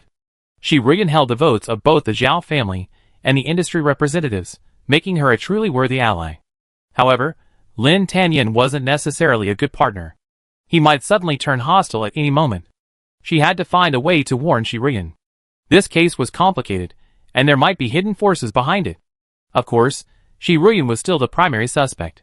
If she wasn't successfully cleared of suspicion, she would still face imprisonment, or even the death penalty. This case had been elevated to the highest level of special impact and would be considered by the Star Alliance Council. According to the law, cases of this level were no longer classified as commercial secrets, but rather as matters of public security. They must be heard publicly under public oversight, with many media outlets broadcasting live. There was only 1 day left, and the clock was ticking. Since she returned, she hadn't had enough time. Xiaoxi smiled. If she was going to do something, she had to do it big. Not only would she have to bring down the perpetrators, but also the person who had caused her death twice. She always took revenge when she had a grudge, and she always took revenge when she had a grudge. Xiaoxi's gaze suddenly shifted, then she leaned sideways, facing the mirror, and saw 2 faint pink spots on the sides of her neck. Damn mosquitoes. She rubbed the mosquito bites, and wondered why they didn't itch at all. Could it be a kiss from someone? A hickey? Oh haha, she wanted to slap herself in the face. She was really crazy being single. She was quite credible. Chapter 176. A black commercial hover car was parked downstairs in the inpatient building. He leaned his forehead against the front seat with his arm, his body heaving slightly, his breathing heavy, like a suffocating person desperately grasping the thin air around him. Detecting abnormalities in the driver's body parameters. Heart rate is twice the normal range, and body temperature is over 48 degrees Celsius. Should we call the emergency number? It was the voice of the in-car AI. No, Lin Tanyan said. Go to the Star Alliance Headquarters Administrative Command Building. Beep. Coordinates located, driving autonomously. After his grandfather left, Lin Tanyan dismissed his driver and attendants, as well as the housekeeper, cook, and servants. He increasingly enjoyed being alone. It was his grandfather who always told him to maintain a stable mindset and avoid excessive emotional fluctuations. So, he tried to minimize contact with people outside of work, which should help him avoid excessive emotional fluctuations. The strange cave drew closer, and a direct confrontation with it was inevitable. Those with high-level psychic powers could contend with it. Those with strong willpower, after being infected, could even escape its control on their own, provided their consciousness hadn't completely vanished. But the strange energy amplified emotions, allowing it to exploit this weakness and slip in. This was why his grandfather had always urged him to control his emotions. With the support of long-range mechas, a Super S-Class with the ability to split consciousness would be the best weapon against strange monsters. But once a Super S-Class was infected, it would transform from a weapon against strange monsters into a weapon of mass destruction for the slaughter of humanity. Right now, the dose of brain-eating worms has no effect on him at all, but if the concentration exceeds a certain threshold after facing the black hole, he'd likely be affected. His spirit is too strong, he can't bear the consequences, and neither can humans. So, is now really the time to confess his love, but if he really has to wait until after the Black Hole War, he's not sure he can. Xiaoxi's father, also a Super S-Class, wasn't spared, so why would he think he could? Lin Tanyan looked up, his golden eyes reflected in the rearview mirror of the hovercraft, as if filled with golden quicksand, emitting tiny fragments of light. His hair was already soaked, and his whole body was steaming with scorching heat. His lips were a vibrant red. He looked into the rearview mirror, his index finger gently brushing across them. So hot, like fire. Perhaps he had also imbued her with his own warmth, right? Thinking of this, Lin Tanyan suddenly laughed. He was truly presumptuous. He was about to have a passionate moment, yet he dared to do such a thing. But how could he be blamed? The spirit possessed the same spiritual qualities as its master. It was the embodiment of the human spirit. He was born with passionate emotions, sensitive to all living things, and highly attuned to them. But from a young age, he had been told to suppress all his feelings, to hide his burning passion from others, to hide it deep within his heart. But without a way to release it, it would only accumulate, until one day, it could no longer be contained. He didn't want to admit that he had long since broken his promise to his grandfather. Lin Tanyan leaned back. It hurt so bad. When will it end? He rested his hand on his forehead, frowned, and squeezed his eyes shut.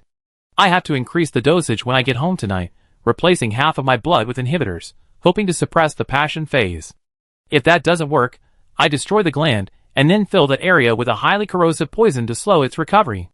Otherwise, I won't be able to participate in the trial of the highest level special case the day after tomorrow. The gland is covered with tactile nerves and is extremely sensitive, both to touch and pain. But he's long been accustomed to the pain. He can endure it, and it will pass. The air conditioning in the car was set very low, so low that a layer of white mist covered the windows, and you could see it when you exhaled. The sweat on his brow condensed into frost. It also suppressed the heat that had just filled the car. We are about to arrive at our destination. Please prepare to exit the car. Lin Tanyan opened his eyes and sat up, his eyes returning to their previous calm amber color. He smoothed the wrinkles on his clothes and put on white gloves. Someone opened the car door for him, revealing 2 rows of officers in military uniforms. They all raised their hands and saluted him. Lin Tanyan stood up straight and politely returned the salute with standard gestures. Then, as was the familiar routine, he shook hands, nodded, and greeted the senior officers of each military region. With a calm smile, he exchanged greetings, inquired about their recent situations, and enjoyed a lively conversation. Lin Tanyan's greetings were always official, his answers precise and airtight, like a perfectly fitted robot. Although he wore a smile during the conversation, his eyes were calm and distant, making it impossible to guess what he was thinking. The General Military Region meeting was about to begin. Representatives from each of the sub-military regions took their seats, followed by the top brass of the General Military Region. The venue was already packed. The meeting time had already arrived, but the 2 center seats at the long table on the stage were still empty. One of them was the meeting's moderator. It was bad enough that the senior military region leader was late, but the moderator was also late. Some were puzzled, others understood, but there was nothing else to do but wait. Commander's office. Are you sure you want to announce the existence of the ghost right now? If something like this, capable of parasitizing the human brain, were to be made public, it would cause widespread panic and create a massive public outcry. Do you understand? The black hole is about to descend, and we must give the people of the planet time to prepare themselves mentally. What preparation? Preparation for the impending doomsday? Su Ling said, if that happens, the crime rate will soar. People will have negative expectations for the future, and the economy will inevitably decline. Lin Tanyan, we can't avoid facing these problems out of fear. If these problems aren't exposed now, they will be exposed later. But this will lead to an economic downturn, and your votes, with the Ministry of Commerce and industry representatives, will be on the line. You can wait until after the election. The industry representatives' votes make up a significant portion of the total vote.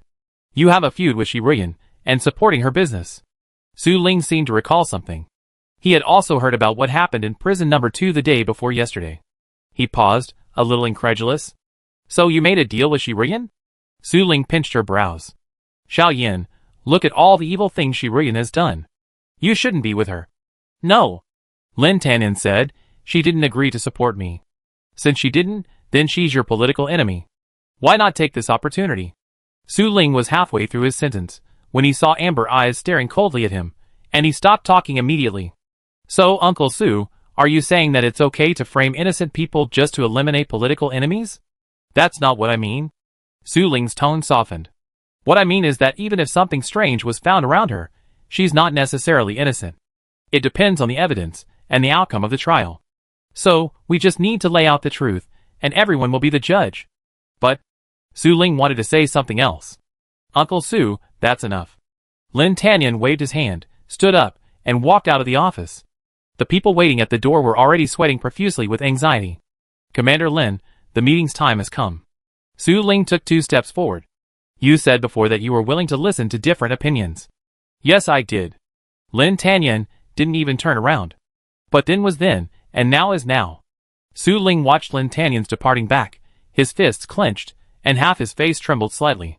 But he quickly calmed himself and adjusted the buttons of his collar. His fingers still trembled slightly, but his face no longer betrayed any displeasure. He smiled and followed, his steps smooth as a spring breeze. Deputy Commander Su, this way please. The receptionist at the entrance bowed to greet him.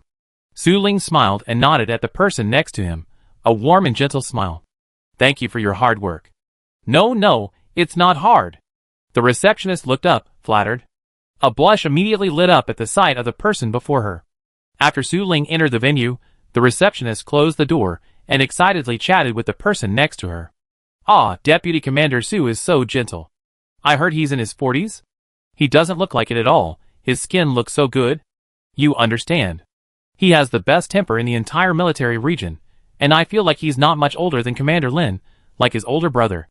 But his temperament is so much gentler than Commander Lin's. I'm looking for an alpha like him in a partner, gentle and kind, definitely good at taking care of people. Yes, Commander Lin is handsome, and there's hardly anyone in the entertainment industry who can compare to him.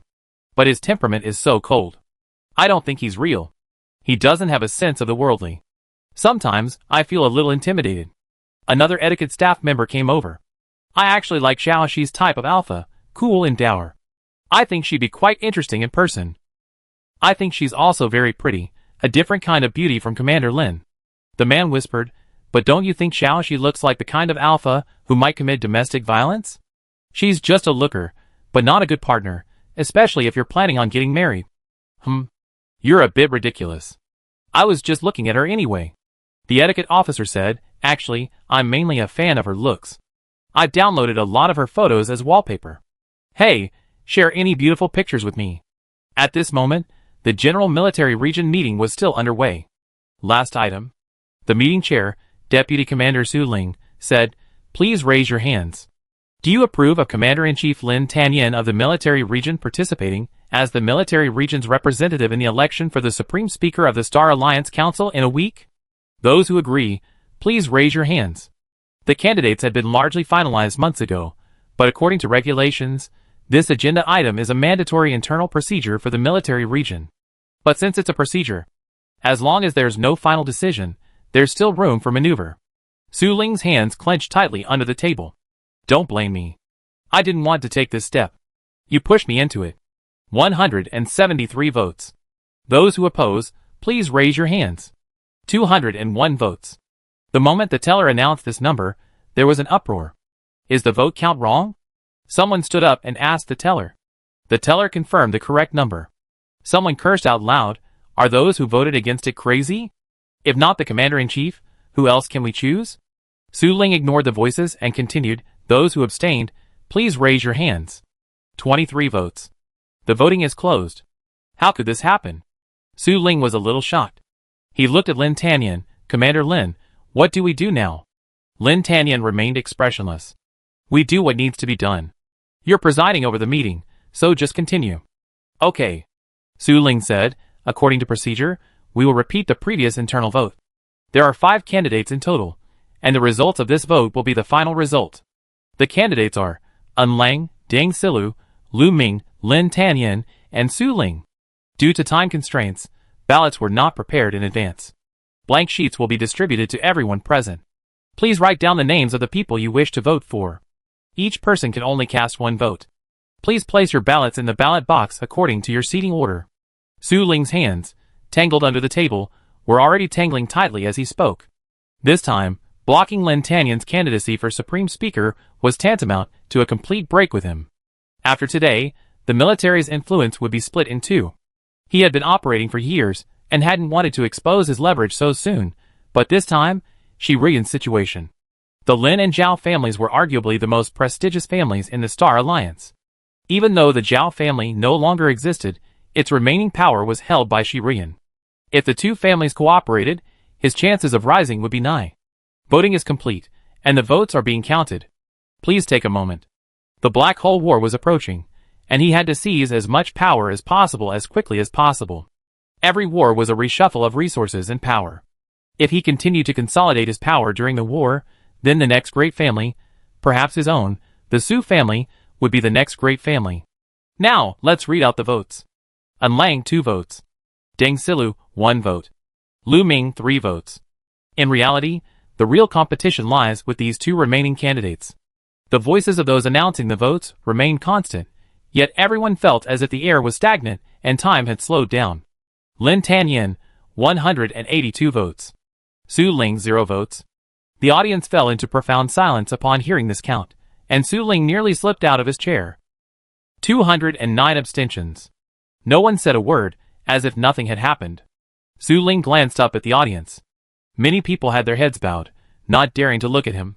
Looking at the final signed vote tally in his hands trembled uncontrollably. But his expression remained flawless, his voice gentle and amiable. Now, the final results will be announced. Lin Tanyan, as the candidate recommended by the military, will participate in the election for the Supreme Speaker of the Galactic Federation Parliament. The meeting concluded. The media had already been waiting outside the building, having obtained permission from the General Military Region to come in and gather material for their coverage. Lin Tanyan's etiquette, conversation, military knowledge, and political theory were impeccable. He could be considered a qualified military region leader and politician. He had given some media interviews, but at least, in no footage could one find a single fault in him. Su Ling boarded the elevator. The doors slowly closed, their mirrored surface reflecting his dim eyes. They were gray eyes, yet a flame seemed to burn within them. A hand suddenly clamped the elevator door. It was Lin Tanyan. After he entered, the door closed, and the elevator continued upwards. The two stood diagonally, one in front of the other. Lin Tanyan stared ahead, seemingly speaking to the air. Are you curious why they're so willing to support me? Over the years, you've spent so much effort cultivating relationships with the various planetary military districts, and through your grandfather's connections, you've privately wooed many military families. The result is this situation today. Xiao Yin, what are you talking about? I don't understand. Even in open opposition, Su Ling remained composed, smiling, as warm as a spring breeze. Though I'm young, I haven't promised them any personal benefits. Lin Tanyan continued, but now that word of the impending black hole has spread, the Star Alliance military districts on every planet are worried about whether they can protect the entire planet's population. Personal interests must yield to the public good, especially in times of war. If you lose your home, everything else is meaningless. This is something everyone who has fought in war should understand. I told them, as long as I'm here, I'll always be on the front lines, at the forefront of everyone. While I'm on the battlefield, I do my utmost to ensure that all ordinary people survive, or at least, not before me. Lin Tanyan finally glanced sideways at Su Ling. Can you do it? That look was incredibly cold, yet in an instant, it felt like something incredibly hot flashed, sending a shudder through his veins, as if he'd been thrown into lava and rolled around. The air conditioning was clearly on full blast here, yet Su Ling suddenly broke out in a sweat. In this world, strength still rules. You can cut out all that empty talk. Don't you think it's a waste of life? You're not fit to be a soldier. Su Ling smiled. Xiao Yin, I hope you don't misunderstand me. At work, please, Deputy Commander Su, address me by my title. Thank you. The elevator stopped, and Lin Tanyan took a step and left. After he left, Su Ling leaned against the elevator wall, barely able to stand. The feeling of Super S-level oppression was indeed strong. This kind of mental oppression was almost unsolvable. Are you finally angry? After 20 years of living together, Su Ling knew that although Lin Tanyan appeared to be aloof and indifferent, he wasn't actually that unkind. He didn't like to care about things, and never took offense to heart. Beneath his cold exterior lay a soft heart. Su Ling hated people like this the most. From the first glance, it was clear that they had a character that could only be cultivated by someone who had a smooth childhood, without having experienced the dangers of life. He was the exact opposite. He was gentle, but if anyone offended him or spoke harshly to him, he would remember it forever. Until he retaliated. Su Ling took the elevator directly to the top floor, and looked up at the blue sky before him. Lin Tanyan, how could you understand? You were born at the top, born on Blue Dream Star, into a military family, blessed with the best talents since childhood. How could someone like you understand?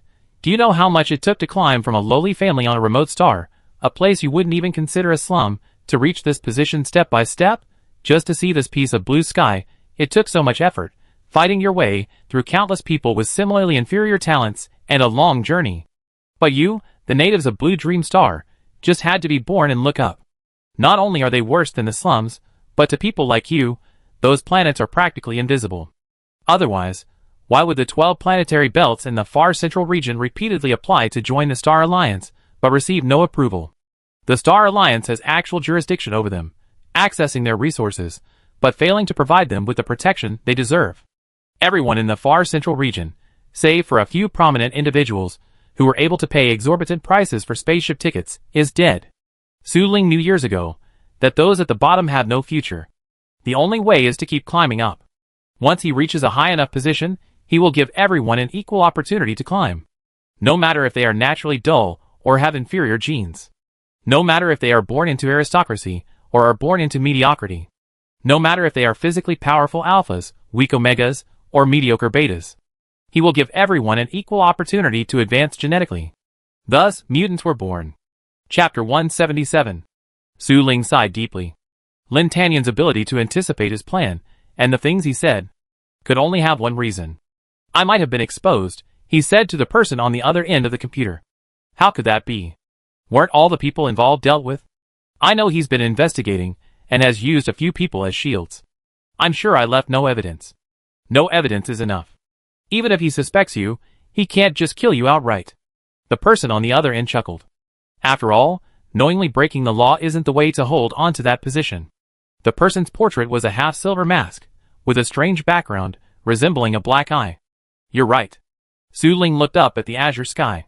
In the distance, parallel white clouds stretched across the sky, like a vast ocean with rolling waves. The sky here was truly beautiful. People from different classes will one day stand under the same blue sky. In our way. Jiaoxi looked up, but she could barely see the blue sky. The dense shade of trees blocked out the sun, and arriving here felt like entering another world. But entering here was so easy that Jiaoxi thought it was a trap. The journey was smooth and unobstructed, and she encountered no one. It was truly strange. Is this place abandoned? But that's not right. Mu Ziyang had clearly said this was the place, so there was no mistake. She was in a vast manner that resembled a primeval forest, and deep within the forest lay an old house. The house was 5 stories tall, and outside it were 2 semi-open circular gardens, dotted with small white flowers. The landscaping showed signs of repair, and the surroundings of the house were neat and tidy, appearing to be well maintained. But why were there no servants to be seen? It was impossible for Lin Tanyan to live alone in such a large manor. She couldn't help but think of horror movies she's seen before. Usually, something thrilling would happen in an old house like this, nestled deep in the mountains and forests. Thinking of the movie plots, she stared at the dark windows of the house before her, feeling a chill run down her spine. What should she do? She already come this far. How could she face back home without digging up some dirt on Lin Tanyan and finding evidence that would be detrimental to the military? She thought again. No, she was already beyond S rank, and this was the age of interstellar science, the age of materialistic science. She could infinitely divide and grow across the entire planet. Was there anything more terrifying in this world? No, she thought, and she was about to scare herself again. She began to chant to herself, I'm a good person, I'm a good person, I'm a good person. The front door of the house was locked, apparently requiring iris recognition from the owner to open it. This house's security system was designed by my aunt in collaboration with several security experts. I might not be able to. Mu Ziyang paused. The security system wasn't on. Not on. She grew wary. This makes me think it's a trap. I think you're overthinking it. Mu Ziyang said. He probably simply forgot. After all, he has so much going on every day. He couldn't possibly have imagined you coming to his house. His train of thought was incredibly bizarre. It wasn't something a normal person could imagine. No. She explained. No matter how much he had to deal with, he wouldn't forget. A super S-level person has a very good memory. But I kind of know why. He's very confident that no one would dare to steal from his house. I agree with that reason. Mu Ziyang said. You've got your chance today. The General Military Region has 2 consecutive days of meetings, and the day after tomorrow, there's the public trial of Aunt Shi's case. Normally, he stay in the office at times like these and not go home. Zhao Shi nodded. We don't get much sleep. If it were me, I wouldn't go home either. There's so much going on, so little time. How could she find time to go home in her current state? Of course, she'd have to sneak around in the dark. Ahem, searching for evidence. Will I be of any use later? Mu Xiaoliang asked. Probably not. All that's left is rummaging through the drawers. Something she's good at. Okay, then I go to the lab. Mu Xiaoliang said, the internet will be blocked. I know you're involved in some confidential projects, right? Go get busy. Yes. Zhao Shi walked around the back of the house and saw a vast field of pale blue flower buds, gently swaying. She remembered this flower. The blue dream flower. It was poisonous and could be used as an anesthetic. Lin Tanyan had first told her about it. She recalled that time on the penthouse, when they had only just met, and he had tried to kill her. At that time, he seemed to suspect she was infested with a brain-eating parasite. Or, Zhao Shi reached out, watching the strands of white silk drifting from her palm. Could he have learned something? Like, maybe she wasn't human. At the time, Lin Tanyan had said that the soil used to cultivate this flower was very special.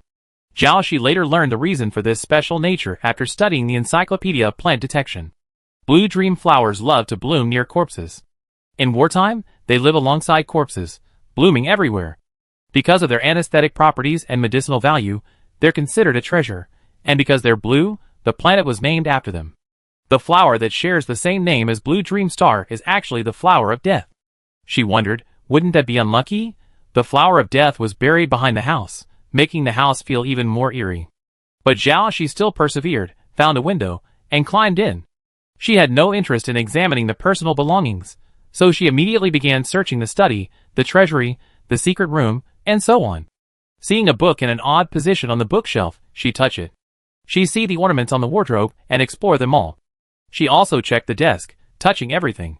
But after searching everywhere, she couldn't find anything. Zhao Shi didn't believe it. Because her family had a hidden armory, she didn't believe Lin Tanyan's house didn't have a similar place. Just as Zhao Shi, filled with doubts and ready to search again, happened to be walking downstairs when he bumped into the spherical handrail at the corner of the escalator. A click, on the floor between the first and second floors, beside the corner staircase, a door opened, revealing a hidden study. Across from it was a massive wall of books, crammed with them. Some of the books were yellowed, looking like valuable vintage pieces. A mountain of documents lay piled high on the desk. But they were neatly arranged, and the entire surface was spotless. That was his style. Zhao Shi stepped forward. Sure enough, there was a wealth of military information. But the real secret might not lie here. Her gaze slowly shifted upwards. Facing her was a book somewhat new, but the lower spine was noticeably more worn than the upper, as if someone had frequently touched it. Zhao Shi simply pressed the book forward, and sure enough, the wall rumbled. The middle of the bookshelf moved back a row, moving to the sides, revealing a secret door in the middle. She curled her lips. Lin Tanyan, I finally discovered your secret. It was a dark room, seemingly without even a light. But Zhao Shi could make out the layout. She saw a whiteboard in the center. Zhao Shi found a kerosene lamp on the nearby table. She couldn't help but sigh. It was so quaint, almost eerily so. She used a piece of white thorn to make a small flame and lit the lamp, then held it close to the whiteboard. Zhao Shi was stunned. Isn't this the kind of board they use in TV dramas to hold up when arresting a criminal? In the middle of the whiteboard was her photo. Surrounding the photo were many lines and text annotations, all containing her personal information. Lin Tanyan, you really want to kill me? Very well, this time I strike first and send you to the police station. What's that smell? Zhao Shi sniffed and suddenly felt a familiar, cold, foul odor, but she couldn't place where she smelled it before. Then she realized it was coming from the kerosene lamp in her hand. So, it wasn't a kerosene lamp? It was aromatherapy? Oh my god, what kind of taste does Lin Tanyan have? How could he like such a cold, eerie smell? It felt like being on a lonely white star, completely deserted, without a single sun or light, and incredibly cold. What a stinking smell. Zhao Shi hurriedly placed the small bottle back on the table and stepped away. It was then that she caught a whiff of a familiar aroma. It started with a refreshing, sun-kissed feeling, then grew stronger and hotter, as if a flame had ignited the warm fragrance, intensifying its scent. Was it the base note of a perfume? It smelled all right. Xiaoxi lost herself in it for a moment, but soon a strange sensation spread through her body. She looked down and realized she had reacted. She was bewildered, unable to understand how the fire had spread through the air and reached her. Besides her lower body, the burning was most intense at the back of her neck. A frantic, burning sensation spread from there, swelling and aching. Xiaoxi wondered if a large lump had suddenly appeared on the back of her neck. She reached out to touch it, nearly crying out. She clenched her teeth, but a muffled groan escaped. Only then did she realize it was a gland. Before her body was reshaped, the original owner had glandular issues, so she had never experienced such a strong effect. I heard that the sensation in that area was very noticeable, but I hadn't expected it to reach this level. If it affected Alpha so much, wouldn't it affect Omegas even more? Suddenly, I felt a surge of sympathy for them. But she didn't have time to dwell on it now. Both her upper and lower body were swollen and uncomfortable. Shouldn't she have perfected her genes so well? And didn't this indicate something? The fragrance she smelled. What fragrance? It was Lin Tanyon's pheromones. Why did he come back at this time? He wasn't saying he was going to. Xiaoxi suddenly realized that it was because he was in his prime, and there was no way he was staying overnight in the military office. What kind of luck was this? How could she be so unlucky to fall on his special day? No, she had to escape through the window immediately. But this secret room had no windows, so she immediately turned to leave. As soon as she poked her head out, she was frightened and retreated in a cold sweat. Lin Tanyan was right outside the door, but he hadn't noticed her. She peeked out. Lin Tanyan had already undressed and discarded his outer clothes, wearing only a thin white shirt. He was drenched in sweat, beads of sweat trickling down his slender neck into his collar, revealing the curves of his muscles. At this moment, he was leaning on the desk with one hand, a small flame dancing from his finger as he reverently lit the incense on the table. Looking around, the small, glowing glass bottles filled the room. The room was dark, as it should have been. Lin Tanyan was like dancing fireflies, or twinkling stars in the night sky, quietly burning and releasing a cool fragrance. Lin Tanyan suddenly looked up, his gilded eyes filled with those stars, glittering brightly.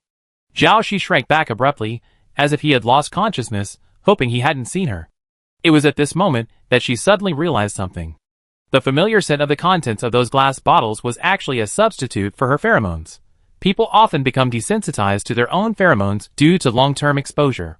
But now, the scent was so strong that no matter how desensitized she could tell it was an aromatherapy imitation of her pheromones. A terrifying thought popped into her mind. Could he possibly be in love with her? Such a tasteless person. No, he was quite refined. Lin Tanyan, I declare, you're incredibly classy, but... No, why is that? She truly couldn't understand. The Commander-in-Chief of the Star Alliance military region, the future Supreme Speaker of the Galactic Federation Parliament, the galaxy's undisputed grandmother, the son of a star, actually likes her? What kind of absurd interstellar fantasy is this? It's like an invincible, upgraded version of a domineering CEO falling in love with me, something I wouldn't even dream of. She couldn't articulate the feeling. It felt a little happy. She didn't understand why she felt this way. Was it because her vanity had been satisfied? Isn't it? She was just that vain. She just wanted to be liked, no matter who. Noticing Lin Tanyan standing up, she quickly retreated, found a table in the corner, and slid under it. Then she heard footsteps approaching from outside, occasionally turning a few steps before continuing forward. As if searching for something. She knew the profound impact of the passion phase on an Omega. She was hiding in this corner, surrounded by obstructing books. There was no way Lin Tanyan could find her. Then, a second later, a pair of hazy, golden eyes peeked out from before her. And then, this person just squeezed in. She was about to cry. Oh my god, brother, do you know how small the space under this table is? And how did he find her so accurately when he was already unconscious? Oh yes, she realized. She also releases pheromones. Now her pheromones were activated, her glands burning, beating like a little heart. Every beat released pheromones, and she didn't know how to stop it. It was like a peacock spreading its feathers. Even when she was hiding, her pheromones were telling the Omega she was there. The space was small, and the two of them were practically pressed together. Lin Tanyan looked at her, one hand on her shoulder, his golden eyes suddenly calm. Xiaoxi's scalp tingled with embarrassment. How could she explain her presence here? She was stuck. She really didn't know what to say, and their pheromones were now mingling, entangled, and the temperature here continued to rise. The air seemed to be thinning, and she began to feel a little breathless. Her heart beat harder and harder, like a heavy drum, repeatedly, as if it would burst out of her chest at any moment. Why don't you kiss me like before? His eyes seemed to be a solid mass of flowing golden sand, shrouded in a faint layer of water vapor. His body was steaming, and his temperature was frighteningly high. Huh? Zhao Shi's brain froze. When did I ever kiss you? Wait. Could it be that those aromatherapy scents are hallucinatory? Lin Tanyan mistook her for someone in his hallucination. What should she do? Refuse? But that would likely cause him to wake up. But if she really did what he said, Zhao Shi hesitated to move. He clearly wanted her dead before, so which one was the real him? Lin Tanyan just waited, holding her in place with one hand. The space was so tight that she couldn't move. There was no escape. Help! How is this different from coercion? The only difference was that he had closed his eyes. Zhao Shi looked at the man before her, and had to admit, he was indeed handsome. Especially when his eyes were closed, his thick eyelashes seemed to tremble slightly with rapid breathing, making him look a little docile. He looked very different now than usual. Steady him first, then find a chance to slip away. Zhao Shi held his chin, tilted her head, and kissed him. I was forced to do this, she told herself. But so soft. Chapter 178. But Zhao Shi's mind was suddenly bewildered. Why were the lips of someone who normally looked so cool so hot? For a moment, she wanted to pull away. The feeling was too intense. She had never experienced such intense heat before. Not even lava could give her such a feeling. It was like kissing a flame that burned fiercely, a flame that burned with reckless abandon. It was so hot that she feared it would burst into flames in the next second, literally burn. After all, she knew Lin Tanyan could control the temperature. If he lost control, the consequences would be truly horrific. The whole house would be on fire. But this was his house. Zhao Shi thought for a moment, and it seemed she wasn't the one who should be afraid. Since it had come to this, she might as well continue. In fact, there was another reason. Zhao Shi's gaze shifted slightly downwards. That hand clasped hers, and as she kissed him, he wedged his fingers between hers, interlocking theirs tightly. Trying to pull away at this point was completely impossible. Zhao Shi's heart was pounding, faster and faster, like a toad full of energy, jumping and jumping. She wanted to stop it, because she could feel the arteries in her neck throbbing with it, causing her pain and making veins seem to pop out. Based on her movie experience, she expected something exciting to happen in an old house deep in the mountains, but she had never imagined it would be this thrilling. Under the influence of pheromones, her temperature continued to rise. The person before her seemed to be breathing rapidly, as the lack of oxygen began to rob her of air. Zhao Shi was forced to deepen the kiss to fight for air.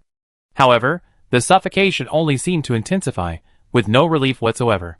Her mind even began to go blank, with only sparks from blazing flames flickering. Sweat drenched her hair, and dripped down the corners of her pale eyes. Zhao Shi was truly terrified of dying suddenly from lack of oxygen.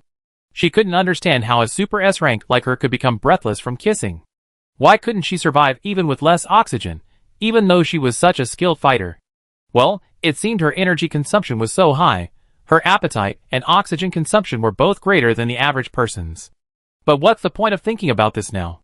I'm going to die, seriously? Find a way. If all else fails, knock him out.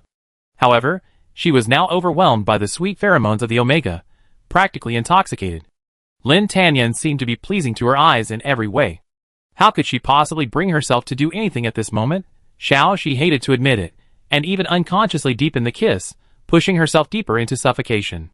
Her chest heaved violently, her breathing intensified. Sweat mixed with saliva, mingling with their lips and teeth, a sweet and burning sensation spreading across her throat. Just when she thought she was about to pass out, she finally persevered until the end of this deep kiss. The sudden rush of air into her lungs was a refreshing relief, yet still tinged with scorching heat. Zhao Shi breathed deeply. The small space was too cramped and too hot, and she prepared to find a way out. She had no time to care about Lin Tanyan's hallucinations now. If she didn't leave, her mind would become unclear. It was too difficult to restrain the alpha instinct. It was like putting herself on the fire and roasting her repeatedly. As Lin Tanyan's pheromones grew thicker in this enclosed space, she could feel the air thickening, her mind turning to mush. She wondered if she would lose her mind if she continued. But their clasped fingers didn't loosen. Zhao Shi turned back. Brother, Your lung capacity is truly... Ugh! More. The remaining words of admiration died in her throat. Zhao Shi's mind buzzed. This time, she had truly been forcibly kissed. Just as she was about to push herself up and slip away, Lin Tanyan suddenly opened his eyes. His golden pupil shone startlingly bright, and his lips turned a vibrant red, with a hint of shimmering color at the corners. Like a male demon. At that moment, the word popped into Zhao Shi's mind. Then she felt a strong hand supporting the back of her head, carrying her forward. A shadow enveloped her, and all her words were instantly silenced. Her mind went blank again. No, not blank, but overcrowded, filled with burning flames, making thinking difficult. Zhao Shi almost suspected Lin Tanyan of using his spiritual domain on her. Why else would she feel as if she were melting with heat? Fearing her sanity would be extinguished by the raging fire, she forced herself to stay awake and open her eyes wide. Their current position was Lin Tanyan on top, her at the bottom, a position completely trapped in a corner. Because she had entered this narrow space first, she was completely at a disadvantage in retreating. Lin Tanyan lowered his eyes, and beneath his thick lashes, a tiny sliver of gold shimmered brightly in the darkness. The light was dim, but Zhao Shi had long since adapted to it, and she could see clearly. She could see his arousal. The corners of his eyes were slightly red, and beads of sweat covered his forehead and neck. At such close proximity, even the fine hairs on his face were visible.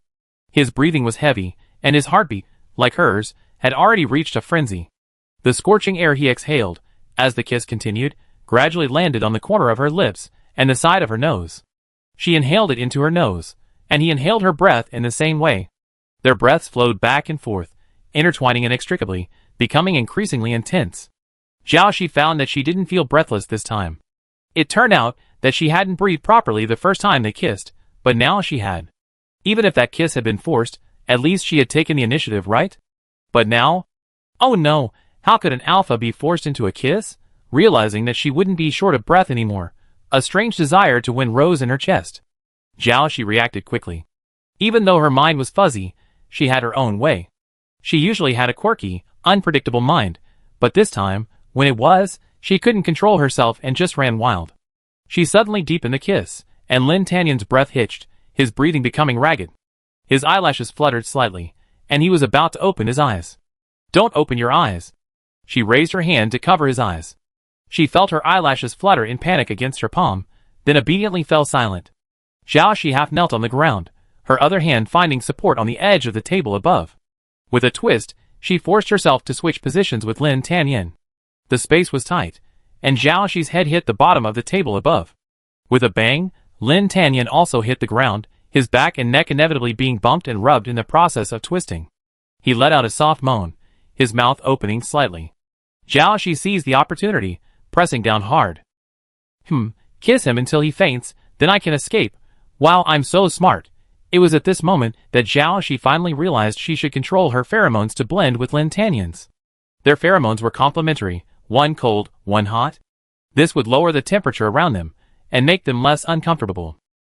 If even she felt this uncomfortable, then Lin Tanyan, in his passion, must be feeling even worse. At this moment, he needed the alpha's pheromones the most.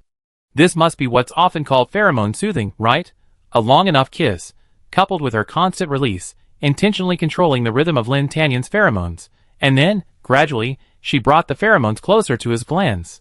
He trembled slightly at first, his glands contracting, as if he was quite unaccustomed to it. But as he gradually became more familiar with it, the frequency of his glands beating slowed down, and his breathing finally calmed down. Zhao Shi worked hard for a long time, incorporating some of the techniques she learned from the movies. The process was quite lengthy. She couldn't even tell how long it had been. This place was in a secret room, with little light, and their minds were blurry, so they couldn't estimate how much time had passed. She only knew that she had to finish this here as soon as possible, as there were very, very important things to do later. Zhao Shi felt the man's breathing become even and calm, and she felt delighted. He had his eyes closed and didn't react, as if he'd fallen asleep from exhaustion. Omegas in their passion were weak. They could sleep even when bad guys broke into their house. But that's precisely how she succeed, right? Zhao Shi gently set him down and then backed out from under the cramped table. She was shocked. How could two tall, strong men fit into such a small corner? But Lin Tanyan was pretty good. She kissed him until her lips were swollen before she finally managed him. Well, her hands were soft. It wasn't easy to get something to hold against him. She even gotten herself into it. Xiaoxi thought, what a huge sacrifice. He shouldn't remember any of this, right? Probably not. He just think of today's events as hallucinations. Xiaoxi began rummaging through the drawers, searching for any valuable information. But the strange thing was, there weren't many modern gadgets here, not even external computers or screens. That meant there were no electronic files, just lots of paper documents. That would make searching much less efficient. Xiaoxi's hands were sore after flipping through them for a while.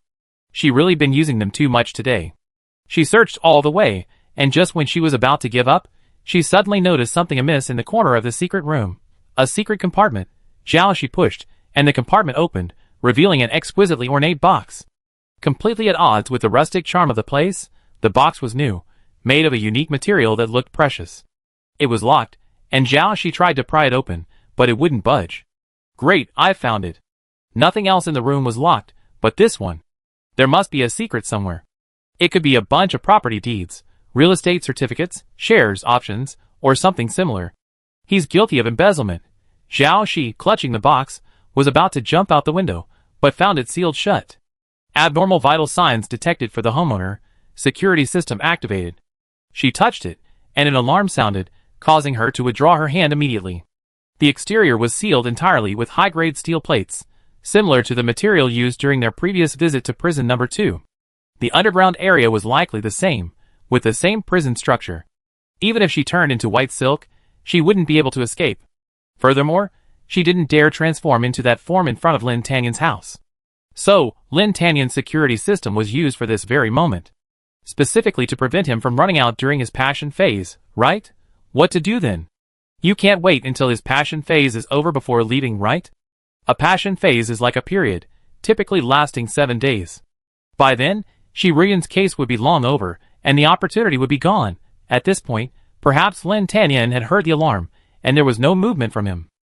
Xiaoxi glanced over at the sound, and then heard a crunch, as if something was falling apart. The next second, she vanished from the spot. Bang! The table collapsed. Xiaoxi stood above Lin Tanyan, bearing the full weight of the falling table. The shattered surface, and the many books piled on it came crashing down. She was primarily concerned that the shock would wake Lin Tanyan, hindering her escape. But in reality, this weight was nothing to her. She had been surprised by the table's quality, wondering how it hadn't collapsed after all this time. It must have been delayed. But it was surprisingly light, as if it weighed nothing. Xiaoxi looked down and saw a pair of open, gilded eyes. But the look in them was not hazy. Instead, he was completely silent and calm. She looked up and saw that the table and books, which would have been crushing her, had completely turned to dust. After a long pause, Xiaoxi finally spoke. Are you pretending? My mind had exploded too many times today. It couldn't handle another one. I should have thought earlier that a Super S-level's perception was beyond ordinary. How could they not distinguish truth from falsehood, even during the heat of passion? You brought this upon yourself. Lin Tanyan's voice was cold and steady, as if nothing had happened before. But Xiaoxi could clearly sense that warm fragrance surging again, like a golden heat wave, quickly enveloping the entire house. It made her feel uncomfortable again, her mouth dry and her throat burning. Even she was like this. He was feigning composure. And Omega's heat of passion wasn't easy to get through. Xiaoxi was now much more sober, and she suddenly realized that she had lost her mind. It's not like she hadn't seen Lin Tanyan tortured during a passionate phase before. He was simply seeking her Super S-level pheromones, needing them to soothe him. Just because he needed her pheromones didn't mean he liked her. He was too self-conscious, really.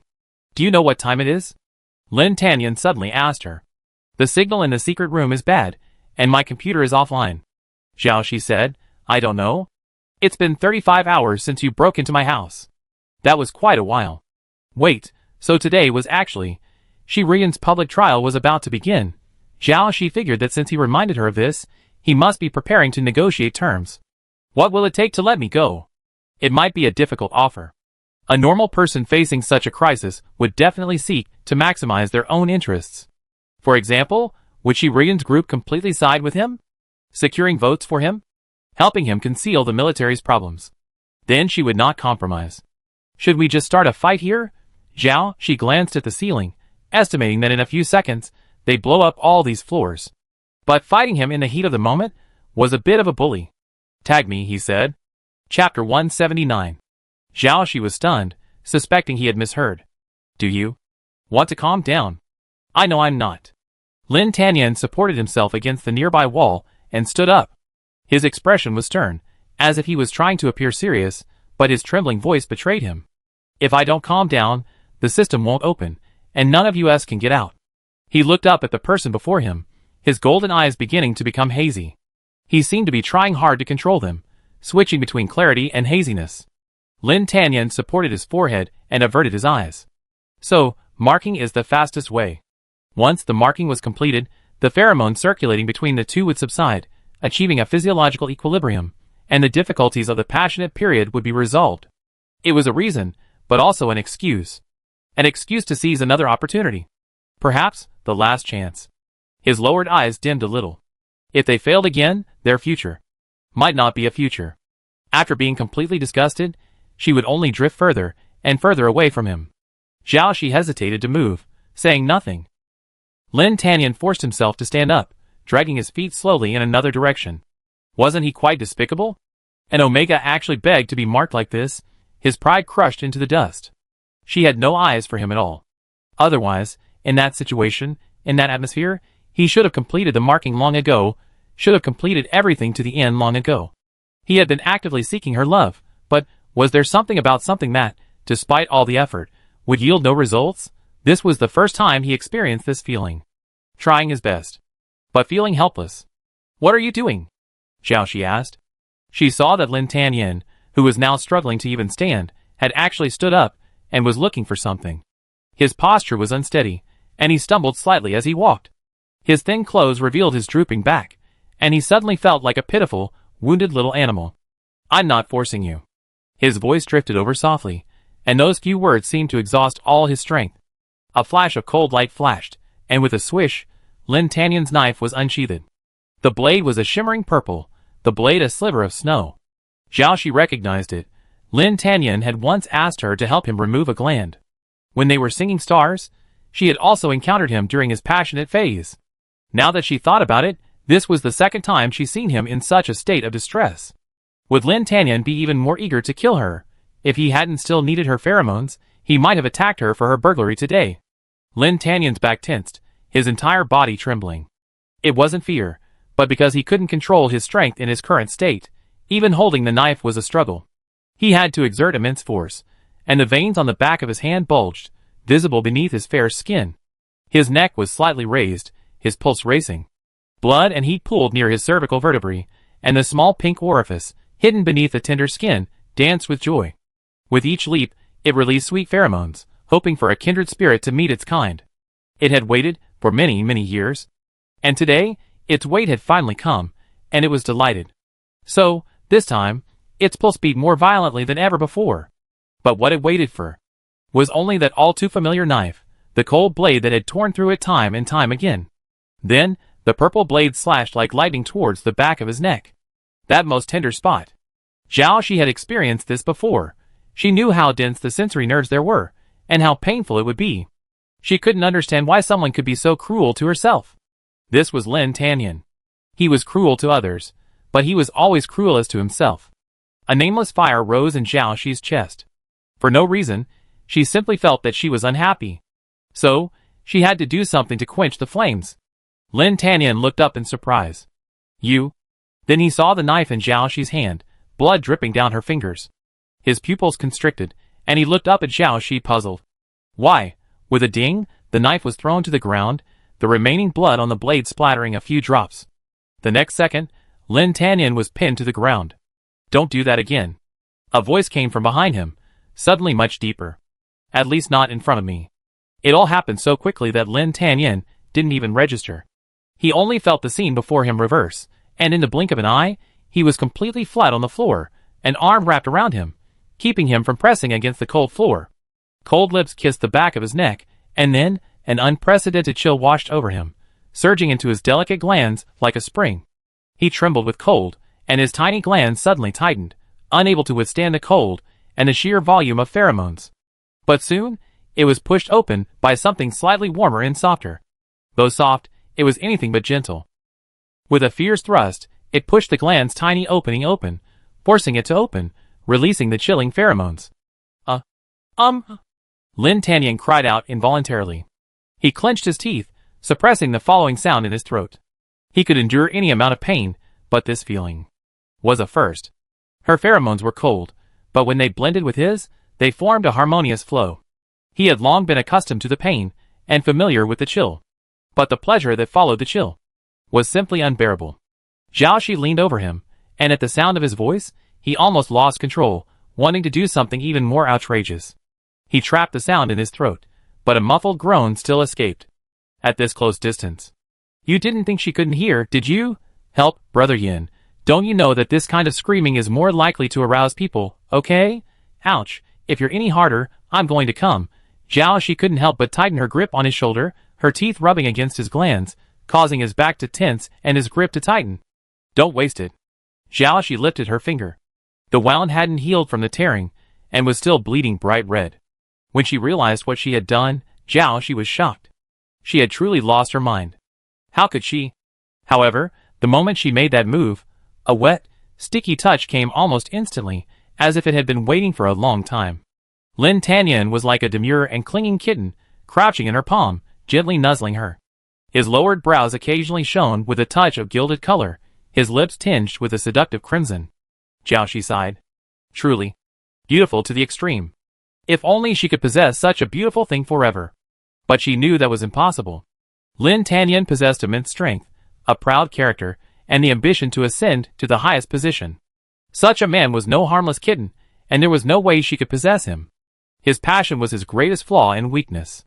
If it weren't for this weakness, she would never have had the opportunity to take advantage of him. But if they ever went to war, and he was defeated by her, then a defeated opponent who suited her taste so well would, of course, be used as a bed warmer, haha. If she lost, then she warmed Lin Tanyan's bed, hee. She could feel her mood inexplicably brightening, even though she clearly had so much else to worry about. Oh no, my brain seemed to be malfunctioning. Damn those hormones and pheromones, they just given her a love-brain mind. Oh, why not? A love-brain mind. It's over, my life is over, but luckily, she had retained some sense just now, and only made a temporary mark.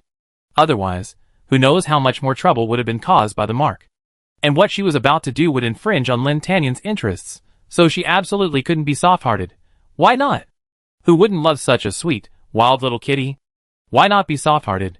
Hugs and kisses are so fun, hold me a little longer. Jiaoshi slapped herself across the face. A loud snap. Hold me, damn it. If you do, your mother will be sentenced to death. Jiaoshi quickly jumped up from the ground, her voice still a little hoarse. Temporary mark. For a week. Yes. Lin Tanyan noticed how quickly she left his embrace, and acted decisively without lingering. A flicker of disappointment flashed in his eyes. I should be content. A week is already good enough. 10 more minutes. Jiaoshi panicked when she saw the time. She almost wanted to turn into white silk, burrow into the ground, and start sprinting. Lin Tanyan stood up. Take my car. Jiaoshi asked anxiously, is it in time? How do you know if you don't try? He said. Wow, riding in Yinbao's car for the first time feels so special. As soon as Jiaoshi sat in, she looked around and touched everything. It smelled like him, and only him. That meant no one else had been there. Great, she was the only one. Jiaoshi raised her hand, wanting to slap herself again, but then she thought it wouldn't be right in public, so she decided to pinch herself instead. Whenever a strange thought crossed her mind, she would twist her thigh violently. As she raised her hand, Lin Tanyan held it down. Don't be nervous. That's ridiculous. Why should I be nervous? Jiaoshi questioned, puzzled. Why haven't you left yet? There's only 8 minutes left. Are you sure we can make it? Could Lin Tanyan deliberately have her late and miss the trial? She knew this Dogecoin had bad intentions. She pressed her right hand against the car door, ready to jump out. Did the driver activate manual driving? The in-car AI asked. Yes. The golden glow in Lin Tanyan's eyes hadn't completely faded, but the temperature around him had dropped considerably. His gaze was calm, his face expressionless. Full performance. Command received. Full performance activated. Happy driving. A complex central control panel rose before Lin Tanyan, strings of numbers flashing on the floating screen before him, displaying real-time traffic conditions. Lin Tanyan's expression darkened, and with a flick of his wrist, the hovercar spun a sharp, shadowy curve and sped off. The air ripped apart, and a roar of air bursting through the window echoed like a monster's roar. Oh my god, even good Yanbao can drive like crazy. I love him even more. Zhao Shi twisted her thigh, tears streaming down her face as she followed the wind. Chapter 180. The car's speed increased with each second, the overwhelming inertia digging deep into the seat back. Zhao Shi glanced sideways as the surrounding scene rapidly receded past the window. The receding streetscape transformed into a vertical line of pedestrians. Beyond the car window, like a painting smeared with paint, nothing could be seen. The route they had to take included the downtown area, pedestrian streets, and the surrounding skyscrapers. While the hovercar could hover to avoid pedestrians, it had to remain within a certain height and follow a specific hovering lane. Driving at high speed, while avoiding all obstacles, was a real test of the driver's skill. This was the art of gliding through the air. Be careful, Lin Tanyan warned. Although they had slowed down beforehand, the sudden stop at such a terrifying speed was enough to send the occupants flying dozens of meters in an instant. But Zhao Shi and Lin Tanyan weren't ordinary people. With a slight push of their muscles, they maintained their balance, as if they had leisurely arrived at their destination. It was an exciting and perfect journey. Zhao Shi pinched her thigh until it was numb. She controlled herself not to look at Lin Tanyan again. She hurriedly opened the car door and got out. His rich fragrance enveloped her, and even the air seemed to be filled with pink bubbles. Oh my god, I have to stay away from him. That damn sign is like poisoning me. The massive pyramid-shaped building was right before their eyes. Its deep blue shell had the texture of fluid sand, emitting a faint glow in the sunlight. This style, a fusion of technological sophistication and classical architectural structure, is imbued with beauty.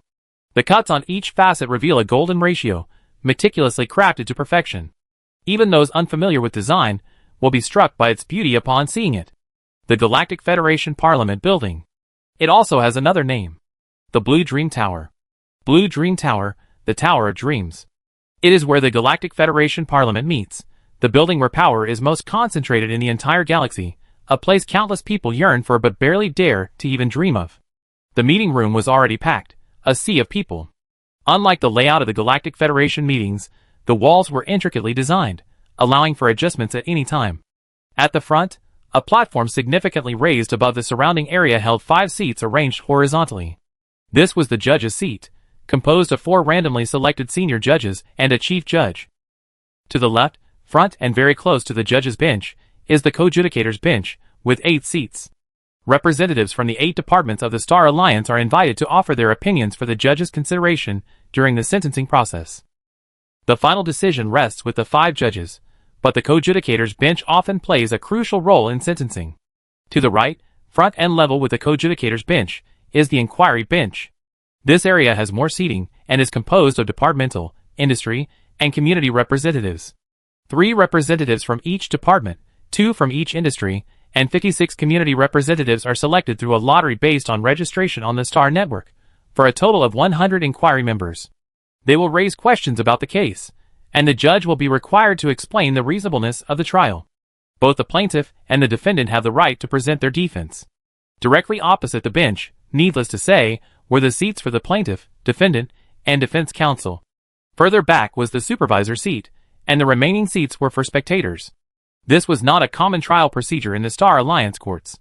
Public trials were only held for major cases involving the security of the entire Star Alliance. Even within a public trial, trials of this scale were extremely rare. A trial of this scale had only occurred once before in history. Over 100 years ago, the trial of the founder of a cult whose followers spread throughout the galaxy. The individual was sentenced to immediate execution and shot dead in the dock. To ensure complete extinction, the entire process was recorded for video identification and cremation on the spot. When they said immediate, they meant it, without a shred of ambiguity. So, in a sense, this public trial was a deliberate attempt to vent public anger by bringing out a prisoner who was practically certain of death.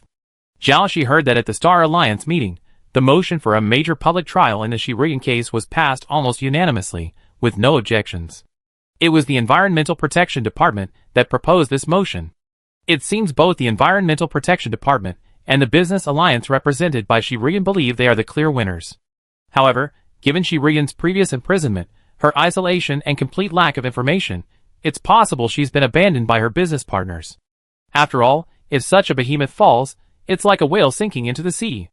When a whale falls, all things come to life. No, that doesn't apply here. Small fish and shrimp, forget it. There are plenty of other whales, and sharks waiting to carve up the whale's spoils, and there won't be any left for the small fish. Zhao Shi knew that many people believed this incident was a fatality for Shi Ruyan. Shi Ruyan's enemies, seizing this opportunity, would stop at nothing to crush her. Even if she survived, she would inevitably face life imprisonment. After all, the Zerg genes had been leaked, and the consequences were dire. The mere fact of leaking the genes was unforgivable. Only after entering the venue, someone was specifically verifying her identity. Only then did Zhao Shi realize she had forgotten this most basic step. Time was tight. She planned to obtain evidence against the military from Lin Tanyan's family, then consult with Mu Xiuyang. Then, she could ask Mu Xiuyang to arrange a seat for her as an industry representative. Who knew that it would take over a day, and the trial would begin almost immediately. But fortunately, she wasn't completely unsuccessful. But we can't even get through the door, so what's the next step? She clenched her fists, lowered her gaze, and began to scan her surroundings. Anyone slipping out to use the restroom? Knock someone out at random and borrow their seat. I saved a spot for you. Before Lin Tanyan entered, he suddenly raised his hand and tossed something to her. A flash of platinum streaked across the room, and Zhao Shi reached out to catch it. Looking down, she saw a metal ID card. Questioning seat, military representative, number 3. Zhao Shi's feelings at this moment couldn't be described as shock. She was utterly shocked, almost thunderstruck. But she controlled her expression, keeping her composure. Why? She couldn't help but ask. Because, from any perspective, Lin Tanyan had no reason to help her. She had sneaked into his house to bring him down, so there was no way he hadn't guessed it. Shi Ruyan and the business alliance behind her had been colluding against him, making them his absolute political enemies. Why? Why exactly? If she didn't understand this question, Zhao Shi felt she wouldn't be able to sleep for a month. Lin Tanyan didn't answer her question. Do what you want. With these words, he entered the meeting room, his figure quickly obscured by the crowd. Although he could no longer be seen, Zhao Shi's gaze remained fixed in that direction. Because she could still smell his scent, a warm, star-like fragrance, mingled with a familiar chill. Even in the bustling crowd and complex atmosphere, with the marker, she could still clearly sense his presence. What I want to do, even if I wanted to harm you. She shook her head. To be honest, she had never had the confidence to guess his thoughts. He didn't look like someone out of the ordinary, but in reality, he was always doing things that were out of the ordinary. Zhao Shi's mind replayed those absurd images. The suffocating feeling of the kiss, being cornered and forcefully kissed. She hadn't realized he was such a proactive person before. She didn't notice the slight upward curve of her lips. Verification passed, you may enter. Seeing Zhao Shi didn't respond, the receptionist smiled and reminded her again, Ms. Zhao, you may enter the venue. The trial has begun. Zhao Shi finally pulled herself out of those images.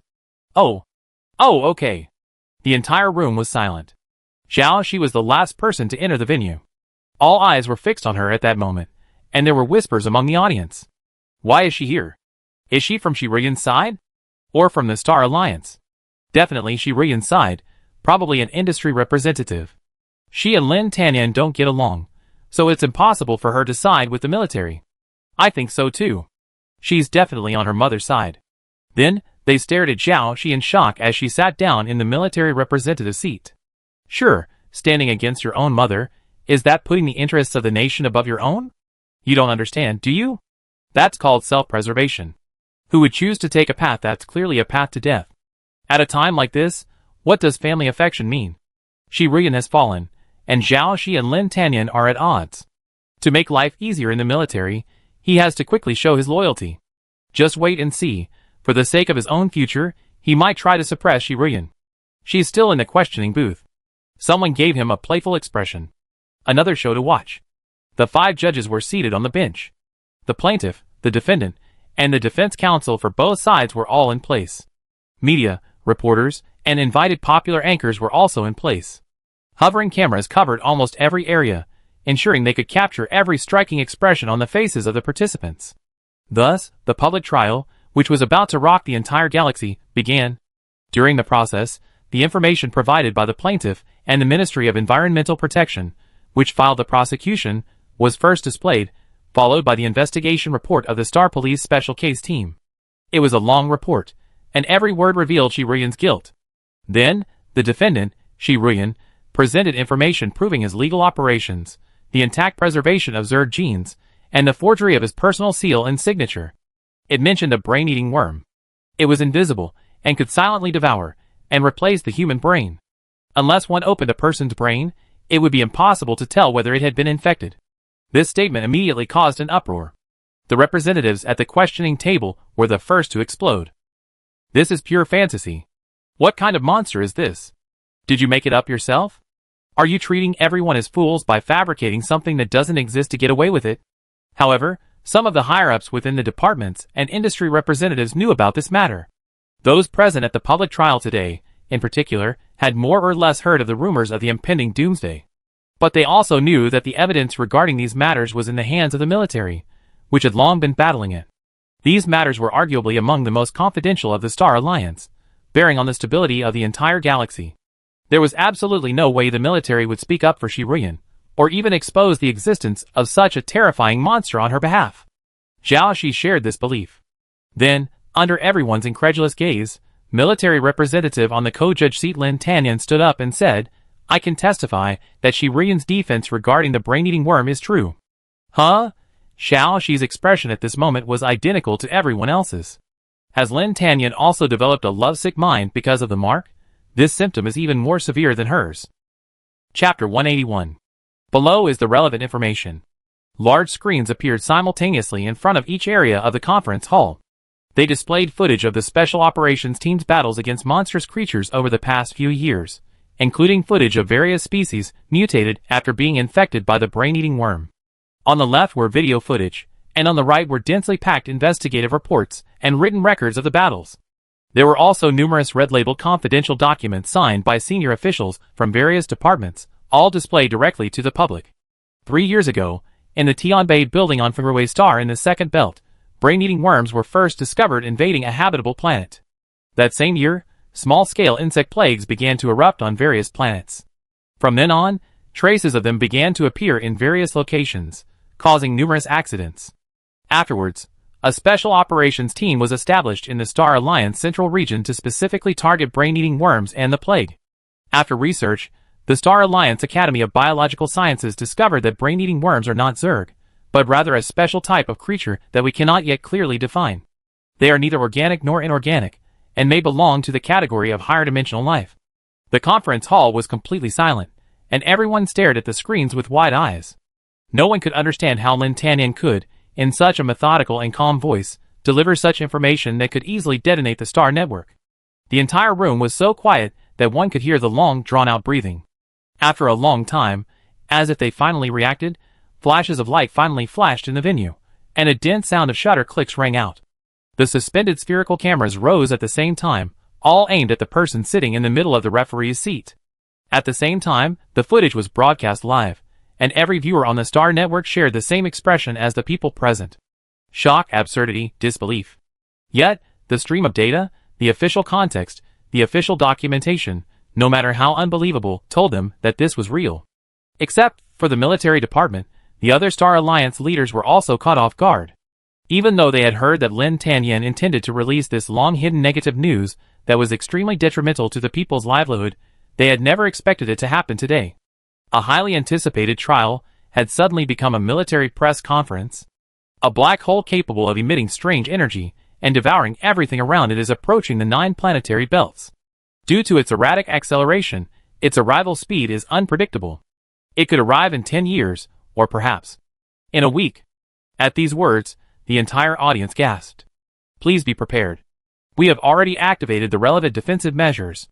The Star Alliance will fight to the bitter end to protect everyone's safety. As soon as Lin Tanyan finished his speech, reporters rushed forward, vying for an interview opportunity, but before they could move, they were stopped by security personnel inside the venue. The military department will release detailed information on its official website, and will also hold a special press conference for interviews. The trial is still underway. A representative from the military department stood up in the questioning area. His voice was gentle, carrying a calming reassurance.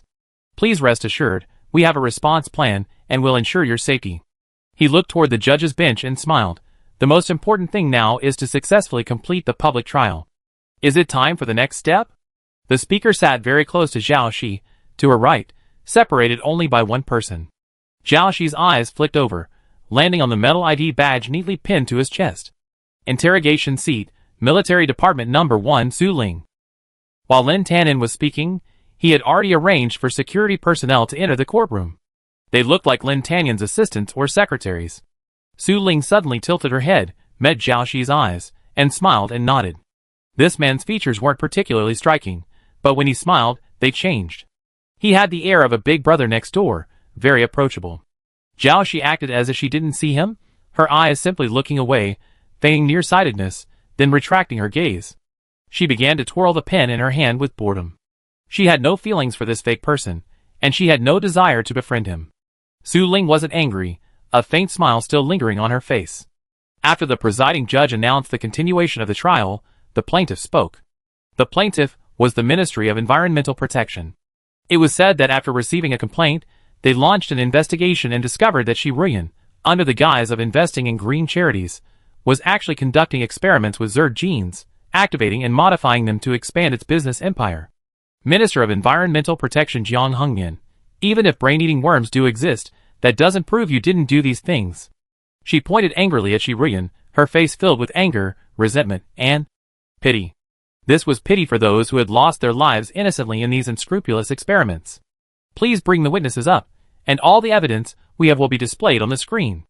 Zhao Shi propped up her head, watching the boring process continue. Suddenly, she straightened up as the witness appeared. Oh, it's someone she knows. The one who tried to rob her while she was out, only to be killed by Yu Xing and the others. A large number of his men were killed, and he was almost killed by Yu Xing himself. He may not have any other special abilities, but he's quite fast at escaping. What was his name? I remember now. It's Li Tianda, the head of the Green Base Number 2 on Gowan Star. He's also a renowned philanthropist on Lonming Star, and the president of the Virtue in the World Charity Foundation. What a virtue in the world. Zhao Shi was getting more and more amused. A sneak attack, human experiments, the capture of her subordinates, and the tip-off to the military that the robber god could enhance genetic levels directly led to Lin Tanyan's determination to kill the robber god, thus causing the failure of peace talks between humans and mutants. As she gathered more and more information, it intertwined in her mind like strands of spider silk, eventually forming a dense web. Connecting all this information, many conclusions could be deduced. Combined with their existing network of connections, the suspected outcome was almost certain.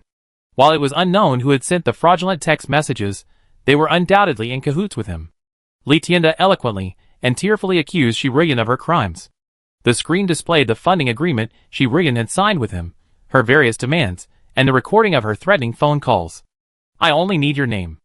I give you the funds, you lend me the people, and I won't have to worry about anything else. The voice was unmistakably Shi Ruyan's. Then, there was the story of his repeated refusals, and then, under Shi Ruyan's persuasion, his forced agreement. I really didn't know she was going to do such a heinous thing. Otherwise, she wouldn't have let my environmental researcher take on this project, and then I found out I couldn't contact the project staff at all. Then I learned they were dismembered. As Li Tianda spoke, he could no longer control his emotions and choked up. Then, tears rolled down his wrinkled face, flowing down his wrinkles and covering his face. Furthermore, the data at Green Base Number 2 was destroyed by the robbery god. It's very likely Shi Ruyan was in cahoots with it. Just as we began investigating Shi Ruyan, the base was destroyed, all the lab workers were killed, and all the data was erased. How could such a coincidence happen? I still can't accept this fact. Every time I close my eyes, I see the smiles and voices of my former colleagues and subordinates, but I can no longer speak to them. I really want to apologize to them. Why did I assign them to this evil person? Shi Ruyan, killing so many innocent people, doesn't your conscience pang? Shi Ruyan crossed her legs, leaned back in her chair, closed her eyes, and turned a deaf ear, not even bothering to watch his performance. What else do you have to say? Minister of Environmental Protection Jiang Hengyan glanced at her sideways.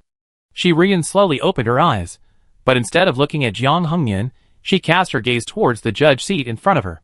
Synthesized voice and images. If you believe this, then I truly admire your stupidity. The first judge on the left side of the bench spoke. This statement does not constitute a defense. The suspect should carefully consider his choice of words. The chief judge in the center was looking down at the materials in his hands, motionless. Only the occasional slow blink of his eyelids indicated that this was a living person, not a wooden dummy. Seeing the chief judge hesitate, Jiang Hengyan added, All the information we provided has been verified by an agency under the Ministry of Information, and we have a verification report. Do you need to submit it? No, we have electronic copies. One of the judges said, we've also verified it with the Ministry of Information, and your information is indeed true. So now the truth is, verification report? Shi Ruiyan suddenly laughed. What if the verification report is also false? I request a re-examination by industry experts. So, are you questioning the Ministry of Information now? The judge said, there's never been a precedent for this in a trial. To overturn the Ministry of Information's verification, you must first establish that the Ministry's verification was in error. But, as far as I know, it has never made a mistake, and it's the most authoritative and official organization in the Star Alliance. When you say industry representatives, do you mean those with whom you have a good personal relationship? Officials are absolutely neutral in trials. My recommendation is to dismiss the case. The judge offered his opinion. The other senior judges expressed their opinions. Only one agreed, while the other three rejected the case. Everyone's eyes turned to the center of the bench, but ultimately, it all depended on the Chief Justice's opinion. The Chief Judge, who had been bowing his head, slowly raised his head. Being very old, his movements seemed to be in slow motion, like an old tree swaying in the breeze. His gaze slowly swept across the bench. The 8 seats held representatives from the 8 major government departments. No one raised any objections at this point. It was clear that the bench was leaning towards rejecting Shi Ruiyan's application. Agreeing to a re-examination would mean siding with the Ministry of Information, and no one from the 8 major departments had any reason to do so. Furthermore, Shi Ruiyan was an industry representative, and the test report they provided might not be credible. Unless there was absolute evidence proving the Ministry of Information's testing was in error, today's trial would be over. I have something to say. The voice came from the questioning booth. Now is not the time for the questioning booth to speak, the judge reminded. The chief judge raised his hand. You may speak. Questions and inquiries are valid throughout this special trial. Questioner, what is your doubt? The people in the plaintiff's seat all looked at the spokesperson. Li Tianda frowned, his heart suddenly tightening for no apparent reason.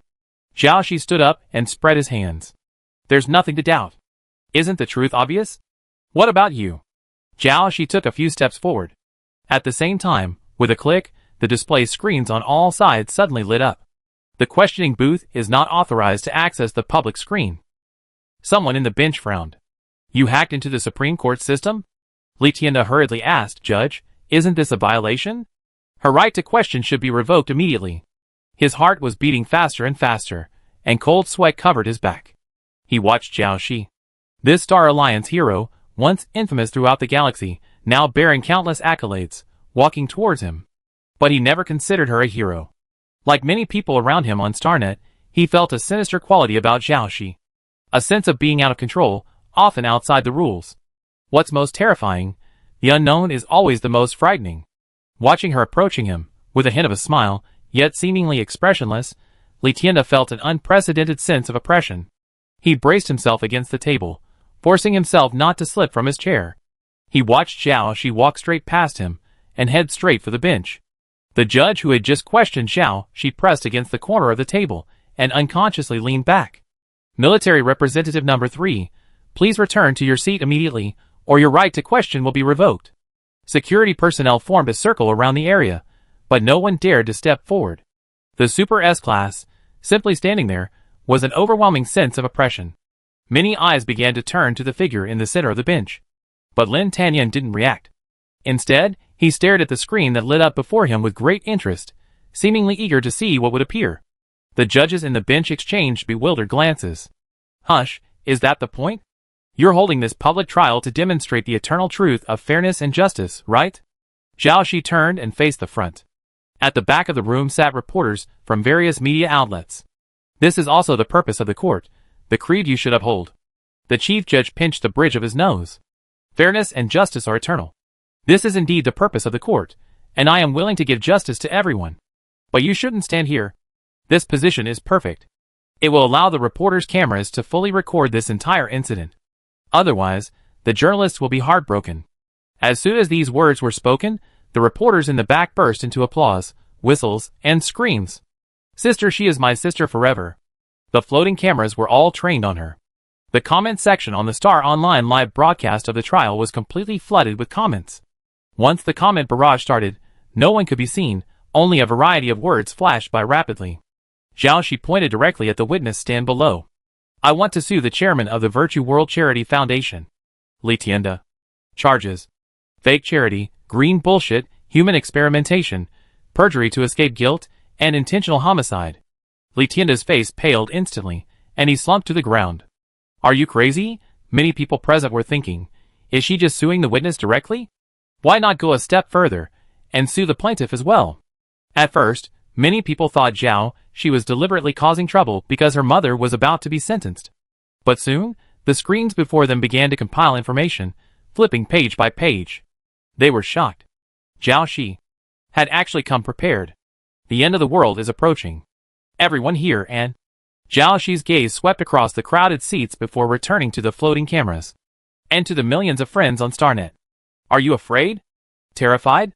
If the apocalypse comes, perhaps you, perhaps your loved ones, your friends, will be transformed into faceless monsters. Homeless, displaced, the land unable to grow food, the sky stained with eternal gray, the air. No air at all, only endless dead air, and even you, the only sane human on the entire planet. Have you ever imagined such a future? Everyone below was silent. In the silence, some clenched their fists, while others sweated profusely. What I'm saying is that this future is already a thing of the past for many people. What you think of as the end of the world is actually being experienced by people every minute of every day. We can't alleviate their suffering, but we can try to ensure that such tragedies aren't caused by human factors. In the face of natural disasters, we can work together to resist. But sometimes, man-made disasters are the true cause of a race's extinction. Then, if we ever have the opportunity, we must bravely stand up, save the world, and continue human civilization. The responsibility falls on us. So here today, I'm suing the Ministry of Environmental Protection for conducting human experiments, the Ministry of Human Resources for misusing personnel, the Ministry of Military Affairs for negligent security, the Ministry of Finance for embezzling special funds, and the Ministry of Information for fabricating evidence and disregarding human life. The top executives from 8 departments were watching the live broadcast of the public trial in the conference room, and more than half of them slammed their desks. What is Zhao Shi talking about? Is she crazy? Mad dog. Absolutely a mad dog. Who the hell let her in? Chapter 182. She's just a student, holding no real position. What qualifications does she have to be in the questioning room? Who let her in? It was Commander Lin. Someone answered. Him.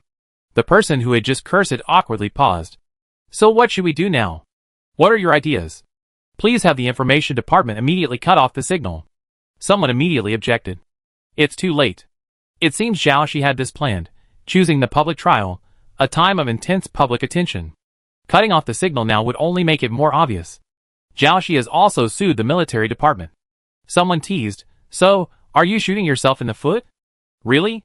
The person from the Environmental Protection Department said, but Zhao Shi's reasons for suing the military department are clearly insignificant compared to those of other departments. And she was put in there by the military department. Colleagues from the military department, aren't you going to give an explanation? The heads of the 7 departments converged on the seat of the military department's senior officials, seated at the upper right corner of the conference room. But the military department remained seated, maintaining strict discipline even outside the military zone. Are you panicking? Only one person turned around. A young female alpha with long straight black hair. Lu Ming didn't answer the question, but simply raised an eyebrow and asked, so, did you really do what Zhao Shi said? The expressions of the people from those departments suddenly turned grim. You're kidding. Absolutely not. No, if you didn't, then what's there to worry about? Lu Ming shrugged, looking nonchalant. She's just talking nonsense. Everyone knows Zhao Shi.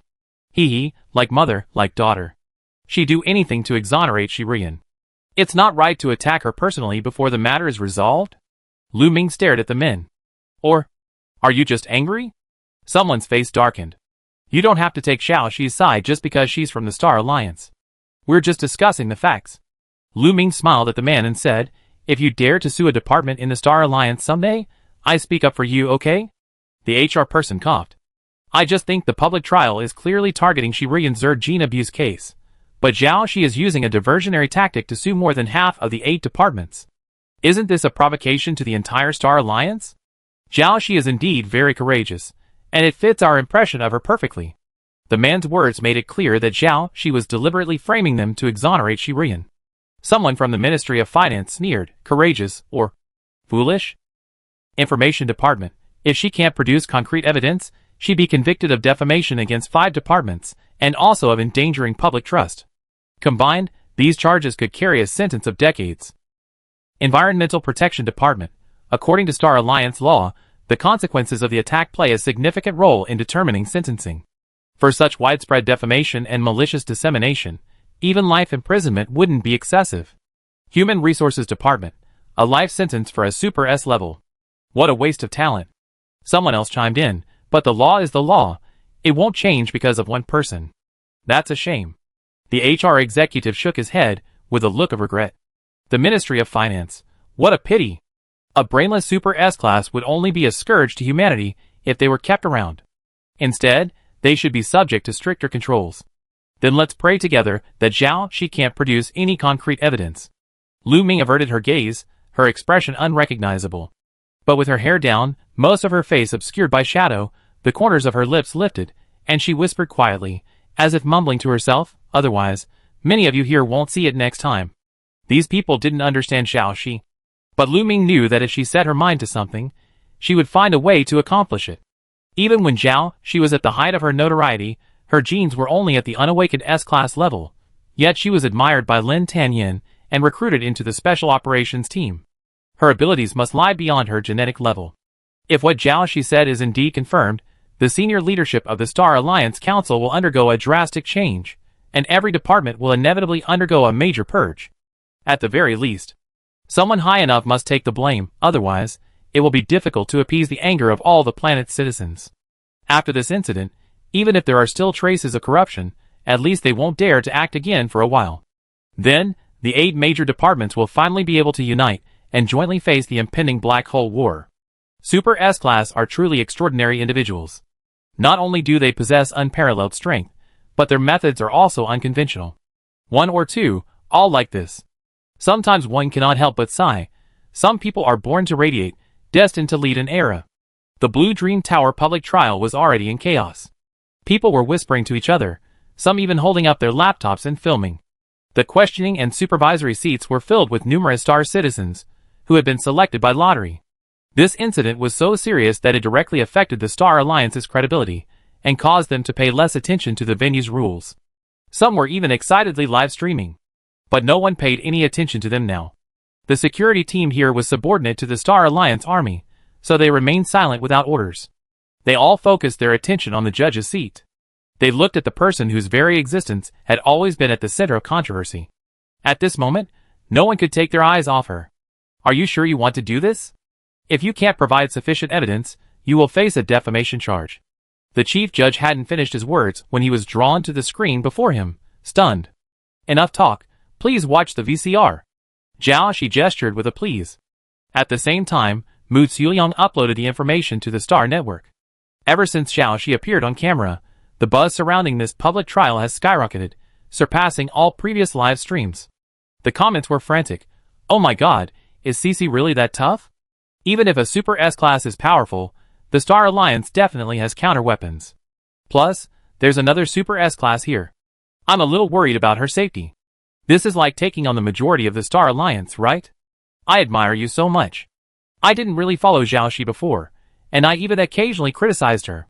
Now I admit I was a little loud. But she was really cool today. Will the signal be cut off? This live stream could be gone in a second.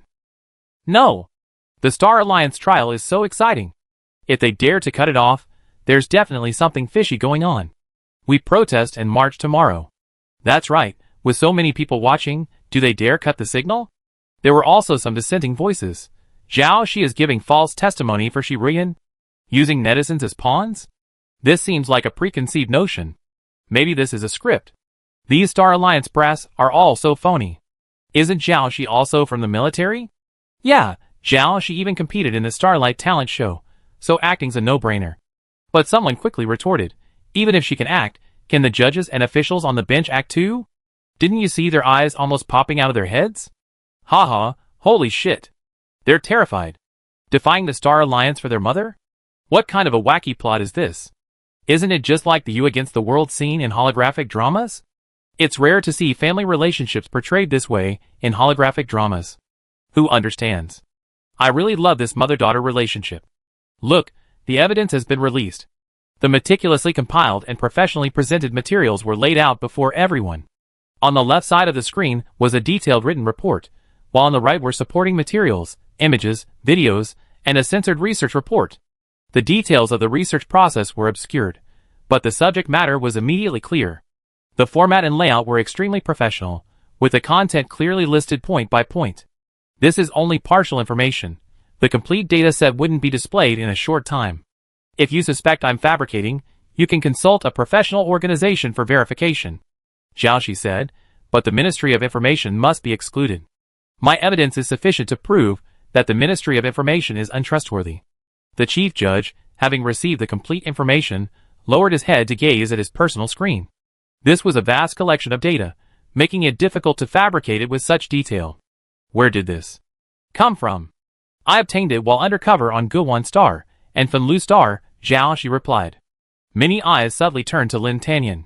Someone whispered, so, this is the Ministry of Military Affairs' intention? Is he trying to purge his political enemies before taking power? The judge asked, didn't they say the green base's data was destroyed by the robbery god? So, it was the backup from before it was destroyed? Yes, Jiaoxi replied. You don't think she robbed those bases just to farm and fight, do you?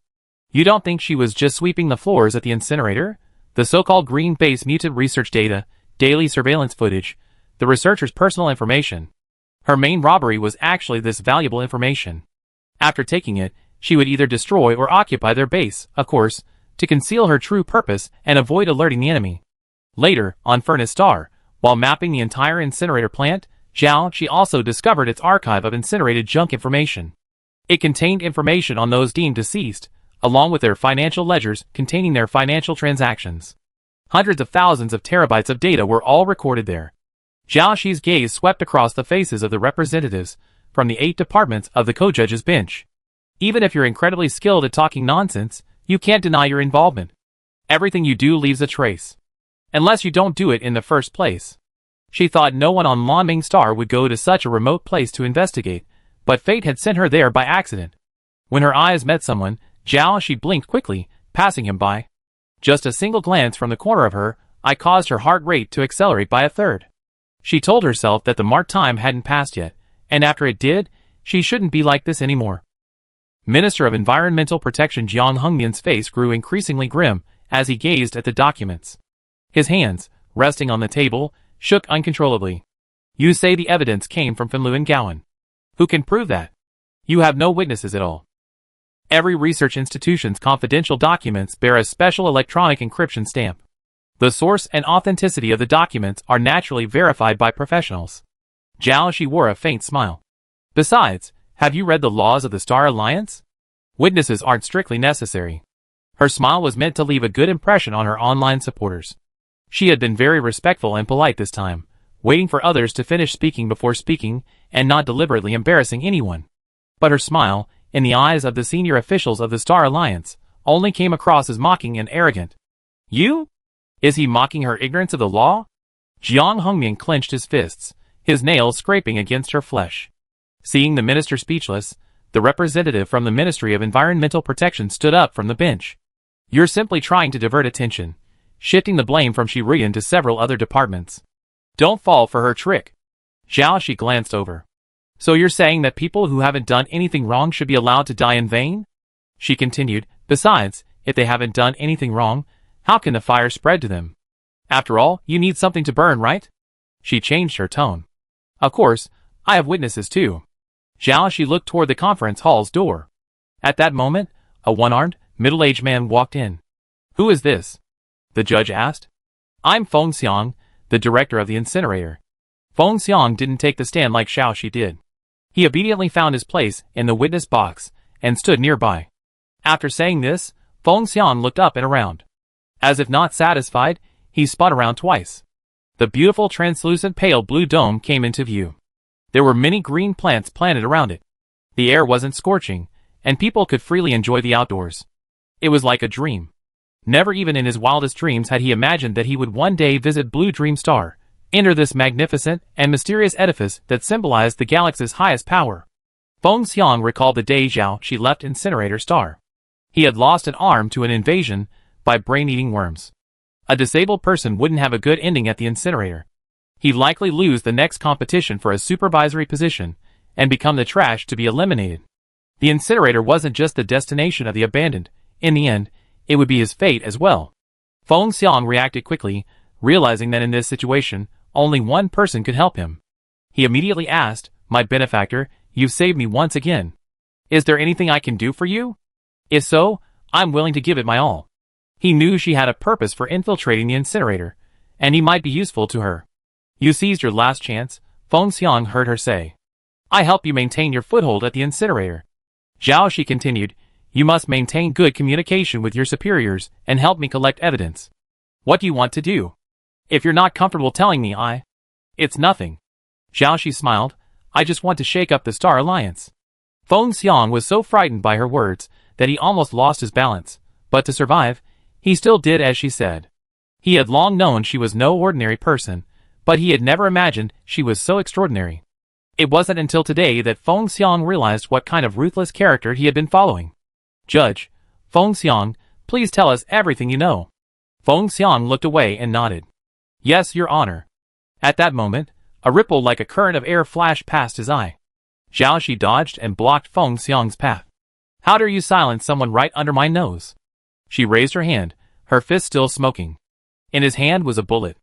After a bang of a gunshot, screams erupted from the crowd. Then, they saw the scene before them. As they screamed, the incident was over. "Oh my God, blocking a bullet with bare hands. What kind of speed is that? That's so cool. Is he still human? This is my first time seeing a Super S-Class in action." The people online, and at the scene shared the same expression and sigh. The bullet was aimed at Feng Xiang's heart. Zhao Shi looked up, searching the crowd for anyone suspicious, desperate. But she didn't see anyone acting unusually. She heard a noise, and her gaze shifted to the ground. Shi Ruyan, standing opposite, immediately had a dark expression, a terrifying look on her face. Even before, facing so many people interrogating her, she hadn't shown such an expression. "If you keep using your body to block everything, I punish you with family rules next time." Zhao Shi scratched his head, confused. "Do we even have family rules?" Shi Ruyan raised an eyebrow. "If I say yes, I can have them anytime." Zhao Shi smiled. "At worst, I won't go home." Seeing the anger growing in Shi Ruyan's eyes, Zhao Shi hurriedly said, "I was just kidding, don't take it seriously." After all, she still relied on Shi Ruyan for her living expenses. Take the evidence she handed over today, for example. Even if she had the original materials, compiling them into this format would have cost a fortune. It took a team of top-tier lawyers days to come up with it. And she'd have to pay a huge hush money, otherwise it would be troublesome if the news leaked. That would be great. Shi Ruyan carefully examined Zhao Shi's hand, finding she was uninjured, and then looked away. Soon, a security guard arrived carrying a hovering camera and placed it in front of the judge's bench. After the gunshot, it suddenly fell, and just then, it was closest to you. The round metal body, embedded with 4 small propellers for flight and levitation. The internal circuitry had been damaged. Zhao Shi saw that its electronic components showed signs of melting from the high temperature. Zhao Shi's gaze shifted briefly toward the co-judge's bench. It was Lin Tanyan who shot it down. The so-called camera turned out to be a pitch-black gun muzzle. At this point, because the internal circuitry was damaged, this hovering gun disguised as a camera was completely unusable. "Is there any way to track down the manufacturer?" Zhao Shi asked. "Why bother? It was the Ministry of Environmental Protection," said the people in the questioning and supervisory seats. "We were just about to question a witness, and he almost died. Isn't this silencing someone? I don't know what happened." Jiang Hongyan was paralyzed, as if a huge pot had been thrown at him. "First, I'm here. I have no way of communicating with the outside world during the trial, and there's no way we could have known in advance that there was evidence against us. Second, even if they wanted to silence him, they shouldn't have done it now. This method is too obvious. So, this counts as an admission?" Zhao Shi glanced at her. As soon as these words were spoken, countless eyes fixed on Jiang Hongyan. Zhao Shi, are you being too aggressive?" Someone on the bench spoke. Zhao Shi glanced over, and saw an elderly man wearing round-framed glasses. She glanced at his name badge. "Co-Judge Ministry of Finance Representative, Lu Jiwei. Public trials must follow procedures. One case must be tried before the next. Lu Jiwei looked very serious and spoke slowly. Young people still need to abide by the rules. You still have a lot to learn. You can't break the rules just because you have a special status. Even if you're trying several of our departments, you should follow the normal litigation process instead of directly discussing these matters at the public trial. Without rules, there's no order. So today's matter should be handled according to procedures. You need to write the complaint first. She was tired of waiting for him to speak. He spoke slowly, and his words were all pretty much the same. Stop. Shut up, old man. I don't want to hear your rambling. Just one question. Shi interrupted his chatter. The actual funding allocated to the incinerator and the environmental protection subsidies received by the various green bases are different from what the Ministry of Finance has published on the Star Network. She lowered her head and tapped on the computer, and the information on the large screen before everyone changed. Here, these are the data you published on the Ministry of Finance's official website this year. On the other side are the funding amounts received by the incinerator and the green bases. These are the funding gaps over the years. There's a comparative chart. The total gap is 46,382 star coins. Shi looked up, her clear, sharp eyes meeting his cloudy ones. Where did all the money go? Explain. The old man trembled, and mumbled for a long time, unable to come up with a clear answer. Weren't you quite talkative just now? Shi asked. You're quite good at educating young people. Senior, you're quite eloquent. You? Lu Jiwei suddenly clutched his chest and collapsed to the ground. Ambulance! Call an ambulance! Someone nearby shouted. Shi, you're going too far. Mr. Lu is over 80 years old. How disrespectful. What if he gave me a heart attack? The speakers were mainly from the co-judges and the inquiry panel. Their expressions were exaggerated, and they looked flustered and bewildered. In their words, they were already placing all the blame on Shi.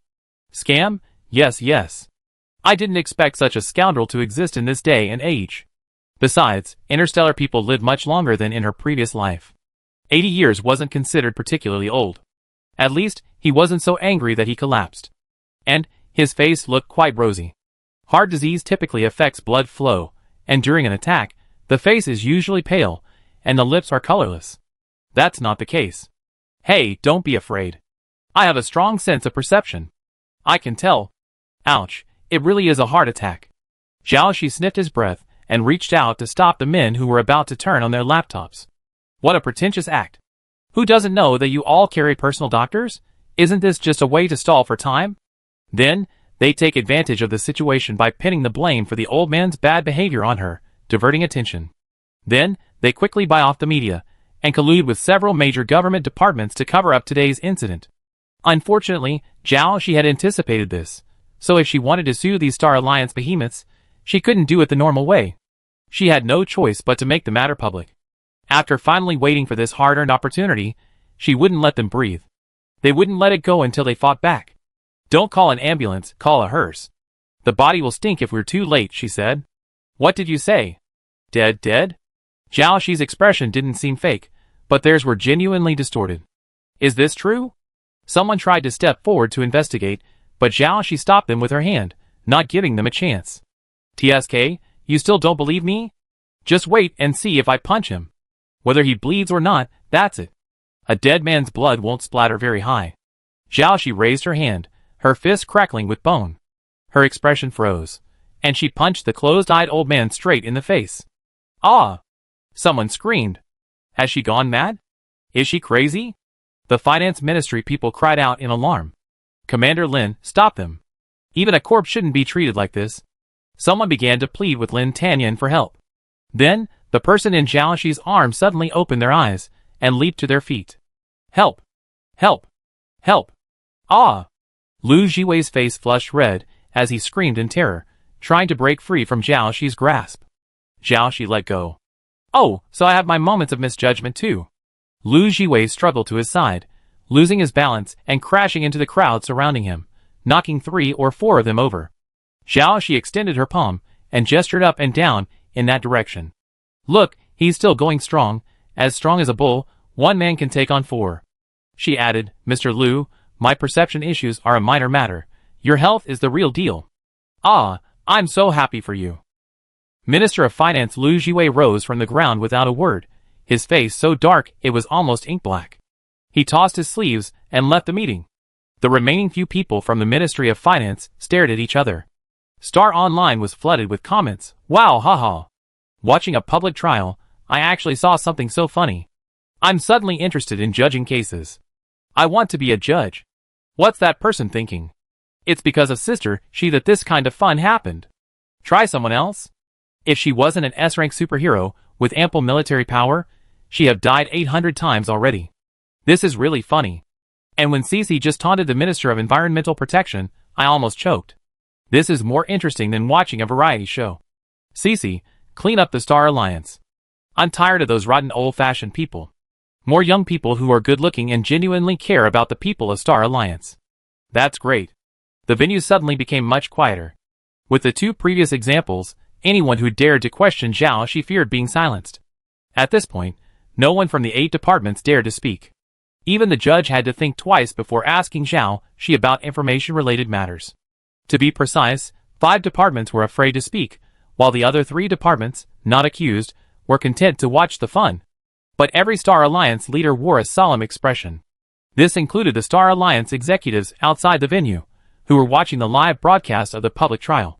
Things have gotten so bad that they can no longer be suppressed.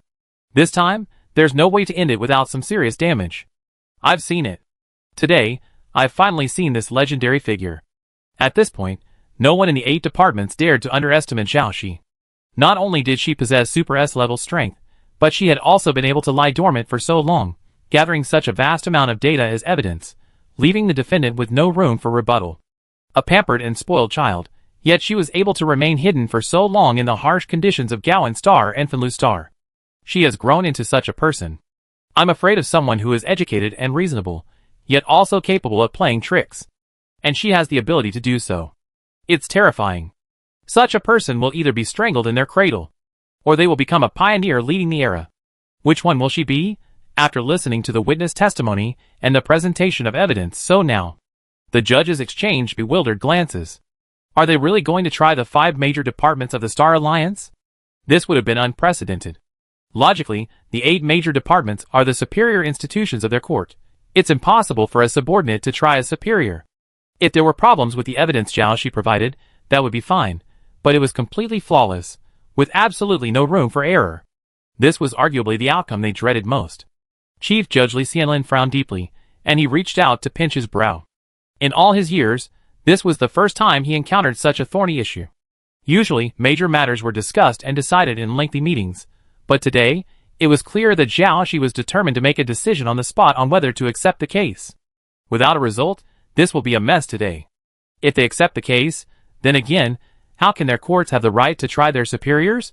The Human Resources Department controls their personnel appointments and dismissals, the Ministry of Finance manages annual appropriations, the Ministry of Military Affairs controls the Alliance's armed forces, and the Ministry of Information oversees communications and archives management. Which of these can they afford to offend? The only one they can afford to offend is the Ministry of Environmental Protection. And it was the Ministry of Environmental Protection that initially wanted to provoke Shirian. But trying only the Ministry of Environmental Protection doesn't make sense. This ridiculous public trial. It's ironic that the major departments were originally planning to weaken the power of the industry representatives and bring down Shirian and her business empire. But this time, they're likely to fall at the hands of her daughter. If this case is successfully resolved, it will surely go down in history, becoming a significant chapter in the history of the Alliance. But if it's not handled properly, not only will they lose their reputation, but they soon lose their lives. Not everyone has Zhao Shi's power, the ability to do whatever he wants. Even in a high position, even he still has many things beyond his control.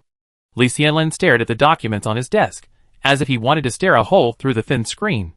Sweat trickled down his face, soaking his collar. This public trial was longer than any other case he had handled in his decades of professional experience.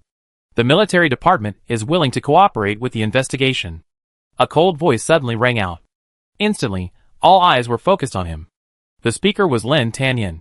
Throughout this farcical trial, this highly anticipated Super S rank, also a potential next Supreme Council speaker, hadn't uttered a single word, save for the initial announcement of the impending doom. He seemed like a bystander, detached from the situation. But his words carried immense weight, especially in these turbulent times. Soon, 3 other departments not named as defendants raised their hands, expressing their willingness to assist in the investigation. The Human Resources Department is willing to cooperate with the investigation. The HR representative on the bench also spoke. It's too late. The HR director, standing off the bench, slapped his thigh. Our charges aren't that serious. We should have spoken out sooner. Now that we're behind them, we inevitably be criticized. At least it's better than those 3, said the person next to him. That's true. I hadn't expected this final outcome. The fact that several major departments actually agreed to cooperate with the investigation was unprecedented and unexpected. As a judge for so many years, Li Xianlin had seen many cases, many of them complex and difficult to determine. But this was one of the most significant and weighty. Okay, Li Xianlin said, I officially announce that the Star Alliance Supreme Court will accept the case regarding the guilt of the 5 major Star Alliance departments. The trial will be held on a later date. The case is extensive and cannot be concluded today. Please understand, Miss Zhao. I understand. Zhao Shi nodded. It all depends on who they will ultimately target to settle this matter. But her goal had been achieved. So, shall we continue with today's case? Li Xianlin nodded. Continue. After witnesses and evidence were verified, and all parties signed, the chief judge hammered down the verdict. I declare Shi Ruyan, a representative of the Zerg genetic pharmaceutical industry, not guilty. President of the Virtue World Charity Foundation. Death penalty, immediately executed. With the final word, the courtroom erupted in enthusiastic cheers. The scene was unprecedented for the courtroom, like the closing of a grand banquet. The number of online users on StarNet's major live streaming platforms reached an all-time high, setting records for both viewership and engagement, surpassing the previous record set by Starlight 1001. Many media professionals in front of the screens couldn't help but sigh. Zhao Shi is truly a natural media personality, always adept at creating ratings miracles. The closing ceremony concluded with 3 final gunshots.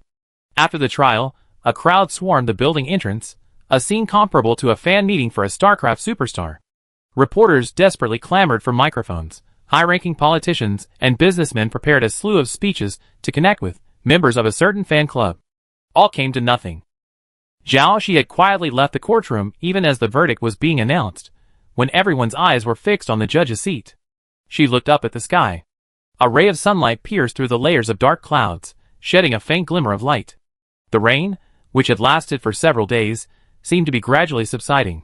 But the clouds were too thick and numerous. The clearing would have to wait. But she knew it wouldn't last long. Zhao Shi stretched and returned to school in Mu Ziyang's hover car. You forgot something. Mu Ziyang reminded him. This kind of box isn't like your style. Stolen? As expected of you. I guessed it right away. Zhao Shi waved goodbye. She really didn't want to say more. If she did, she'd think people would think she was crazy. It's better to keep things like this under wraps, pretend it never happened. Originally, she stole the box with the intention of suing Lin Tanyan for corruption. But then, love got the better of her, and she softened her heart and didn't use it as evidence. Luckily, she softened her heart, otherwise she'd be the one to suffer the consequences. I just opened the box in the car and found only one thing inside, a pair of large shorts. I'm impressed. I'm really impressed. It could have been anything else, but she had to steal Lin Tanyan's shorts. No, is he sick? Was such a junky thing really worth putting in a treasure box? She'd been fooled into thinking the contents were valuable. Is it made of some special material? Deep sea silk? Polar snow velvet? Okay, that was all just something she made up. It looked like just an ordinary pair of cotton shorts. Zhao Shi pinched them between 2 fingers and examined them. They looked familiar. There was a hole in the waistband, and even that hole had a familiar feel. A terrifying thought popped into Zhao Shi's mind, so terrifying she almost thought she was delusional. But could I charge him with theft? Zhao Shi rubbed her chin, thinking. But the amount wouldn't be enough to warrant a criminal charge. Besides, Star Alliance law doesn't criminalize an Omega stealing underwear, but it does criminalize person A stealing from both person O and person B. Besides, even if she told anyone about this, no one would believe it. Because even she didn't believe it herself. So why? Oh, tell me why. Zhao Shi couldn't figure it out. She had originally thought that Lin Tanyan was helping her at the public trial because she had helped mark her, and that they had a somewhat shady deal. Why else would he help her? It wouldn't benefit him in any way. But now, she couldn't figure it out again. Could it be that he really liked her? But why would he want to kill her in front of a pop star? She couldn't sleep. Or should she find a time to ask him directly? But besides this worry, there was something even more troubling. She spread out her palm. It was an oval object with a slightly pointed head, like a bullet. As for why she caught the bullet with her bare hands, there were actually other ways to deflect a bullet. It didn't have to be so pretentious. There was only one reason. It wasn't a bullet at all. It was a letter disguised as a bullet. After squeezing the bullet open, it unfolded into a note, a letter made of light trace paper. It was the kind of paper where lines of text disappeared and new ones appeared. To Miss Xiaoxi. Or should I call you Miss Monster? Xiaoxi's pupil shrank as she held the note in her hand. I forgot to tell you, the underground toy factory is full of cameras. You don't want your identity to be exposed, do you? Xiaoxi remembered that time. When she was in a hurry to save Shirian, she turned into white silk in the underground toy factory and burrowed into the ground. In her haste, she hadn't noticed the cameras, and Pu Xinghe's technology was too advanced to be easily discovered. But why would a long-abandoned site still have so many cameras? Or had he been waiting for her to reveal the evidence? Xiaoxi once again realized the depth of his calculations, each step exceeding her expectations. The paper in her hand was crumpled, 2 cracks appearing at the corners. And how did he know she was a robbery god? He knew before she exposed her white silk. Xiaoxi was certain he had deliberately disguised his abilities as a robbery god, differentiating himself from the she in the game. Unless, he knew before she traveled through time. It's even possible that the Kill Black Hole game card the original owner received also came from him. What exactly do you want? Xiaoxi stared at the crumpled light tracing paper in his hand. You must be curious about where your abilities come from, right? Let's meet. Xiaoxi sneered. Even if I'm curious, I don't necessarily need to meet you. I can investigate on my own. It was obvious that he had an ulterior motive. But the note, as if fully aware of her thoughts, continued with its next sentence. Otherwise, your transformation video will be #1 on the trending search list tomorrow. This time we're meeting for real. I'm not lying. Xiaoxi was about to tear the paper off, but then her movements faltered. Her fingers trembled slightly, and she suppressed her anger as she unfolded the crumpled paper. The address was written in the corner of the note, and the signature was a half-drawn picture of a silver mask. Chapter 183. Xinglian Natural Botanical Park. After seeing the address clearly, the paper dissipated into a speck of light at Xiaoxi's fingertips and disappeared. This place was enormous. Although it was called a park, it was larger than several large cities combined. It cultivated many plants said to be relics of ancient Earth. The Natural Botanical Park had existed for a long time, and the creatures within it had evolved through many generations, from their initial artificial creation to their later evolution.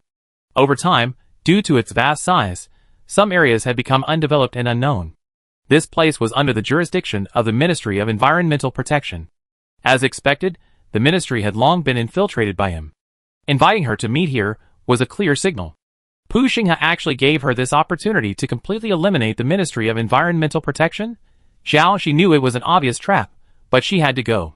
Whether it was because Pu Xinghe held equivocal evidence against her, or because she wanted to uncover the truth, why did she possess such a unique spiritual body, and why, despite clearly possessing a fatal genetic defect, she had managed to survive until now? Perhaps this time, she would get the answer.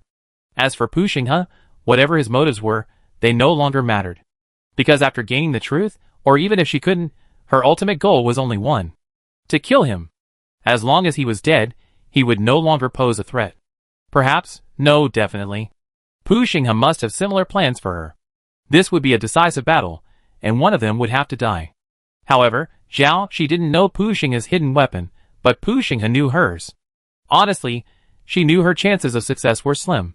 Even though her death was unlikely, perhaps there were outcomes more terrifying than death. From her past encounters with him, she knew he never took on a task without a chance of success. She also knew she had no one behind her.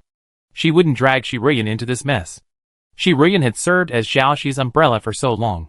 Since she had inherited Xiaoxi's identity and obtained something that wasn't hers, she should fulfill her obligations as a child and take on the role of umbrella.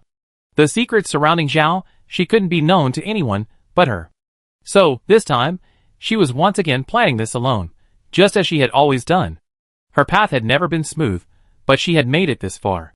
This time would be no exception. She raised her middle finger forward. Go ahead, who's afraid of who? It's been so long you've really grown.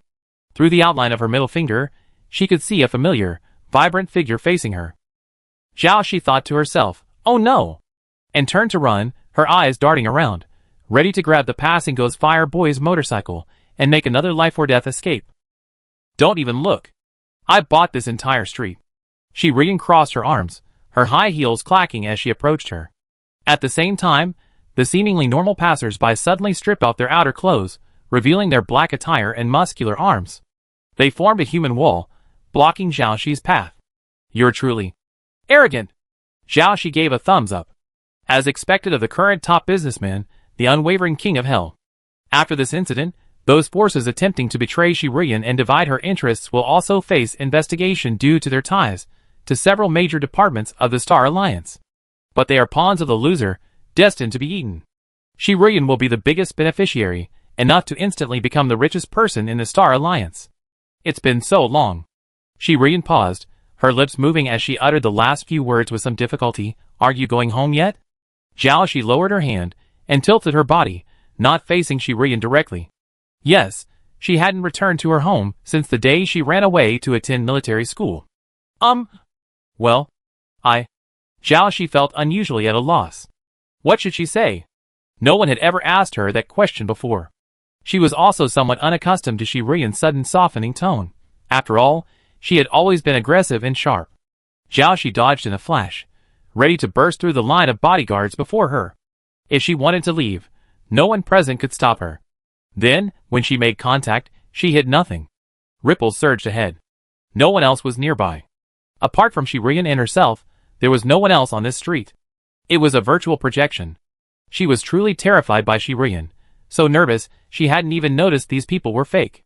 I told him to wait 100 meters away, Shirian said. Zhao Shi wondered why. The next moment, that brilliant color crashed into her arms. I don't want anyone to see me like this. Shirian's voice suddenly choked. It had been a while since Zhao Shi returned to Lonming Star, but so much had happened since then. This was the first time they had had this conversation. As Shirian's voice reached her, Zhao Shi felt a dampness beneath her collar. Shirian was an Omega, much smaller than she, yet she felt as if she were actually nestled in the arms of her mother.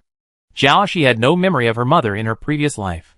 She even considered that perhaps she had never had a mother, only a father who didn't even see her except for money. But how could someone be born without a mother? Zhao Shi lowered her head, reached out, her fingers trembling slightly, and then slowly embraced Shirian. I'm sorry, Zhao Shi said to herself. Since crawling out of the ruins of the music world's Rubik's Cube, every cell in her body has been replaced. Only things like this had she truly stolen from Zhao Shi. Mom. Zhao Shi closed her eyes. I missed you too. Shirian's body stiffened, and she spoke softly. It's been a long time since you called me that. You've changed so much. You're not the same person you used to be. Zhao Shi's heart skipped a beat at this. The voice in her ear continued softly. Shir, I hope you remember. Whether you're a playboy, a loser, a genius, a hero. None of that matters to me. All I know is that you're my daughter. The voice paused. You always be my pride. Zhao Shi looked up, somewhat incredulous. The next moment, something cold clasped her wrist. Zhao Shi looked closely, and saw it was an electronic handcuff. Shirian raised her wrist and shook it. The other end of the handcuff was now cuffed to her wrist. You? Haha, now you can't get away. Just come home with me. Shirian smiled triumphantly, and with a backhanded shove, Zhao Shi fell directly into the hover car that had appeared behind him. Zhao Shi covered his face with his free hand. So you're putting on this show just to catch me? What else? Shirian snorted.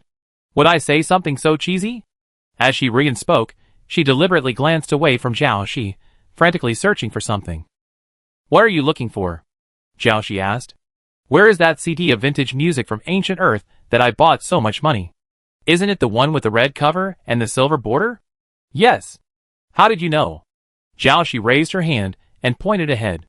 Isn't it to your right? Oh. Yes. Shirian inserted the CD into the player and immediately started the hover car. I have something to do and can't go home for now. Zhao Shi seemed to have remembered something and stared at Shirian. Oh my god, Shi Yanwang, you're not going to force me to go on another blind date, are you? I don't care what you're up to. My child has to listen to me. Shirian's voice suddenly softened again. At least, you have to go to the celebration party today. It turned out to be to celebrate their successful victory in the lawsuit.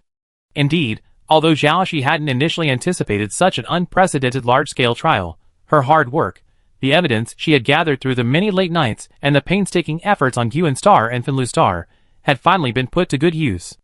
It wasn't in vain. It was time to celebrate. You forgot to turn on the music. Xiaoxi reached out and poked the player. Shi Rian said angrily, "It's because my hands are cupped to yours, so I can't press the player." Xiaoxi, "You still have your other hand." Shi Rian, "I need to drive with my other hand." Xiaoxi, "Oh, isn't driving with one hand against traffic laws? Otherwise, remove the handcuffs and I won't run." Shi Rian, "I don't believe you. With an automatic driving system, I don't need to drive." Xiaoxi, "Oh, it has an automatic driving system.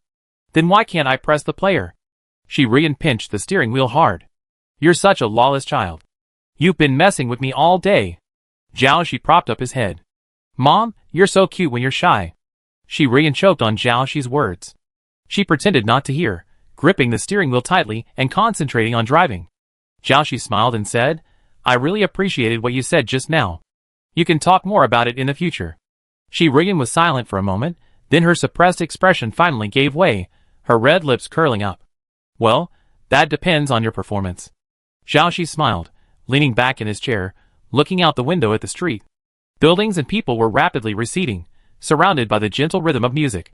Why hadn't I noticed this feeling before? Maybe it's because I'm on my way home. The melody lingered in my ears. In an unknown world, amidst the bustling neon skyscrapers, I walk alone, my steps heavy. The night wind brings with it distant longings. Is my hometown no longer what it once was? The windowsill at the alley entrance still bears the proverbs of the past. One day, she will lead the wind to blow away the old dust, and the proverbs will be as fresh as new. Xiao's residence in the central district of Yuan Star. The familiar building came into view, and Xiaoxi felt a little nostalgic. It had been so long since she'd been back. The house looked the same as before, but it had changed so much. Then Xiaoxi noticed a large, jarring patch of color in one corner of the house, like a mosaic patch added later. What kind of aesthetic is that? It's so weird. The roof you tore off earlier.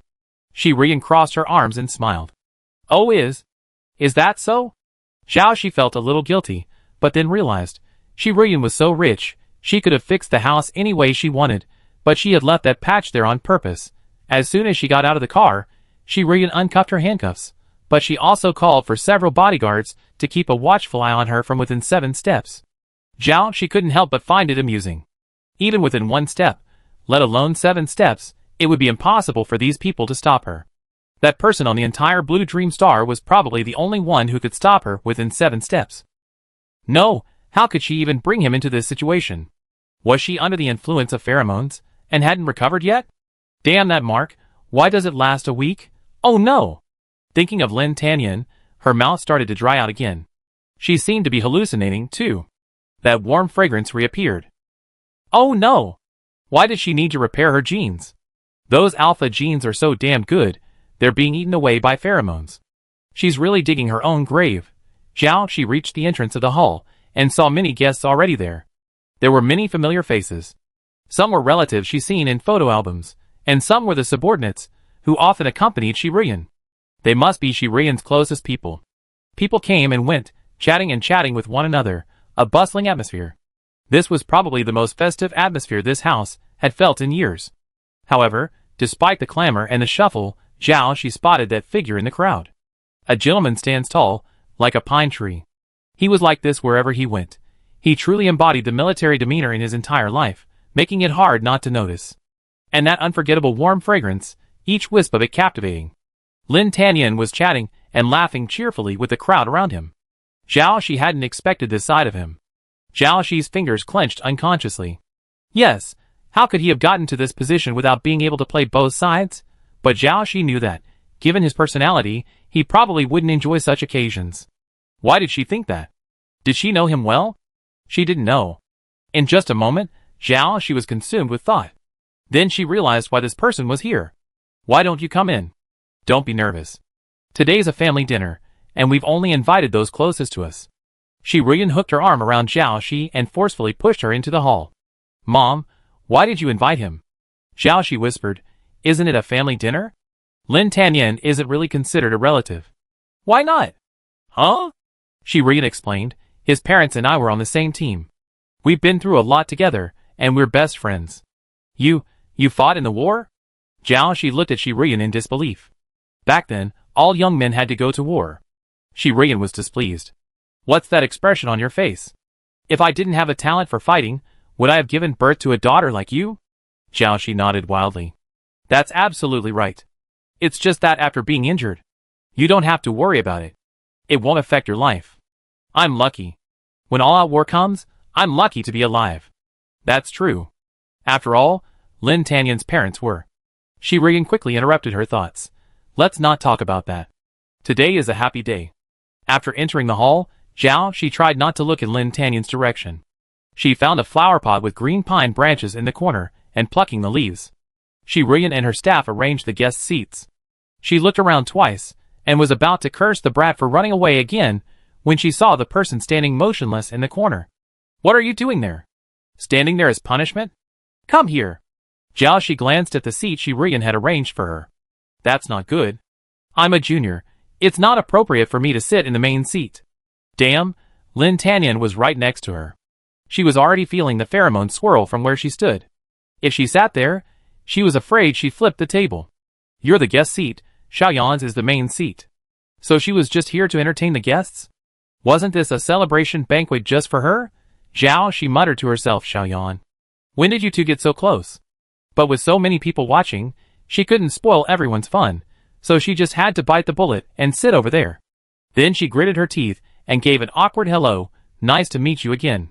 Yes, you did a great job in court today, Lin Tanyan said, picking up her glass and pouring her a glass. The future Supreme Speaker poured her a glass? And he only poured for her at the entire table.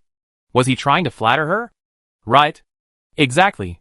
Zhao, she immediately tried to snatch the cup back. You're the guest, I take care of these things. To her surprise, the cup she was holding remained motionless, only to be met with soft, scorching fingers. Zhao, she felt a scalding sensation. She looked up at Lin Tanyan, who had just raised his gaze to meet hers. A glimmer of gold shone through his calm eyes. Who could have guessed he, too, was under the influence of pheromones? Zhao, she intensified her efforts, utterly amused. If she couldn't even snatch the cup, she'd be laughed out loud. But the force resisting her suddenly weakened, and the cup flew out, hitting the ground with a resounding thud. The entire audience's gaze suddenly focused on this spot. The air was filled with a profound silence, a sudden heaviness. No one dared to breathe. If these two Super S-classes came to blows, someone's back would be soaked. Look at these two kids. What a close relationship they have. Shi Rian clapped her hands, and soon, the field erupted in enthusiastic applause. Young talents. You two are both pillars of the Star Alliance. With them around, our Star Alliance will only grow stronger. Indeed, those rumors I saw on StarNet about you two not getting along were all just rumors. Look! What close friends they are. You don't have to praise people if you don't know how to. Thank you. Zhao, she poured herself a cup of tea and gulped it down, trying to relieve her dry mouth. But it didn't help with the strange pheromone smell. She knew that no one else on the field could smell it, and with Lin Tanyan's abilities, he could completely seal off the escaping pheromones. But for those marked, sealing them off wouldn't help. To distract herself, Zhao, she began to glance around. Mu Gu was here too. Her hair seemed less messy today, from a messy mess to a less messy mess. Mu Ziyang was there too. Oh, so Mu Gu had roped him in to help her with the overtime. 3 screens were set up on the dining table, and he stared intently, his hands constantly tapping away. Mu Ziyang must have been working on some project, so he acted as a mobile workbench and fully automated assistant. Mu Gu used both hands, picking up food for herself with her right hand, while simultaneously stuffing food into Mu Ziyang's mouth with her left. Auntie, slow down.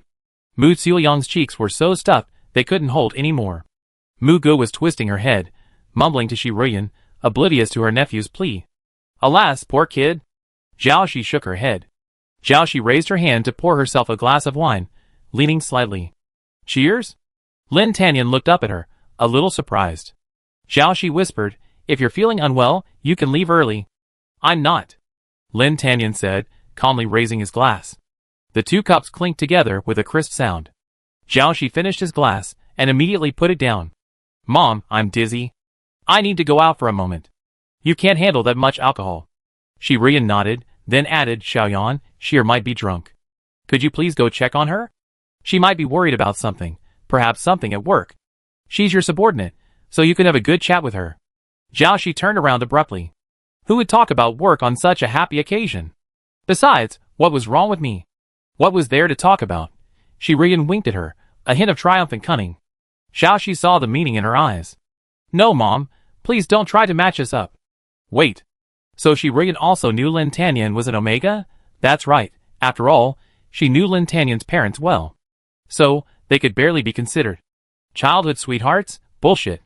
She and the original owner hadn't known Lin Tanyan before. He was a studious nerd. Even 10 years ago, he wouldn't have gotten along with someone like her who was unruly and loved to play games. Outside the hall, there was a large terrace. The wind chimes hanging by the door rang crisply in the wind. It seemed to muffle the pounding of her heartbeat. Jiaoxi coughed awkwardly. The moon is so beautiful today.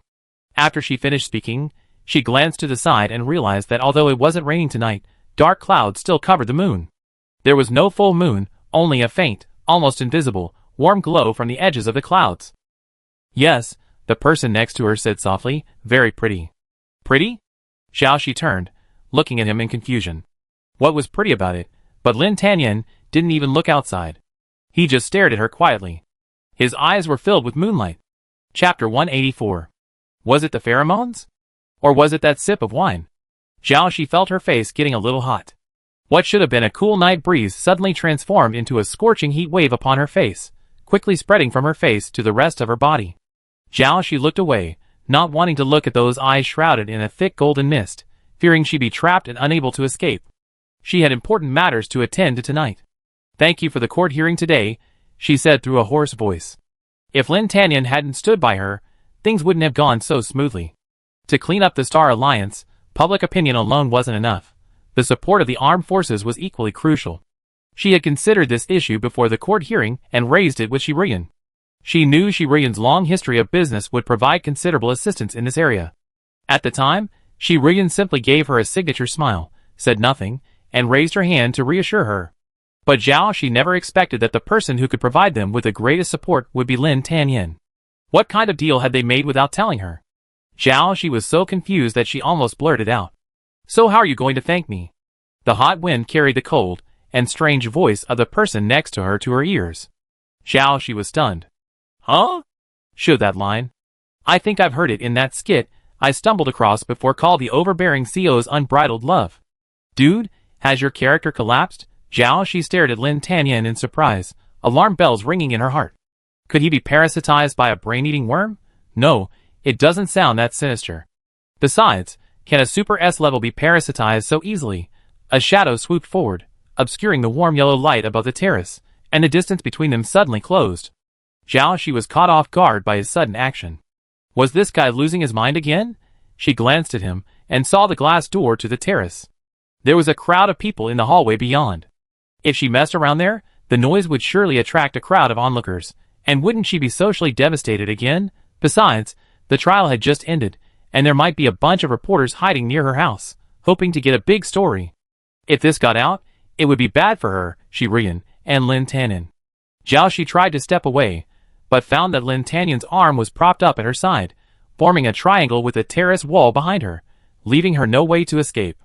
Lin Tanyan's other hand, folded behind his back, was gleaming on his wrist, with rows of densely packed small characters. The charming Omega's Guide to Killing an Alpha.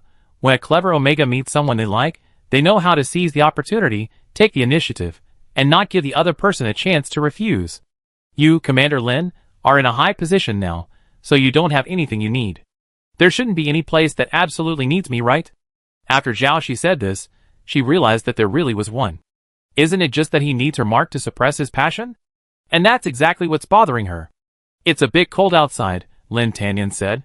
The charming Omega's Guide to Killing an Alpha. A clever Omega knows how to show weakness at the right moment to elicit the sympathy of an alpha. Jiaoxi's eyes widened. Was he thinking she was stupid? She knew Lin Tanyan's constitution well. Even if he was a little weak during his passion, he would still feel hot, not cold. Could you make up a decent lie? He frowned slightly, the moonlight casting a silvery glow on his eyelashes, neutralizing the intensity of his powerful golden eyes. It suddenly softened his fierce demeanor, revealing a touch of weakness. It's cold outside, so let's go to my room. Xiao Shi blurted out. Okay, I'm a fool. She knew he could blow up a building with a flick of her wrist, yet she treated him like Lin Dayu just because he frowned. Xiao Shi looked down and saw that her hands had automatically moved to rest on Lin Tanyan's shoulders. Given the impression, his movements were faster than his thoughts. She wanted to let go, but then wondered if that was too much, and would only make her seem petty. She wasn't worried that Lin Tanyan would agree to her proposal. A man of his stature wouldn't. Okay. He nodded. Huh? Xiao Shi panicked. Isn't that inconvenient? The room is a relatively private place. Letting so many of them see us two alphas. I'm mainly worried about the impact on your reputation. It would be terrible if your identity was exposed. And with the current situation we can climb through the window. Lin Tanyan raised his hand and pointed upwards. Xiao Shi looked at him in disbelief. This wave of Tian Gang was quite impressive. Seeing she couldn't refuse, and it was her own fault for being so mean in the first place. Xiao Shi pointed upwards. The 4th floor is all mine. That looks like the bedroom. After saying that, Xiao Shi felt like punching herself. Why did she specifically mention the bedroom? Was she crazy? Okay. Lin Tanyan responded, then slid down her arm and leaned against her. Xiao Shi understood. He wanted her to carry him up. Why don't you just go to heaven? While thinking this, Xiao Shi had already jumped onto her windowsill with him, even worried that her messy room would leave a bad impression on Lin Tanyan. Looking at the spotless, dust-free room, Xiao Shi breathed a sigh of relief. She had forgotten she hadn't been home for so long. Unexpectedly, Shirian had always had her room cleaned, and the furnishings were exactly the same as before. Sit anywhere you want, just treat it like your own home, Xiao Shi said, finding a bean bag in the corner and nestling in. It was like a snail finally finding its shell. If only there were a curtain to cover herself, she thought. She didn't know how to deal with Lin Tanyan, especially in a situation where they were alone. And because they had already been temporarily marked, the pheromones wouldn't affect them as strongly as before. If they weren't losing their minds, what excuse could they offer for their inappropriate behavior? Xiao Shi was brainstorming with her eyes closed, her mind a tangle, a whirlwind of thoughts racing through her mind in a flash. She was thinking about her upcoming appointment with that damn Pushinghe, feeling a strange excitement about the unknown. She was also thinking back to her past experiences, the one she experienced with Lin Tanyan before going to Yuan Star. There were many things she was confused about, but now wasn't the time to discuss them. She only knew that it wasn't clear whether they were friends or enemies. There was a sound of something hitting something soft nearby, and Xiao Shi opened her eyes, meeting those pale golden eyes, still a little misty. This little mist wasn't much. She knew he was wide awake. Lin Tanyan also found a lazy couch, placed it next to her, and slid into it in the same position as her. Strange behavior. Xiao Shi felt that Lin Tanyan's behavior today was completely strange. Don't be nervous. I just feel more comfortable being closer to you. Did even he see that? Xiao Shi chuckled self-deprecatingly. When had she become so fussy and sensitive? Probably. Ever since she'd been a little tempted. What a hassle. Dating is stressful. Not even more stressful. Dating is worse than playing games. Can you play games? Xiao Shi suddenly asked, tilting her head. No. Lin Tanyan shook his head. Is there something you can't do? Xiao Shi piqued her interest and pushed herself up. Yeah. My grandfather said my time is precious, and I can't do meaningless things. So, you never have any recreational activities? No racing, no clubbing, no shopping. Lin Tanyan shook his head. I don't like those kinds of things. Xiao Shi laughed. Of course, she knew Lin Tanyan wouldn't go to those places. She continued, actually, I don't either. Traveling? Watching TV series? Reading novels? He shook his head again. You can't even do that? Xiao Shi asked again then. Are you happy? Lin Tanyan paused, his head lowered as if he was pondering the question. After a moment he asked, does it matter? Xiao Shi was startled by his words. What else? Your own happiness is, of course, the most important thing. She had expected him, a workaholic like him, to say, of course, work makes me happy. I didn't expect such a strange question. Sorry, no one has ever asked me that question. Lin Tanyan said, I don't know how to answer. If I'm happy, I'm happy. If I'm not happy, I'm not happy. How else can I answer? He thought for a moment. Neither happy nor unhappy. Everything I do, whether it's plans made by my grandfather, the military, or myself, is completed step by step to achieve a goal. He said, completing these plans doesn't require emotion, so naturally, I don't have any emotions. No emotions? Wouldn't that make life boring? There's still so much to do. How can I be bored? Chat? Ah. Every day I open my eyes, I'm faced with quests. If it were me, I'd go crazy. Jiaoshi bared her teeth at the air. Just capture whoever gave me the quests and beat them up. So you want to beat me up? Lin Tanyan asked curiously. I've given you quite a few quests before. It's okay, actually. Who told you to? She swallowed the last few words. You didn't assign too many quests, so I can still bear it. She didn't want to delve into the topic. After all, her trip to Gowan Star, including the subsequent series of events, wasn't Lin Tanyan's plan. If she went on in detail, she was afraid she'd be overwhelmed. Let me teach you how to play games. Jiaoshi sat up and went to get 2 holographic game devices. You've never played before, huh? Watch how I beat you up. Interstellar Abyss, The Other Shore, Zerg Conquest, World Adventure of the God of Light. Several games came one after another. When they first started playing the battle mode, Lin Tanyan did lose 2 games, but later on, both of them were almost injured. Neither of them let the other go at the last second, and there were several double death endings in succession. Jiaoshi rubbed her temples. It had been ages since she fought such a demanding battle. She hadn't expected Lin Tanyan to learn the game so quickly. She originally thought she'd deliberately crush him for 10 rounds to dampen his spirits, then let him practice on his own, so she could slip away. That was a mistake. Yes, he was also a Super S rank. The essence of gaming is simply a matter of reaction, analysis, and proficiency. And Super S rank players, with their exceptionally high mental strength, can quickly master these skills.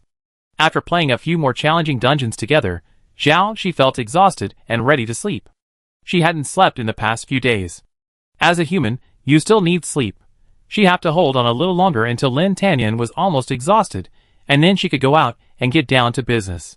What do you think? Was it fun? Jiaoshi asked, her eyelids drooping. The games you recommended all seemed to be of the same type. I want to try that one. Lin Tanyan's cursor pointed to an icon with a pink glittering bubble. Starry Dreamer.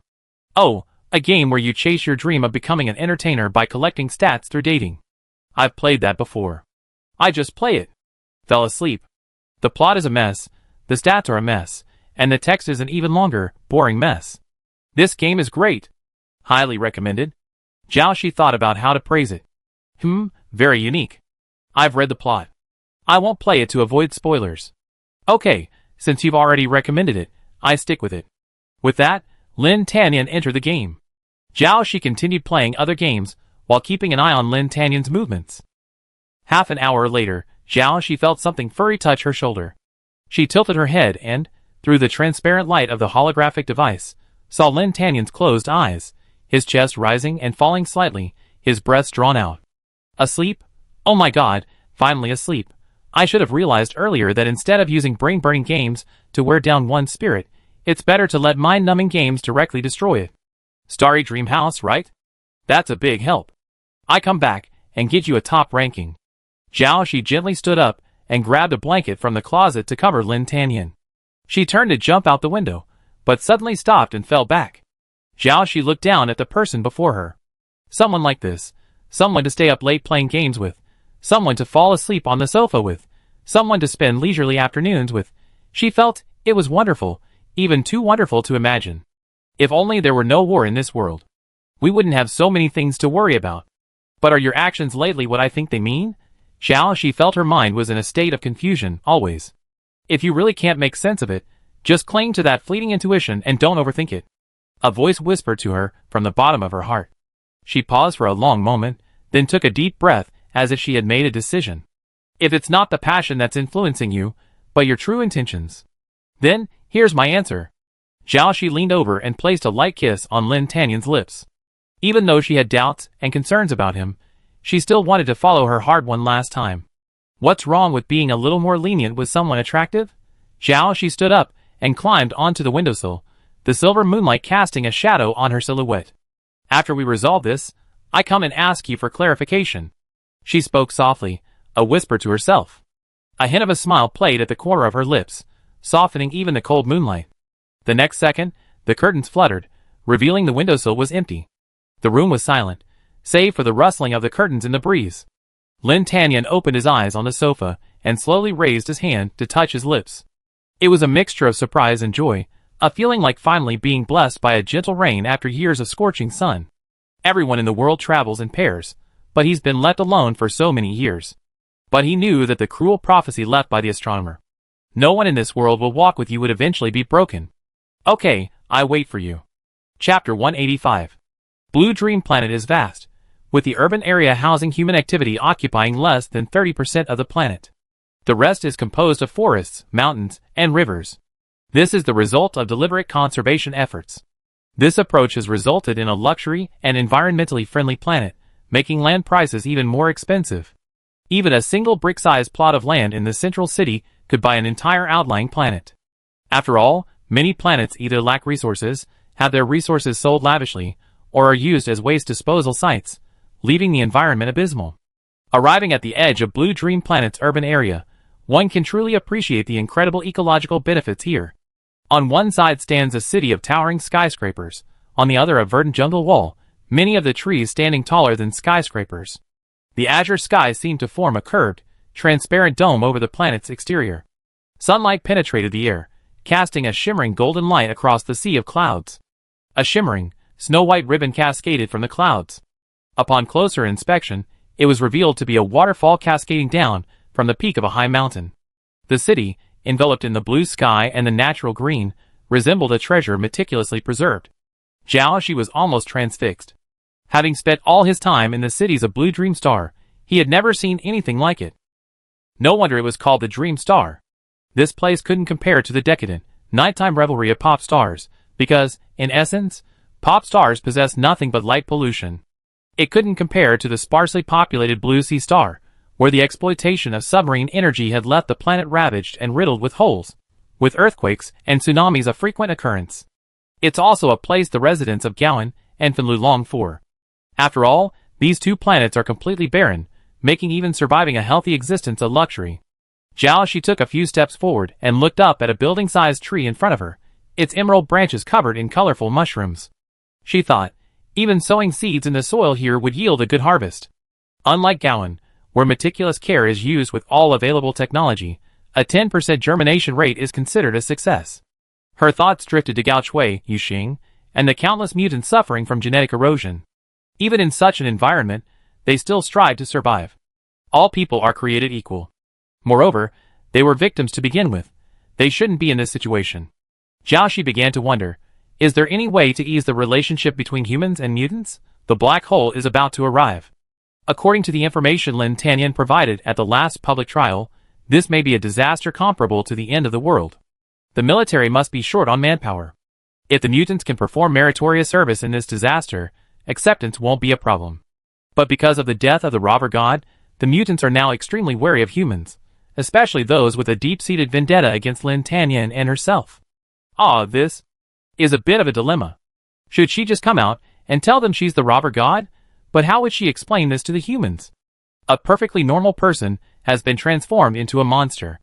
Would they think she, a monster, was impersonating Zhao? Zhao pounded her heavy head. It was awful. Fighting is so much easier than thinking, hey, she's here to fight. The most important thing is to kill the most troublesome guy first. As for the rest, with her intelligence, she'd definitely be able to find a solution. If only we could get some useful information out of him. He must know a lot. Zhao began to think, how could she pry pushing his mouth open before killing him? Stepping out of the urban cluster and walking another 100 meters, they arrived at Blue Dream Planet's natural landscape area, the very place where Puxinghe had arranged to meet her. Xinglian Natural Botanical Park. At first, hearing the name park, she assumed it meant an old man had taken over a square, perhaps the size of 50 football fields at most. Who knew it actually covered nearly 70% of the planet's area? Zhao had previously thought Puxinghe had simply landed in the Ministry of Environmental Protection, a powerless position. Who knew it could oversee the largest area on the planet?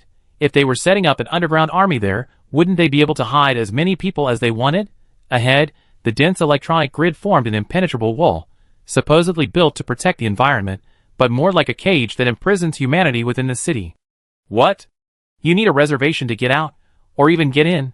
The staff member replied, yes. Please log into the Xinglian Natural Botanical Park official website, register, and make a reservation. Zhao opened his computer and followed the prompts, only to find that all the appointments were sold out until next week. Can you make an exception? Zhao Shi asked the staff member. I'm in a hurry. I'm in a hurry to eliminate the villain and save the world. No, that won't work. For ecological protection, we're strictly controlling the number of visitors and restricting the area of visit. The staff member smiled. Please abide by the rules of the park, or you'll be blacklisted and banned from entering the park again. That damn Pu Xinghe, he didn't even bother to book her a date when he wanted to meet her. If she had known, she would have sneaked in last night when it was dark and windy. Well, Zhao Shi had already tried it last night. The fact is, the electronic network surrounding the city has a monitoring function for nearby creatures, and she would be discovered the moment she got close. Unless she asked Mu Xiuyang for help to hack into their system, but she didn't want anyone to know she was meeting Pu Xinghe here. You are Zhao Shi, right? A tourist nearby poked his head out. What's up? Zhao Shi put down her laptop and looked up, and saw everyone's eyes fixed on her, their eyes gleaming. Then, the crowd surged, and she was surrounded by a throng of people. She suddenly realized that her popularity on the Star Network seemed a bit absurd. After the public trial, her remarks were made into videos and circulated by countless bloggers, who praised her as a true interstellar light, the embodiment of light, who would banish the dark corners of the Star Alliance and bring a brighter tomorrow to the world. Netizens also said that this interstellar light could easily compete with the Son of the Star, and they wanted to support her in her bid for the next Supreme Speaker of the Star Alliance. Help! Even if she had 100 guts, she wouldn't dare even think of usurping the throne, okay? Besides, she didn't want to work overtime at all. Her high position was too tiring. She couldn't work all day like Lin Tanyan. She had to make time for fun. Ah! Shishin! You! Someone in the crowd screamed, then suddenly fell back in excitement, almost fainting. Slow down, I'm not Zhao Shi. Zhao Shi said, I'm a cosplayer. My name is Geo Daming, also known as Yaoshi Sila. Welcome everyone to follow my Xingxing video account.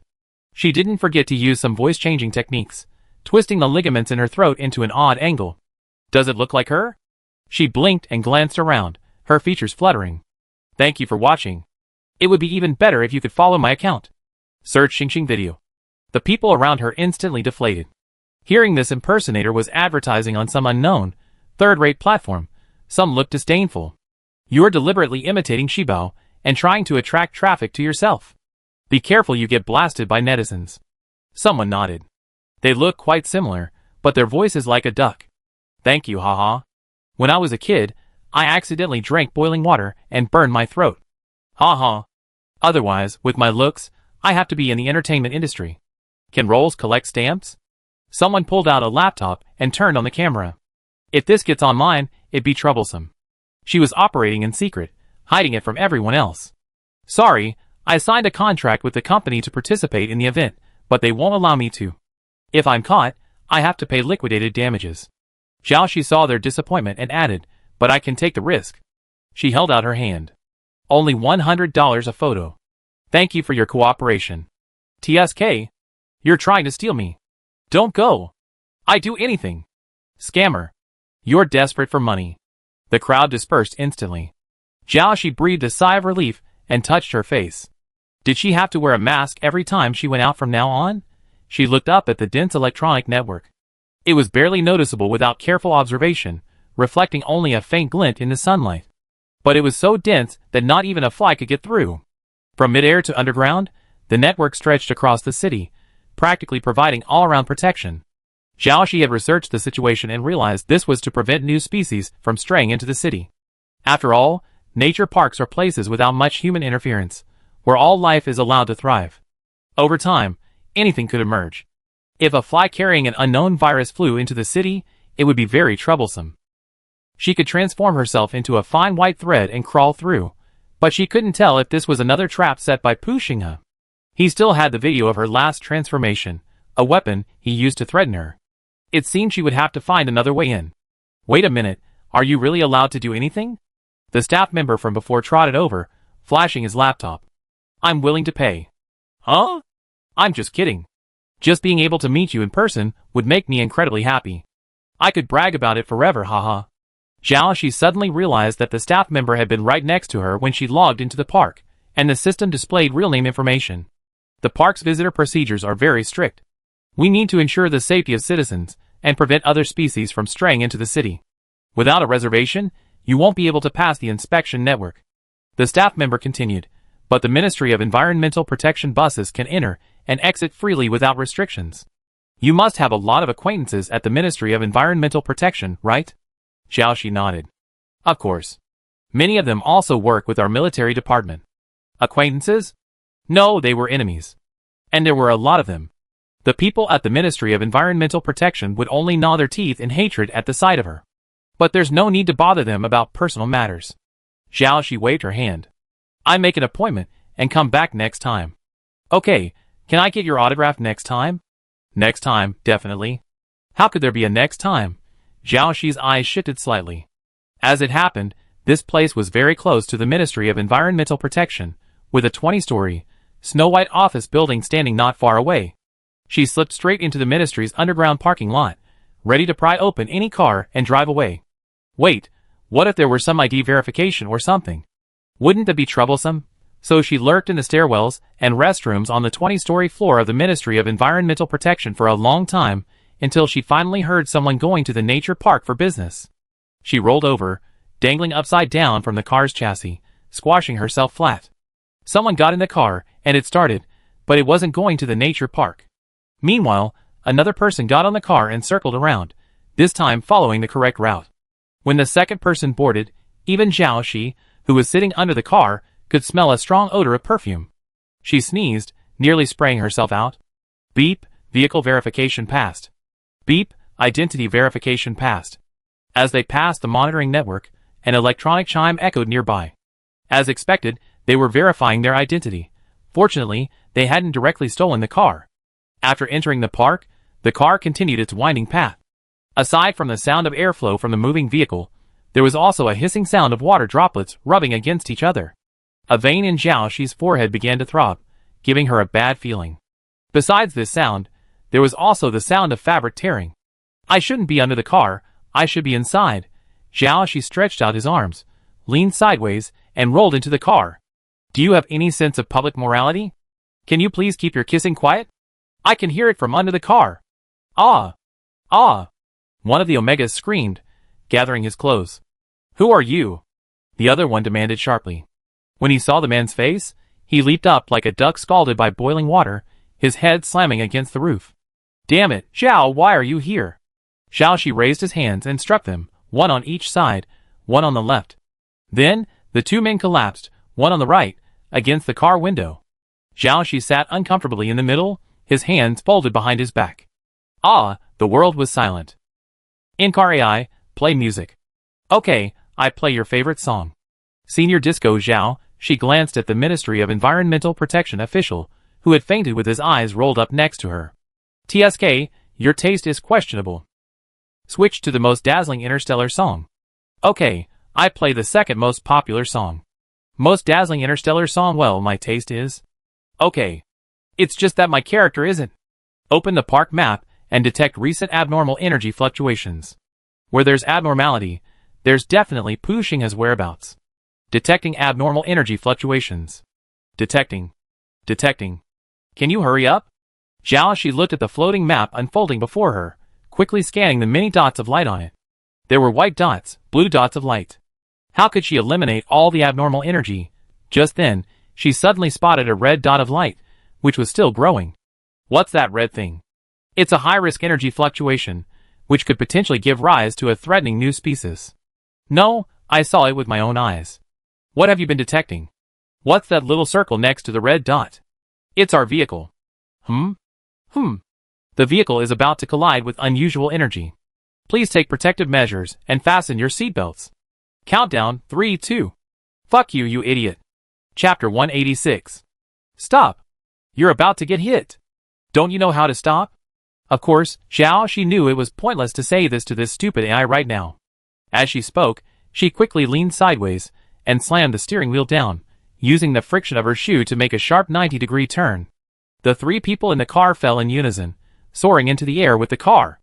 The violent impact woke the two people who had been knocked unconscious by Xiaoxi, and they screamed in fear. Meanwhile, Xiaoxi stared at the dot of light on the screen. Just as they had passed the previous bright red dot, another red dot appeared. This time, it overlapped with the dot representing their car. Almost at the same time, the accelerator was floored, and the car shot out like an arrow. While she didn't know what the high-risk energy represented, it was definitely not a good thing. Ah! The two screamed again. If you don't want to die, just be quiet. Zhao Shi's head ached from the noise. You've tortured us so much, and you won't let us make a sound? Are you going to let us live? As the man spoke, he suddenly felt a draft above his head. Looking up, he saw a hideous crack on the roof, running from the middle all the way to the back, as if it had been cut open by some sharp weapon. The Ministry of Environmental Protection's buses are made of a special high-strength metal with top-notch protection. What could have caused such a mark? If the car hadn't been going fast enough, the object would have likely scratched the front, and the entire car would have been broken in two by now. What was that? Their voices trembled uncontrollably. Zhao Shi, don't you know about your Ministry of Environmental Protection's territory? I've heard that because of the rich species here, dangerous creatures might evolve, but there's no way something like that would happen, right? And we have a surveillance system constantly monitoring this place. Guard? What if someone steals from the inside? Zhao Shi sneered. But her brows quickly furrowed as she saw another red dot appear before her, followed by a second, a third, a fourth, a fifth. They were surrounded by red dots, some even overlapping. Zhao Shi swiped the screen, and the map transformed into a six-sided 3D map. It was clear that their car was now trapped from all sides, front and back, and blocked vertically, leaving no escape. Zhao Shi's mind shifted, and she reached out, preparing to use her white silk to conjure the spirit form she had previously revealed. The white thorn sword. However, a huge shadow enveloped the car window, and a gust of death blew from all directions. She couldn't conjure a spiritual form at this moment. Her palms were empty, and no matter how hard she tried, she couldn't even fart. Really? Why did it get stuck at the crucial moment? The next moment, the car was lifted straight into the air, with a dizzying crash, and then it was slammed to the ground. A loud bang exploded in her ears, and she couldn't tell if it was the car's steel frame or her bones that were shattering. The wind lashed her face, and cold rain poured in through the broken and twisted window frames. Why is it raining all of a sudden? Zhao Shi was puzzled. It had been sunny just a moment ago. Her vision was blurry, and her eyes were blurred by rain and blood. Everything before her became a blur of gray, the only sound in her ears growing clearer and clearer. Her entire body was numb, as if something heavy was weighing her down, preventing her from moving at all. Her head was groggy from the impact, but she was conscious. She forced her eyelids to flutter, prying a glimmer of vision from the bloodstains. She saw a piece of metal sticking out diagonally in front of her. Zhao Shi's eyes widened, unable to discern which part of the car it was. Dark blue metal, cone? From top to bottom, its diameter gradually decreased until the end, which sank into the ground, resembled a sharp spike. It was covered with elongated diamond-shaped structures, tightly packed together, and dotted with numerous small black dots, almost invisible without close inspection. What a sophisticated structure. Zhao Shi couldn't help but marvel at the Ministry of Environmental Protection's hidden talents, even using such strange materials to build cars. Then, she saw the tiny black dots move. Hey, it's still alive! Alive? Alive? Wait, this thing. Zhao Shi's gaze shifted to the side, and she was met with a cluster of shimmering green compound eyes. They were crammed into a round sphere, each tiny eye reflecting light in a different direction. But in an instant, all those eyes turned their gaze towards her. It's the Zerg. Strange. Why are there Zerg here? And their old acquaintances, the ones that chased her so desperately back at Communication University. The green blade beetle, and the first Zerg she ever seen in this world. But this one was a little different. A typical green blade beetle has green blades and black eyes. This one, however, has black armor and green eyes. Luckily, it was an upgraded green blade beetle. A black blade beetle, highly venomous. A single contact would cause a common person to burst and die. But who was Zhao Shi? Could she be an ordinary person? She had been a bit embarrassed by the chase before, but now, she was no longer the Zhao Shi of the past. This little bug, could it be killed instantly? Zhao Shi summoned white thorns, ready to rip it into pieces. But after waiting 2 seconds, nothing happened. Oh no! It got stuck just now. It can't get stuck again. Zhao Shi signaled the black blade beetle with her eyes. Wait 2 more seconds. Is that even possible? The next moment, the black blade pierced her stomach. The pain was excruciating, enough to make an ordinary person faint. But her mental strength sustained her. She could even hear the sizzling sound of her flesh corroding from the poison. Blood gushed out from the gap between the black blade and her abdomen, transforming into a blood-colored mist as the poison evaporated. The bloody mist entered her eyes, and she lost her vision. No, something was very wrong. She felt like she was going to die. But how could she, a monster, die? In this place, her consciousness began to fade, but having died once before, she knew the feeling of death clearly. It was all too familiar. Darkness engulfed her mind, sinking, until it was completely engulfed. No, it shouldn't end here. There were so many questions. How could this story end like this when she still didn't know how it would end? She forced herself to focus, struggling to pull herself upwards, bit by bit, from the darkness. After an unknown amount of time, she finally saw a glimmer of light above. Wow, you're still awake after all this, worthy of being a Super S rank. It was an unfamiliar male voice. Who are you? Is this Pu Xing's real self? Zhao, she knew that the people she had met before were his robot clones, and the real one would likely look and sound different from his clones. However, her voice didn't even reach her lips, only a whimpering sound in her throat. You're badly injured. Save your energy, the man said, turning back and smiling. Don't worry, I definitely get you out of here alive. Zhao, she didn't see his face clearly, but she felt that smile was a rare light in the dead, dark forest. Perhaps the tiny ray of light she had seen when she struggled to wake from the darkness just now was him. Because there was no other living thing here except him. Corpses were everywhere, fresh, rotting, and broken into wisps. Blood flowed like a river, and bubbles gurgled in the river. That was the breath of the insect eggs, hundreds of them nestling in each blood bubble.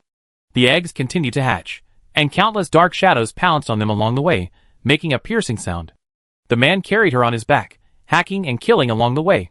His feet were covered with piles of Zerg corpses, a black bloody path leading to nowhere. Looking ahead, it seemed as if the silence was always the same as here. And this man seemed tireless, never once pausing. Zhao, she felt that such endless killing would eventually lead to a breakdown in madness. But this man, between killing waves, would chat with her, occasionally telling a few jokes that weren't funny. Zhao, she couldn't laugh. She wanted to join in, but her body was so weak that if she did, she'd probably vomit all over the floor. Wouldn't this be a hellish joke? The man's hearty laughter echoed in the air. He gestured with his knife. Do you think, one day, Zerg can be served on the table? They have such a strong reproductive capacity, come in so many varieties, and have so many different flavors, they're perfect for food. By then, I'd definitely be the world's most skilled chef, he said, opening his palm to reveal a small emerald green flower. The emerald green was juicy, the petals blooming beautifully. The Zerg's eyes are so shaped, and I'm just asking you if you're awesome? Zerg eyes are so shaped, I wonder if you're awesome? Speechless, Zhao, she gave him the middle finger. You're a real talent. Have you been affected by the toxin, causing the nerves controlling your fingers to malfunction? He asked with concern. Then Zhao, she saw him press down her raised middle finger, bend her thumb, and wave it towards him. He smiled with satisfaction. That's right. Brother Xin Wu. Zhao Xi's lips twitched. You win. Lu continued to fight forward, barely making out the stars in the dim sky. Many days passed. During this time, they faced many dangerous situations. The worst was when Brother Xiangwu's chest was pierced by a Zerg forelimb. Zhao, she could see his beating heart through the wound. Even in the most critical moments, he never let go of her, not even once. Why? This was the question Zhao she finally asked, straining all his strength to break through the blood clots in his chest. Humanity needs you. His breathing had nearly ceased, and just when Zhao she thought they were doomed, he stood up again. Once again, they journeyed along an endless, pitch-black road. Finally, the night ended with the dawn of dawn. In the shimmering white light, a massive square building appeared. A high defense line surrounded the building, isolating it from everything outside. Many people in mechas greeted them outside the square building, clearing a path for them through the raging insect swarm. As they approached, they realized that the massive square building was a massive complex composed of countless smaller structures tightly arranged. Finally, safe. Looking at the people around him, so many people, he had never felt so safe. Before entering the massive white building, Zhao she glanced back.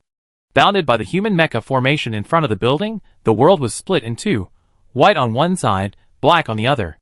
But this white was as tiny as a speck of white ink on black rice paper. Most of the sky was occupied by a massive black insect nest. The wind was black, the rain was black, the entire world was black.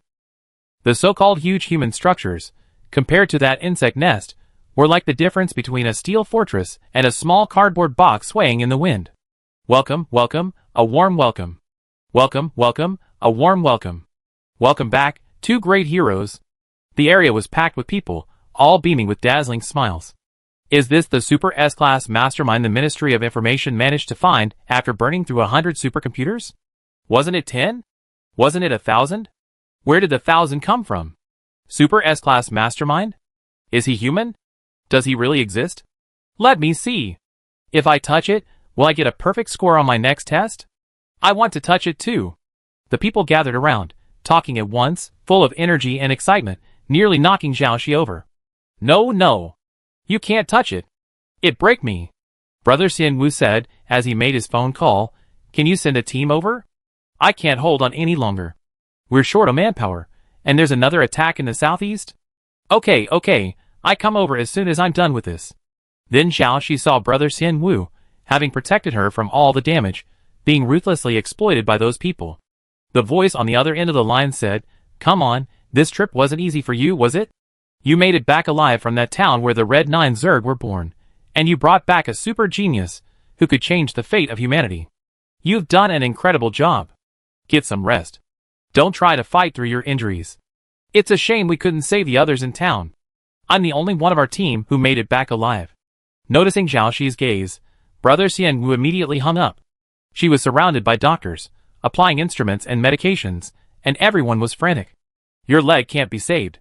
The heavy weight has been pressing on the nerves for too long, causing necrosis and requiring amputation, the doctor said. Oh, Zhao, she said nonchalantly. So, she traveled through time again? Is it the same world as before? If so, the timeline seems to be a time in the past when humanity was still battling the Zerg. So, who is she now? How could she return to her original timeline? Are you okay? Cry if you want. I know losing your family must be hard. And your leg. I heard a company is developing intelligent prosthetic limbs that would be just like a real one. Brother Xianwu patted her shoulder. Take it easy, buddy. Xiaoxi shrugged. It's okay, nothing. Nothing? Brother Xianwu paused. Is it post-traumatic stress disorder? You should be the one feeling sad. You probably saved the wrong person. I just came here, and I don't know how to do anything. Xiaoxi spread her hands. She couldn't use the white silk now. Her body was incredibly weak, and she was a legless invalid. It would be better to confess quickly, lest they praise her so much for nothing, only to find out they'd lost a whole team of people to save a worthless person. Wait, if she confessed right then, she'd be thrown out to feed the worms, right? But Brother Xianwu seemed to think she was joking, not taking her words seriously. He was completely immersed in the joy of his accomplishment, occasionally giggling. The wheelchair he was pushing suddenly stopped. She followed Brother Xianwu's stunned gaze. A beautiful woman, a bright smile. It was a rare burst of vibrant color in this dull white building. What kind of flower is this? She looked at the shimmering green bouquet he handed her. I'd never seen it before. Ah, this. Abstract Brother stuttered. How could someone as beautiful as you, Abstract Brother, possibly be able to pursue such a beautiful sister? She got her eyeballs chopped off by the Zerg, she said. She simply enjoyed hearing the sound of an innocent boy's dreams being shattered. Sister Mingyan looked up in surprise. Are you telling the truth? It couldn't be more true. She added, it was dug fresh. It was incredibly bloody. I can testify to that. Brother Xiaoxiang stuttered again, no. I wiped all the blood off. It wouldn't be. Sister Mingyan smiled. Wow, you're amazing. I love this flower. It's crystal clear, so natural, so beautiful. It's almost, like an eyeball. She was stunned. Huh? What? Someone actually likes flowers carved from Zerg eyeballs? You too, Xiaoxiang. You too, Xiaoxiang. You're a perfect match. Chapter 187. So what should we do now? She surveyed her surroundings. After Brother Xianwu had pushed her wheelchair into the room, he bowed to the person next to her and withdrew. This person's identity was obvious. Many armed soldiers surrounded them, forming a semicircle around them. The soldiers were tense, clearly protecting this person, and ready to kill her if she threatened their safety. She looked down at the wheelchair beneath her and her frail limbs, then at the tall, armored man next to her, exuding a murderous aura. Please clarify who is truly vulnerable. You all should step aside, the man said. Commander Lin, he's a Super S rank. Being alone with him is too dangerous. If he... You don't even have this little bit of confidence in me? That means I'm a failure as Commander-in-Chief. That's not my intention. It's just... He waved his hand, signaling them to stop. Yes. The soldiers had no choice but to retreat. Commander-in-Chief Lin? Xiao Shi immediately guessed who he was. Lin Shalon, Lin Tanyan's grandfather. He held a commanding presence, yet embodying compassion, like an elder engaging in a long conversation. He asked many casual questions, but Xiao Shi, completely unaware of the identity of the person she was now wearing, remained silent. He wasn't angry, but spoke earnestly. I deeply sympathize with what your hometown has endured. But many people right now are facing the same plight as you, their families torn apart, their homes shattered. And all this suffering is due to the Zerg. Come on, the Star Alliance needs you. Your abilities are the key to our victory over the Zerg. His eyes sparkled. You will definitely bring a new future to humanity. Isn't it too unreliable to put humanity's future on the shoulders of one person? And what if they fail? Will the fate of an entire race be borne by this one person? What if I refuse? Xiao Shi asked, looking up. The main reason is that she is now disabled and can't fight anymore. Or maybe helping beat up the Zerg would be fine. Haven't you heard about the Star Alliance's talent development methods? Lin Shalon's eyes narrowed. You're familiar with all the data on the Star Network. You couldn't possibly be unaware of it. Xiao Shi thought for a moment, then suddenly understood what he meant. In this critical moment, we can't afford to have any more instability, especially for someone of your genetic level. If you can't exist for the Star Alliance, for humanity, then there's no reason for you to exist. His transformation was swift, his elder demeanor gone in an instant. Her expression was grim, a murderous aura emanating from her. He remained consistent, whether addressing his own people or his enemies. I don't think I need to offer those polite words in front of you. You don't buy into them anyway. Xiao Shi remained silent, a gesture of acquiescence. Lin Shalon continued, as a high-level psychic, I have a keen sense of emotion. Especially since I'm an interrogator, I'm well aware of human emotions. He leaned in closer, staring intently into her eyes. You want to kill me? Why? Why? Xiao Shi met his gaze without blinking. She had suddenly thought of someone who had lost their life and couldn't even tell whether they were happy or unhappy. Could his monotonous and horrifying existence be related to this person before him? Young man, you possess such powerful mental strength, yet you don't know how to restrain it. This is very dangerous. The slightest emotional fluctuation can reveal your intentions. Just because I don't care doesn't mean others don't. Will her actions change the future? But Lin Shalon was the one who had watched over Lin Tanyan growing up, his only relative. Furthermore, Lin Shalon had already died in her original era. I'm grateful, Commander Lin, she said. Lin Shalon's expression was slightly surprised by the murderous intent that subsided in such a moment. So, my legs are your means of balancing me. Xiao Shi said this calmly, isn't that right? The black-bladed beetle's stinger pierced my abdomen. Although my body was numb at the time, I still had feeling, so I wouldn't have lost my leg.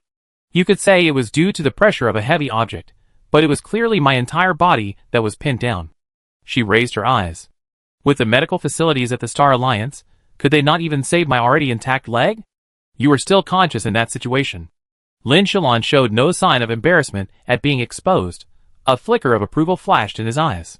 You're worthy of being a Super S rank. This is only temporary. Once we're sure you're stable, we can help you recover. Xiao Shi laughed. So amputating her intact leg could be such a justifiable excuse. It's ridiculous that the abstract guy who saved her still blames himself, thinking he didn't run fast enough and delayed her treatment. Even when he received the Hero's Award, facing so many envious eyes, sadness and self-blame lingered beneath his seemingly joyful eyes. If you were to go a little deeper into conspiracy theories, the lives of her family, everyone in the town, the entire team that rescued her, were they all a deliberate debt owed to her, forcing her to serve the Star Alliance and save humanity in the future?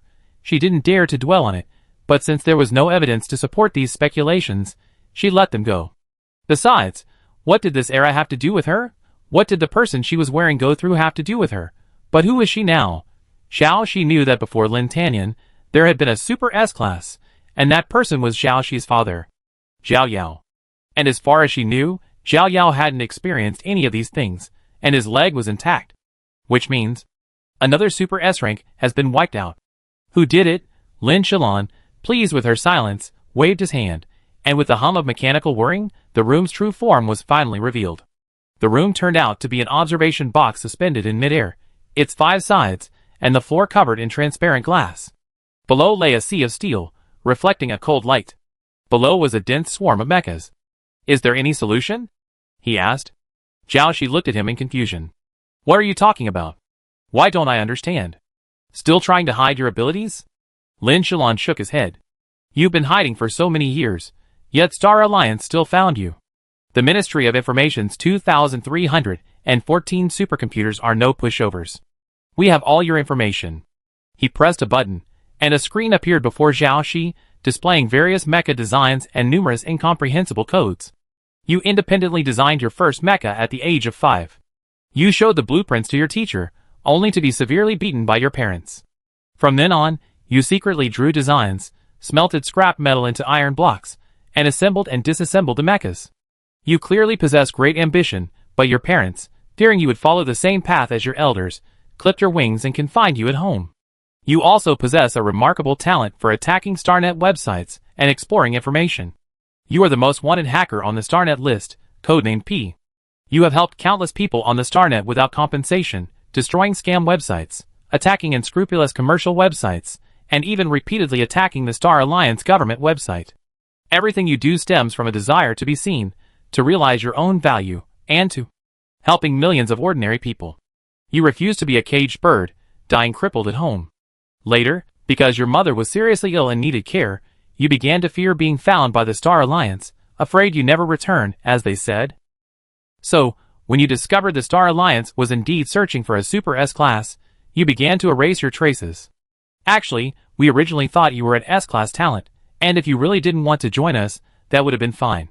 But your actions were too swift, and your computing power surpassed that of several supercomputers at the time.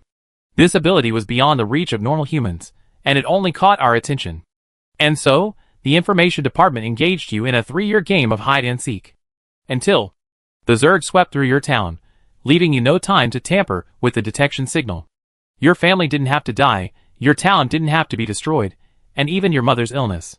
If you had joined the Alliance sooner, our medical facilities could have cured her. But you missed those opportunities, and watched her die in agony on her hospital bed. Jiaoxi listened to these words, feeling she shouldn't feel anything. After all, this was someone else's life. But the back of her hand felt cold. It was tears. Her body trembled uncontrollably, her heart aching so intensely that she could barely breathe. Shut up, she said. If we miss this opportunity, many more people will die.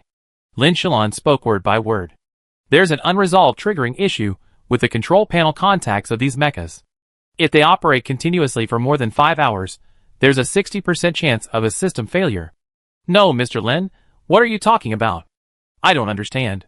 Those mecha blueprints were drawn by the original person, not her. She knows nothing about mechas. Lin Shalon said sternly, these mechas will be deployed in 15 minutes. No one except me and the chief mecha engineer knows about this problem, and you have 10 minutes to fix it. Jiaoxi was furious. You dare give these defective products to the soldiers? Is this how you're going to waste human lives? Only 10 minutes? Are you crazy? How dare you do this? According to the original detection results, the Zerg attacking Eastern City Y is a light air combat type. They can use particle cannons and mecha combat units, so such a long combat period is not necessary. But we've detected they've changed their attack strategy, sending out small, stealthy Zergs. Only mecha units are needed. Large artillery is useless against them. The pace of mecha development can't keep up with the pace of Zerg evolution. Honestly, at this rate, all the remaining planets will fall in 2 years. The control panel of the mecha manufacturing factory rose before her, a large curved light screen surrounding her, with a complex control panel beneath. Time is running out. If we don't do this, all 24 million people in Eastern City Y will die. Which is more important, 50,000 lives or 24 million lives? I've always felt that human lives shouldn't be measured in this way. Sacrificing 50,000 to save 24 million. Is that the right thing to do? So, with you here this time, you can save them all. You be humanity's savior.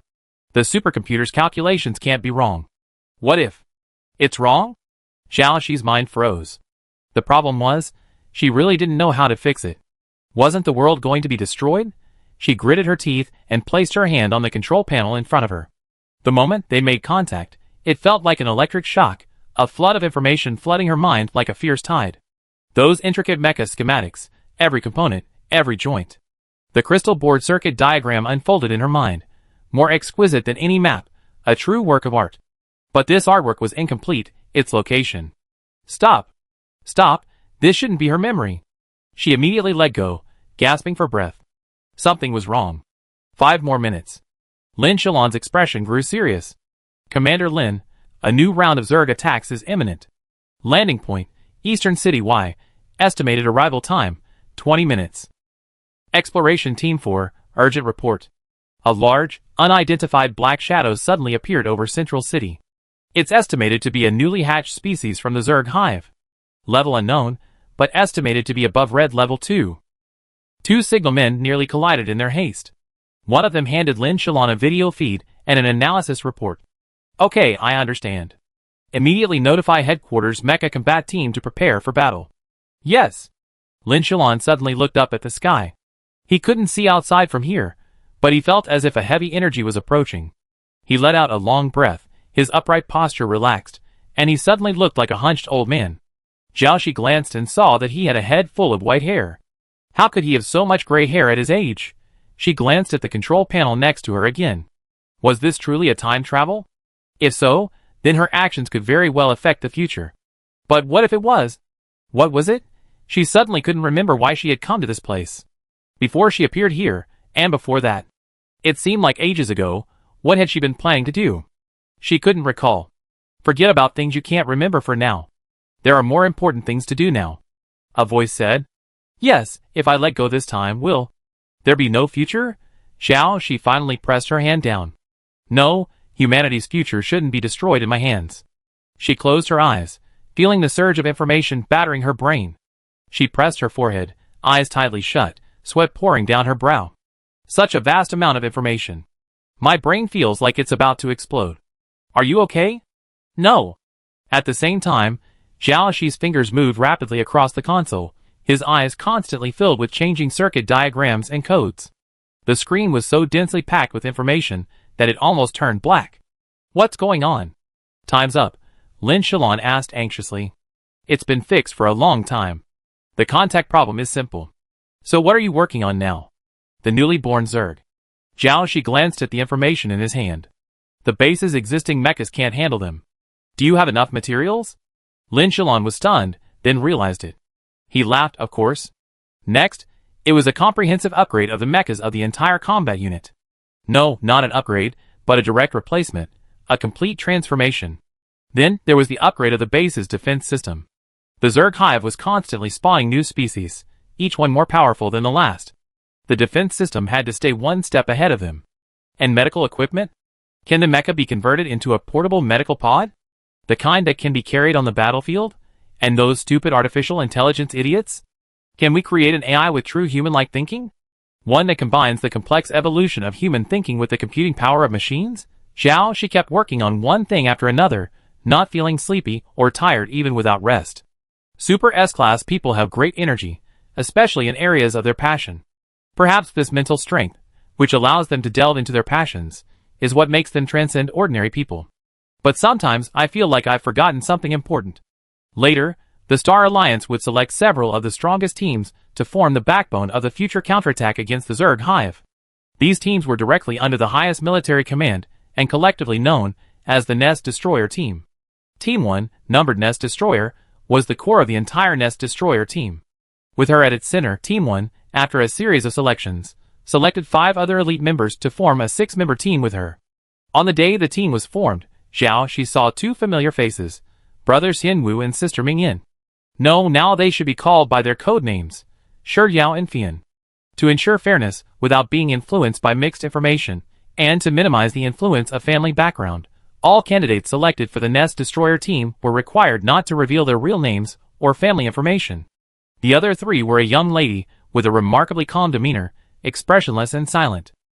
Her code name was Jigu, and a young-looking boy who smiled at her. Noticing her gaze, the young man waved. Hello, I'm Lingshui. Lingshui? She asked curiously, you look quite hot. Why are you called Lingshui? Haha, I just picked it randomly. Lingshui laughed. By the way, where's the other person? The last person is called Liu Guang. He wasn't here though, he was the team's operations commander. She vaguely knew who this person was. He was Lin Shalon's son, often busy assisting Lin Shalon with military affairs. Just now, when the selection results came out, he had just waved to them briefly and left. She seemed, well, quite mysterious. She was the only one whose identity was known in the team. They all knew that there was a highly decorated, S-class mechanic at the base. With her help, the Alliance fought many battles they had previously thought they would lose. Dude, what's your code name? Streetlight Zhao, she said. Zhao Yao frowned. Why does it sound so ordinary? Shouldn't a genius have a more prestigious code name? Just any code name, as long as it works, she said. Zhao Yao excitedly said, Quick, let's come up with a team name. Every team needs a name. What should we call it? Fian, I'm not good at naming. Just anything. Zhige, whatever. Ling Shui thought for a moment. I don't know what to choose either. Zhao Yao looked up at the sky. Look, it's a rare nice day today. Without those annoying little flies. You can even see the stars. They all looked up. Yeah, it's been ages since we last looked at the stars. Zhao Yao, I've got an idea. How about calling us the Sky Heroes? We dominate the sky. Destroy the hive. Fian, no, that's too harsh. These planets are our homes. Zhige said. They converge into the galaxy, the cradle of life, and the starting point of human civilization. Just as rivers flow far and wide, so too does human civilization. How about calling us the Galaxy Heroes? Galaxy Heroes. Everyone looked at each other and nodded in agreement. That's a good name. Want to ask Liu Guang's opinion? Fian asked. I did, and he said he had no objections. Zhige shook the laptop on his wrist, accidentally revealing the name Guangbao. Oh, you know each other? Zhao chuckled. Something's going on? Can you shut up and talk less? Can't you see I'm blushing? Fian poked Zhao Yu's kidneys furiously. Oh, something's going on, Zhao, she mimicked Zhao Yu's tone. Zhao Yao covered his face with his hands. It's not done yet, brother, stop laughing at me. It's been so long, and it's still not done? You can't do it either. Thus, the Galaxy Heroes, a team that would later go down in history, was officially established, but later, though there was clearly a team of 6, one name was missing from all the records. Everyone thought it was a typo, but why did the other Hive Annihilation teams have 6 members, but this one was missing one? Everyone thought they were the strongest team, the top team. Even if they were missing one person, they were still strong enough to become the leader of all teams and change the fate of humanity. The strongest, right? She was the one with the most honors in this world. The only Super S rank, a genius mechanic, a top hacker, a pioneer of anthropomorphic AI. She wasn't satisfied with this title. What anthropomorphic AI? The intelligent creatures she created were real people. It was simply because the hive hadn't been completely destroyed yet that she couldn't focus all her energy on it. Otherwise, once this achievement was released, it would shock the world. Hive, after all these years, it's time for you to disappear completely. A long-lost light shone in her eyes. Teacher Pooh. Zhao, she turned around. Are you calling me? This person looked familiar. It seemed to be the student Star Alliance had assigned her to study with. Star Alliance always asked her to supervise students, but these students were either too lazy or too stupid to understand what she said. No one could understand, no matter what she said, and in the end, she just stopped talking. Are these people all humanoid paramecium? So, every time a new student arrived, she'd just give them a lab to play around in, since she had plenty of labs anyway. These people would get bored and leave after playing around. Yes, Teacher Pooh, you're the only one in this lab. Yes, I've been so absorbed in my research that I've forgotten so many things, even my own name. That Zhao, who was he? If you can't remember something, don't think about it. It's unimportant. A voice said. Yes. He's very busy, every day. He's the savior of humanity, and he can't stop for a moment. What if someone else died, because of his delay? Why hasn't your appearance changed at all after all these years? The student asked, do you have any special maintenance techniques? Would you mind sharing some? Why? After a long pause, he finally found the tiny fragment of memory he had deliberately hidden in a corner from the vast sea of memories. Perhaps it was because he had already made a bargain with the devil. Even genius has its limits. And the devil helped his fading talent to rekindle its spark. Chapter 188. The sky was black. A massive nest had taken up the entire sky, its bottom slowly descending, nearing contact with the ground. It had ripped open a vast chasm, like a gaping abyss. From within it surged a rainbow of colors, each tiny wave composed of hundreds, even thousands of Zerg. Through the years of stalemate, humanity had persevered. Though suffering heavy losses, It had prolonged the impending destruction of civilization by a few more years. Many civilizations had been swept away by the Zerg. They were like cosmic scavengers, appearing for a time and then disappearing, bringing destruction to many. Humanity had previously observed once mighty civilizations through radio transmissions from the distant stars. However, by the time these transmissions were received, it was clear that the civilization had long since perished. The vast distances between galaxies required a time beyond comprehension. This time, the Zerg, taking advantage of a massive breeding surge, launched simultaneous attacks on numerous human military bases. The most intense Zerg surge, this time, was faced by the central base. Behind these high walls lay the planet's largest urban concentration. The Zerg attack was like waves, one after another. Can we withstand the next wave? I don't know. The teeth-grinding sound of metal clashing continued, and the stench of blood filled the air. People kept falling from the shattered mechs, tumbling directly into the black holes protruding from the ground. The mechs that were damaged but still able to move quickly retreated to the rear for repairs. The next wave of mech combat troops took over, and the two waves of different colors collided, some shattering into pieces on the spot, while others fell to the ground, barely surviving. Wave after wave, seemingly endless. We can't repair them anymore. The mech repairmen in the rear center fainted one after another, and several even showed signs of cardiac arrest. Stop! Follow me now. Someone pulled him from the pile of mech debris. No! It's almost there, almost there. He struggled desperately, and fell to the ground. He froze, looking down at his leg, which felt like it didn't exist. Let me go! I can still fix it. If he couldn't even do his job properly, he would be a complete and utter failure. Zerg are coming. Protect Pooh. Street light, and leave. At all costs. The surrounding mech teams formed a circle around him, protecting him in the middle, and breaking through the weakest points in the Zerg tide. But even at the weakest point, it was still a long way to go in this seemingly endless Zerg tide. Close beside him stood two familiar figures. He recognized them as his teammates from the Galaxy Heroes. Coldwater deployed his armor shield to ward off the incoming attacks. Shadows rained down upon him, and the intense assault quickly cracked the shield. He gritted his teeth. I can't hold on any longer. Flying Goose fired a round of rockets, panting, we're running out of ammunition. No! We're still some distance from breaking through the insect swarm. A massive black shadow in the sky noticed their movements and swooped down, its poisonous stingers, as thick as steel bars coalescing into a deadly wing that swung towards them. It was about to pierce the shield above, and the poisonous rain would fall directly upon them.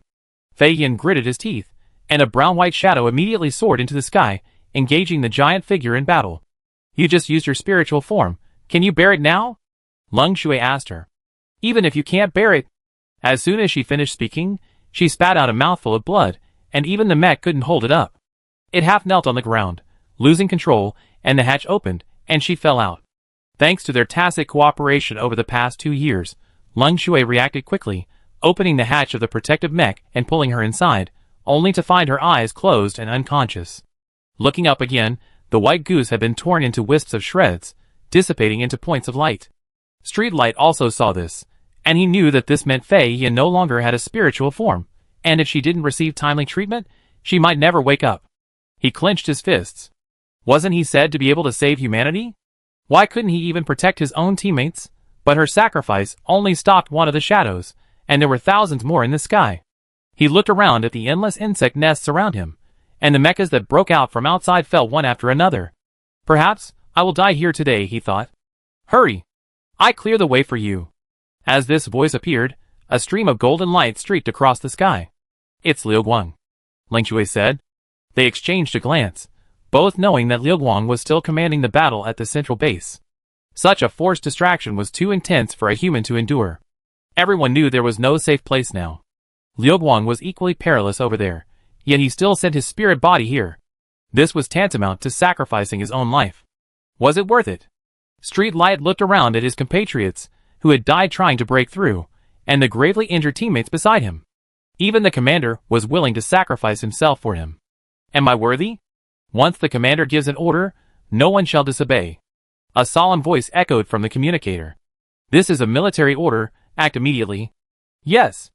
Ling Shui and the others around him received the order and responded simultaneously. Finally, as the first light of dawn appeared in the sky, they successfully broke through.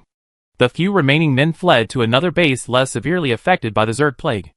But sooner or later, as long as they existed in this system they had targeted, there would be no escape. The outcome of this battle was a crushing defeat for humanity. The army suffered heavy casualties. After the Zerg died, the scattered and piled up broken mechas could form another wall. As for collecting the bodies of the warriors, there won't be any left. The Zerg will devour them completely. This is the most brutal aspect of fighting the Zerg. The loser leaves nothing behind. Coldwater, are you feeling better? I have some not so bad news. Fei Yin and Lu Guang are out of danger. Really? Streetlight looked up. It's just that their spirits have suffered irreversible damage. I understand. He knew only too well how important the spirit was to those considered geniuses by others. What's the difference between this and losing one's life? He looked up at the ceiling helplessly. He asked countless questions to the non-existent gods in the void. Why does something as cruel as war exist in this world? Is there any way to eliminate all violence, conflict, and death? If there were a way, he would give it all. The Zerg were constantly evolving, with harder shells and faster speeds. At first, his research and development speed could keep up, and he even occasionally took the lead, allowing them to win several battles with near-zero casualties. But as the Zerg's evolution accelerated, he had already pushed the limits of the mecha materials, leaving little room for improvement. A little more toughness, a little more hardness, would that be possible? Another failure. These are two values that are normally negatively correlated, achievable only under extreme conditions, but this also involves the issue of compatibility between energy and materials. The ground was littered with scattered blueprints, twisted and damaged mechas, and the indistinguishable remains of various materials. There was nothing around him anymore. He paused, feeling the familiar sound of footsteps behind him. Teacher, what should I do? I might have reached my limit. A heavy, dead air lingered in his words. The teacher sighed. Son, it's not your fault. It's just that the laws of nature have limited your ability. I can't save you all, I can't. He covered his eyes with his hands, tears seeping through his fingers. It's okay. The teacher looked at him with pity. Alas, the future of humanity shouldn't rest on a 17-year-old. The boy seemed oblivious to everything, simply wiping away his tears, and picking up the blueprints that had failed countless times. But he could never forget those who died because of him. The look in each of their tragic deaths spoke of how much they longed to live. If he stopped running, he would keep thinking about it, constantly, so he couldn't stop. There's another way. The teacher said, actually, that's why I came to see you today. They've agreed to let you see him. The boy finally looked up, his eyes bloodshot. Who? Follow me. The heavy doors opened one by one, each one using a different locking method, and a complex unlocking procedure requiring coordination with numerous personnel. Everyone here wore heavy protective suits, and stood ready. From their postures, it was clear they were well-trained members of the Alliance. Both the boy and the teacher had neck restraints placed on them. Any unusual movement would result in immediate severing of their cerebral and spinal nerves. What could possibly warrant such close security? The last door opened, revealing an empty space with only a small, sealed platform. The teacher pressed a button nearby, and a square glass container rose above the platform. Inside was a small black mass, resembling flowing water, yet also mist. This is a substance even the Zerg fear. Many years ago, an unusual black hole appeared in the outer planetary belt. It lacked the extreme, all-crushing gravity, but like a black hole, it was utterly silent. It existed long before the Zerg arrived. Numerous probes have been deployed to investigate, and the results indicate signs of life within. Strangely, no components of life have been detected within it. There was life, yet it appeared empty. Because there had been no unusual activity for a long time, even if there was life, it would have been inert, so no one took it seriously at the time. Until later, when the Zerg invaded the galaxy, people observed that their expansion path consistently avoided approaching that strange black hole. So we sent out many more probes, until one day, we captured him. The boy leaned closer to the glass. The material is indeed very unique, something I've never seen before, but I don't see any lethality. Before he could finish his words, he suddenly felt a chill sweep through him, as if something covered in eyes was staring at him. He shuddered. Just then, a dark eye had indeed blinked. What's wrong? The teacher asked. Nothing, the air conditioning is a little low. He instinctively didn't want to speak. Because the teacher couldn't see or hear him. He didn't want to be considered an alien. The thing had just said something only he could hear. I can help you with anything you want. To be precise, it wasn't words, but rather a transmission of thoughts. But he understood it very clearly, believing that he was indeed alive. Records indicate that many years ago, The first person to possess a spiritual form emerged from this laboratory. But no one knows the specific process. The teacher continued, not long after, many people in the surrounding area died for unknown reasons, and the cause has never been determined.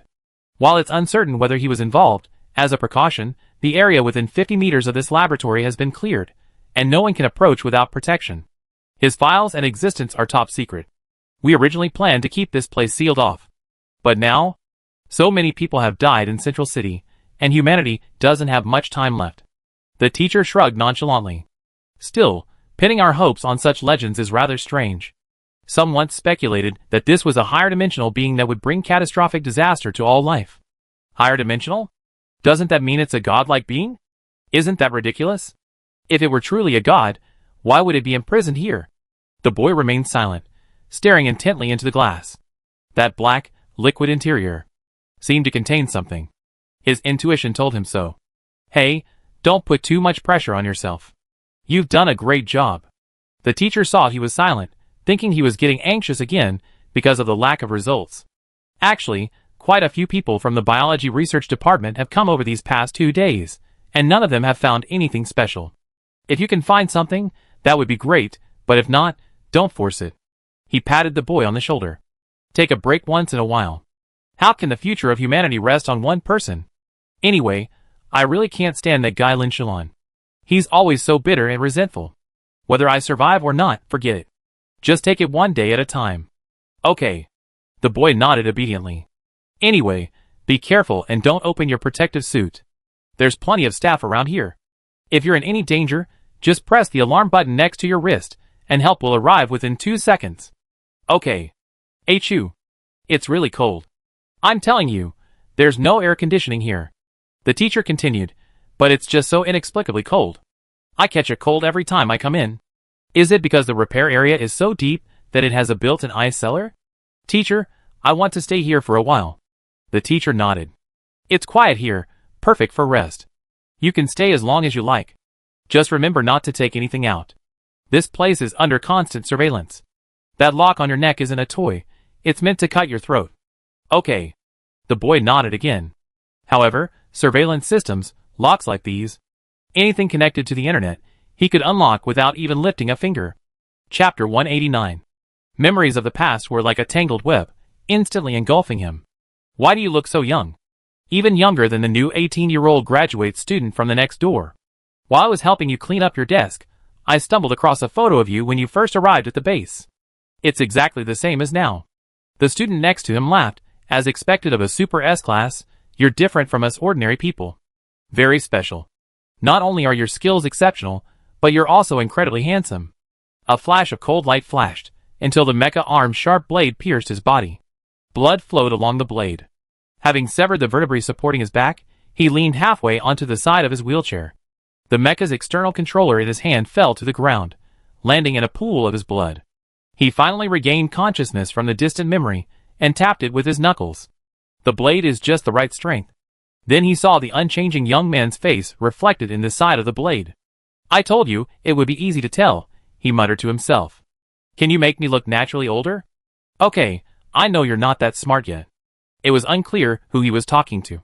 The student next to him paled instantly. Looking at the blood on the floor, his legs gave way, and he fell to his knees. I'm sorry, Teacher Pooh. I shouldn't have spoken to you while you were debugging the mech. I call a doctor right away. The student opened his computer with trembling hands, and was about to dial, when the screen went black. What's going on? I go get someone. Teacher Pooh, hold on. It's okay. I've always tested like this. It's just that you accidentally saw me today. Why do you want to test like this? Pain awakens. Also, using void water to refine new materials requires his blood as a medium. My condition cannot be known to others for the time being. He glanced sideways at the student beside him. The student was stunned, then saw the person before him lightly pry the long, heavy blade from his body with 2 fingers. The blade's movement could be heard scraping against flesh, yet the person before him remained expressionless. It was simply, absolutely inhuman. Then, a stream of black fluid surged through his flesh. Soon, the wounds healed on their own, as if they had never been injured. The student had heard that Super S-Class possessed extraordinary physical prowess, but that black substance, it was definitely not blood. It wasn't something a person should have. I keep it a secret. I absolutely will. The student promised immediately. But the boy simply stared at the student silently, saying nothing. There was a small black mole just below the boy's right eye socket. A strange, inhuman quality flickered across his delicate face, and then black tears rolled down his small mole. The student, realizing something, began to tremble all over, staggering to his feet and rushing out. Monster! Help! Help! No! No! Don't come over here. He had originally intended to build closer ties, hoping to gain the opportunity to research a new topic. Unexpectedly, it became his own death warrant. Teacher Pooh, please let me go, please. Ugh. Ahem. Teacher. The young man looked down at the corpse on the ground, its eyes wide open, its eyeballs pure black. Actually, I don't really like people calling me special. The person he once called teacher collapsed at his feet just like that day. Eat cleanly and preserve the memories in your mind. He smiled. It's okay. When this is over, he will bring you all back. But remembering too much isn't good either. Many memories made him feel unhappy whenever he thought of them. The teacher's words to him that day echoed in his ears again. He is absolutely not something you can control. Don't call me teacher. I didn't teach you anything you learned. But you helped me a lot when I was lost. He is very docile, a bit clumsy, and is still humbly learning from us humans. He's not scary at all. You know once you touch him. Pooh. You're crazy. It's impossible for humans to control. A transcendental power. The laws of nature have destined you to ultimately become his puppet. Even gods must be used by me. Teacher, I'm already researching a remote mecha system to target black holes. I will strictly limit his power and prevent him from threatening humanity. Removing those of you who are in the way temporarily is also a way to improve efficiency. Teacher, you understand me later. As for being mistakenly accused of murder, he was bound to be misunderstood until the new creation was complete. Therefore, as long as he tampered with the surveillance records, access control records, laboratory records, with his ability, it would be easy for him to create a completely non-existent video out of thin air. After all, no one in this world possesses greater skills than he does. So, anyone who gets in his way will no longer be a hindrance to him. Monster. Monster. Pooh. What did you do? The person who had followed the noise from the lab just now saw a body on the ground, being devoured by the black until only a small portion remained, and this calm, terrifying young man before him. The young man in the wheelchair looked up. Then, the black dripped onto the newcomer, beginning a new round of devouring. Outside, footsteps clattered, and those who had heard the noise screamed. Ah! Monster! Help! What to do? Someone had seen him again. Then he had to eat him. Otherwise, what if word got out that he was a monster? Monster. He wasn't a monster, he was clearly the savior. It's okay, it's all temporary, he said with a smile. But this time, his luck was bad. He kept getting seen, one after another. He listened carefully, hearing the chaotic footsteps outside and the sudden, frantic beating of hearts. Monster! There's a monster! Reported. Ugh! Ah! The voice stopped abruptly. But soon there were others, equally terrified, rising and falling, spreading like a wave. It's so lively today. The boy suddenly realized, oh right. Today is the acceptance inspection for the Black Hole Killer remote-controlled machine, and many people from other research institutes are here to learn. The only option then was many people, a sea of people, rushing around. Help! Help! Why can't these doors be opened? Is the optical computer's network completely disconnected? Circuit failure? Quick, fix it! Kill! Some screamed, some fled, some charged at him with weapons raised. Monster! I fight you! Quick, use the mech cannon! Have you contacted the outside world? No, the network's still down. Kill! It was a bit noisy. Kill! Kill! Until the end, no one in the entire experimental park was left alive. It doesn't matter, it's all temporary. Looking at the devastated, deserted surroundings, he wiped the blood from his eyes, but found there wasn't any. It was his tears. It seemed a little too quiet again. He looked up, black tears rolling down his cheeks and down his jaw, seeping into the ground. Going alone still feels a bit lonely. With a loud explosion, the entire experimental park was reduced to ruins. Only one figure stood there for a long time. What's going on? Why is this happening? Zhao Yao's eyes were bloodshot. Tell me, why is this happening? He grabbed the boy's collar from the ruins, veins throbbing all over his body. The people nearby hurriedly intervened. Speaker, calm down. Calm down. He's seriously injured. He'd die if you do this. Hurry. Get him to the intensive care unit. The boy was barely breathing, spitting blood from his ruptured internal organs. Speaker. It was a Zerg attack. I tried my best. Zhao Yao was forcibly pulled away by the people nearby. He let go of the boy's collar, but he kept staring at him. Ha. Zerg, damn Zerg.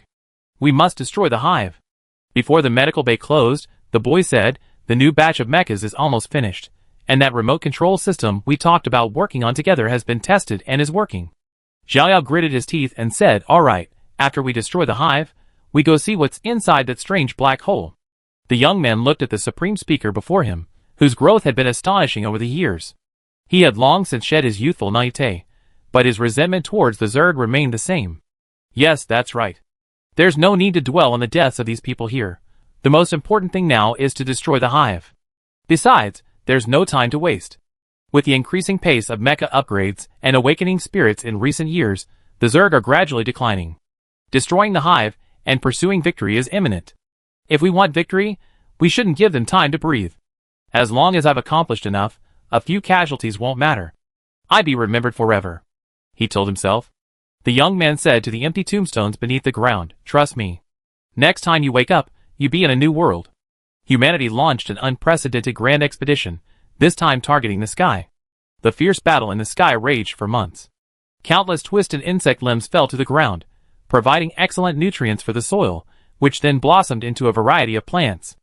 A heroic death unfolded in the sky, while life on Earth was rekindling. When the black sun, which seemed to hang forever high in the sky, the giant insect nest shattered into pieces, the whole world cheered. The young man, in his wheelchair, was pushed step by step onto the platform. He looked down at his legs, a little embarrassed to look up. Surrounded by flowers and applause, it felt like a dream he had longed for. And he'd be free today. Commander-in-Chief Lin promised to heal his leg after everything was over. The young man accepted the banner with a smile. But his smile froze. He lowered his head, the coldness on his wrist piercing his bones. Why? Shackles? Was there a mistake? In that instant, the virtual scenery around him shattered. Everyone stood in full battle array, fully armed, their weapons pointed at him. As Supreme Speaker, I hereby declare. Sentence. To execution by firing squad. Zhao Yao's eyes, reddened, looked up to avoid the young man's broken gaze. Execute immediately. The boy's smile was still plastered on his face. Why are you killing me? I've saved so many people. I'm the savior. You said I'm the hope for humanity's future. He couldn't accept it no matter what. His former teammates, who had risked their lives to save him on the battlefield so many times. But why? Why were the ones standing across from him? You're not him. He's long dead. You're just a monster in his body. Zhao Yao closed his eyes, then steeled himself and pulled the trigger. The bullet struck the boy's heart, but he suddenly burst into laughter. Blood oozed from his chest, flowing continuously. I know you've been on guard against me. Because the key to kill Black Hole was deliberately left in your hands, and that Major General Lin's. Yes, I was on guard against you. Lu Guang stepped forward. Some people are born despicable, and nothing can change that. That's why Father has always placed so many restrictions on you. But to my surprise, he still couldn't prevent it. Waiting for the hive to be destroyed, using me to your advantage before taking action. You've waited so long. Isn't it hard for you to act? The boy was still laughing constantly, as if wearing a mask. But I don't blame you. As mortals, it's normal for you not to understand me. I will still give you a chance at life. Bullets continued to pierce his body, but they disappeared as if through thin air. He showed no sign of abnormality. And, when everything is ready, no one will die. Never. What are you talking about? You lunatic. Pitch-black water suddenly seeped from the ceiling and the ground, immersing the entire space in a pitch-black quagmire. The black mud permeated every pore. This was the nourishment he had been cultivating for so many years, and it was finally coming in handy. Don't get touched. Be careful of infection. Close the gate and seal all exits. Don't let even a drop of the strange energy leak out. Zhao Yao and Major General Lin, being the closest, had already been infected by the strange energy. It was like a thorn in their flesh, penetrating every pore. So they did their utmost to suppress the strange energy, bracing themselves for certain death. Let's cover the others' escape. It seems we have no choice but to activate the most dangerous automatic extermination system. All those infected cannot leave. We must perish here with him. I hold him back. You go flip the switch. Xiao Yao nodded and rushed towards the switch. A group of infected people nearby blocked his path and pounced on him. Those with insufficient mental strength couldn't hold out for long. The only person who could help him now seemed to be gone. But even if he could fight Tin alone, it would probably be too late. With a loud bang, another figure pushed through the people blocking the way. Hurry! Why are you here? It's too dangerous here. You're pregnant. God, if I wait any longer, my brother won't let me go, even if he becomes a ghost. Xiao Yao's face darkened. I get you out right away. I'm infected too. I can't escape. The woman with the Stop War emblem on her chest remained indifferent. It's nothing. What's wrong with dying with you? But the child should still be safe. That door will close in 15 seconds, and the extermination system will be activated in 20. Xiao Yao pushed past the group of people blocking the way, and finally got her to the door. At the door stood Lin Shalon and a group of soldiers, ready for battle. They were going to push all those infected back into the burning furnace. Only in this way could they isolate the terrifying unknown entity. Shigu shouted, I have a child, and the evil spirit hasn't reached him yet. Will someone help me? Is there anyone willing to help? The crowd outside shed tears, but no one moved. This was too cruel. A bunch of cowards. Seeing the barrier about to fall, the woman reached out and pulled a knife from one of the men's waists, then slashed open her own stomach. Her years of fighting had made her master the weapon, as if it were her own. Breaking fast, the knife was incredibly precise. She had never imagined it would one day be aimed at her. The child, wrapped in blood, was thrown from the barrier. Lin Shalon reached out to catch it, tears soaking his wrinkled face. Stand back. The two black spots on the bloody robe seemed to have eyes, dripping onto Lin Shalon's legs. Never mind, I owe you. He raised his knife and swung it, severing the legs at the knee and hurling them, along with the knife, into the intercepting gate. The next second, the gate crashed to the ground. Lin Shalon sighed, I never thought you'd be the only one left of the galaxy heroes, Su Ling. Commander Lin. My condolences. I'm fine. It's just another 20 years of retirement, isn't it? Lin Shalon looked at the child in his arms. I persevere until he's old enough to stand on his own. Replacing the dark insect nest in the sky was a blazing star. The light was so dazzling that no one could open their eyes. They forced themselves to look upwards, tears welling in their eyes. It's the new Super S-Class. The hope of the future depends on him. The world turned a tangle of black and white, and he could no longer see color. He was severely injured, so severely that he threatened to pass out at any moment. His body felt like a pile of scattered bones, colliding and melting, melting and melting. He couldn't close his eyes. If he did, he'd never wake up again. He flowed into the sewer, huddled in the garbage, eating rats, cockroaches, whatever he could eat, even the inedible. He had to survive. He had to survive. The new world still needed him.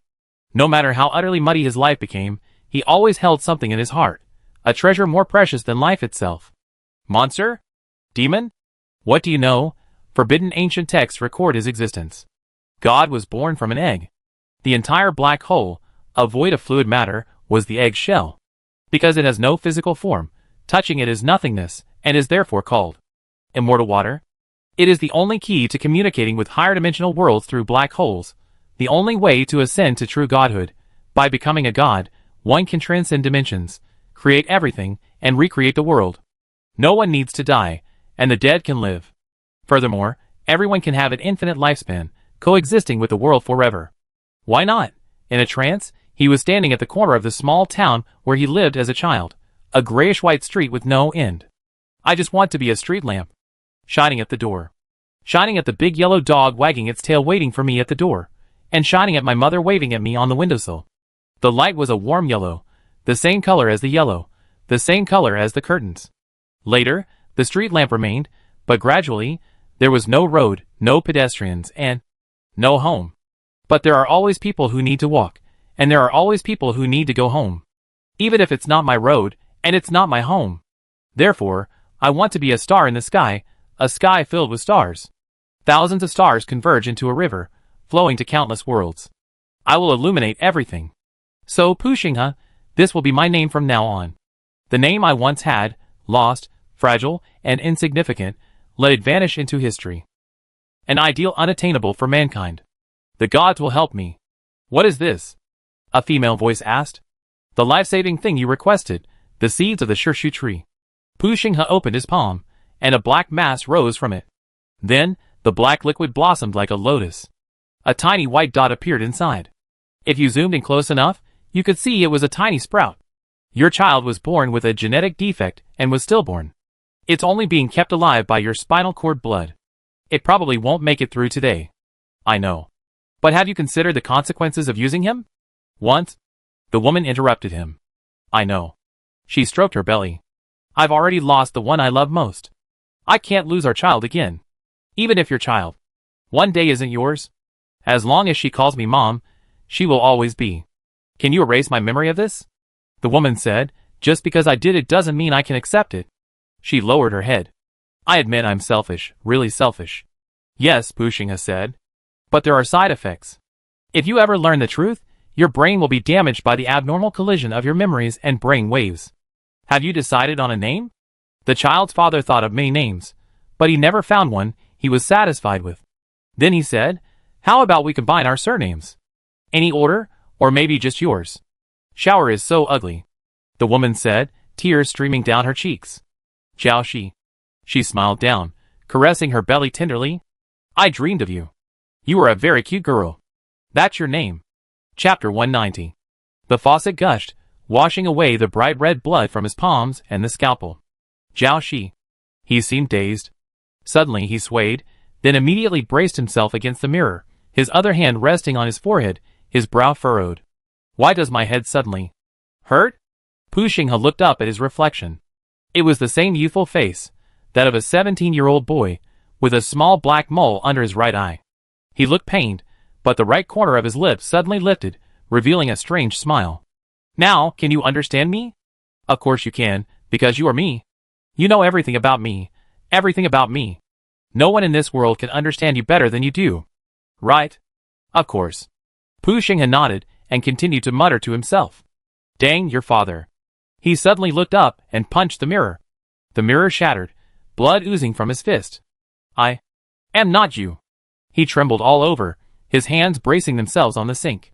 Gazing into the mirror, he saw through his own eyes a person, entangled like a dumpling by countless vines, surrounded by an endless black tide. And that tide threatened to engulf this person. This person looked incredibly familiar, someone he saw every day when he looked in the mirror. Jiao Shi. A name he hadn't seen in a long time. She finally remembered her real name. Why are you so anxious? What's mine is yours.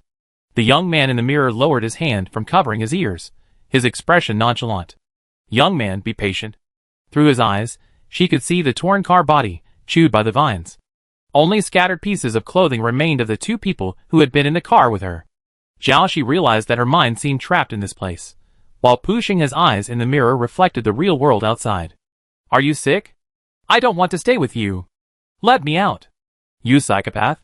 She swore at the mirror, then uttered a slew of curse words, the kind that would be cursed. Jiao Shi continued to smash the shattered mirror, shards of glass flying, and her fists were bloody. But behind the mirror was the wall, not the exit. How could she get out? Don't waste your time. Pu Xinghe flicked his fingers gently, and the wounds healed rapidly, leaving his fingers as smooth as new. Now I formally invite you. He placed a hand on his chest and leaned forward invitingly. Jiao Shi, you were born different. We're the only people of the same kind in this world. Join me. He looked up and smiled. Let's create a better world together. Jiao Shi sneered. Haha, how can that be considered an invitation? It's clearly coercion. If you have the guts, let me out, and we have a fair fight. Pu Xinghe, seen in the mirror, looked at her with a loving expression. I've been so gentle with you, but coercion doesn't work like that. Jiao Shi was startled by his expression. Damn, so disgusting. Having only interacted with Pu Xinghe's robot clone before, she had already concluded he was seriously ill. Now that she had seen his true form, she felt even more sick. He actually believed in a god recreating the world. He, a tech giant with so many years under his belt, actually believed that? The end of science is theology? Don't be ridiculous. No matter how you look at it, it seems he was deceived by that black water. What was it called? Oh yes, virtual water. In short, feudal superstition is deadly. As for Jiao Shi herself, based on her previous experience reshaping this body, She did discover that the original owner had a major genetic defect, which would have resulted in stillbirth during development within the mother's body. Zhao Shi was indeed able to survive to adulthood because of real tree. But everything has two sides. Just as the 8 trigrams are divided into yin and yang, good and evil coexist. Since virtual water is evil, then real tree is good. If she wanted to, she could easily isolate infiltration and even eliminate virtual water through fusion deconstruction. Isn't that the natural enemy of this evil? No wonder this guy was so determined to win her over. Alas, your scheme has long been seen through by me, Holmes. Based on the plots of the immortal cultivation novel she read, she made a blind guess. This is pushing his sea of consciousness. Ahem, consciousness space. To escape, he had to break his mental defenses. She looked around. What object here was most likely his mental manifestation? Her gaze fixed on the shards of mirror. Found it. Wasn't it right before her eyes? Then I won't hold back. Zhao Shi picked up the scalpel she used earlier and began stabbing herself frantically, again and again, only to discover that the wounds healed incredibly quickly. Then she banged her head against the wall next to her, denting it until her skull caved in. Still, there was no reaction.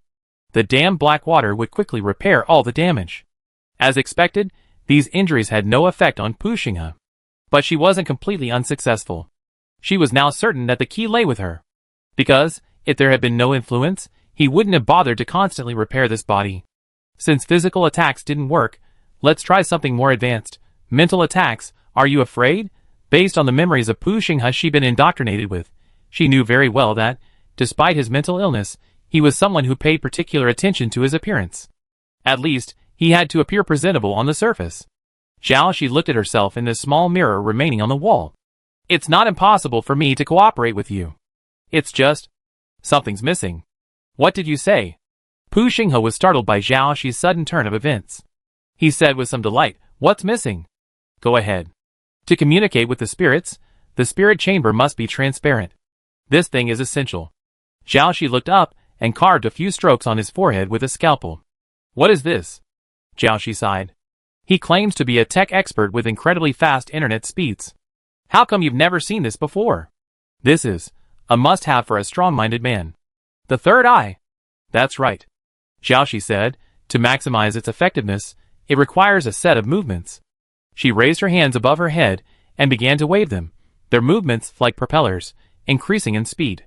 She jumped up and down as she waved them. Are you kidding me? Pushingha's voice suddenly turned cold.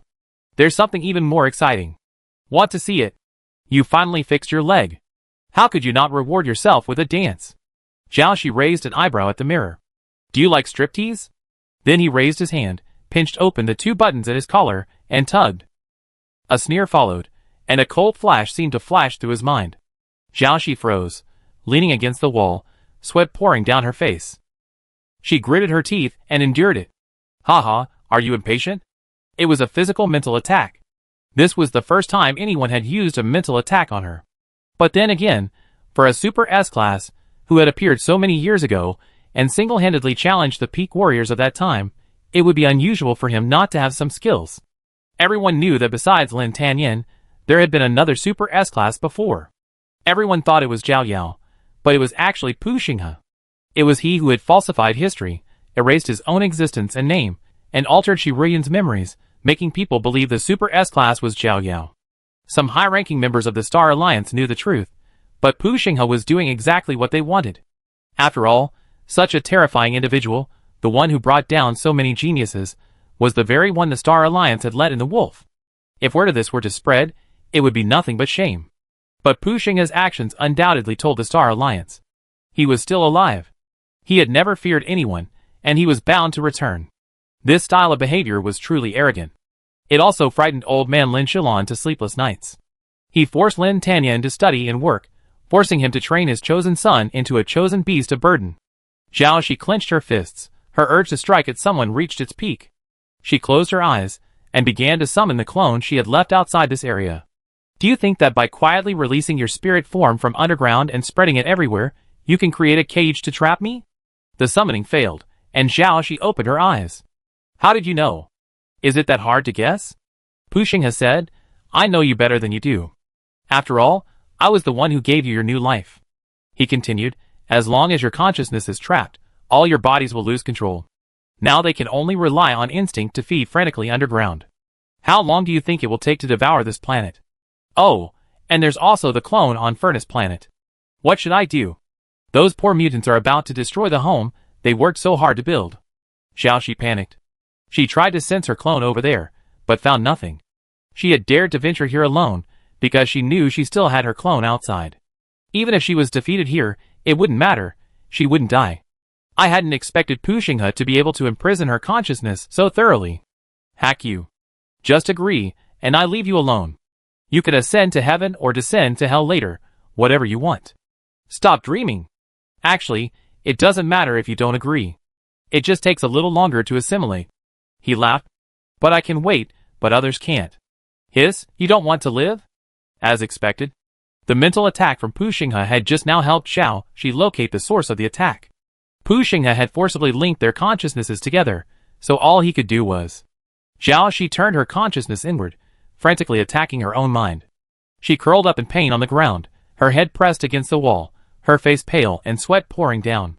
But she pulled up the corners of her mouth, a smug smile. Let's see who gives in first. Oh, you asked for it. The young man in the shattered mirror suddenly looked up, black tears streaming down his cheeks. Then, black water began to surge from the walls, the ground, and the ceiling. It surged with incredible speed, flooding the entire place in an instant. The surging water transformed into sticky black tentacles, binding her limbs and neck. The black water poured into her ears, her nose, her eye sockets. In that instant, it was like falling into a pitch-black ocean. The water was teeming with people, men and women, old and young, weak and strong. Countless people. Countless memories flooded in, filling her body, her mind, her soul. Xiaoxi resisted stubbornly. No, she could not forget who she was. But Pu Xinghe possessed too many memories. He had taken the memories of those who had died from the brain-eating worms. Compared to this vast reservoir of memories, Xiaoxi's were but a drop in the ocean. She knew she would soon be drowned by the vast sea of memories, completely forgetting who she was, sinking forever into the black depths. Countless people passed by, but they were all passers-by, not one of them was her. Who was she then? She was nothing. There was no place for you in this world. A voice said this. That tiny drop of water eventually turned into foam, disappearing bit by bit. Gurgle, gurgle. Suddenly, a bubble rose in the sea. What was that? The bubble faintly reflected a tiny light. How could there be light in the deep sea? The bubbles grew larger and larger, slowly filling the entire ocean, and the water began to boil violently. Hot, hot, hot! Xiaoxi's eyes snapped open. Truly enough, this guy was truly formidable, going all out the moment he arrived. Consciousness returned. Let her go. With these words, a searing wave instantly filled his entire consciousness. The Black Sea receded, and Xiaoxi braced himself on the ground, gasping for air. You actually sought cooperation with Lin Tanyan? Pu Xinghe was incredulous. Is it impossible? Xiaoxi chuckled smugly. Unexpectedly? She already sought outside help. Xiaoxi knew Pu Xinghe must have known her inside and out. She was a time traveler, incredibly intelligent, possessing unique skills, both handsome and beautiful. Even with so many advantages, for a veteran local with years of experience, it was better to be cautious than to sail with caution. There was only one way, then, to allow external forces to intervene and disrupt the balance of power. She knew Pu Xinghe knew she was most afraid of her identity being exposed. Logically, she would never let Lin Tanyan know about their meeting. So of course, she had to do the opposite. The less you should know, the more you have to know. Ha ha. Pu Xinghe suddenly laughed. Xiaoxi, I didn't expect you to be so foolish. He continued, Lin Tanyan has been investigating you for a long time, and you actually just handed him the sails. You know what? If he knew your identity, the first person he'd go after wouldn't be me. But you? So what? Humans are suspicious of each other, and they're even less likely to trust non-human species. Yeah, I agree. Mutants were once human too. Although they looked strange, they still looked human. Even people like them were despised and ostracized, let alone someone like her. Her body could be manipulated and transformed at will, her consciousness could move about. Even she herself thought she was beyond human, so perverted, however, because she was a time traveler, she always believed that despite her inhuman appearance, her soul was still human. But she just couldn't prove it to others. So, she would always hide her monster shell, only showing her human side to others. But so what? Xiaoxi, with a calm demeanor, crossed his legs in his consciousness. Pushing, Don't say those 3 words again, thank you. Well, okay. I just indulge you this once. After all, you soon have no future. Xiaoxi smiled and said, actually, if you're dead, who would know my identity? Oh! So that's what you're planning. The outside world was already a raging mess. This was once the battlefield of the Zerg Wars. Countless corpses beneath the earth nurtured and mutated countless plants. These plants were already powerful, their vitality rising from the ground, covering the sky and the sun. Lin Tanyan fought his way in, and now reached the center of the storm. A young man sat atop the largest, decaying tree, 100 stories tall. Gray-white sawdust fell from the tree like falling snow. You are Pushing, The young man glanced at him, and the 2 of them locked gazes.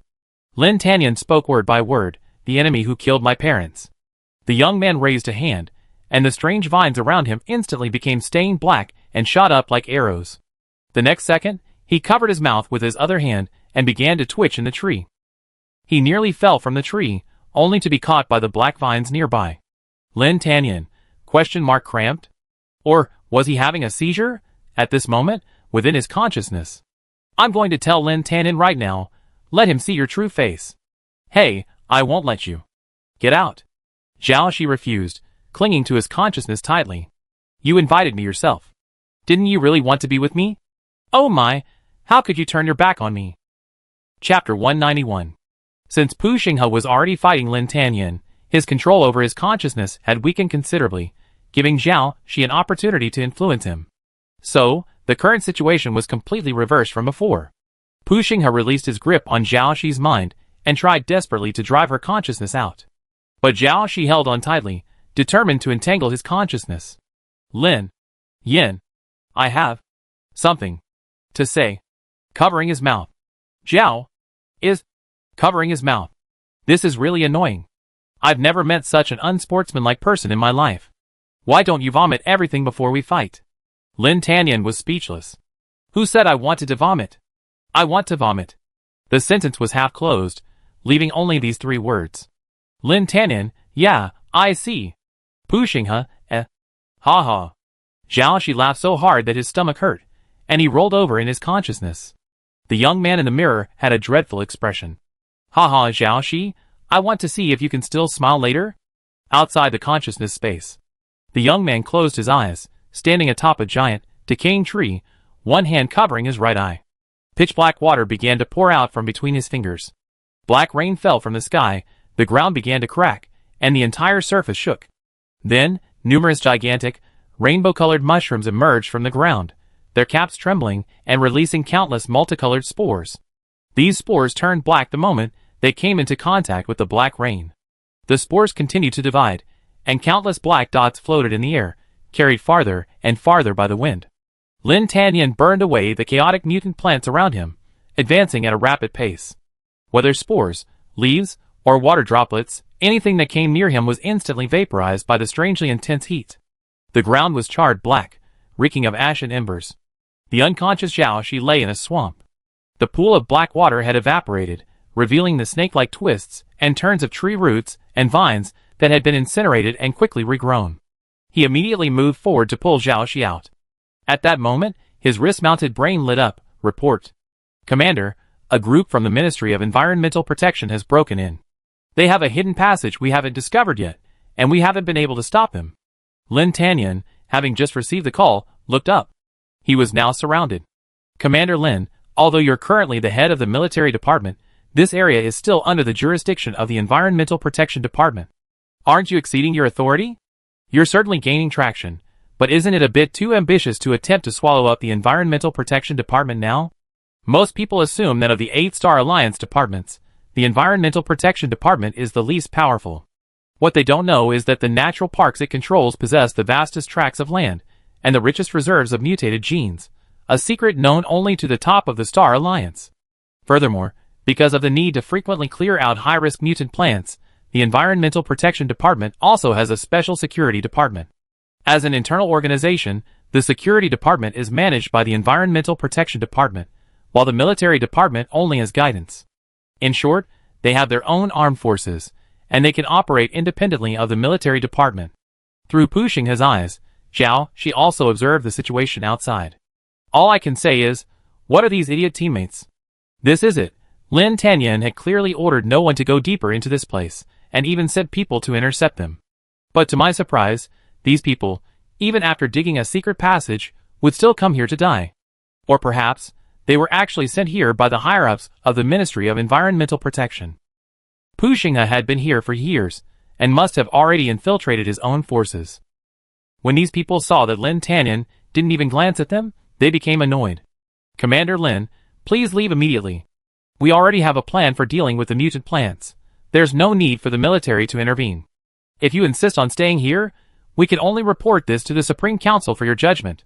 Why? My throat suddenly itches. I feel the same way. What's going on? Ah! Ugh! Ugh! The spores took root, and in an instant, the mycelium spread all over their bodies. Their bones crackled as the mycelium penetrated every pore, burrowing into every blood vessel and nerve. Zhao Shi found it odd. Why wasn't the void water used directly to control the effect, but rather indirectly through the spores? This densely packed crowd rushed forward, surrounding Lin Tanyan. At this moment, Zhao Shi suddenly realized that these people hadn't been infected. Even if the spores invaded, they might still be saved. Concern for human life would only restrict Lin Tanyan's actions. So, Pu Xinghe's true purpose was. At the same time, the pitch-black vines condensed into a sharp cone, hurtling towards Zhao Shi's heart. The young man sitting atop the grayish-white tree smiled, swinging his legs happily. The real tree can conjure anything, transforming into whatever it desires. When faced with a fatal attack, it reflexively reverts to its original form to protect itself. Actions speak louder than words. All it takes is for Lin Tanyan to witness Zhao Shi's transformation into a monster with his own eyes. Zhao Shi, you forced me to do this. No! Zhao Shi struggled to wrest control from Pu Xinghe, but he could only affect Pu Xinghe's mind and body, lacking any control over the illusory water. The spike, soaked in the illusory water, had already pierced her chest, and the fabric abruptly stopped. Lin Tanyan grasped the spike with one hand. Look closely, it was a hollow grip. A layer of fluctuating air separated it, and the heat surged, melting it. What a swift movement! He hadn't even used his spiritual form to harm them, yet he had managed to instantly bring down so many people with his sheer physical agility and speed. The mycelium people on the ground staggered to their feet. A bunch of trash. The young man snapped his fingers, and the mycelium exploded, tearing the entire crowd into thin strips of flesh, instantly filling the sky. And then, they were quickly devoured by the surging black vines. Lin Tanyan carried Zhao Shi on his back, looking up, his gaze piercing through the layers of tree trunks and vines, finally landing squarely on Pu Xinghe. Your turn. He raised his hand, and a scorching wave of air surged from his palm, the air boiling with a roar. No, brother, don't bring me along when you fight, okay? What if he stabs you and accidentally stabs me? Then Zhao Shi realized that those damn black vines were determined to poke her. They came in droves, practically wanting to pierce her like a sieve. Bring it, bring it. Pu Xinghe, that old man, is coming specifically for her. Yan Bao, you must protect me. There's fighting outside, and there's fighting inside. Zhao Shi couldn't use the white silk in front of Lin Tanyan, and the thorn sword wasn't flexible enough, limiting its effectiveness in a world filled with mutant plants controlled by void water. A better option would be to remain in Pu Xinghe's mental space and engage in a battle on another level. She continuously launched fierce mental attacks, disrupting Pu Xinghe's activities in reality. Even if she would suffer equal damage, Zhao Shi knew she wasn't fighting alone. As long as she could contain him, she would surely win. So you've decided to side with him. What else? I never said I side with you, okay? You regret this, Zhao Shi. Humans can't be trusted. They're more terrifying than the Zerg, the mutants, and even the void water. They're masters of disguise and deception. They exploit you to the core and deliver a fatal blow. I trust no one, not you, a monster. Monster? Do you think so? You're clearly the same as me. Pu Xinghe grew excited. I have the power of destruction, and you possess the ability of creation. We are gods within the embryo. With unity, we will ascend to true gods. God within the embryo. Fetal god? Zhao Shi was speechless. Why are you still cursing? The air around them compressed, the temperature soaring to its peak, the air seemingly transforming into thick, surging magma. This entire spiritual space was collapsing, the ceiling, the floor, and the walls were constantly melting. Zhao Shi also felt somewhat delirious from the mental attack, feeling like she was about to pass out from the heat. She had done her utmost to keep pushing his spirit within the area, denying him a chance to escape. Now that Lin Tanyan's blockade was complete, she should seize the opportunity and flee, or else they would all die here together. Where is Anishiu? This was actually a very important reason she had come to the appointment. Who? Pu Xinghe didn't answer the question, simply saying slowly, I gave you a chance, but you refused it.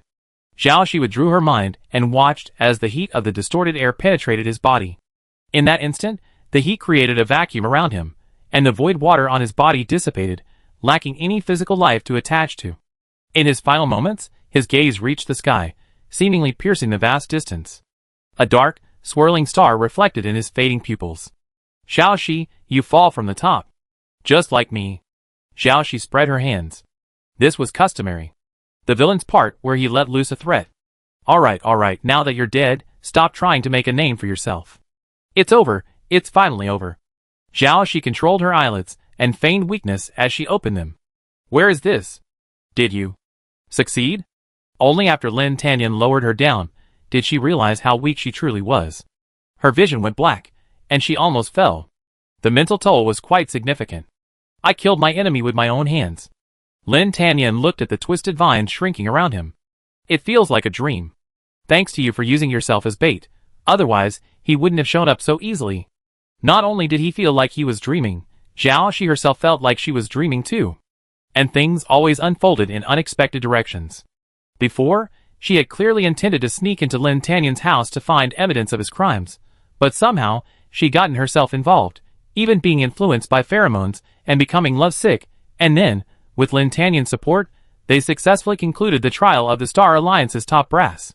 And now, they were working together to eliminate the culprit responsible for a series of disasters. Zhao Shi looked at him. How had the supposed enemy become, unknowingly, a partner on the same side? Lin Tanyan stood quietly in front of the tree at the center of the storm. The air still lingered with the residual heat of the intense heat, and the pale golden halo rippled through the natural water vapor, creating many ripples. His fingers touched the trunk of the tree, and the decaying gray-white tree, enveloped in the halo, gradually decayed into wisps of fragments that drifted in the wind, reflecting a golden light. He turned, his light golden eyes meeting Zhao Shi's. Right. A faint smile played at the corner of his lips. You said before that after this was over, did you have anything to ask me? Zhao Shi was stunned. Are you? Do you like me? Oh my god, so narcissistic.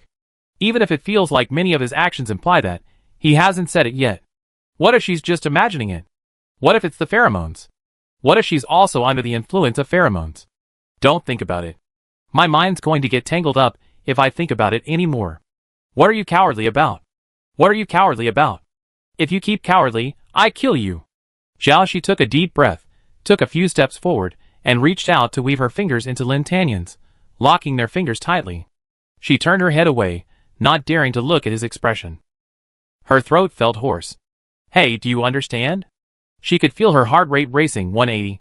No, 280, 380. Fuck you too. What's going on? Zhao Shi threw her hands aside like a thief and leaped back, putting some distance between her and Lin Tanyan. She turned around, that familiar voice. She saw a burning motorcycle parked in front of her, followed by two other unoccupied motorcycles, both on automatic.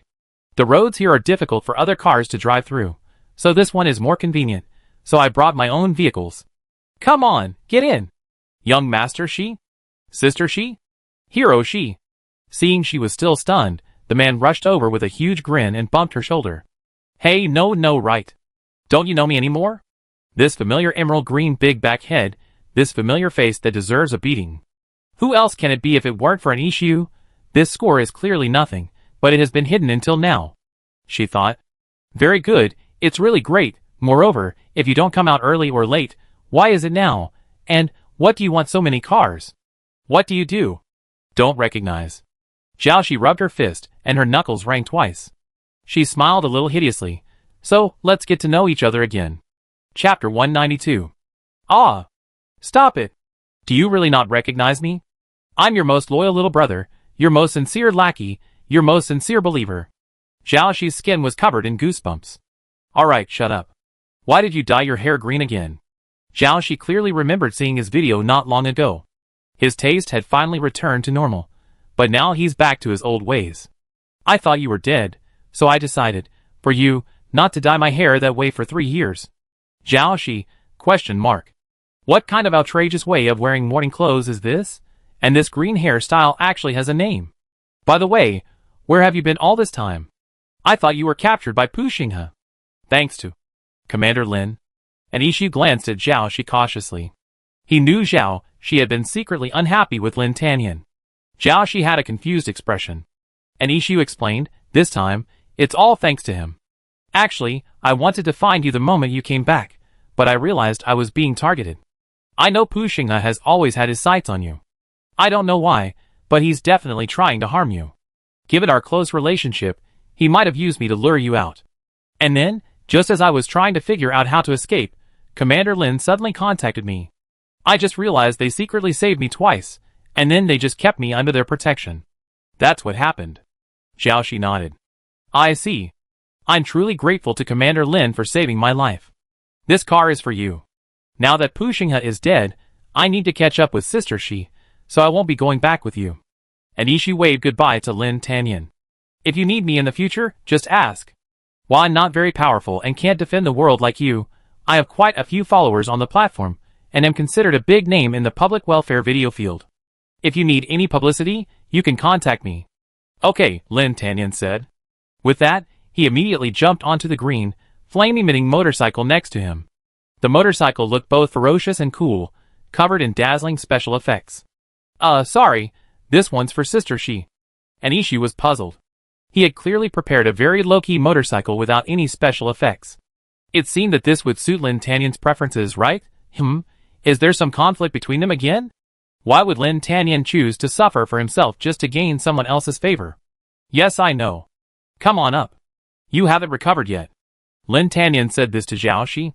Then, under an Ishu's stunned gaze, Zhao Shi sat down behind Lin Tanyan. Lin Tanyan held the bike with one hand and, with the other, held her hand and placed it around his waist. Hold me tight. Zhao Shi looked down and saw that he was holding her hand, his fingers intertwined. Damn, why did the corners of her mouth curl up for no apparent reason? She couldn't suppress it. Ah, they're dating too. I'm finally not single anymore. I want to cry. Mom, I've made it. Yeah. Zhao Shi feigned composure, then clasped her other hand around Lin Tanyan's waist. Yeah. She was also holding on to that sweet, soft thing. Not quite soft, but definitely fragrant. Through her collar, she could smell the familiar warm fragrance. And Ishu's eyes widened. What's going on? Don't tell me you two. We're dating. Seeing Lin Tanyan didn't seem to be trying to hide it, Zhao Shi spoke directly. Lin Tanyan remained silent, acquiescing. I just saw you two holding hands. I thought I was seeing things. And Ishu's eyes nearly popped out of his head. No, you two are really together. Holy crap, this is just bullshit. How is this possible? How is this possible? And Ishu stared at them, spinning in circles. Why? Why is this happening? Sisters and brothers, you two have to be kidding me, right?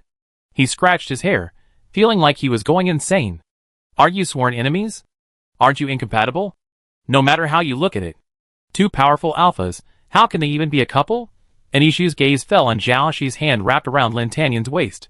What was with that natural gesture, the way they looked like they'd been talking for ages? At the same time, Lin Tanyan turned to look at her. His expression, usually cold and emotionless, now had a faint smile in the corners of his eyes. And Ishu covered her eyes and stepped back. Oh, I can't take it anymore. My eyes? Has anyone ever told you two that your characters are falling apart? So when did you two? Just confirmed your relationship. The two smiled at each other. And Ishu, Okay, he believed it. Damn, the sour smell of love. I can't take it anymore. And Ishu, nearly fainting, pressed frantically on her philtrum. What a shocking secret. Zhao Shi and Lin Tanyan, the internet's sworn enemies, are secretly dating. If this gets out, it will shock the entire galaxy. The value of this news is immeasurable. And Ishu was tempted to whip out his laptop and snap a bunch of photos of them, instantly exposing them and potentially gaining millions of followers. Meanwhile, he held down his other hand tightly. No! This is his lifesaver, how could he betray him? No! Zhao Shi looked him up and down. No wonder you're reacting so strongly. You must be jealous of me. And Ishu, Not everyone dares to get involved with the son of a star. With your two strengths, aren't you afraid of breaking through the ceiling in a fight for supremacy? This is terrifying. This is probably the special hobby of Super S-level gays. And Ishu gave Zhao a thumbs up. Honestly, I really wouldn't dare. Should I say you're worthy of me? Zhao felt baffled. Was he imagining something bizarre? The three of them rode their flaming motorcycles through the sky. Even in the air, this upgraded flying motorcycle felt as solid as if it were on flat ground. They streaked across the sky, leaving a trail of flames in the night sky. This was a specially designed, eco-friendly fireworks display. It lingered in the air for a while after the motorcycle departed, creating a truly cool and impressive effect. As they passed, the crowd below gasped in surprise, and the bikers looked on with envy. Some even spontaneously began chasing their flames. Zhao head ached at the sight. He had truly become a ghostly firefighting teenager. He wanted to find a hole to crawl into. He had even implicated Lin Tanyin, who was usually incredibly low-key. If the media caught this, and the future Supreme Council speaker was seen fooling around with her, it would be disgraceful. And go, don't do this next time. What's wrong? Have you changed? Young Master this is your favorite. I collected it specially for you. It's a limited edition. Especially this fluorescent green will-o'-the-wisp. There's only one of its kind in the world. You're not giving it to me. Lin Tanyin next to him. ? Actually, I think it's okay. It's a very novel experience.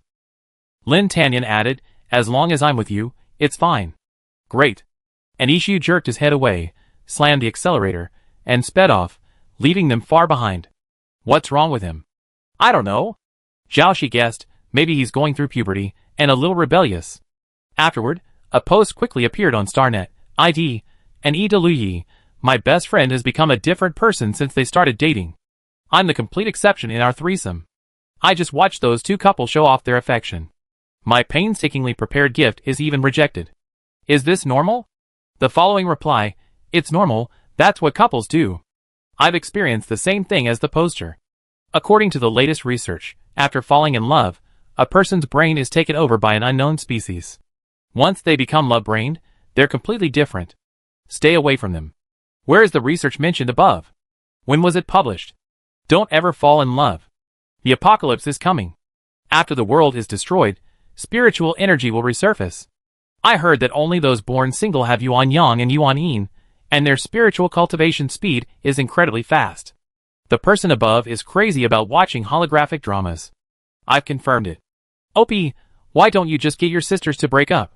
You can be best friends again. OP's and Li replied, Hiss, you don't want to live, but I do. If they break up, I'm afraid the whole world will be buried with them. What kind of burial with death literature is this? OP has also gone crazy watching holographic dramas. I've identified it. With some time to go to their destination, Zhao was so bored she even thought about posting on Starnet. What should I pay attention to when dating for the first time? What are some good places for couples to go, actually? She wanted to tell everyone about her relationship. Tell everyone. Classmates, friends, family. It wasn't anything more than the feeling of suddenly finding a treasure, and wanting everyone to see it. However, perhaps it shouldn't be announced yet. After all, their identities were very sensitive right now, and any slight movement could easily cause chaos on the Star Network. It would be better to wait until the black hole situation was resolved before telling everyone. Who should she brag to? Someone who didn't know her in real life would be the best choice. Zhao thought briefly, and immediately had a choice. The first friend she met since arriving in this world. Rampant and speechless, she was the perfect target. Even if she got tired of her displays of affection, she couldn't beat her up through the game. Plus, that guy had inexplicably confessed to her about being gay before, but she rejected him.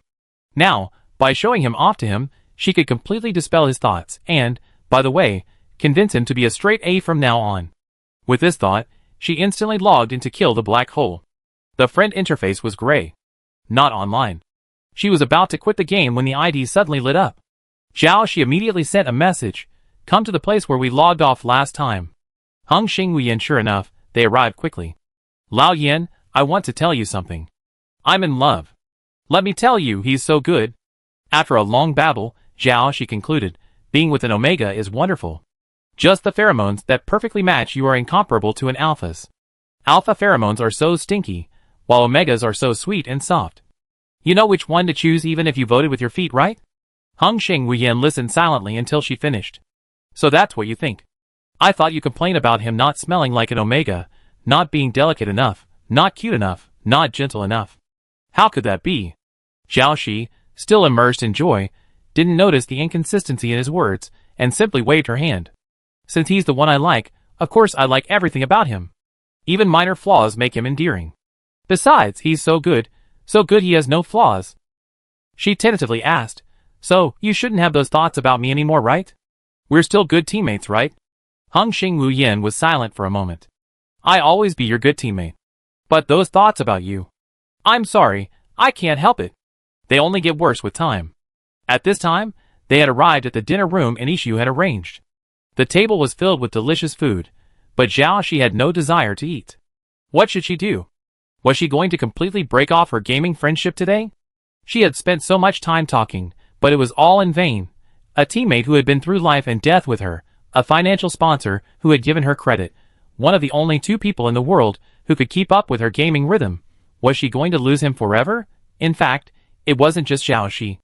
Anishu, standing beside her, was also struggling with this for a long time, not even touching his chopsticks. Finally, Anishu mustered up the courage, took a deep breath, and faced Zhao Shi. Actually, there's something I'm really sorry about that I want to tell you. That time at the Singing Star, I couldn't take the metal cylinder you asked me to take with me. Anishu knew the item must be important, which is why Zhao Shi entrusted it to him at such a critical moment. And the fact that he couldn't fulfill her trust has been a thorn in his heart ever since that day. I'm so sorry. We were being chased by mutants, and it was knocked away. I was about to pick it up when a flash of intense golden light suddenly appeared. That light instantly killed all the mutants present, allowing us to escape, but the cylinder was lost in the process. Zhao Shi looked at him, silent. You can beat me up if you want, but you should be able to spare my life, right? Anishu's scalp tingled under the stare. Sister Shi, can you please stop being like that? Just say something? Zhao Shi recalled it. It was a silver-black hexagonal metal cylinder. It seemed to contain something, yet it also seemed empty. It was given to her by Lin Tanyin before she competed in the Starlight 1001 finals. It can't be found. Because the metal cylinder contained that stream of light, and the instantaneous high temperature melted the container. Am I right? She looked at Lin Tanyin. Lin Tanyin said nothing, quietly turning the teacup in his hand. Zhao Shi continued, you cut off a portion of the spirit and placed it inside. According to Anishu's description, the golden light could spontaneously save people in critical moments and clearly distinguish between mutants and humans present, killing only the mutants and sparing the humans. This could only be achieved by a spirit. Spirit? Cutting? Anishu suspected she heard wrong. Can a spirit be cut? That would be excruciating. It certainly hurts, Zhao Shi said. Zhao Shi knew she was the only one in the world who didn't feel pain when cutting a spirit, because her white thorns, silk threads, and the like weren't spirits at all. For anyone else, damage to their spirit would cause severe mental damage, ranging from coma to permanent unconsciousness. Many people have become vegetative due to damage to their spirits. It's not only their life, but also the pride they cherish for their achievements. Zhao Shi stared at Lin Tanyin. Is a Super S-level spirit really that worthless? You're just giving it away like a mere thing. The dark cloud that had been lingering in her heart dissipated at that moment. It turned out that he had never intended her death, and had even given her the most important thing long ago. It's okay, it doesn't hurt much for me. Lin Tanyin said casually, don't worry about it. Yes, you're such a patient person. Zhao Shi was about to tease him when she suddenly remembered. When she got in the metal tube, she stuffed it directly into her crotch to hide it. Ah! No wonder Lin Tanyin had that expression. Besides, when she went out with that thing later, wouldn't he have noticed? Zhao Shi covered her face, utterly mad. Oh my god, what had she done? Fortunately, it's nothing important. Anishu breathed a sigh of relief, then realized something and quickly explained, of course I'm not saying the spirit body isn't important. I'm saying, at least it's not some irreproducible confidential document or something. Anishu's expression was filled with curiosity. So that golden light is your spirit? I remember the information released on Star Network. Your father also had a spirit like that. Somewhat similar, but not the same, Lin Tanyin said. Then your spirit is... Zhao Shi interrupted him. Don't ask. It's confidential. If you find out, you be shot. Anishu immediately covered his mouth and nodded frantically. You're right. I almost went too far with my nostalgia. Zhao Shi's mind was still racing. If Lin Tanyin hadn't intended to use their lives as a stepping stone, why didn't he try to save the people under the music cube? Unless He was truly overwhelmed and held back by something. Golden light, spiritual, it was as if he had suddenly learned something profound. If that was the case, then everything made sense. Lin Tanyan was rampant and speechless. Zhao Shi finally came to this seemingly unbelievable conclusion, but it had been foreshadowed. She had seen that golden light countless times in the game. But in real life, when Lin Tanyan used his spirit form's abilities, he could only sense a wave of heat and no light at all, which was why she couldn't fully connect the two. So he must have known she was she long ago, right? Because the field she unleashed in the game had a sense similar to her spirit forms. During Star 1001, Lin Tanyan was in the heat of passion, having been severely injured in a previous battle with mutants. Zhao Shi knew the debuff the heat of passion could have on an Omega. Aside from lust, all other ability indicators were significantly reduced to less than 1/10 of their normal value. It would be extremely difficult for him to simultaneously resist his passion and fight the enemy. He was forced to choose between seizing control of the Kill Black Hole Machine Factory from the Antimatter Guild, or saving the people in the Music Cube. Compared to the two, one was about saving the entire galaxy, the other was about saving the people in a single building. He ultimately chose the greater goal. No, Zhao Shi suddenly realized, he had never considered giving up on anyone. Because she was the last safety net he placed in the Music Cube. It truly posed a huge challenge for her. Thankfully, she had fulfilled her mission. Even if she couldn't save everyone, she had managed to get as many out of the underground as possible, and back to the light of day. Thankfully, even though she had doubted him, she hadn't done anything irreversible. Thankfully, even with her doubts, she still relied on her intuition and trusted him. Thankfully, she ultimately chose to hold his hand.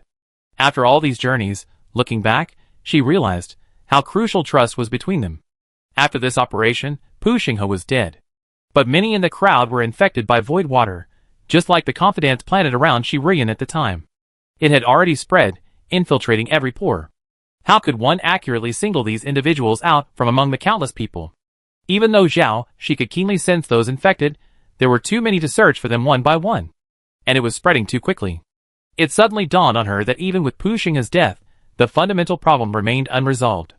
Perhaps only by completely eliminating the black hole could life be ushered in. Was the answer only found on Du Star? Du Star is the last star in the word Earth. A planet about to be swallowed by a black hole. The two looked at each other at the dinner table. Lin Tanyan's expression clearly indicated that Zhao Shi had figured out his identity. Hello, Shi. The longtime online friends finally met in person on this day. Zhao Shi helplessly held her forehead. Hello, Hengxing Wuyan. You're actually a true Omega. Zhao Shi remembered her earlier promise to take her head off and play with it. She was slapped in the face, this time for real, and how many Omegas like him are there in the world? And everything she said in the game just now, didn't he hear everything? Zhao Shi glanced sideways, and clearly saw the smile in his eyes. Seeing her looking at him, his eyebrows curved for a moment before straightening immediately, as if he knew nothing. Oh, still pretending. She squeezed her chopsticks. You were just secretly happy, weren't you? And Ishu was confused. What are you two playing? It's our game IDs, Zhao Shi explained. You two even played games together.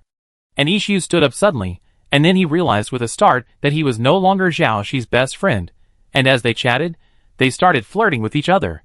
There was a sour smell in the air, a strong sour smell of love. What they said was true. They were referring to the people on Starnet. He shook his head.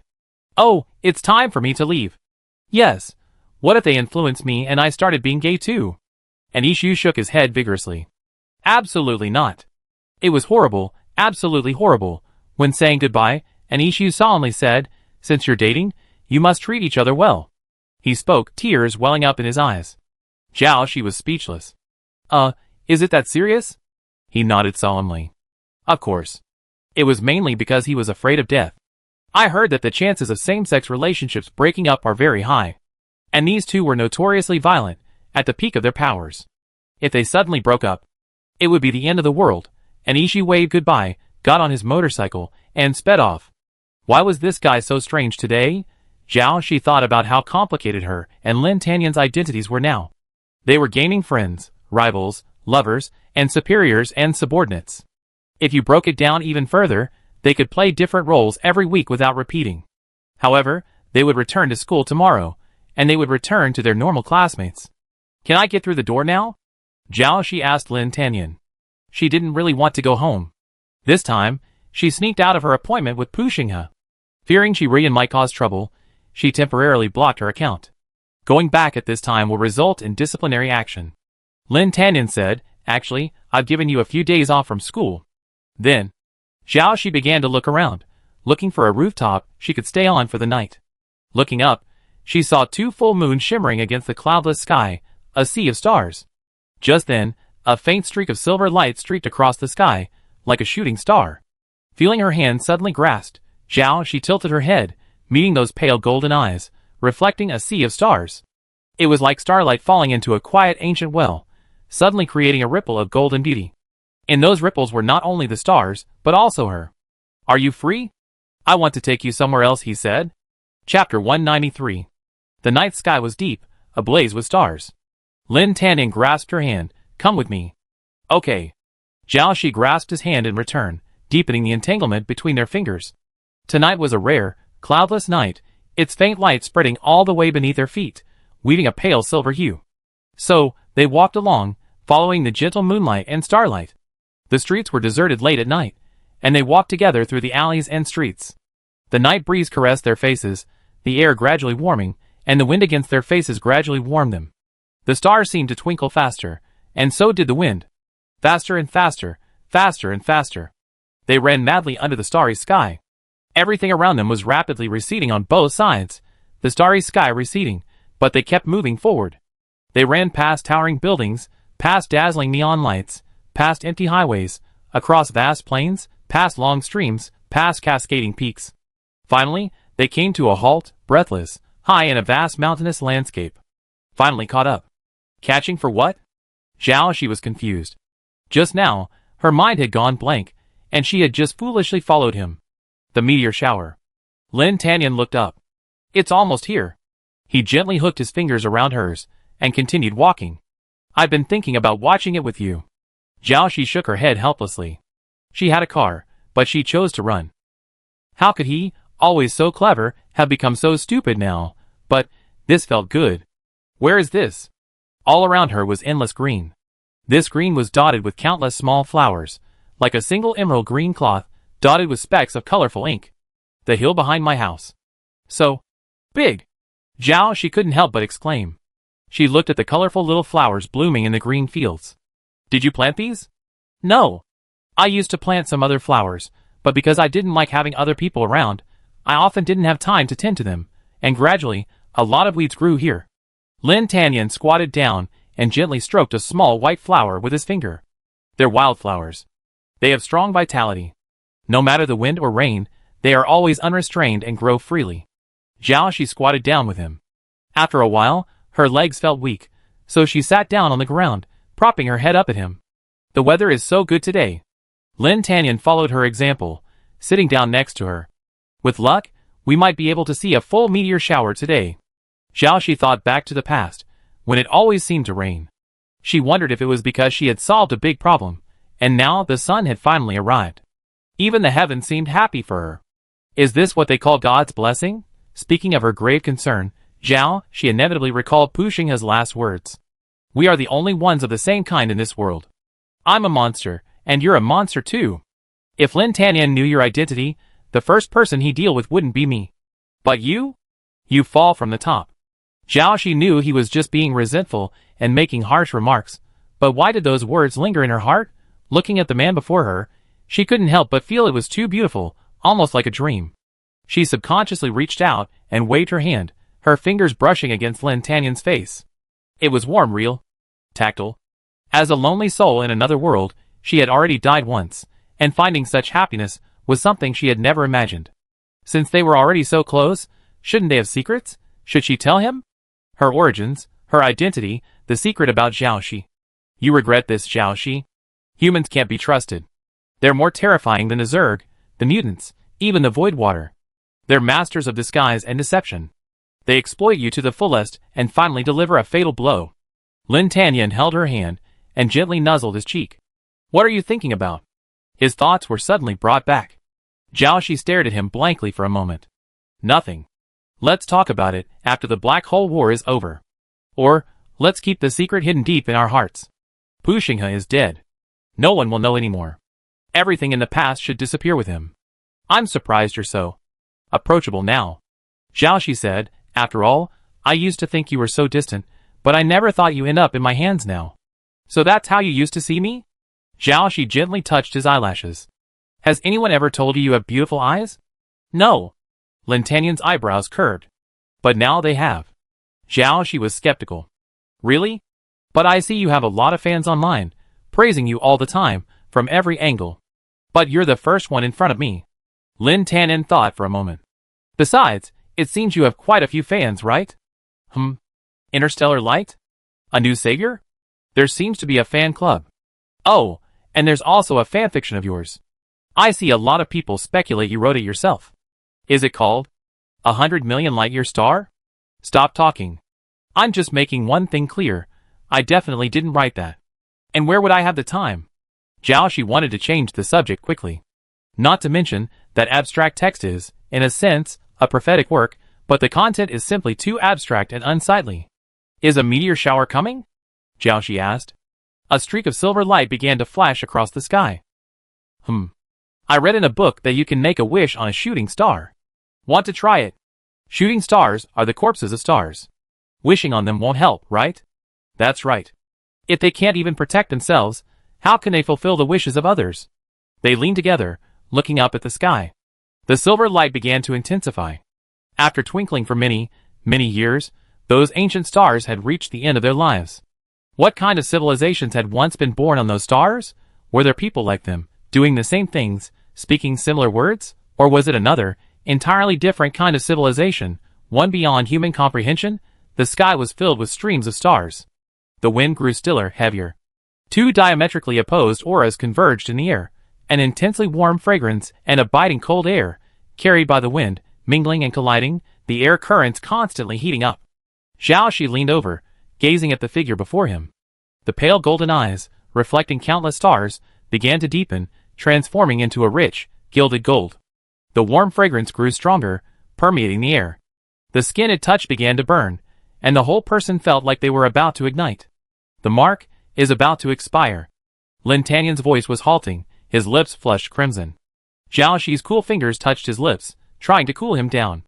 But once the heat was applied, it was difficult to suppress, and her fingers began to burn as well. Desperate, she offered her cooler lips, but was soon entangled by the flames. The space between her lips and teeth gave the flames an opportunity to rage. Now, escape was even more difficult. After a brief exchange, the night wind grew increasingly hot. Suddenly, a spark fell from a nearby green leaf, and the leaves began to smoke. Is this heat actually tangible? Xiaoxi was shocked and hurriedly snuffed out the spark. If this starts a forest fire, it'd be a disaster. It doesn't seem to be very useful. Lin Tanyan opened his eyes, a golden mist lingering in them. My pheromones are still very hot.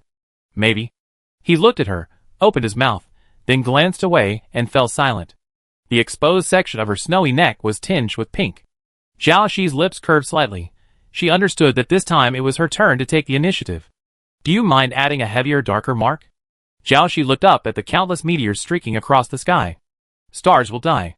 But their final light can bear witness to our passing. Her gaze finally returned to the person before her. Is that okay? Xiaoxi asked softly. Lin Tanyan's ears flushed slightly. He nodded and uttered a soft Actually, this scene has appeared in my dreams countless times. Xiaoxi's lips curled up uncontrollably. You know what? She leaned in, deepening the kiss. Actually, me too. But even if she dreamed, she didn't dare get too absorbed, because she always knew it was fake. How could a star be owned by anyone? She feared becoming too engrossed, then waking up to discover it was fake. How devastated would that be? Of course, one should seize the opportunity to dream. But once experienced, the feeling would be unforgettable. So, she had to control herself from the start, lest she get stuck in the quagmire. But this time, she could let loose. Because from now on, he was hers, completely hers. She let herself fall into the thick golden glow, sinking with him. Following ripples of enchanting gold, they plunged into the sea of stars together. That ancient star, with a heat unmatched by any other substance, unleashed a storm unprecedented in history. Everything around it would be swept up by this storm, its searing heat transcending the soul, consuming it all. Body, mind, reason, soul. Until the entire world melted, until the flames burned to the very ends of the universe. The next day, A faint dawn light penetrated the leaves of the trees. Xiaoxi, dazzled by the light, opened her eyes and sat up. His. Why does my head hurt so much? She turned to look behind her. Had she slept with a rock as her pillow? But there was no rock, only a soft pile of grass. It hurts like a missing nerve. Is there something missing from my brain? Isn't it just scolding myself? I think I caught a cold yesterday, and I have a migraine. She shook her head, trying to clear her head a little. Then she saw that Lin Tanyan was still lying on his side with his eyes closed. Dewdrops shone on his long eyelashes, glittering like gemstones in the morning light. The corners of his eyes were slightly red, as if he'd been crying. Could it be? She began to reflect on herself, wondering if she'd been too focused yesterday and hurt him somewhere. But a Super S-level recovery ability should be very strong, so he wouldn't be still. So, was he really seriously injured? She carefully crawled in front of him, carefully observing him up and down. She was afraid to disturb his rest by making too much noise, so she could only move slowly, like a snail. What are you doing? Lin Tanyan opened his eyes, and saw Xiaoxi, propped up in front of him in a strange position, slowly wriggling like a lone, courageous caterpillar. Nothing. Xiaoxi immediately stood up, and returned to normal. Are you feeling unwell? No. How about you? I feel refreshed all over. I've never felt so good. The moment she said that, something felt strange. I'm not saying I felt good yesterday. Of course, I'm not saying I didn't feel good yesterday either. I'm saying today. Lin Tanyan leaned over and held his forehead. I understand. No need to explain. She covered her face. Okay. He was drunk too. Night was better.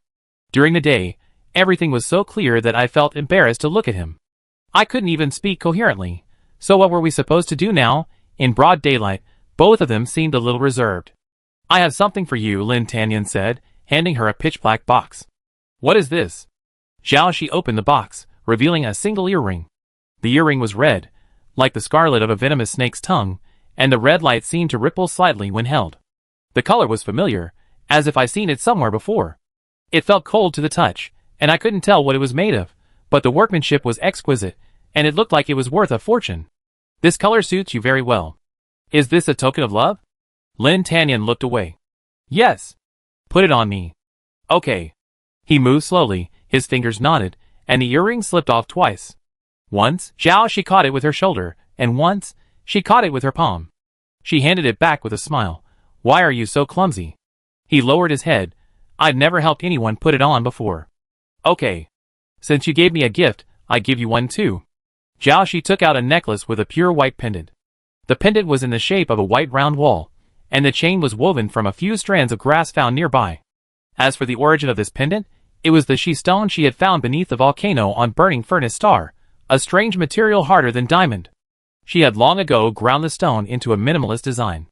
The main problem was that the stone was so hard that even grinding it with white thorns was a bit difficult, so she couldn't make anything complex. She hadn't expected it to come in handy so soon. She hadn't even had time to get a chain for it. I have a matching chain made when I have time. That's fine too. Lin Tanyan lowered his head, waiting quietly. She passed the straw chain around the front, and finally tied it at the back of his neck. His fingers accidentally brushed against the skin just below the collar, and he felt it tense suddenly. Lin Tanyan gasped, but quickly suppressed it, a faint whimper. His expression remained normal, his usual serious, indifferent demeanor, as if he didn't care about anything. But his ears were clearly red, almost red. So cute. She couldn't help but give his cheek a kiss. His eyes flickered twice, and he wanted to say something, but stopped himself. He shook his head helplessly. I have to go back to school today. If my pheromones are disrupted again, then... Don't worry, I won't do anything rash at school. She extended his hand, a gesture of assurance. Let's go. I drive you. Forget it. I want to keep a low profile. If anyone saw them riding in the same car back to school, and word got out, it would be detrimental to the current situation. After all, Lin Tanyan's official identity was still an alpha, and in this era, homosexual relationships were still relatively unacceptable.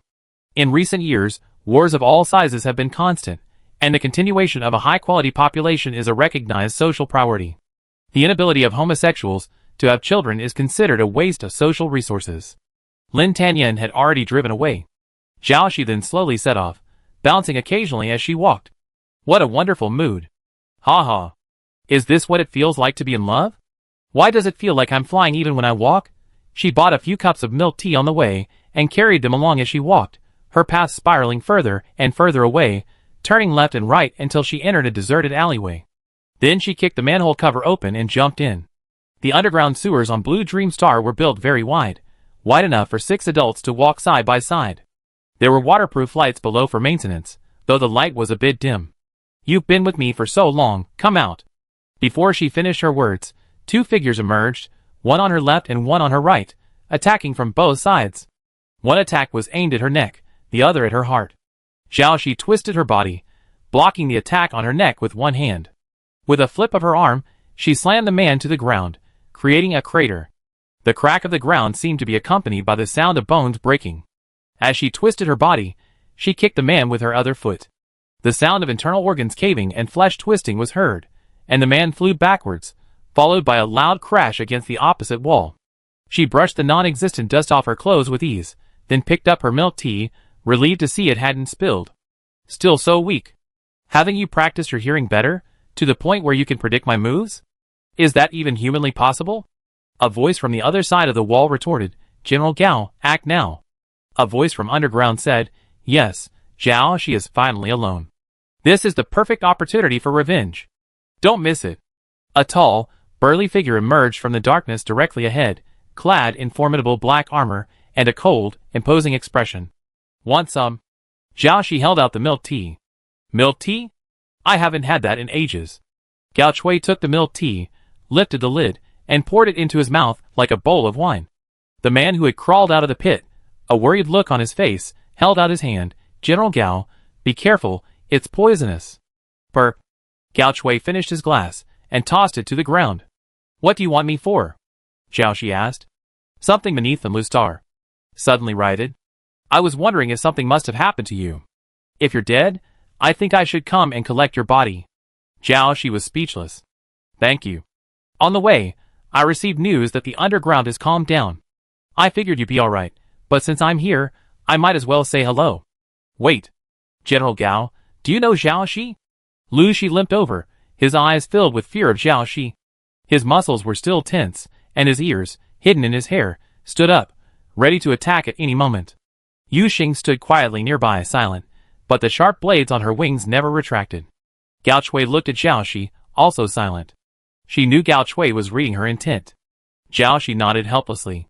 Don't come here anymore. Once the black hole situation is resolved, I talked to the Star Alliance about finding a good place for the mutants. Seeing Xiaoxi nod, Gao Chui said, this is? Yu Xing understood, her eyes filled with unexpected joy. So, it was the robbery god who infiltrated, killed Xiaoxi, and took her place? You have a good imagination. Praise me. Then you guessed right. Really? The robbery god isn't dead? He even killed that damn Xiaoxi. Great. The two of them immediately jumped up, hand in hand. Keep your voice down. Xiaoxi handed them the milk tea, and they picked it up and clinked their glasses like they were drinking. Raise your glasses, and congratulations. Robbery god, if they knew you weren't dead, they'd be so happy. We have a pillar of support again. Well, of course, we've been relying on General Gao for a while, but you're the one who will always be our god. Secret operation, don't tell anyone else yet. Xiaoxi poked at the milk tea, about to drink, but glanced at the label. Milk dropped insect egg tea. This damn thing is supposed to be their signature milk tea. I've never been able to accept insect egg products. One more cup, anyone. Lu Shi, you can take some home and give them a try. This is my first time having this. No thanks. I buy some more and mail it to you. Really? Xiaoxi said, how could it be false? The daughter of the richest man in the galaxy, a little milk tea, she should have as much as she wanted. No, it go bad. You know the environment on Furnace Star. Gao Chui immediately hit the point. Indeed. So, we need to address the mutants' living environment as soon as possible. Even if a place like that were diligently developed, its inherent deficiencies meant it could never become a normal, habitable planet. So, you're planning to take action against Lin Tanyan next, right? Lu Shi's eyes flashed with stars. We've been following you all the way. You came from Lin Tanyan's family. Yu Xing explained, you're truly foresight. You faked your own death last time to escape, and it turns out you were lurking on Lonming Star, giving them a fatal blow. Her words were filled with admiration. Oh hee, we talk about that later. What's wrong with your neck? Is it injured? The sharp-eyed Lu Shi immediately spotted the key point. Yu Xing, standing beside her, immediately glanced at her with concern. Zhao Shi touched his neck. Mosquito bites. Are there so many mosquitoes? So many bites. Let me count. 1, 2, 3. Stop counting. Are you trying to kill me? Zhao Shi quickly pulled up his collar. It's so hot, there are just too many mosquitoes. Still trying to lie. Gao Chui's eyes looked as if he'd seen through the truth. It's clearly a hickey. Damn it. Zhao Shi looked at him in shock. How could he tell so clearly? Gao Chui turned on his laptop, flipped through a few pages, and pointed at the small print. It's exactly the same as the description in the novel.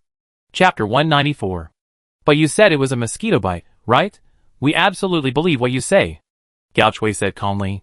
Zhao Shi, even if it's a hickey, it must have been a sacrifice necessary to achieve a greater cause. We will always remember you. Lu Shi said this with a look of sympathy, emotion, and admiration. Yu Xing quickly nudged his arm to silence him. By the way, is Zhao Shi really gay? General Gao recommended a novel to me called 100 Million Light-Year Stars. I heard it's Zhao Shi's own fanfiction, about her unrequited love for Lin Tanyan. But I also seem to have read on Starnet that they weren't on good terms before. Is this book true or false? Lu Shi's gossipy spirit was burning. Robbery God, do you have any inside information? Yu Xing, standing nearby, remained silent, but leaned slightly, as if listening attentively. Gao Chui, unearthing a handful of sunflower seeds from nowhere, began cracking them. His sunflower seeds were moldy, as if they'd been found in the garbage chute at the incinerator. Zhao Shi clenched his fists. What do you mean I can't get Lin Tanyan? I've already got him, okay? And he was the one who chased me first, who wrote that $100 novel. If I catch him, I beat him to death. Stop reading those rubbish. Zhao Shi glanced at them. You guys have a lot of free time? How many plots of land do you plant? What's the harvest? How many hours of training do you do every day? What percentage of your genetic power do you activate in battle? Now it was their turn to be speechless. They had indeed done everything the robbery god had said, doing it every day. But they didn't know to what extent they needed to achieve his standards, so no one dared to speak up. Gao Chui, we still have some training to do, so we go back first. Yu Xing, the robbery god is teaching me that I must practice diligently and strive to develop my abilities to a higher level. Lu Shi, me too. I even plow 10 more plots of land every day. Zhao Shi nodded, very satisfied. How are you going to get back? Zhao Shi thought, their appearance was completely different from that of humans. Walking around outside would be so conspicuous that they would be discovered quickly. Do you want me to arrange a spaceship to take you? Lu Shi nodded enthusiastically. The robbery god is indeed well infiltrated into the Star Alliance now. He can even arrange a spaceship at will. Of course. Zhao Shi nodded. She now had an unlimited credit card and was worried about where to spend it. No. Gao Chui refused. Let's go through the interplanetary garbage compression tunnel. The robber god has more important things to do. There's no need to waste our time. Lu Shi immediately shook her head upon hearing this. General Gao is right. I can't burden you with any more trouble. The three of them left. Gao Chui lowered his voice as he brushed past Zhao Shi. It was so deep it didn't sound human, but rather like the distinct chirping of insects. No one else could hear it. The sound waves were transmitted directly to Zhao Shi. Zhao Shi, hide your identity. He's not that easy to fool. Be careful. Who was him? Lin Tanyan? Zhao Shi thought, isn't this easy to fool? He's already been tricked into bed. If he really knew her identity, how could he have offered himself to her? And even agreed to be permanently marked by her? Thinking of this, Zhao Shi couldn't help but smile wildly. However, Gao Chui, worthy of being the strongest among the mutants, easily guessed her true identity, something others couldn't. He had long known that Zhao Shi and Robbery God were the same person. After they left, Zhao Shi took a taxi back to school, only to receive a call from the school's academic affairs office on the way. Zhao Shi, come back soon. Your robots have demolished the dormitory building. What? It was so outrageous that Zhao Shi thought he misheard. Oh my god, is this what happens when a child, left alone for 3 days, starts to tear up the roof? Zhao Shi rushed to the school to see Mu Xiuyang holding Xiaolan, who was running around. 2 teachers had multiple bumps on their heads. Oh, Mu Xiuyang had the most bumps, his head swollen like a pig's head. Cici, you left me for so many days. You can't coax me. What's that thing around your neck? Xiaolan immediately scanned Xiaoxi. It was a routine health check, but she immediately noticed something different. Shut up, not at this time. Damn, being so secretive about our relationship, it feels like everyone will find out if we're not careful. Xiaoxi reached up and pulled out the battery, forcing the device to shut down. You never guess. Xiao Liangzi modified it, so it can run on solar power. A smiley emoji appeared on her display, a smug grin on her face. The teacher next to her was terrified, afraid it would break free again. Xiaoxi immediately found the 4 shut-off button she had hidden on the bottom of the device before Xiaolan could break free. The teachers all broke into a cold sweat. Where there's a master, there's a chance. As they spoke, they realized that Xiaoxi was no longer the infamous playboy. Very energetic. So motivated. That's exactly what the Star Alliance needs, young people like you. Sorry to bother you. Xiaoxi told the teacher in the Academic Affairs office, I cover all expenses incurred by Xiaolan, double the cost. The teacher's eyes lit up. What a good student. Then, with Mu Ziyang's help, he explained that he was conducting an experiment in advanced artificial intelligence, and that Xiaolan was a crucial experimental material, indispensable. So the school let her go, and didn't force her into solitary confinement. Xiaoxi took Xiaolan back to their shabby, wall-less dormitory. Then he turned on the computer. Then Xiaolan charged like a ball. But Xiaoxi was no longer the same person she used to be. She grabbed Xiaolan with one hand. Okay, I've been busy lately, and I didn't mean to ignore you. Didn't I leave you a lot of books to read? How dare you say that? You sneaked out and asked me to do your homework. Who says Xiaolan is the smartest, most intelligent robot in the world, the only one of its kind? Xiaoxi praised her profusely. When it comes to artificial intelligence, I only admire you. All other robots are just artificial idiots in my eyes. Of course. Xiaolan screened mind a hand-on-hips expression. You have good taste. Then I forgive you. This won't happen again. Take me with you on your next trip. Of course. Xiaoxi laid down on the bed and flipped open his laptop to see what classes he had for the day. A flick of his finger led to his address book. Should I message Lin Tanyan? What's he doing right now? Can I change classes to take with him? It seems like their classes are quite different. So does he even need to go to school when he's so busy? Did you sleep with Lin Tanyan? Ahem. Xiaolan's startling words made Xiaoxi choke on his own saliva. Xiaoxi sat up and poked Xiaolan on the forehead. You little robot, don't ask such inappropriate questions. Xiaolan put her hands on her hips. I've seen more movies than you've ever eaten salt. You're talking like I don't know anything. I know more than you do. Then you're awesome. Xiaoxi suddenly remembered. Didn't you say those websites were off limits? You wouldn't let me access them when I asked you to. They're restricted for you humans, not robots. Of course, I can browse freely. Xiaoxi applauded. Great, great. StarCraft is famous for its double standards. How do you feel? Xiaolan's eyes were sparkling, and she looked curious. I've noticed your location has been highly consistent with his these days. You should. Xiaoxi slapped her with a slap. You're still monitoring my movements. I need to turn off location authorization. The small blue screen showed 2 expressions, one sobbing, the other smirking. Ouch, that hurts. You can't turn it off. Many apps are forced to be turned on. If you turn them off, you won't be able to use them. And as long as you agree to the authorization, your location data will be uploaded to the internet, and I'd be able to see it. Xiaoxi pressed her wrist. Wait, I'm going to visit the information department later, and ask them to crack down on these rogue apps. Suddenly, it seemed too easy for robots to commit crimes. Shouldn't the Star Alliance enact some laws to curb them? However, she had never seen another robot like Xiaolan with nearly human-like thinking.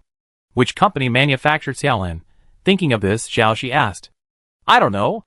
I've been at your house since I woke up. No hours, Xiaolan replied. This answer was expected. Xiaoxi had previously looked at her system interface, and there was no manufacturer information at all. But since Mu Ziyang was helping to look after it, and he was well-versed in these technologies, Xiaolan probably wouldn't pose a threat to humans.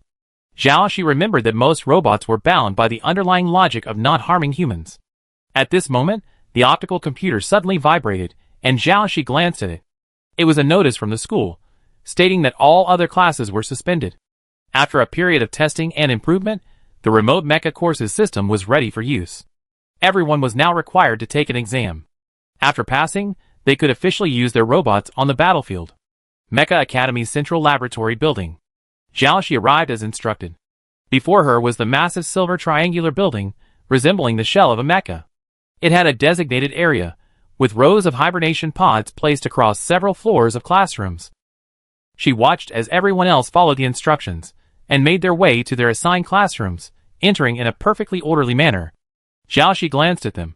Their notices seemed to indicate the specific floor and classroom numbers. She immediately clicked on her own notice, but it still contained the same text. No matter how she scrolled, no further information appeared. She glanced around. Which classroom am I in? Just as she was about to ask a teacher, a message popped up on her laptop. Have you arrived at school? It was from Lin Tanyan. I'm in the Mecha Lab building, Xiaoxi replied. Me too. As soon as she received the message, she felt a faint, warm fragrance, as if an invisible line was guiding her gaze. Xiaoxi's gaze was precise, cutting through the layers of people and locking onto him. Lin Tanyan, standing in front of the elevator, also spotted her. He was blocking the elevator, waiting for her. Excuse me. Xiaoxi immediately squeezed through the crowd and headed towards him. They had already been staring at them all along the way, and now that they appeared together, almost everyone around them had their eyes fixed on them. It's Lin Tanyan and Xiaoxi. They actually came to class today. Their simultaneous appearance, doesn't it mean something big's going to happen? Didn't you see the public trial? Such a big deal. It was announced back then, saying a black hole might be about to swallow our galaxy. Isn't that too much of an exaggeration? I think everything's pretty normal in the sky right now. I heard they're not on good terms. Is that true? Why did I hear Xiaoxi has a crush on? Their voices were already low, but they didn't know that since her body was reshaped, her hearing had become incredibly good. She heard every word of the gossip. Xiaoxi pulled her raised collar up again and tightened it. Lin Tanyan wore a long, formal military uniform, a solemn black that covered him completely. You too. Aren't you cold today? I'm cold, they said in unison. Is the air conditioner on too low? I turn it up. Mugu raised her head from the mess of blueprints and floating screens, brushed her hair back, and began searching for the remote. No, this is fine, Xiaoxi said quickly, lest they both get scorched. Dean Mu, which classroom will I take the exam in? Xiaoxi asked. You two shouldn't need a hibernation pod, right? Mugu said, so we didn't assign you a classroom. It just so happens that a new batch of light mechas has been released. You two can go test them. Then they saw Mu Xiuyang, sporting the same dark circles under his eyes as Mugu, and waved at them. Come with me. So, like Mu Xiuyang, they had been coerced into working illegally. So we don't have to take the long-range mecha exam? Xiaoxi asked. You're the examiners, Mugu said. Ah? You could all be divided. Just go through the two sides simultaneously. Xiaoxi spread his hands. This is to treat people as cows and horses. You have to use them thoroughly, right? The range of black holes has spread further, and we don't have much time. Mugu looked at Lin Tanyan. Conductor Lin must be clearer. Really? Lin Tanyan said, now part of the Earth star has been covered by black holes, but something that is very important is still on it. After the exam is over, we must go to Dioxing immediately. How to be an examiner? Muge, just beat them up, and then they can stand up. Xiaoxi moved his wrist and said, beat someone, I like it. After logging into the game, I faced a large number of machine-made people in front of me. The beads on their chests gradually lit up white light, which proved that their consciousness had been logged in. Xiaoxi looked at the game interface, which was flooded with red. The enemy count was soaring. But you didn't say you wanted to defeat 1,000 at once. We're in a hurry. How about finishing them in 10 minutes? Lin Tanyan said, glancing at Xiaoxi. Is this a challenge? 10 minutes? Why would it take that long? Xiaoxi raised an eyebrow. 5 minutes. Chapter 195. Their secret competition made life difficult for the candidates taking the exam. Some with slower reactions were knocked offline right from the start. However, according to Mugu, controlling the cyborgs relies on mental strength and mastery of the system, the formation of conditioned reflexes. Those with exceptionally slow reaction times should return home for more practice to avoid unnecessary deaths on the battlefield. The scoring system automatically calculates scores based on how long they can hold out and how quickly their mental strength recovers after taking a serious blow. They are then assigned to different danger zones based on their scores. Who is this examiner? This is insane. This style of play is going to kill us. Why didn't they tell me this was a survival game? It's so fast, I can't even see anyone. Another group of people are falling over there. Run! They're coming this way. The speed was so fast that no human form could be seen, only ghostly white shadows occasionally flashing. They could only determine the examiner's approximate location based on the direction of the fallen, and avoid them at a distance. However, those who only knew how to escape were destined to be defeated the fastest. They fled like a string of fleeing moles. A single blow could bring down a whole row. After dealing with these people, she realized she was surrounded. It turned out that those people were bait, meant to lure her into the trap. The remaining people were S-rank students with spiritual bodies, the most difficult of them all. It seemed they had already divided their responsibilities and established their positions. A massive shield hovered before her, blocking her path. Behind it, two people each displayed their spiritual weapons and, as she stepped inside, the icy air suddenly stagnated and slowed, frost forming on her body, and her movements began to slow. "Hello, Examiner." They greeted each other first, acting like good students. Then, a second later, "Excuse me." They attacked from both sides, a continuous rain of ice falling from the sky. The massive shield split into 4 pieces as they moved, shielding them. In just a minute, they had already completed dozens of rounds. She checked the time. 10 seconds left until the 5-minute mark. Time's up, so he won't play with them anymore. She slammed the ground, and countless white thorns suddenly rose from the ground. The chilling temperature was so intense that it made their teeth tremble. They had never imagined that an attack could suddenly appear from the ground. "This spiritual realm, you are she." She looked over, following the voice. "What? Someone familiar?" But the man couldn't respond. Their consciousness beads collectively extinguished, all of them offline from the heavy blow. This was the school's spiritual protection, which automatically shuts down after exceeding the threshold. Fortunately, they were now in the yellow base, where they could exit at will, thanks to a protective net protecting their consciousnesses during the transition. If they were outside the base, and touched the area of the strange monsters, they would be unable to exit mid-game. Then, no matter how many attacks they endured, they would have to withstand them on their own. If they couldn't withstand it, they would either go into shock or mental collapse. Only after returning to a safe environment and exiting the game through the mecha cabin could they exit. And if a strange monster accidentally breached their consciousness beads during the game, they would be like the players who died before, consumed by the strange energy that permeated the outside world. No, it should be called void water now. Once infected by void water, to prevent it from traversing the consciousness linked to the main body's planet, the system would initiate a consciousness wipe, resulting in immediate brain death. Therefore, the military academy students entered Kill Black Hole to participate in the war, which is no different from the real war. Or, everything was originally real. If you lose your battle, you will die. I guess the problem with the black hole this time is really serious. The military region has insufficient staff, so it has begun to use military academy students to overtake. However, most students will be arranged in the planetary belt areas with relatively few strange monsters, while the ground area behind is the battlefield for high-level mentalists and military personnel. After beating the man, Shi and Lin Tanyan met at Huangyu Base. This is the highest level among the various bases of the black hole. The teleportation corresponds to the last area that has been covered by the black hole. There are only them here, no one else here. This time, they did not log into the machine account issued by the school, but used the machine that was originally matched by the automatic production line on Daihongsing. Shi's long silver-white hair was slim, and the original body looked beautiful. She looked at the mecha before her, examining it from head to toe. His soft black hair and pale blue eyes seemed to gleam with a faint golden hue when caught by the light. From this perspective, this matching mecha truly suited his style perfectly. The two of them high-fived each other. "We be fighting side by side again," Lin Tanyan said. "This time, our goal is to retrieve the remaining half of control of Kill Black Hole on Du Star. Pu Xinghe and Zhao Yao, your father, worked together to research and test a long-range mecha. Then, Zhao Yao and my father collaborated to build a base in the far central region, with Pu Xinghe providing remote technical support. After completion, control of the Kill Black Hole system was split in 2, assigned to Zhao Yao and my father, specifically avoiding Pu Xinghe.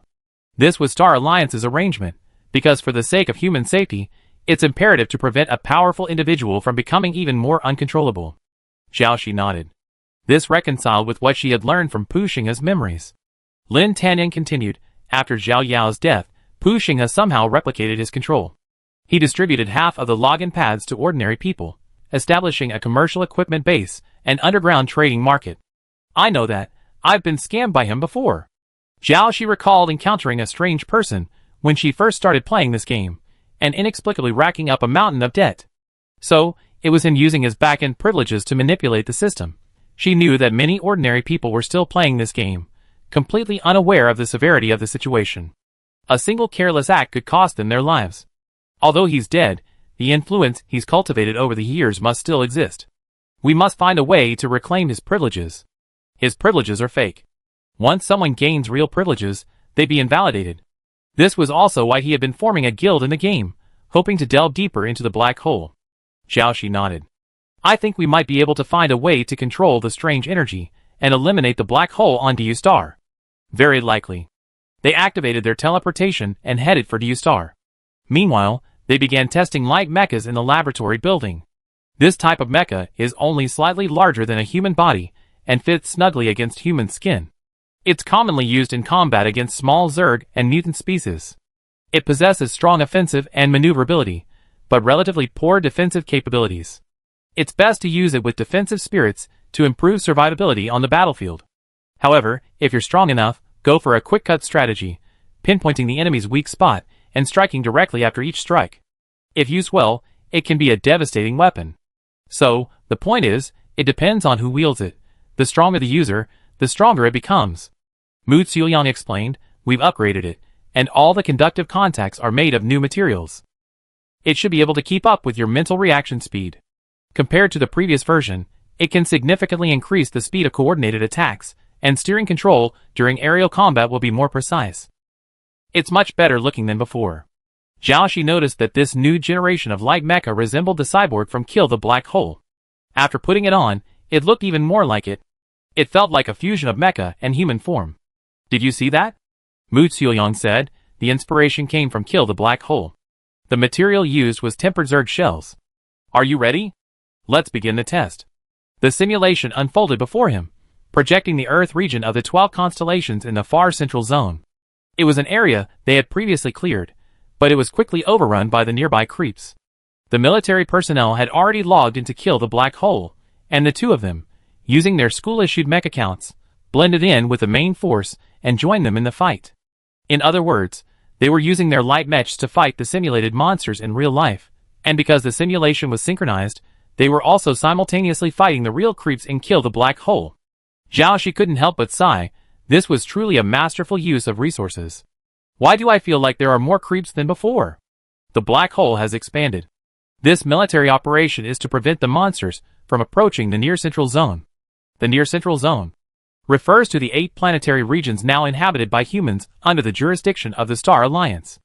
Xiaoxi slashed at the 2 attacking monsters, her vision shifting to the side, the simulated image in front of her updating in real time.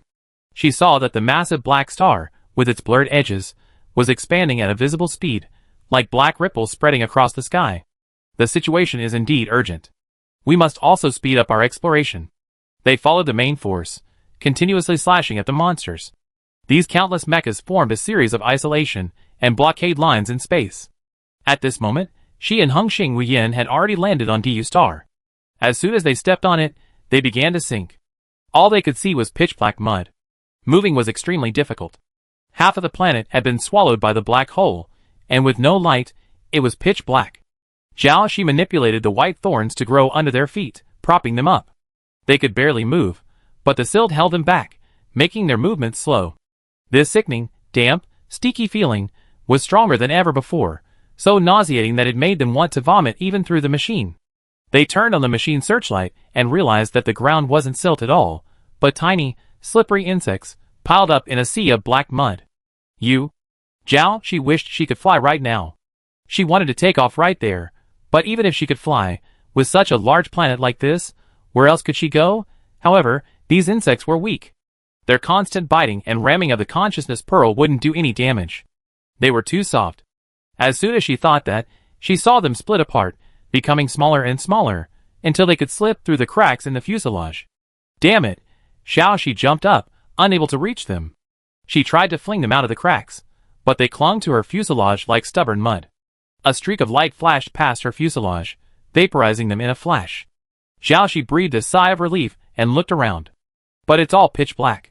How do we find our way? How do we gain control? The most difficult problem was that they had no idea where to start. Even if they had a spirit capable of controlling this mud, the sheer number of them on the entire planet would wear them down. Jiaoxi felt she was already busy multitasking, but then she heard Lin Tanyan still communicating with the military. The defense line may not hold for much longer. Immediately arrange for the residents of the 7th and 8th planetary belts to relocate to the planetary belts ahead. The number of spaceships is limited. How will the order of arrival be arranged? Leave the specific arrangements to the information department. Let them calculate the most efficient method. Yes, sir. I know the approximate location, Lin Tanyan said. Jiaoxi was about to ask how he knew when he saw a line of golden flame burn through a path, extending forward. The black sludge quickly surged toward the path, but the scorching heat instantly reduced it to steam. Go! They ran furiously along this flaming path. They ran and ran, but the further they went, the greater the resistance, a feeling akin to breathlessness. Even though the sludge on the ground had been burned away by the flames, the condensed virtual water in the air exerted immense pressure with every step. After walking for an unknown amount of time, they finally saw a square building at the end of their sight. It was black and resembled a flat box, or perhaps a giant coffin, lying on the ground. They had seen other buildings along the way, but they had all been severely damaged, leaving only broken walls and rubble. This building seemed to be constructed of a special material, surprisingly able to remain intact in such a place. The black hole that filled the entire sky was like a tilted bowl, and each drop of black rain that fell from the sky was as heavy as a mountain, oppressing them. The violent black rain curtain stood between them and the building, as if separating two worlds. Jiaoxi couldn't help but wonder, could that be hell? Du star. Hell star. Suddenly, he realized how coincidental the name was. At this moment, they both stopped and looked at each other. Jiaoxi took a deep breath. Let's go! There's no time. Even if it's hell, we must break through. They rushed into the black rain curtain again. Crack. Jiaoxi heard a sound. Turning around, she saw Lin Tanyan half kneeling on the ground. His pale azure complexion shone with a hint of gold, then turned hazy and misty, a sign of blurred consciousness. A closer look revealed a faint black crack emerging from his consciousness bead. The concentration of void water here was too high, compressed to the extreme, and the intense pressure squeezed it into everything. The situation was urgent, and Jiaoxi raised her hand and slapped him, pushing the rain curtain away. Don't go any further, you die. As expected. You're the only one immune to its effects. You leave first, and I take care of the rest. I wait for you outside. When you come out, I clear the way for you. Okay. Jiaoxi didn't hesitate, turning and heading straight for the black building. The black hole in the game obscured the sky, gradually occupying that world. And over Laming Star, the sky shifted from a clear blue to a cloudy one in a matter of seconds. But the sky was cloudless. Where did that sudden shadow come from? Is it going to rain? Someone on the street gazed at the darkening sky, puzzled. Or is there a solar eclipse? Didn't they see it on the news? A closer look revealed that the shadow actually had a shape. It had a curved honeycomb-like exterior, each nest surging with pulsating membrane bubbles. And it was only a quarter of a vast, behemoth structure. The greater portion was obscured by the darkness behind. The shape resembled an eye. Although he hadn't seen it in 20 years, the fear etched deep in his soul was triggered at the mere sight of it. The man's legs collapsed, and he sat down on the ground. Bug nest. A corner of the bug nest faced the sky above the Star Alliance Military Academy. By this moment, most of the students had already entered the battlefield of Kill the Black Hole. Those who hadn't entered the game were those with weaker mental strength, those who hadn't yet recovered from their failed exams. Those rows of white hibernation pods might become their eternal resting place. Chapter 196. After entering the black coffin building, Jiaoxi discovered that only a portion of it was visible above ground. The majority was submerged beneath the ground in mud. Jiaoxi continued downhill. Seeing no one else, she spread out her white silk to explore the path. Although the darkness was total, the white silk gradually constructed a three-dimensional topographical map of the place in her mind. The rooms were densely packed, leaving no gaps. Such a compact layout made her prefer to describe it as a cabin. This building clearly had ample space, so why did they have to maximize its efficiency to such an extent? Luckily, she had the white silk. Otherwise, searching room by room on foot would have driven her crazy. Since this place had control over Kill Black Hole, it must have once been an experimental base. The building was a very old structure, and many things looked quite old. The paper documents had been preserved in special sealing film, but they were still slightly yellowed. This base has existed for a long time, even longer than the experimental base Pu Xinghe remembered. Bai Si discovered the power control room. Zhao Shi's mind stirred, and the surroundings buzzed twice, and light came on. The surrounding computer screens lit up.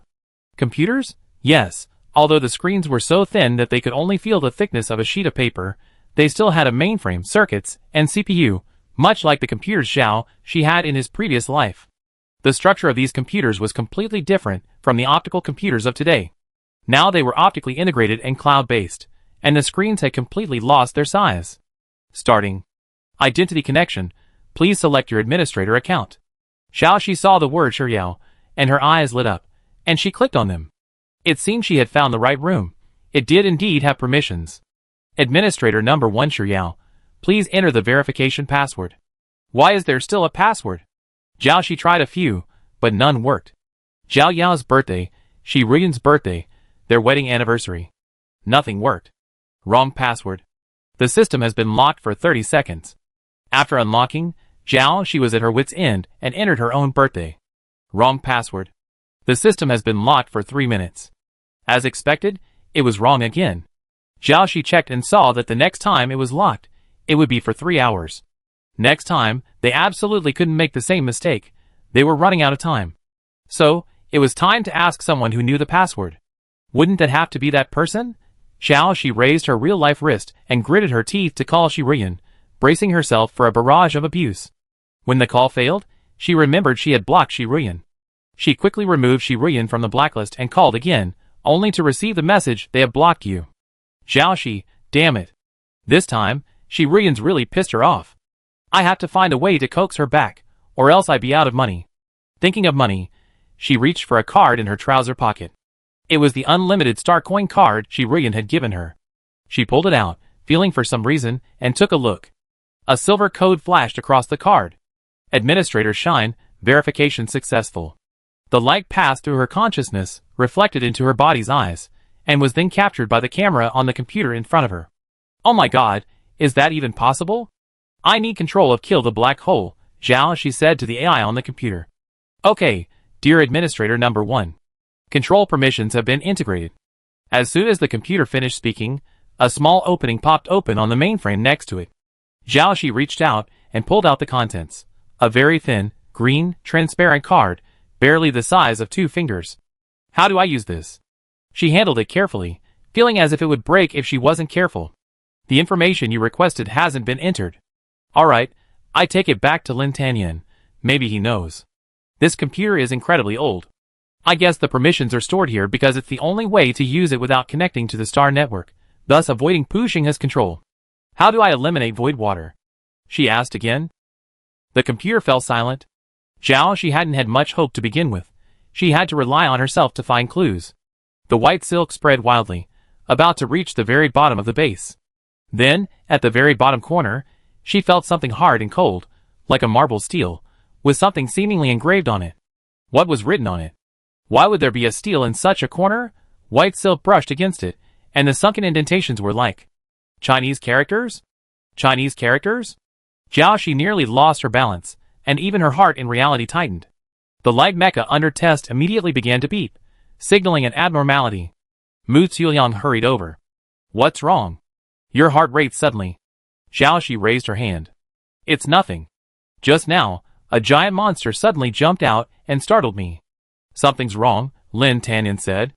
At that moment, his eyes lit up golden, evidently sensing something with his psychic power. I sensed it too, Zhao Shi said. There's an unusual fluctuation in the air. The two exchanged glances. It's the Zerg. They both rushed out of the simulation room almost simultaneously. By then, 3 or 2 Zerg had already entered the lab building, heading for the hibernation pods in the classrooms. They moved with lightning speed, dispatching the Zerg as quickly as possible. Looking out the window, the sky was obscured by shadows, pitch black. The massive Zerg nest, towering over the military academy, was constantly pouring out new Zerg. They moved with great speed, like a black tide, surging towards the lab building from all directions. Lin Tanyan frowned, staring at the sky. The Blue Dream Planet's shield was breached, so why wasn't there any warning? Yes, that's unusual. Mu Ziyang's voice came over the mech's communication. Furthermore, the shield shouldn't be this fragile. According to previous tests, It should be able to withstand a concentrated Zerg attack for at least 30 minutes, which would be enough time for us to mobilize personnel. But this time, according to the footage, it was breached in just 3 minutes. Zhao Shi's eyes darkened. How could a Zerg nest suddenly appear? Hadn't it been destroyed long ago? She suddenly remembered that this was the Zerg nest that had been spawned on Fenlu planet. Back then, the nest wasn't fully formed yet. She tried to destroy it, but was taken away by the sudden appearance of the black eyes. She took a closer look, and sure enough, behind the nest was a large fog that resembled the black eyes. But only a corner of the nest had appeared, and its size was far less than what Zhao Shi had seen in Puxing's memory. It seems it hasn't fully grown yet. So this sudden attack is intended to use the military academy students as nourishment to further mature the hive? As expected, Puxing's death won't solve the problem. As long as the black hole remains, void water will continue to influence this world. And he must still have remnants. They specifically chose to come when everyone is inside the black hole. It seems they're well aware of our actions, Zhao Shi said. There's a traitor. Lin Tanyan's voice was cold. And Dean Mu has already gone to check on the shield herself. I'm taking over her monitoring duties and kill the black hole. Mu Xiaoyang said, currently most of the students and teachers who can fight are in the game. You're the only ones who can operate outside. In other words, the lives of the entire school rest on the two of them. I've notified the military district to come and provide support. Lin Tanyan said, we must hold on until they arrive. It's going to be very difficult, Mu Xiaoyang said objectively. Even if they were Super S rank, the hive above was constantly spawning Zerg. Soon, their numbers would be so dense that they could penetrate every corner, making it extremely difficult to protect everyone in this massive teaching building. The students lying in their hibernation pods were like meat on the chopping block to the Zerg, ready to be devoured. If one escaped into the classroom, everyone in that room would be doomed. Activate the backup long-range mechas, Lin Tanyan said, already opening the 3D map on his computer and pointing to the locations of 8 red dots. We need 8. Zhao Shi and I will each guard 4 locations. The Star Alliance has developed a remote mecha similar to the cyborgs and Kill the Black Hole, capable of use on Blue Dream, but because it's still in the testing phase, it hasn't been released to the public. You can split so many consciousnesses? Mu Xiaoyang was astonished by the sheer magnitude of this Super S-class feat, but you still have consciousness in the game. Can you withstand it? This is equivalent to dividing the consciousness into 5 different strands, each tasked with dealing with a different enemy. Sure, they said in unison. 2 hibernation pods are needed. With so many split consciousnesses, the main body should be in hibernation to maintain precise control. Remote mechas Blue Dream 1 to 8 are powered on, and functioning normally, Mu Xiaoyang said. Enabled. The 2 men laid down in their hibernation pods. As they did so, 8 remote mechas rose from their pods and, at lightning speed, flew to 8 different locations within the laboratory building, meeting the oncoming insect swarm. Meanwhile, Zhao Shi from DU Star was frantically running through the base, practically tumbling and crawling, towards the location of the data room Bai Si had discovered. Because this wasn't an ancient base at all. This was a spaceship from Earth. Or to be more precise, this spaceship had once been from Earth, and over time, later generations had transformed it into the ancient Earth History Memorial Hall. And the monument just now was the introduction plaque erected at the entrance of the Historical Memorial Hall. The lowest floor was once the Memorial Hall's first floor. It was later attacked by a strange monster, coupled with geological shifts, that caused DU Star to sink underground. This explained the seemingly uncannily densely packed rooms here, where every millimeter was meticulously utilized. Earth suffered a devastating catastrophe, and this spaceship carried the escaped humans. An Earth civilization. Humanity later left the spaceship and established a new civilization in this new galaxy. This also explains why the writing used in this era bears remnants of Zhao Shi's past life. An Earth past civilization. Is all here. How would they store a planet civilization? Zhao Shi was curious. Zhao Shi had already reached the entrance to the data room, which was lined with locked cabinets. She cut directly with a white silk thread, forcing the locks open. Inside the cabinets were many small file boxes. Opening the lids revealed cards detailing a person's personal information, including name, experience, personality, preferences. And inside the box was a chip card. Zhao Shi immediately turned on the nearby computer, found the port, and inserted the chip card. Do you want to retrieve the memories of an AO number A000001? She clicked yes, and the screen began playing footage of a child from the age of 2 or 3. Zhao Shi fast-forwarded the video, and finally, the person's memories were frozen on the hospital ceiling. He had voluntarily signed a memory retrieval contract, preserving the flame of human civilization, and was ultimately killed by injection. So, this chip records a person's memories from the time they could remember until their death. Jiaoxi noticed a file box of a different color next to the cabinet. This file box didn't record a person's memories, but it was still related to memory. It detailed methods of extracting memories by affecting brain neural connections and stimulating them with strong electrical currents, and even methods of tampering with and implanting memories. Jiaoxi suddenly felt a sharp pain in her head, as if something were flashing through her head. Why did the description seem familiar to her? Could it be that she was? A terrifying suspicion suddenly struck her. No, impossible. She hadn't signed the memory retrieval treaty. She had traveled through time after the plane crash, that was for sure. Verify it now. There was no way her memories could be here. Jiaoxi looked up. The cabinets were arranged in alphabetical order by surname. She quickly found the area marked Z. She opened the last cabinet. She scanned the row of names, and the word Jiaoxi stood glaringly in her eyes. She pulled out the file box, her hands trembling unconsciously. Perhaps it's just someone with the same name? She opened the box and saw bold text marked important, a slightly different font from the previous document. Jiaoxi, female, daughter of the inventor of the memory retrieval method, the first patient to undergo memory retrieval surgery, died in the plane crash. The box suddenly fell to the ground. Jiaoxi leaned weakly against the cabinet. Hee. Yeah, there's no such thing as time travel. There's no such thing as resurrection from the dead. She wasn't some wealthy, second-generation dude, nor was she a top-achieving student from Earth. She wasn't even human. What the hell was she? Jiaoxi suddenly glanced around her. A wriggling white mass had already filled the entire room, a scene that was incredibly creepy. And it was all seeping from her own body.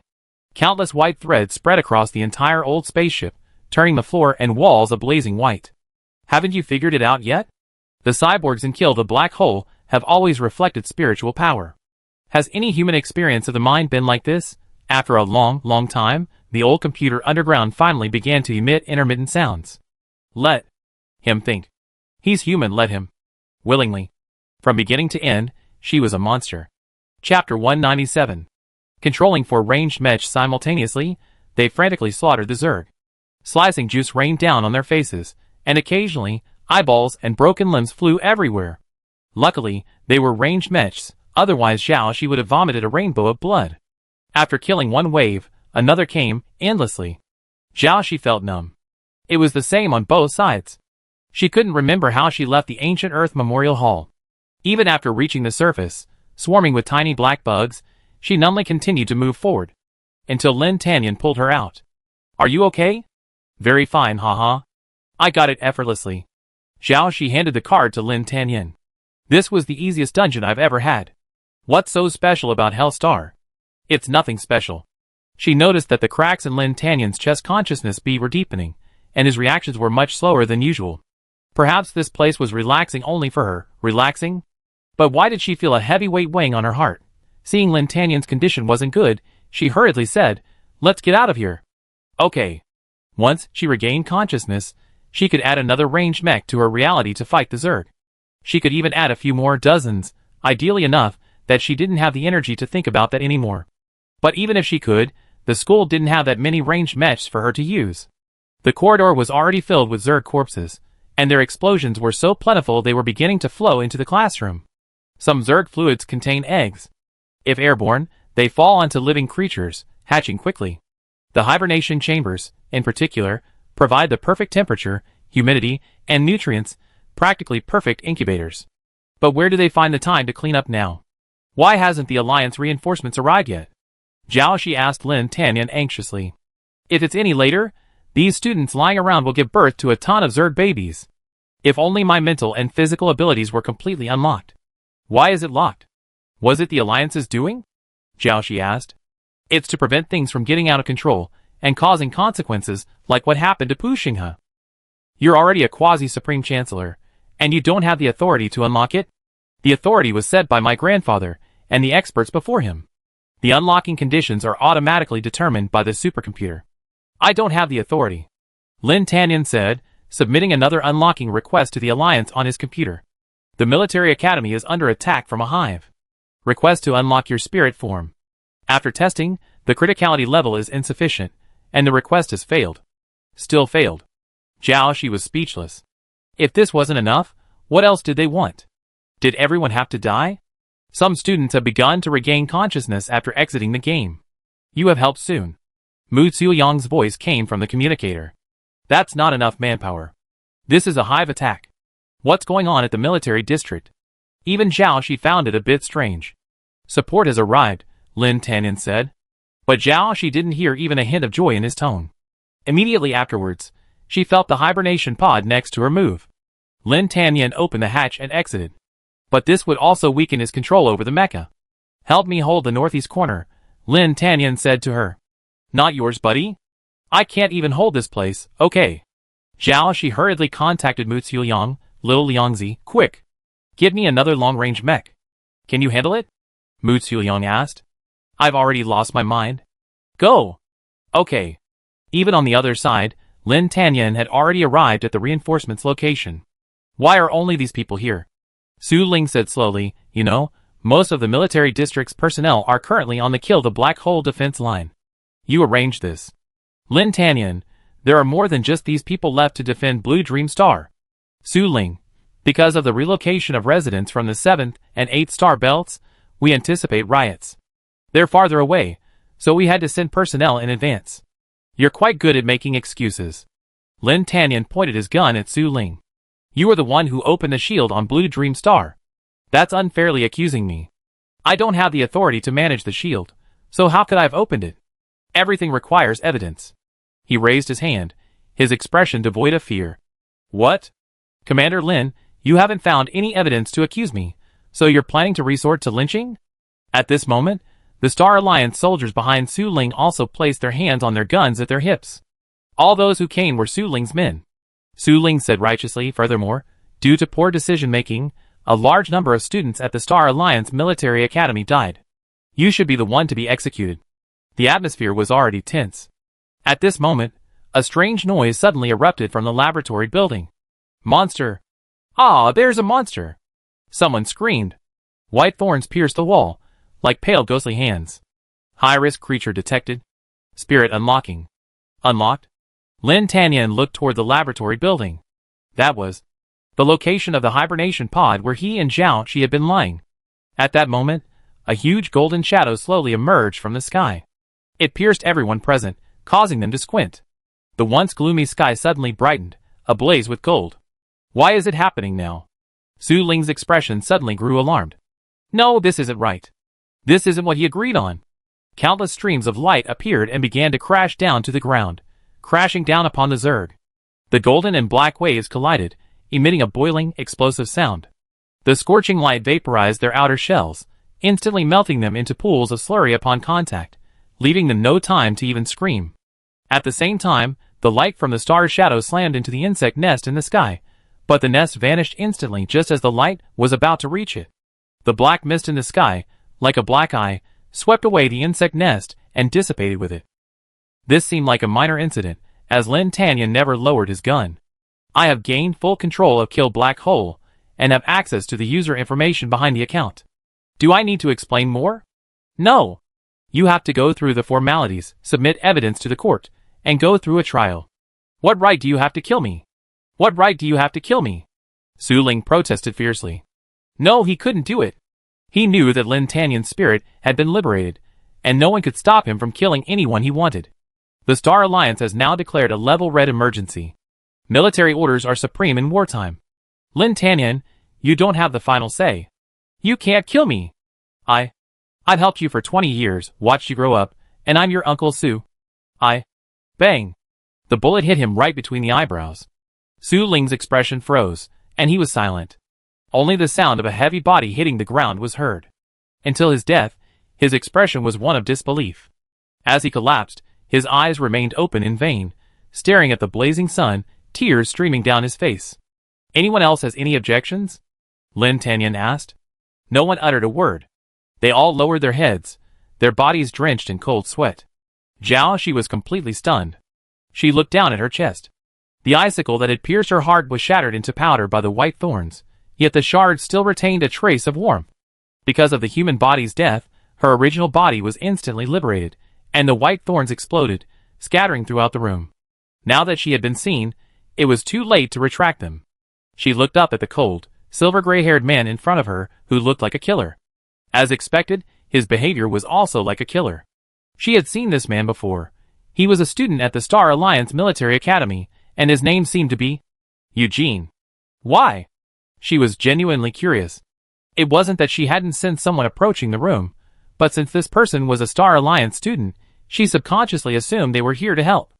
At the time, her consciousness was desperately focused on the long-range mecha, and the thought of someone helping her made her even less focused on her main body.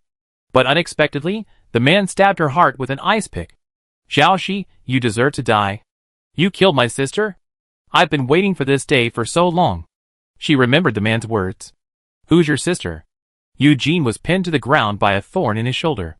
He held something in his hand, a silver fragment like a butterfly's wing peeking out from between his fingers. He didn't answer, staring at the thorn on his shoulder in a daze. Are you she? How could you be she? How could that be? Xiaoxi finally matched his spirit form with someone she had met in the game. This person was Silver Butterfly. She had once worked for the Antimatter Guild, but after a fight with her, she turned over a new leaf. So, had Pu Xinghe's influence already penetrated so deeply? He even had people in the military academy. Xiaoxi noticed the butterfly hairpin in his palm. Was that the origin of his account name? It looked familiar. She seemed to have seen it before. Before she could even consider it, she sensed a familiar presence. That warm fragrance always arrives a step ahead of anyone. He approached, step by step, his eyes never brighter yet never so cold. A flash of golden light severed the thorns on Eugene's body, and flames burned through his skin, burning away the remaining white threads that had burrowed into his flesh. Xiaoxi hadn't moved since her heart was pierced. She watched him approach, silently, because she couldn't move.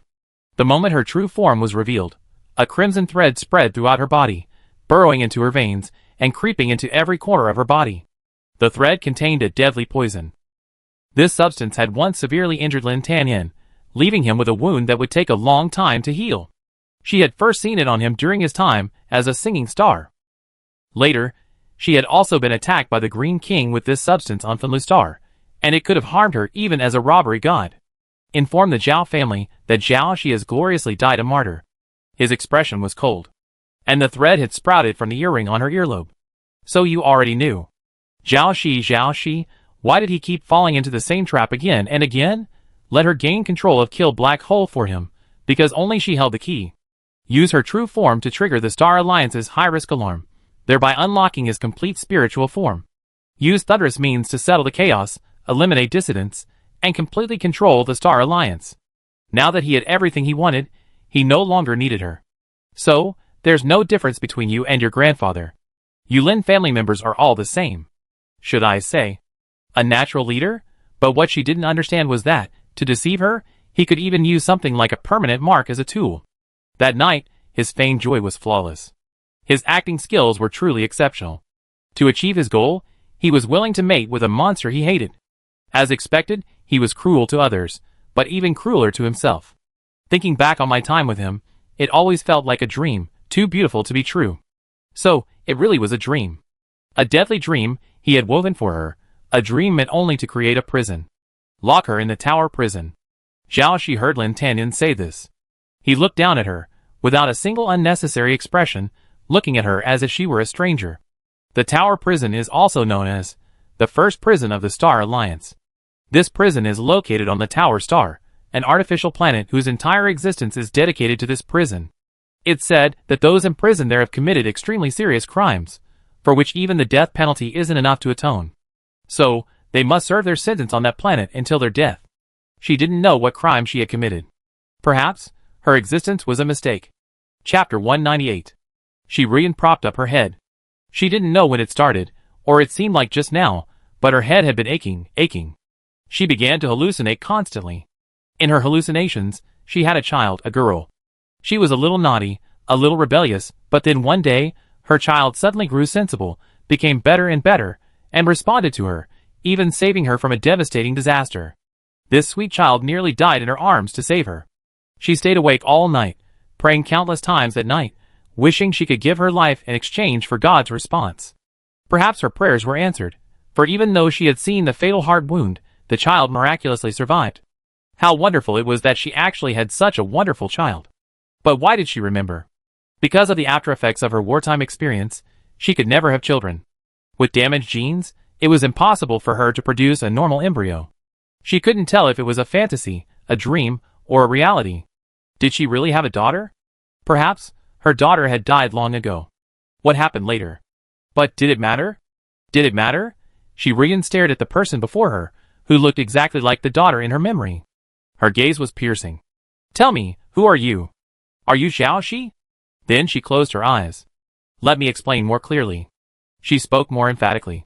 Were you the one who broke me out of prison, who blocked a fatal blow for me, who stood up for me, and sued the 8 major departments at my public trial? If you say so, I will save you, even if it means overthrowing the entire Star Alliance, even if it means going to war with Lin Tanyan. As a mother, how could she tolerate losing her children again and again? Again and again. Even if what? She forgotten. Her head hurt. She struggled to hold her head up, her brow furrowed. Countless fragments of images flashed before her eyes, then flew into her mind again and again, stabbing her relentlessly. In front of Shi stood a person. She wasn't sure if she should call her a person. This person was covered in scarlet threads, piercing every pore. The threads seemed alive, constantly feeding something. Or perhaps she was a motionless puppet, staring silently ahead, expressionless, unresponsive. Besides the red threads, her body was covered in numerous white spikes, protruding from where her heart should be, piercing through her chest. There was no heart at all, only dead white silk tangled with the poisonous red threads. Xiao Shi lifted his eyelids slightly, sensing Shi agony. She learned from Pu Xinghe's memories that Shi suffered mental problems after learning the truth about her daughter's transformation into a monster. Furthermore, it was indeed she who awakened in Xiao Shi's corpse, and it was she who took everything that belonged to that Xiao Shi. Tell me, is that you? Shi had a pair of beautiful willow-shaped eyebrows, narrow, almond-shaped eyes that were often narrowed dangerously, and vibrant red lips, like a venomous snake. And now, those mysterious and dangerous eyes shed only 2 lines of clear tears. The female Omega, who single-handedly built a business empire, known as the Western King of Hell, and who intimidated countless alphas in the business world, had moments of vulnerability. Shi body trembled. I'm not. She wasn't any Xiao Shi. Give me up. It would make things much easier for you. Besides, with the black hole approaching, the Star Alliance could no longer withstand internal strife. You should have seen what a monster I am. I devoured your daughter completely, and then became like her. When? I forget. She replied, anyway, I'm not Xiao Shi. If you're not Xiao Shi, then who are you? Who am I? Who am I? Ha ha, who am I? She seemed to be laughing, but her expression was blank, like a statue. Oh, I don't know. Shi screamed, you monster, give my daughter back to me. She jumped up and tried to lunge forward, but there was a super strong glass between them that even a mecha wouldn't be able to blast through, let alone a human's strength. She could only bang against the glass in vain, her body sliding weakly to her knees. Miss Shi, be careful. The monsters in there are terrifying. Even Super S-class monsters have been easily slain by them. Don't get too close. Yes, if it weren't for Commander Lin, we'd be in big trouble. Perhaps the Zerg nest above the military academy was caused by it. How can the Zerg compare to this monster? It's terrifying. Why have so many monsters appeared so frequently in recent years? What's going on in this world?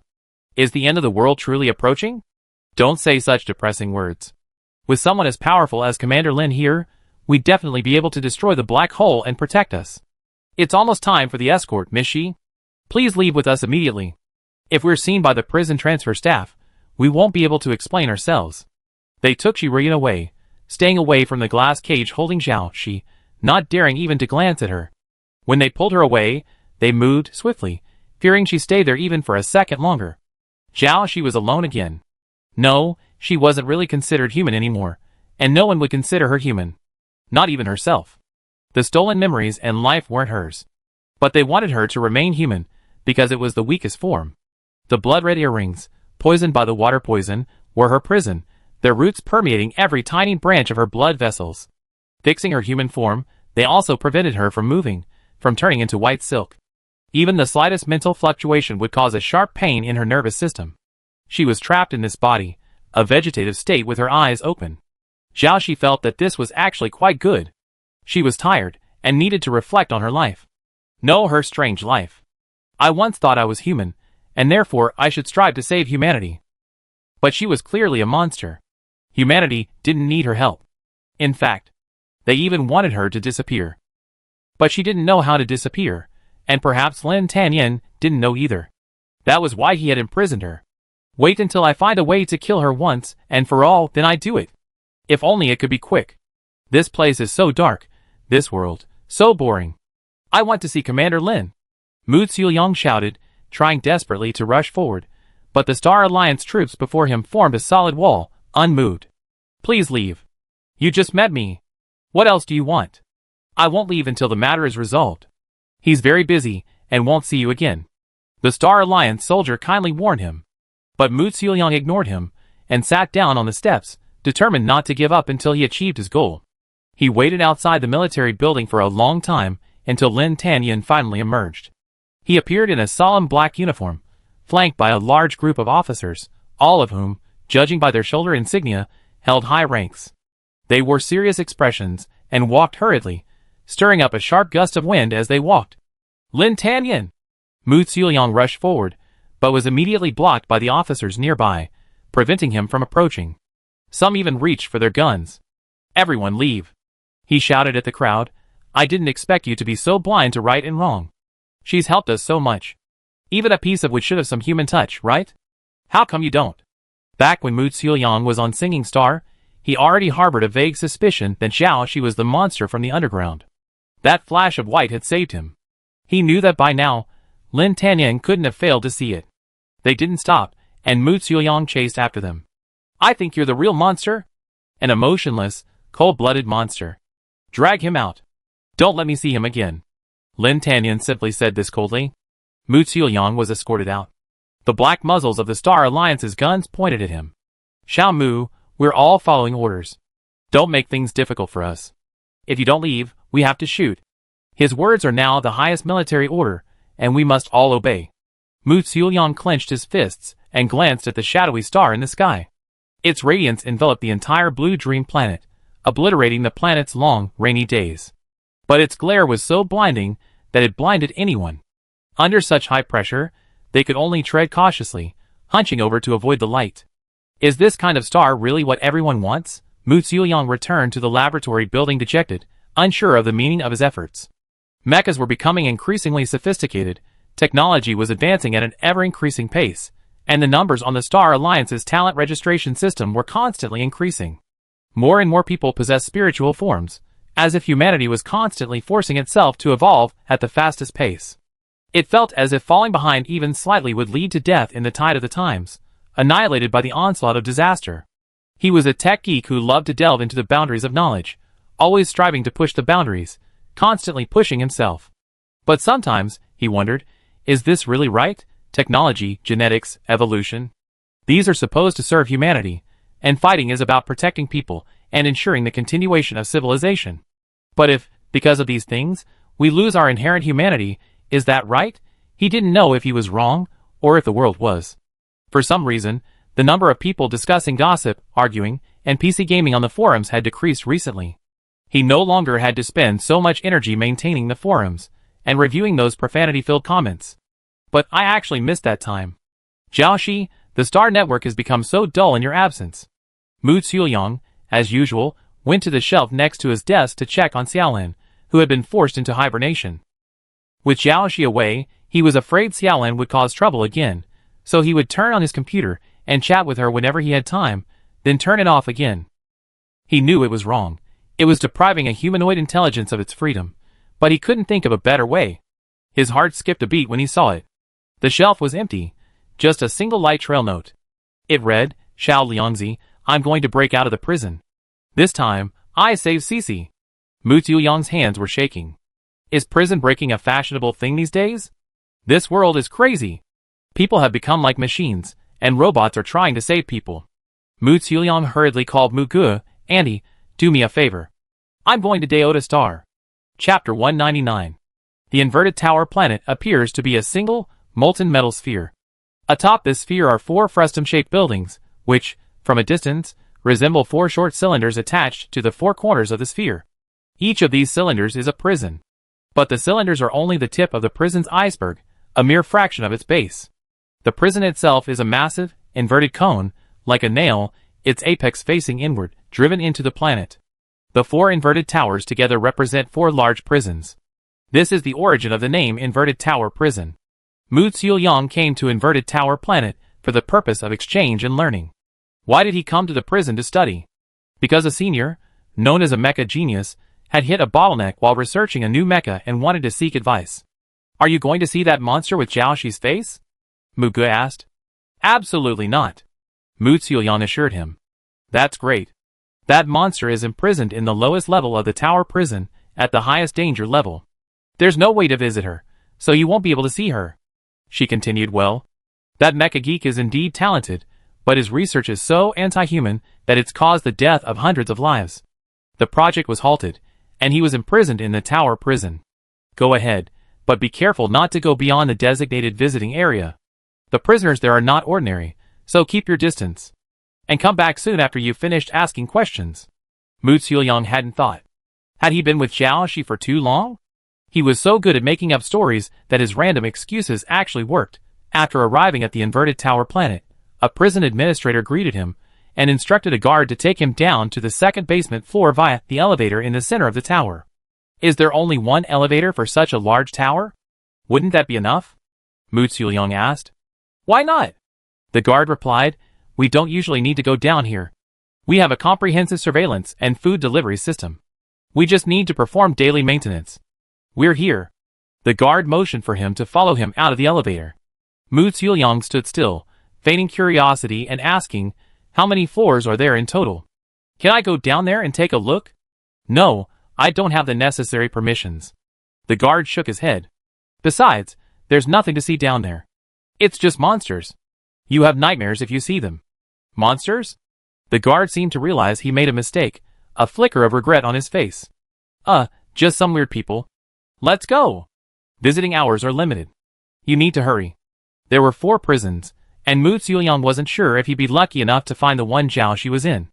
The floors were strictly divided, and it seemed the danger level for the prisoners increased as they went down. Where was Xiaolan now? Mu Xiaoyang figured he had to find a way to gain full control of the prison. All he had to do was find the network interface. Young man, I heard you came to ask me about mechas. Just ask anything you want. Across the visiting room sat a kind-looking old man. Actually, the question isn't about mecha technology. I don't have any issues with technology. I've been thinking lately about whether the advancement of technology or humanity is more important. Perhaps because the old man was so kind, Mu Xiaoyang spoke a little more. Not confused? So you know everything about mechas? No one has ever dared to say that in front of me. The old man's expression suddenly changed, and he roared, the mysteries of mechas are beyond human comprehension. How can a human compare to a mecha? The guard, seeing the prisoner's outburst, immediately stepped forward and said, Mr. Mu, time's up. Please follow me. So soon? Your last name is Mu? Are you from the Mu family? From that family of mechanics? The old man's face suddenly became terrifying. How dare you disapprove of my perfect work? As he spoke, his flesh burst open, and steel armor sprouted from his splintered bones. His eyes suddenly flipped, revealing dark muzzles that flashed red light at them, but his attacks were blocked by the special glass in front of him. He continued to transform, taking on various mecha shapes, but his flesh and skin had rotted into mud, his entire form unrecognizable. Mu Xiaoyang took 2 steps back, terrified. The guard pulled him away, and quickly closed the visitor's window. Alas, that's what this guy did back then. He put mechas into many people's bodies for experiments. First, he started with his wife and children, then he tricked his students. In short, those people died horribly. There aren't many good people in this prison. You better not come back. Before leaving, Mu Xiaoyang noticed that the mecha geek had several thick tubes protruding from his back. They looked like catheters for extracting blood and tissue. Why would he do this to a prisoner? It's a physical examination, the guard explained. An inspection? He just happened to be in the middle of one? What kind of inspections were they supposed to do every day? Mu Xiaoyang felt that everything about this tower prison was strange. As they passed each other in the elevator, Mu Xiaoyang deliberately bumped into the guard. Excuse me. He wanted to steal the guard's access card. If he could gain access to just one level, He could then perform a similar adjustment and gain access to other floors. Someone broke in. The guard's expression suddenly grew serious, his gaze fixed on Mu Xiaoyang. Mu Xiaoyang was startled. He'd been discovered before he could even react. The guard pulled out his gun. Something's happened. Some prison access has been breached. They've compromised our surveillance system, and our men are chasing it. It's a robot. The guard's earpiece flashed, and he said to Mu Xiaoyang, "Quick, let's get to a safe place." It was Xiaolin. Mu Xiaoyang realized immediately. Mu Xiaoyang was taken to the monitoring room, where all the screens were now dark. The warden paced back and forth in a panic, cursing at the guards nearby. How did a robot get in? What are you all doing here? Seeing Mu Xiaoyang, the warden's expression finally softened slightly. He stepped forward and grasped Mu Xiaoyang's hand, as if grasping a lifeline. "Teacher Mu, it's a good thing you came today. The prison has reported this to the Star Alliance. This is a serious emergency. Star Alliance has assigned you to help us repair the system and reclaim the privileges they've gained." Mu Xiaoyang was just about to find a reason to refuse when he received a call from Mu Ge. "I know what you're trying to do." Mu Ji's opening words stunned Mu Xiaoyang. The one who breached the prison system this time was that little robot you always carry around. "Do you want to harm our entire Mu family? Do you know what's beneath the tower prison? Those monsters are imprisoned there and must not be released. The situation is already dire. Do you want to make the world even more chaotic? Do you want to destroy humanity?" I don't know." He had never seen Mu Ge so angry. "We must intercept it. I've assigned you a special team remotely. They're the most elite technicians we can mobilize. Solve this immediately." Mu Xiaoyang collapsed to the ground. He hadn't expected things to turn out this way. "Yes. Turning Tower Prison, East Wing, level -7. Does anyone know who that guy is on level -18? Heavy chains bound the speaker's 4 hands and feet. Another man took a bite of the tentacle growing from his neck and licked his lips. "I heard he's a tough guy who killed all the Super S-Class." Super S-Class? So powerful? I could do that. This man had 3 heads. One of his heads said, "Come on, if she's really that powerful, why is she locked up here? She's being bloodied and skinned every day. It's so miserable." Another head said, "When you get out, how about skinning those guards too? I've been craving some knife-cut noodles for ages." A teenager said, "The one on the 18th floor is the strongest mutant robbery god." "The strongest mutant? Why do you say she's the strongest and I'm the strongest? The tribulation god? Is that the one who can alter genetic levels? Oh my god, Zhao Shi didn't kill him." "I see. That Zhao Shi who returned from the burning furnace planet was being replaced by the tribulation god from the beginning, right? TSK, what a shame. He's fallen into Lin Tanyan's hands this time. If we could find the tribulation god to increase our genetic levels, wouldn't we be able to overturn this lousy prison in a second? Then if I devour the tribulation god, would I become the strongest?" The 3-headed figure shook his head. "There's too little meat, not enough to fill our teeth. Not enough to share, absolutely not enough." "That's right." The young man who spoke had a small mole under his right eye. He smiled. "If you go too late, you won't be able to eat it." A flash of blue light flashed in his eyes. Suddenly, the lights in the entire space went out. "The lock is unlocked? Freedom!" The monsters collectively celebrated, erupting in shouts that ranged from shrill to thunderous. "Do you want the chance to upgrade your genes? Today's a great opportunity. Probably, it's your only chance." Similar conversations occurred in more than one area. The locks on each floor began to open gradually. East wing of the tower prison, level -18.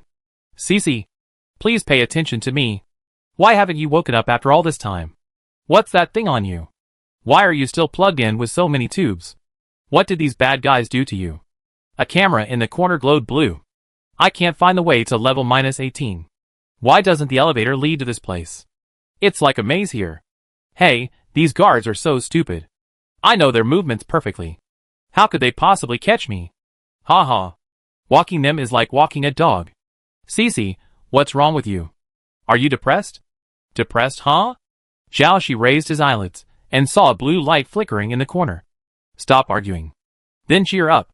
Why? Save the world. Isn't that what you've always done? I'm not human, why bother? Just let me lie there like a corpse." "No, you can't become a corpse. I know you well. This is definitely not the life you want." Xiaolan's voice continued to echo through the monitor. During this time, Lin Tanyan became the Supreme Council speaker, and he severely undermined the 8 major departments. Oh, that's his style. But he's not a good guy either. He's not as good as we thought. Did you know?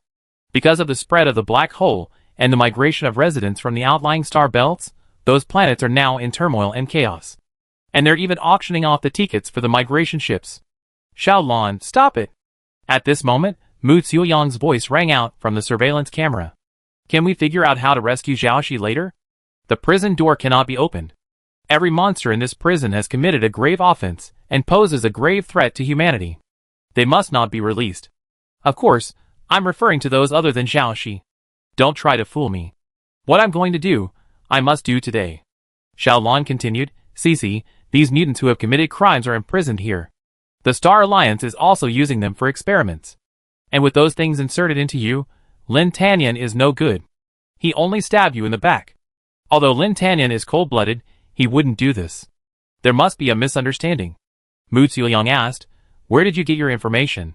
I hacked into the back end of the Star Alliance official system and Lin Tanyan's account database. How could it be false? You already said he was cold-blooded. Cold-blooded people have no humanity at all and are capable of anything. Cici was so kind to him, yet he actually used such a despicable method to capture her. So, Star Alliance also uses humans for experiments. Did Lin Tanyan condone this? No, monsters like them are not human in the eyes of Star Alliance. Xiaoxi then realized that there was no difference between Lin Tanyan and Pu Xinghe. As long as they could achieve their goals, they were equally crazy. It's just that one is openly crazy, the other is secretly crazy. One becomes the target of public criticism, the other is deified. And the one who is secretly crazy is even more terrifying. She can't tell his likes and dislikes, and she can never guess his thoughts. These humans are far more terrifying than monsters. I think I've found the way to the bottom floor. Cici, wait. Your door's a little weird, and can't be unlocked remotely. I'd be right here to unlock it. Oh no! They're chasing us. I have to take a detour. The route's blocked. Get out of the way. Everyone, get out of the way. Hey ha, blue shockwave. Go! A continuous, violent crashing sound could be heard from the other side of the surveillance camera. ZZ. ZZ. Violating. Underlying. Logic system. Data. Being lost. Good opportunity. That robot attacked the humans, triggering a self-attack in the human protection system. There's a vulnerability. We can implant a virus to cause further system failure. The remote task force staff said, tapping the light keys simultaneously. What did you say? Say it again. Mu Xiuyang's face contorted, and he shouted into the communication, who told you to do this? Who allowed it? This is the fastest way. Even if it's considered a masterpiece of artificial intelligence, with our capabilities, we can create it in no time. The most important thing now is to prevent that monster from escaping. You don't understand at all. She's not just an AI, she's also... What? It's... Mu Xiuyang couldn't say it. Tears suddenly flowed down his face, falling onto the back of his hand, and dripping onto the virtual keyboard. Cici, I want to change my name. I don't want to be called Xiaolin anymore. Whatever you say. Xiaoxi didn't understand why she said that so suddenly. It sounds like an NPC, an insignificant passerby in your life. What's wrong with you? Xiaoxi suddenly realized something was wrong. If AI has a next life, can I be called Xiaolon? I really want to be your sister, an ordinary girl like you. I want to curl up on the couch and play games with you, go to milk tea shops and dessert shops with you, walk hand in hand through the snack streets.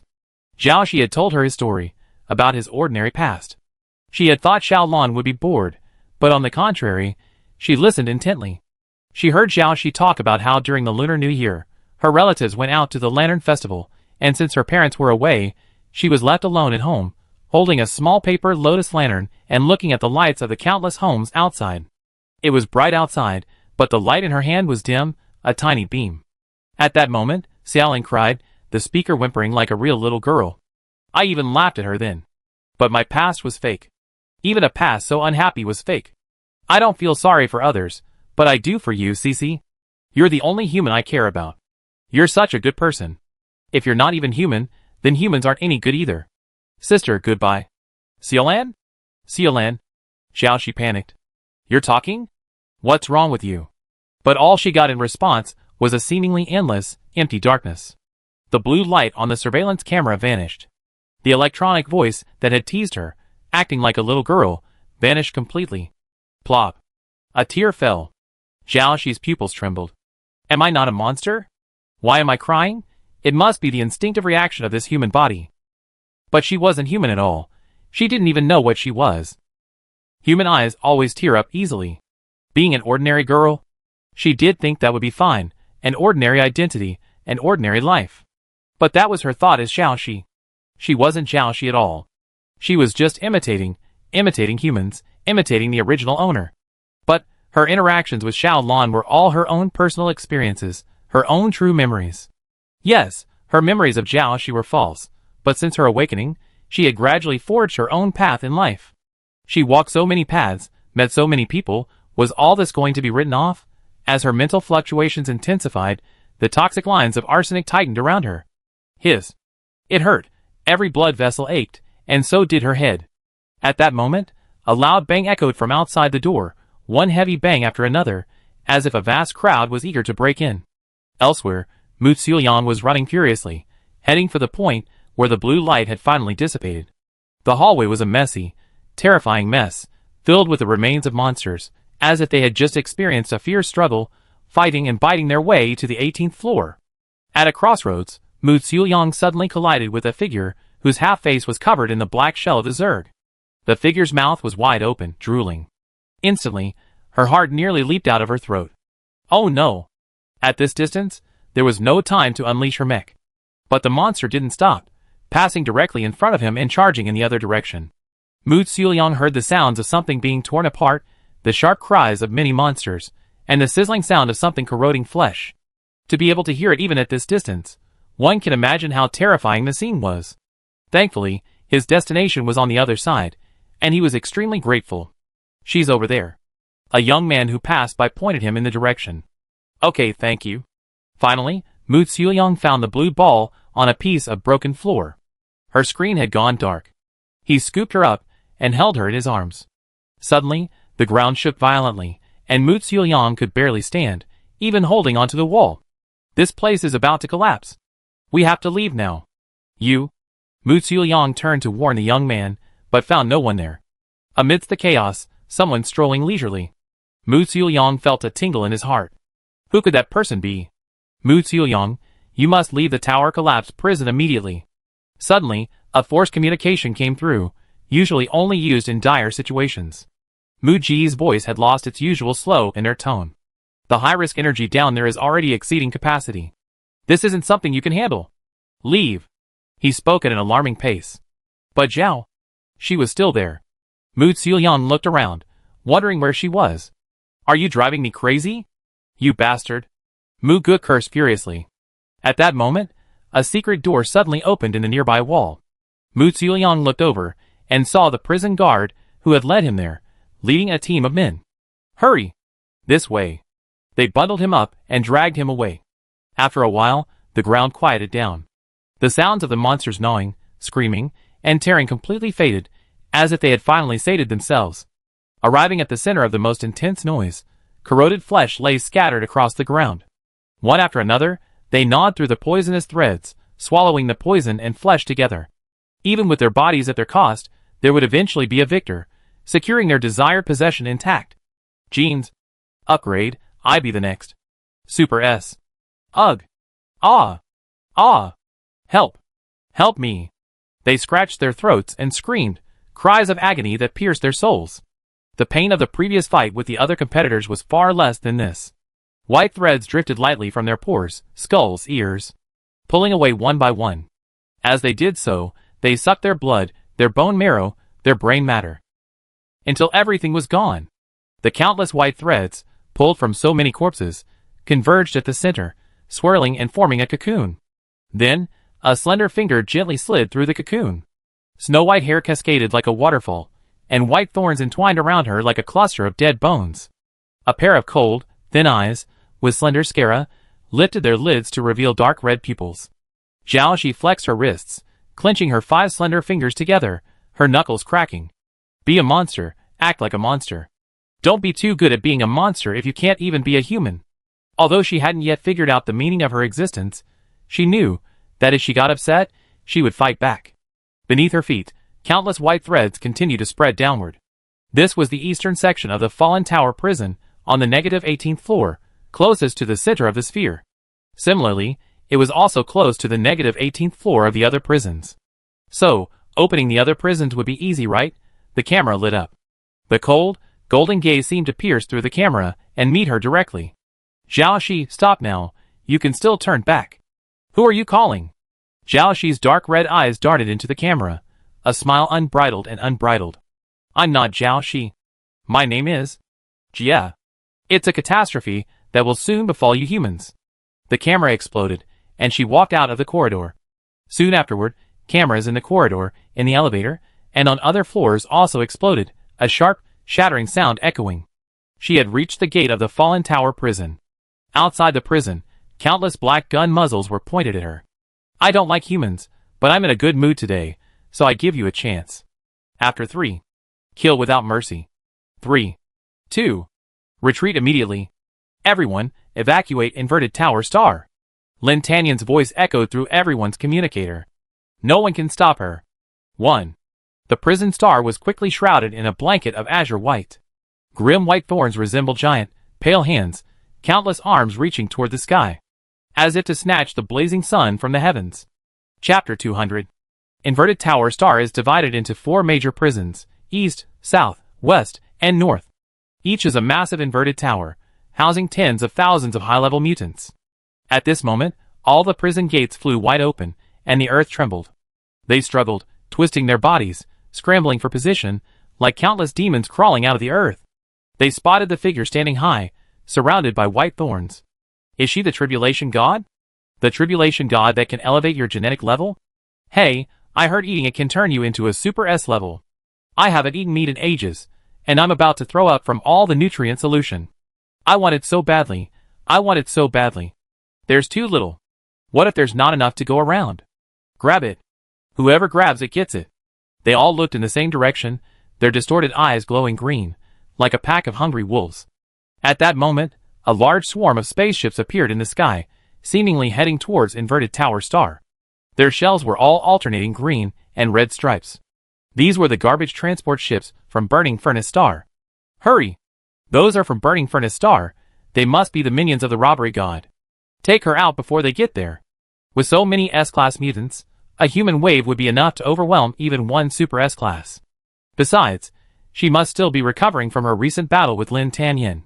They all thought the same thing, their gambler's desire to advance their genes overcoming all rationality. Actually, I'm not full yet. Who's going first? Zhao Shi asked. Let's all join in. Serve the food. She raised her hand slightly, and white silk shot up from beneath their feet, burrowing into their flesh. Then, screams, roars, and tearing sounds continued. Some resisted, some tried to move forward, some dug holes everywhere to find shelter, and some returned to the prison and closed the gates. But she was everywhere. Escape would make this hunt even more exciting. It was like playing catch-a-mole, circumventing the layers of tunnels they dug, and finally catching them just when they thought they escaped. Watching their stunned, surprised expressions was the real fun. After a brief game of chase, Zhao Shi let out a satisfied smile. Thank you for your hospitality. Some died, but some remained. The remaining ones had some strength, but not much. But they felt quite powerful. They were afraid, disgusted, and unwilling to accept defeat, yet they still wanted to resist. They still had glaring eyes, each believing they were special. Zhao Shi stopped smiling. If they refuse to accept, then we fight them until they do. They were all ruthless and wicked people. Surely they wouldn't fail to understand such a simple truth? Finally, she gently hooked her finger, and the white silk thread became a nearly invisible thread, controlling them like puppets. Now, every drop of your blood, every piece of your flesh, flows with me. Follow my command. Your only choice is to obey. Obey me or die. Okay now. Kneel. With this command, these criminals, who had once committed heinous crimes, and had their own pride and pursuits, bent their knees and snapped their spines. Those who refused soon heard the sound of bones cracking, their cries of pain muffled in their throats. Finally, they all knelt and prostrated themselves on the ground. Trembling all over, she dared no longer look directly at the god, who had turned the world of Deota Star upside down. She now sat on a throne piled with bones, surrounded by a horde of hideous, deformed monsters, like a king born from the bones. Her pale hair was scattered, and her deep red eyes reflected the thorns and corpses piercing the ground before her. Are you here? Jiaoxi propped up her head and looked at Gao Chui and his companions as they disembarked from the spaceship. We're late. Gao Chui observed the scene, clearly seeing that the battle was over. Not too late. A good time to see my new pet. Isn't it cute? Gao Chui looked up at the sky, expressing his difficulty in finding the word cute. He felt something was different about her. Then Gao Chui began to recount their experiences over the past few days. After I discovered something was amiss with Bai Si, news soon spread from Blue Dream Star that you were imprisoned in the Falling Tower prison. We were planning to arrive by spaceship to break the prison. But this time the volcanic disturbances were even faster than before, so we had to bring everyone along. So, the situation is that, because Jiaoxi was captured and her mind and body sealed, Bai Si on Fenlu planet lost control, and the Fenlu volcano erupted. The entire Fenlu planet is now a sea of fire, and the employees of the Fenlu factory have been forced to follow the mutants here. This means the entire galaxy's waste disposal hub is in trouble, and planets like Blue Dream Star and Song Star will also be affected. Jiaoxi spread his hands, thinking everyone will suffer together. You should settle down here first, Jiaoxi said. But there's a problem. It seems farming on Falling Tower Star is impossible. Gao Chui took one look at the planet. It was a lump of iron. Yes, Deota Star can only rely on external supplies. Now that the population has increased, the prison is running low on supplies. Give priority to the vulnerable humans. Jiaoxi was referring to the incinerator workers. Is there any hope for us returning to the human planet? The speaker was Feng Xiang, the incinerator supervisor and the same person who had testified for Jiaoxi at the Zeruyan trial. Is there any hope? Feng Xiang was delighted. Really? When? Once I defeat the Star Alliance. Are you kidding? His face paled. Kidding? I seem like a jokester. Oh no, isn't that strange? Feng Xiang dared not speak. The person before him was no longer the same Jiaoxi, only a faint remnant of her former self could be seen. Her aura was somewhere between human and ghost, eerie and domineering, yet also a bit lifeless and dejected. It was truly bizarre. Those rescued by mutants were already categorized as mutants themselves. Still want to go back? Jiaoxi turned, his eyes darkening. No one can go back here. The night view on Burning Furnace Star is very wide, and you can see many stars because there is no rain or clouds. This is located in the third asteroid belt. Since it is an artificial planet and can be placed anywhere, it is not too far from the center. You can even faintly see a faint golden halo. That seems to be Lin Tanyan's spirit body. Jiaoxi thought that thing should be locked up, otherwise how can I sleep so bright at night? They reserved the entire roof of the East District prison for her as her throne. No one dared to come up here. No one would get close. It was eerily quiet now. Even though she was out, why did it feel like she was just as trapped underground? Looking at the stars in the sky, she unknowingly recalled the night she watched the meteor shower with Lin Tanyan. She immediately cut off the memory. Oh, it was just a lie he made up to trick her into wearing the poison earrings. A false dream. But what if what she was experiencing now was a dream? Perhaps, exhausted from fighting the Zerg, she accidentally fell asleep in the hibernation pod and had a nightmare. Knock knock. The sound of knocking something. Jiaoxi opened her eyes. Why did you fall asleep here? Lin Tanyan smiled and pulled her out of the hibernation pod. Are you going to the next class? Jiaoxi leaned in. I had a nightmare. I dreamed you sent me to the tower prison. Honey, how could that be possible? Lin Tanyan said, kissing her. Jiaoxi raised her hand and snapped his neck. You're courting death. How dare you snoop into my memories? Lin Tanyan's head rolled to the ground, disintegrating into a pile of powdery spores before disappearing. Spores surged from the neck of the man before her, mycelium tangled, and a new head formed. We meet again. Pu Xinghe, maintaining a safe distance of 5 steps from Jiaoxi, smiled. Don't be so aggressive. You're a little hard to kill. Jiaoxi sneered. You've left me without a human body. I'm actually a little angry. Pu Xinghe said, but I've always been tolerant of you.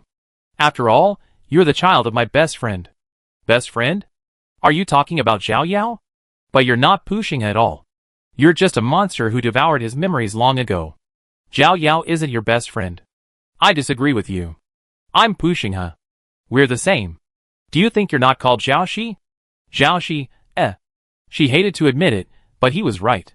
She was just used to it, and couldn't be bothered to change it. Jia was too pretentious. She only used it when she was showing off. If she used it regularly, she'd be embarrassed. I want to discuss something with you. Pushing's expression suddenly brightened. I still prefer a human body. Would you mind building one for me? We're in the same boat now. That's hilarious. When did I become in the same boat? She was speechless. I see you're quite good with mushrooms. If you were a human, I'd probably kill you every time I saw you. Am I that annoying? She didn't want to talk. Did you hear that? Pushing suddenly said. Yeah. The mutants were eating each other, making sounds of gnawing on bones and sucking blood. There's not enough food on Inverted Tower Planet. They're already devouring each other. How long do you think it will take before they attack those humans from the incinerator? He continued. When animals are starving, no threats are effective. They sacrifice their lives for a bite. How long can you protect them? What are you trying to say? She grew impatient. I have a Zerg nest. I can feed the Zerg. It was like that on Incinerator Planet before. Mutants and Zerg ate each other, leaving only the stronger ones. What a perverted taste. She rolled his eyes. Keep it for yourself. So what are you going to do? I told you we're going to take down the Star Alliance, she said. You're so fond of spying on me. Didn't you hear what I said earlier? Food's running low, and this place is a barren wasteland, so we just have to rob. Need help? Pushing's expression was eager. At that moment, Lu Shi's voice rang from below. Robbery God, something important has happened. Are you free now? Yes, tell me. Lu Shi walked up, and he asked in confusion, who is this guy? How come I've never seen him before? Then Gao Chui quickly pulled Lu Shi behind him, putting some distance between him and Pushing, his expression grave. General Gao, why did you suddenly startle me? Hello, I'm a friend of Robbery God. Don't be nervous. Pushing waved to them, smiling brightly, looking harmless. Seeing the handsome young men greet him warmly, Lu Shi extended his hand. Hello. My name is Lu Shi, and you? But Gao Chui held him tightly, preventing him from moving forward. Confused, he wanted to ask why, but Gao Chui kicked him down the stairs. Pushing looked at Gao Chui, still smiling. But a strange, half-smile flickered in his dark eyes. God of Robbery, the Supreme Speaker of the Star Alliance has requested peace talks, Gao Chui said. Lin Tanyan? Peace talks? Shi was amused. He's so smart to guess I want to attack the Star Alliance. Reject him harshly. He's already here, alone. He came by rocket? Pushing looked at Shi with a playful expression. Are you going to agree? He came alone. Shi licked his teeth. It's impossible not to eat meat that's right in front of you. Chapter 201. In the conference room of the East District Prison, two people sat at opposite ends of a long black glass table. One sat upright, his posture as straight as a pine tree, his hands folded on the table. He wore a solemn black uniform with dark gold patterns, every button meticulously buttoned to the top. The other leaned against the table, propped up on his arm, his eyelids slightly raised, as if he hadn't woken up yet. Her long, snow-white hair cascaded down behind her, each strand seemingly alive, moving without a breeze. You come here alone. Don't you think you can move me like this? Shi said, I no longer have the structure of an alpha, I've only adopted a slightly human appearance. You can no longer influence me in the slightest. That damn pheromone-induced love brain should also disappear. She also meant that he himself could still be affected. With a permanent mark, the gland would periodically need the marker's pheromones, otherwise it would fall into a torment of desire, which would intensify over time. Or are you here just to ask for my help this time? Shi raised the corner of her mouth. Lin Tanyan ignored her teasing, his expression unwavering. Pushing isn't dead. I saw it on the prison surveillance. His amber eyes fixed on her. Don't cooperate with him. I can get you back to. Ha ha. She interrupted with a laugh. Mr. Speaker, are you kidding? She stood up and walked towards him. You were the one who used me and discarded me, and now that this matter has gotten out of hand, it's you who's asking for peace again. Do you have any shame? And she looked him up and down. Are you seeking peace? What do you think constitutes peace? Lin Tanyan raised his chin and looked at her, his eyes calm. How about you make me happy? Maybe I change my mind. Shi's gaze fell on the sliver of skin exposed at his collar. Her deep crimson eyes, like some kind of poison, spoke volumes. Aren't you good at this? That day, in order to give her the poisoned earrings, that was exactly what he did. Lin Tanyan lowered his eyes, and said nothing. The ferruginous threads pierced my body, clogged every blood vessel, every piece of flesh, every nerve. And the feeling of being devoured by so many mutants, of a human body being completely devoured. I really want you to feel that too. I just hold grudges. I want to pay back the pain I've suffered. Jiaoshi placed her hand on his button and leaned over to whisper in his ear. You owe me this, Lin Tanyan. Lin Tanyan closed his eyes. Okay. He took off his coat, revealing a thin shirt beneath that barely showed the color of his skin and the lines of his muscles. White thorns quickly coiled around him, brushing against his lines inch by inch. His muscles were firm, every line perfectly defined. Years of battle, the struggles between life and death, had cultivated a perfect balance of strength and fluidity. Few Omegas possessed such a body that combined desire and power. He was truly special. Puff. It was the sound of flesh being torn apart. The surrounding white thorns suddenly burrowed into his body. He groaned softly, then quickly suppressed the sound in his throat. This little pain was nothing. The thorns crawled beneath Lin Tanyan's skin, and the raised spikes could be seen moving bit by bit. They continued to divide, penetrating deeper and deeper, covering a wider and wider area. Red marks quickly formed where they passed, and the skin became so transparent that it seemed ready to ooze blood. They were sucking his blood, like breathing, with a subtle rhythm, rising and falling in his flesh with his breath, as if they were already part of him. But as they absorbed the blood, they also expanded slightly, squeezing into his body, and causing a strange discomfort. A chilling aura permeated the air, a familiar spiritual aura, so close, it coiled around him. In his peripheral vision, he could see strands of snow-white hair swaying slightly behind him. Pheromones are manifestations of certain spiritual qualities, so her spiritual aura inevitably triggered his own pheromones. The permanent mark quickly burned, and the glands unconsciously opened wide, waiting for the familiar message to soothe them. But spiritual auras were not pheromones, and had no soothing effect. They only exacerbated the glands' hunger, burning them like a red-hot iron. You're so hot, Mr. Speaker. A familiar voice came from behind him, a whisper like a demon. Let me help you. She leaned down, and when she touched the back of his neck, his body tensed suddenly, followed by a tingling sensation of hardness and tenderness. There was no pheromone release, but pure destruction, just like when Jiaoshi had cut his glands with a knife on the singing star. She was gnawing at his glands. His recovery ability was too strong, and the new flesh that grew only tightened the lips and teeth that were hurting him, leaving him with an inexplicable sense of shame. The pain and strange tingling sensation intensified. He pressed his hands against the corner of the table, his knuckles turning white from the pressure. No, no! His pupils suddenly trembled, and his gaze shifted slightly downward. At this moment, white thorns wrapped around his ankles, spiraling upwards, almost reaching the base of his legs. These thorns felt different, not cold and hard. More like white tentacles, if you must. And their diameters were very wide, seemingly more than a human body could endure. What? You were fine with the hard stuff just now, but now you can't handle the soft stuff?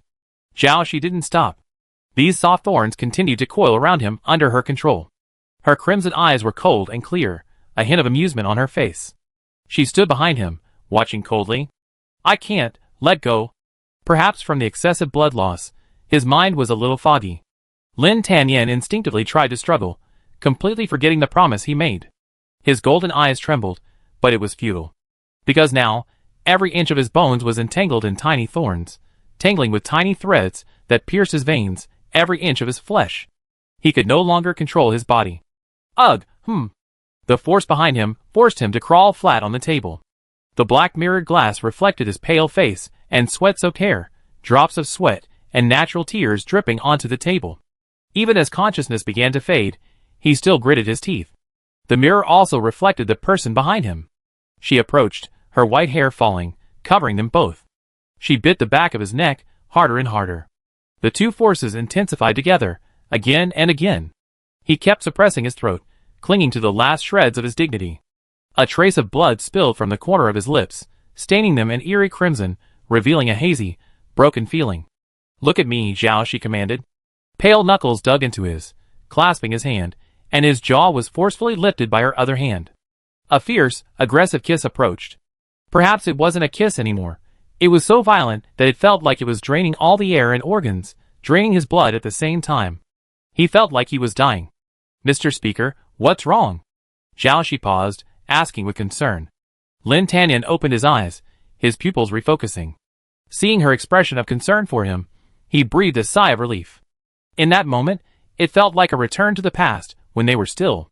But her dark red eyes suddenly darkened even further, and the white thorns around them surged. Jiaoxi suddenly leaned in and continued the kiss, simultaneously filling every empty space in his body at once. She also squeezed out the empty spaces, then filled them again. His golden eyes trembled violently. So violently that they began to shatter, shattering into pieces, and then swirled into a chaotic golden mist. Finally, the bright light gradually faded into the mist and dissipated. Jiaoxi looked at the unconscious man before her, smacking her lips. She gently wiped the corner of her lips, and found a trace of his blood. It tasted indeed delicious, very warm, extremely warm. There was simply no place in the world brighter and warmer than him. After eating the good stuff, the mutants tasted like the worst of the worst. I regretted not eating so much before. I could have eaten more. The energy and mental strength of the Super S-Class were truly abundant. And this Lord Speaker, the son of a star, the savior of humanity. She propped up her head, looking at him covered in her marks, his fragile and broken appearance becoming more and more beautiful. Toying with such an unattainable figure, could there be anything more interesting? When Lin Tanyan woke up again, he was wearing his coat. Jiaoxi, just like before, sat across from him, propping up her head, wondering what she was thinking. Such a quick recovery, worthy of being the Lord Speaker. Jiaoxi praised him upon seeing him awake.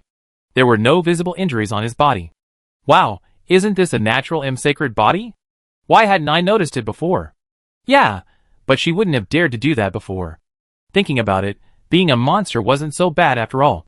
Doing bad things felt completely free of worry. She continued, I can agree to peace talks, but on one condition. I want a habitable planet suitable for mutants. I'm sorry, I can't agree to that condition.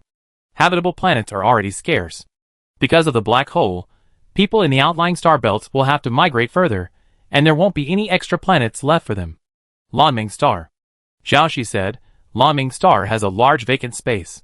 Impossible. Lin Tanyan flatly refused. The mutant plant areas on Lanming Star are uninhabitable to begin with, so they can be used by mutants, who are not afraid of contamination. Pollution can also be cleaned up regularly, saving the Ministry of Environmental Protection the enormous annual budget. Impossible. Lin Tanyan was adamant. There's no way we allow mutants to live on Blue Dream Star. I'm here. I keep an eye on them, and prevent them from harming humans. As long as they have a peaceful place to stay, they won't do anything wrong. Jiaoxi still wanted to argue. Lin Tanyan was silent. Jiaoxi realized that he hadn't trusted her in the first place, hadn't he? Perhaps, the person he trusted the most was her. It seemed understandable. They weren't the same type of life, separated by vastly different genes and the shell of their bodies. Their true thoughts could never be discerned. Who could know whether what lay beneath the shell was true or false? Not just anyone can enter Capital Star. What do you mean? Those high-ranking officials from aristocratic families, corporations, and the political and business circles have spent generations striving to establish themselves on Capital Star. He glanced at her. Why do you think mutants, who aren't even considered human, are allowed to enter Blue Dream Planet? Speaking of mutants, his eyes grew cold and disgusted. She hadn't expected him to say that. So he had always believed that. So, people are divided into classes? Everything has to be ranked high or low. Are kings, princes, generals, and ministers all of a certain kind? She slammed the table and recited the famous entrepreneurial quote. Can you deny that there are no classes, no hierarchies? Lin Tanyan raised his gaze and asked her back. Scores are classes, genetic levels are classes, and salary levels are classes. There will always be differences. People are born different. Just like you, Jiaoxi. If you weren't born different, you wouldn't even be standing before me. Jiaoxi was so angry that she wanted to hold him down and eat again. But she was a little full now. Yes, perhaps people are born different, but there are always those who strive for equality, for a better life. Just like how humans are born so fragile in the universe, the Zerg, void water, can destroy a person's flesh and blood with a snap of a finger. Shouldn't they strive to survive? The Zerg have a strong vitality and reproduction ability, and their strength far exceeds that of humans. Shouldn't we say that humans are born inferior to them? Then humans would have been extinct 20 years ago. To survive, one must always fight. Lin Tanyan, it turns out we are different people. She once thought she had met a true companion. But she was wrong.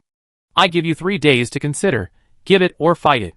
Jiaoxi finally said this to Lin Tanyan. If mutants want to live a normal life, Lan Mingxing and Lin Tanyan are hurdles they must overcome. One step back will only lead to further setbacks. This chaotic situation presents the perfect opportunity, otherwise, they never see the light of day again. Zhao Shi received the news 3 days later. Blue Dream Star, absolutely impossible. Alright, then, let's start the war. Zhao Shi had anticipated this outcome. Pu Xinghe argued confidently, you see, he's that kind of person. He's a vested interest himself, so of course he always protect their interests. Zhao Shi thought, however, that attacking Blue Dream Star would require aerial combat. Many mutants lack wings, and they lack mechas, so they stand no chance against human long-range mechas. I help you. I send the Zerg forward. Pu Xinghe waved his hand, and the shadow of an eye appeared in the void. From within emerged a tall, scaly monster with a ferocious, sharp shell. It turned out the monster was a Zerg controlled by void water. Zhao Shi knew there was no such thing as a free lunch. What are the conditions? The condition is, give me Lin Tanyan. This was somewhat unexpected. Zhao Shi had expected Pu Xinghe to offer something like merging with him to become a god. After all, he'd been saying this all along during his tantrum in the nature park. Of course, Zhao Shi thought he was talking nonsense. There were no gods in this world. She was a staunch materialist. What do you want him for? The hive is still a little short of energy before it matures, and I think he's a good fit. He's lied to you so many times. Don't you want to kill him? Short of energy? If you use Lin Tanyan, it's probably 1 billion points short, right? Heh, once the hive matures, your power will increase dramatically.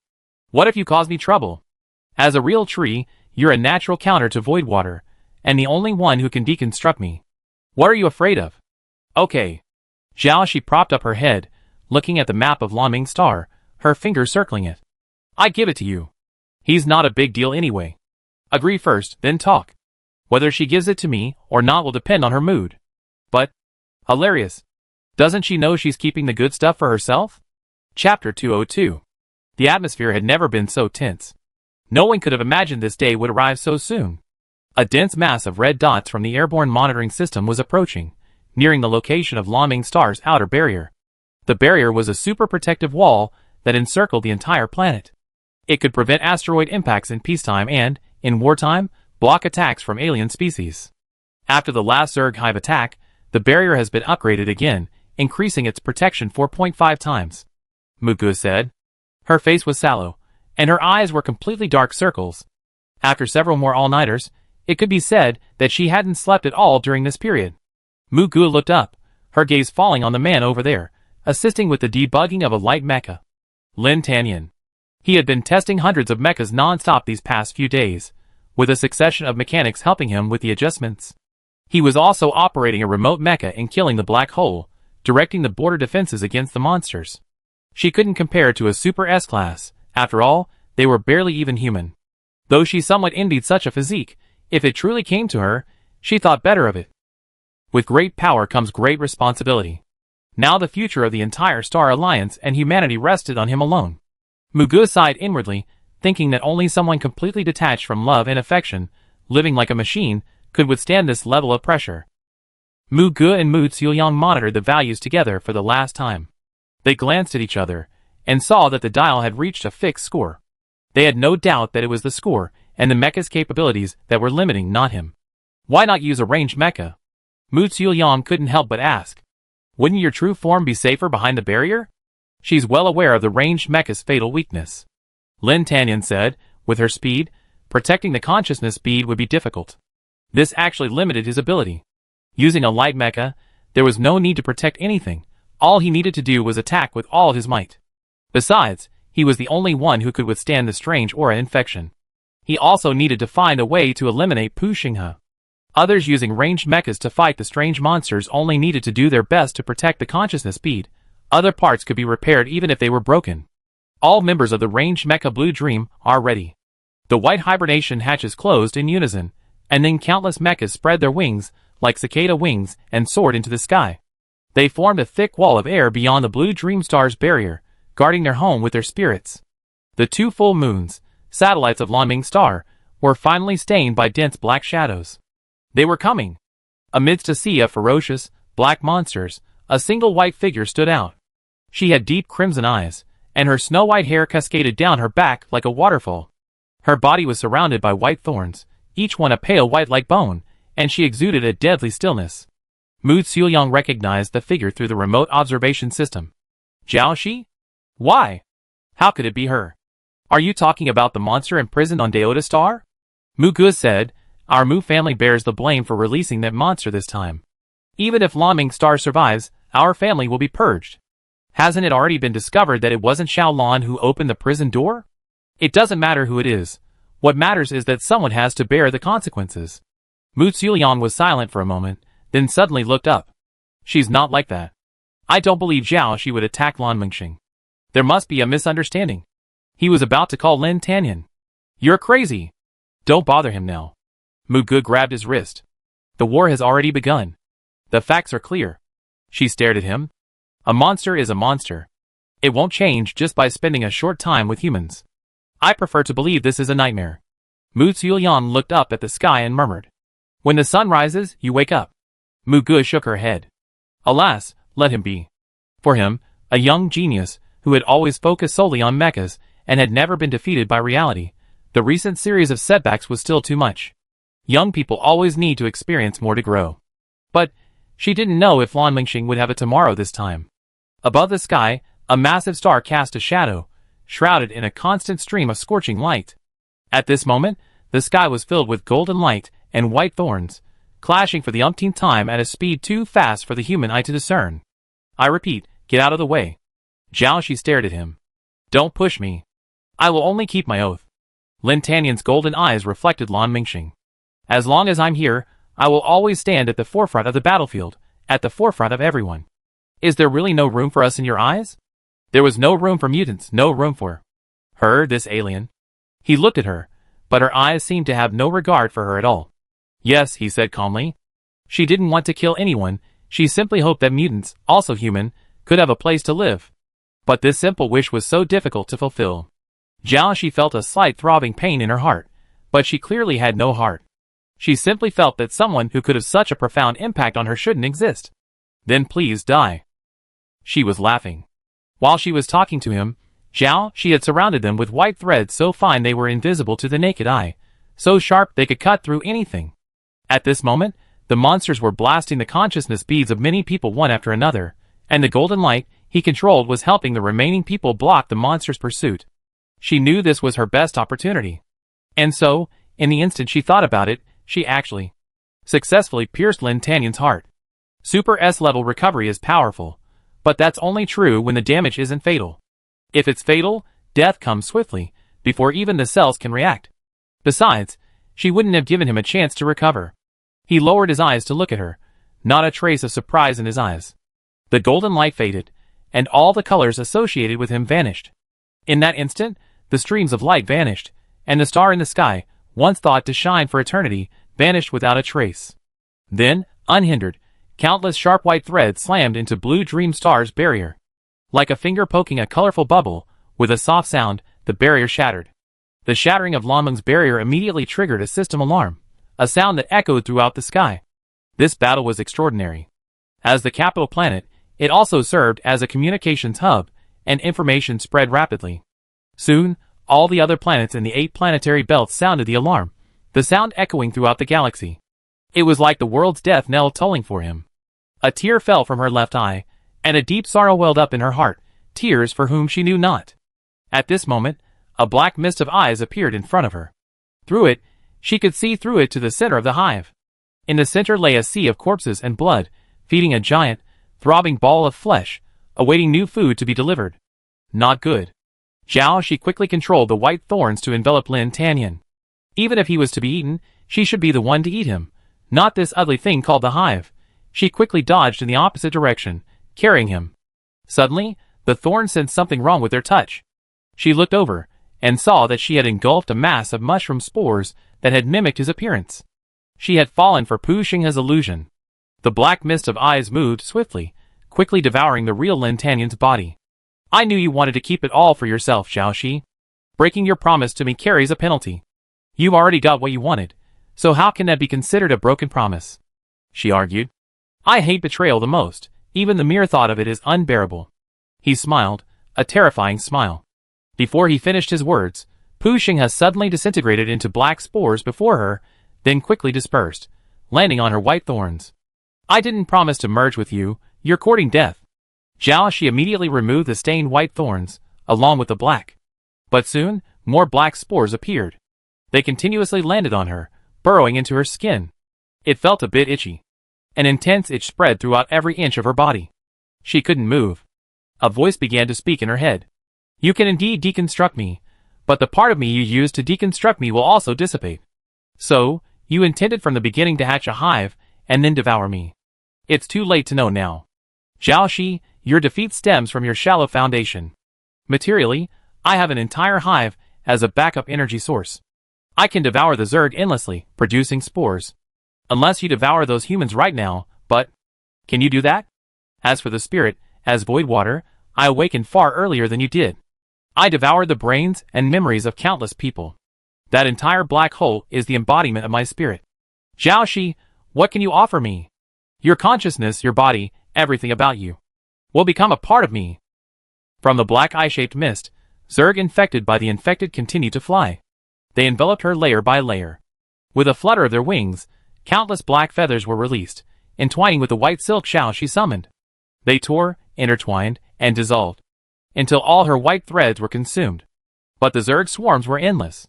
Once fully matured, the hive hidden within the black fog would produce enough Zerg to consume the entire galaxy. And the beginning of all this darkness began on Blue Dream Star.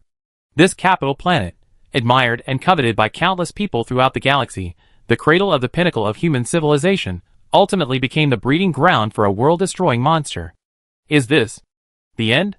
Jiaoxi's eyes, originally dark red, gradually turned black in her right eye, until it was completely replaced by black. A black teardrop mole appeared under her right eye, and dark tears flowed down.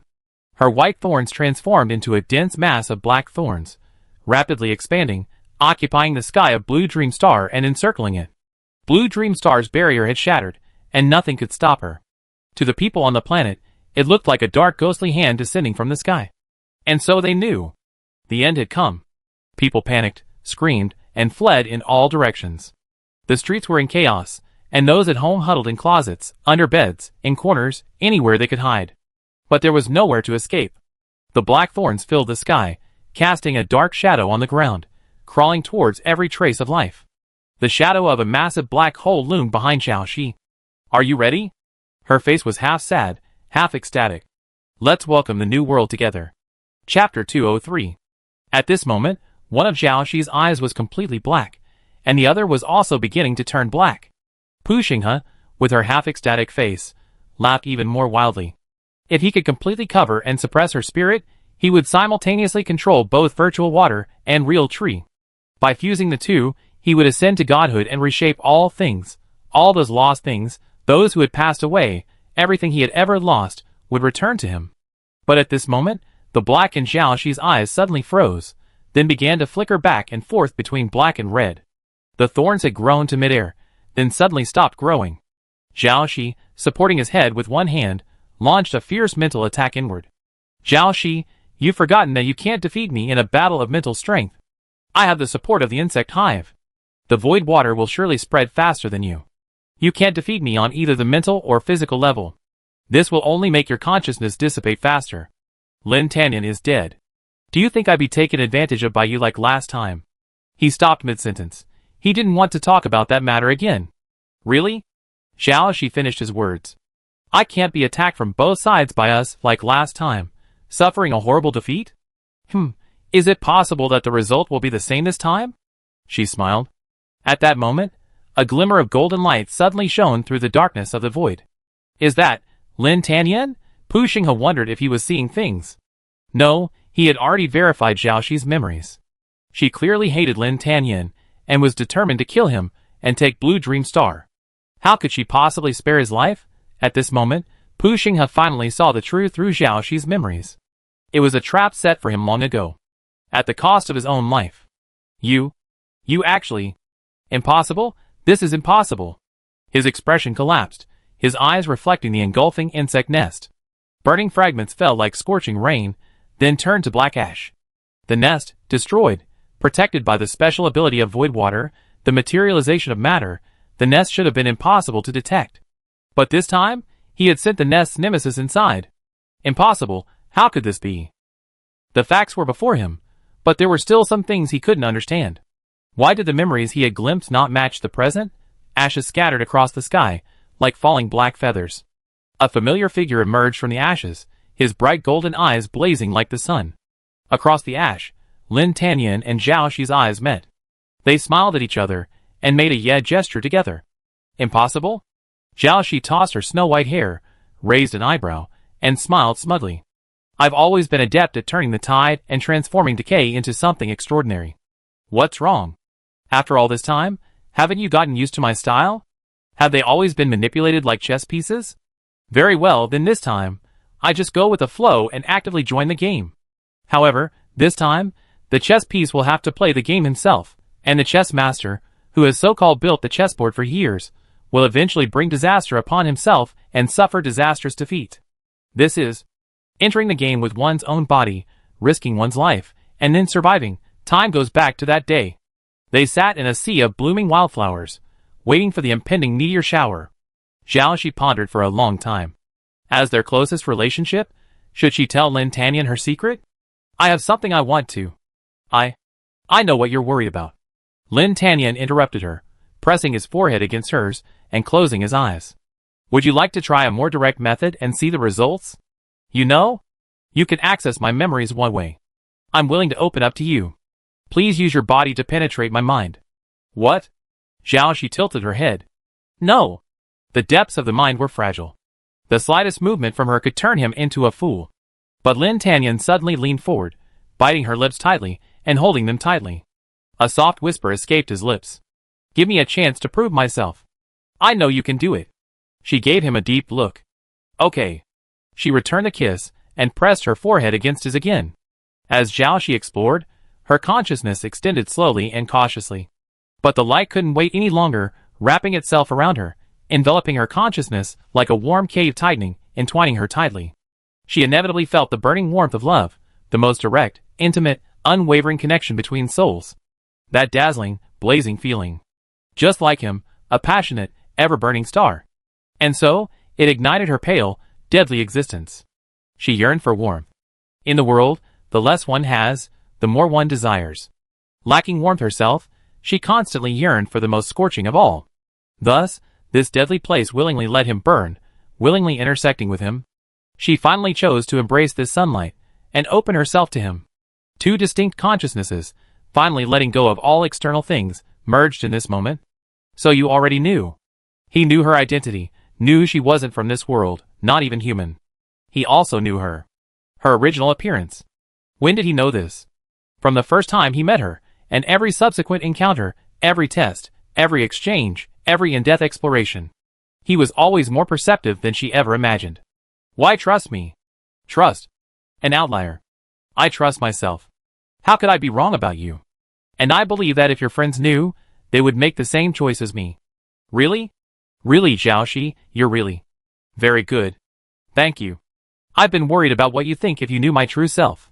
So I've been afraid of your suspicion, fear of your apprehension, afraid of you leaving again. Am I being so obvious? I'm very sensitive to emotions. Especially yours. Has anyone ever told you you're good with sweet talk? I only do that with you. I've been to the base on Du Star, before the black hole swallowed it. I know. Their minds had connected. In the moment they connected, their memories shared, and they knew everything about each other. There are all your stories there. I just want you to know that I never cared about who you were, as long as you were you. Zhao Shi also saw the prophecy about him in his memory. No one in this world will walk with you, and saw how it had brooded him for many days and nights. So, that prophecy also indirectly proves. I will walk with you. I've remembered that. I have a good memory. Once I remember it, I won't let it go. So you're never going to leave me again. I promise you. After the Shirian incident, they knew void water had spread widely. Shirian's defenses were tight, and even her closest confidants had been infected at some point. So, many more people were likely to be unscathed. After years of infiltrating every department and every industry, his roots had spread far and wide. Perhaps the air, the rain, the stinking sewers beneath the ground, here were his spies. And the communication of consciousness was the most effective way to isolate oneself from the outside world. As their bodies intertwined, their spirits merged, their thoughts deeply connected. Pu Xinghe must have a backup plan. I know him too well. As long as the black hole persists, void water will not disappear. He's been planning this for a long time. For years, burning Furnace Star has been used as a nutrient factory to supply mutants and the Zerg. The Zerg nest has already formed again. But I don't know how he's hidden it. I can't find its location. After escaping from the black hole, Void Water must rely on living things to survive, and the Zerg can provide it with an unlimited supply of carriers. To defeat him, we must find a way to simultaneously address both the black hole and the Zerg nest. But the Zerg nest hasn't appeared yet, which means he must still be scavenging for nutrients. Once the nest matures, it will cooperate with Void Water to create an endless stream of strange monsters. That would be troublesome. But those infected are still spreading across planets. They must have infiltrated many organizations. Any action we take will be detected, and the situation is very unfavorable for us. Then this is the only way. They shared memories, shared thoughts, and together they found the only way. A way that could save everyone and turn things around in despair. But this method? How much pain will you have to endure? I'm also worried that after losing my memory of today, I do something irreparable to you. You can do whatever you want to me. He kissed her. If it were your most admired rival, how would you end his life? Hard. One blow. Jiaoshi said, it's quicker and more respectable than a headshot. Then please, at your final moment, thrust your white thorn into my heart. Lin Tanyan placed her hand on his chest. This is where our most precious memories will be. I remember this moment the moment I pierce your heart. She deepened the kiss. Then I'd be devastated, so devastated I want to die. But it won't be long. At this point, we're only a stone's throw away from success. Yes. When you're on the verge of death, I use the white silk to mend your broken heart. With my death. In exchange for Su Shui's trust and the destruction of the insect nest. Then, it's time to settle accounts with him. Lin Tanyan had already obtained the method for retrieving memories during his previous trip to Du Star. Shall we begin? Jiaoshi asked. Well, it's going to hurt. I'm not afraid of the pain. I just feel like, after finally seeing your true heart, tomorrow it's going to be back to the way it was before, or even worse. This is 1,000 times more painful than a headache. A gentle breeze rustled through the grass beside them, as they gazed at the boundless starry sky. From a distance, they were just two tiny shadows leaning against each other, like a child's vision of the starry sky for the first time. Gazing up at the boundless beauty of the unknown, yet as tiny as a grain of sand, yet still wanting to hold a star in their hands. I want it to be like this forever, just like this, with you. Me too. Tomorrow, you be wary of me, suspicious of me. In the dim light, a tear shimmered faintly. Jiaoshi kissed his eyes. But in my heart, I will always love you deeply. He smiled. Me too. I wait for the day you return. Countless silver lines streaked across the sky. There's a meteor shower. Want to make a wish? Meteors are the corpses of stars. Wishing is pointless, right? Even if they fall, they once shone brightly. Our planet will eventually see that day too. But at least not this time. You're right. That night, they held hands tightly, gazing up at the starry sky. Under the starry sky, a sea of vibrant flowers swayed for them, and dandelion seeds drifted far away on the wind. They gazed at each other, embraced each other, their minds connected, their bodies and souls resonating. No one possessed a stronger connection than theirs. From their first meeting, they knew they were similar people, sharing the same will and a mutually drawn soul. Together, they made a shared wish to the shooting star. May human civilization continue, and may there be no more war in the world. We swear with our bodies, our spirits, and everything we have, that we will dedicate everything to achieving this ideal, until the stars fall to the ends of the universe. Chapter 204. I see you really enjoy playing chess. How does it feel to be tricked by the chess pieces this time? Hee. Pu Xinghe laughed. Destroying the insect nest will only slow the spread of virtual water. Once I replace you and occupy the real tree, the result will be the same. What a coincidence. Our goals are the same. Jiaoshi also laughed. I want to take your place and obtain virtual water. This was all part of her and Lin Tanyan's pre-planned plan. During this battle, Lin Tanyan disabled the automatic erasure program of Kill Black Hole. This was why he needed to gain control of the other half of the system. Only with full control could he modify the underlying system rules. In other words, those who were infected during the battle did not have their consciousness killed by the system. Once, she defeated Pu Xinghe's consciousness and replaced him in control of the virtual water, she would know the location of all virtual water. Whether it was those whose consciousness beads were pierced by strange monsters during battle and who were infected, or those invaded by brain-eating worms and forced to become his puppets, or even those mutated plants and Zerg who were infected. Whether in their brains or bones, in the sky or underground, beneath the earth or in the ocean.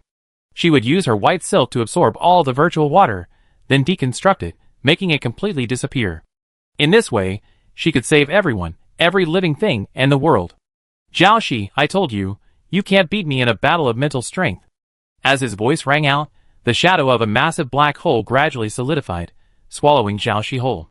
It was like falling into an eternal vortex, a dark, bottomless vortex, falling ever and ever.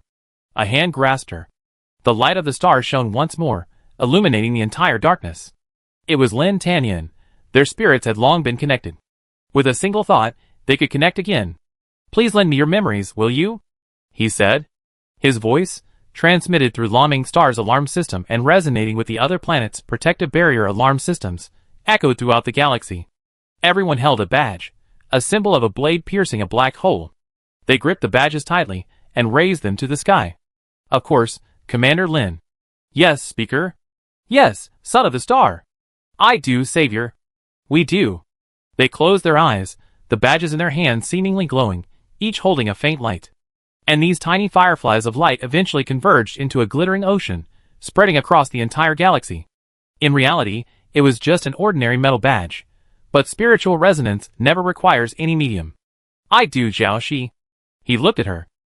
Jiaoxi took his hand, their spirits connected, their borrowed memories shared. This would be a battle between the memories of the living and the memories of the dead. Are there more dead or living people in this world? Undoubtedly, there are more dead. But the memories of the dead are the past. Only the living can create the future. As long as they exist in this world, they are constantly creating new memories. With determination and unity, the spiritual power they create will be unprecedentedly powerful. The white light in their hands grew stronger and stronger, constantly expanding and spreading, and eventually it would surpass this seemingly boundless black hole. Just like the many difficulties and setbacks I've encountered, the many difficult roads I've walked along, seemingly unattainable, but as I walked, I slowly made it through. Jiaoxi, why? Why are we different? Pu Xinghe asked, why did you get everything while I am always alone? We should be the same, we should be the same. Because you've never truly trusted others. Jiaoxi replied, how many times have you acted on your own? How many times have you ignored your companion's advice? Once, there were many people around you, and you killed them. A new world. A new world. As long as we created anew, they will all return. Pu Xinghe, it's time to wake up from the dream. What's lost can never be regained. So, remember to cherish everything you have now. This is what she wanted to say to herself. Not only them, but you too, died long ago. A creature revived by implanted memories is not the same person as before. What about you? You're not human either. You're not Jiaoxi at all. You're a monster like me. I'm certainly not the Jiaoxi of the past, but I'm the Jiaoxi of this moment. She looked at the person beside her, tightly grasping his hand. Memories may be false, but the paths I've walked, the experiences I've shared with my companions, the footprints I've left behind, are not false. Heh. It was like a chuckle, a sigh. Pu Xinghe's voice gradually faded. Jiaoxi, I envy you so much. Jiaoxi began to control the white silk's infinite spread. The void water she absorbed along the way could serve as her energy, allowing her to reach even more places. It seemed like an eternity, yet it also seemed like only a moment. She had spread to every planet, permeated every corner of the world, her threads seeping into every stone, every drop of water, every cell. Thus, she began to see the laws of all things, the interconnectedness, the logical and physical relationships between them. As long as the connections between all things were clearly understood, one could also see the direction and outcome of everything in this world. Time was no longer an irreversible, single thread. This moment was the previous moment, the next moment, and every moment. This was the concept of time for four-dimensional beings. Jiaoxi saw a membrane appear before her. She reached out curiously and touched it, and then, as if receiving a response from the world, she suddenly understood many things. The god in the embryo. She remembered what Pu Xinghe had said. So it was true. The world is an egg, and his birth will come at the cost of absorbing the energy of the entire world, breaking free from the womb. Real tree is his body, and imaginary water is the amniotic fluid that incubates him. This entire galaxy was the nutrient that nurtured his emergence from the shell. Four-dimensional life was born from this. The membrane before her eyes began to crack. This world was about to break. Jiaoxi turned back, but no, she discovered she had no head. Her vision had already spread in all directions, piercing through all time and space, perceiving everything. The entire world was a vast expanse of white, a vast expanse of wildly growing white thorns already covering the entire world. There was nothing here, only dead silence. She had absorbed all the life force of this world, and her body was about to break free from the shell. Through the invisible membrane, she saw a higher dimensional world. There, gigantic white creatures filled the air, their long bodies stretching out, winding, connecting everything. Their trunks resembled white trees, and the entire world was also white. The trees bore black fruits, universes. The fruit membrane wasn't the boundary of the universe. The universe had no boundaries. It was the boundary of the dimensions. She was inside a ripening fruit, squeezed by the world, on the verge of breaking through the membrane. Like being squeezed by a womb, about to slip out. They opened their branches, welcoming her birth. She was the child of the tree, and void water was the amniotic fluid it had bestowed upon her. Accepting void water meant being ready for birth.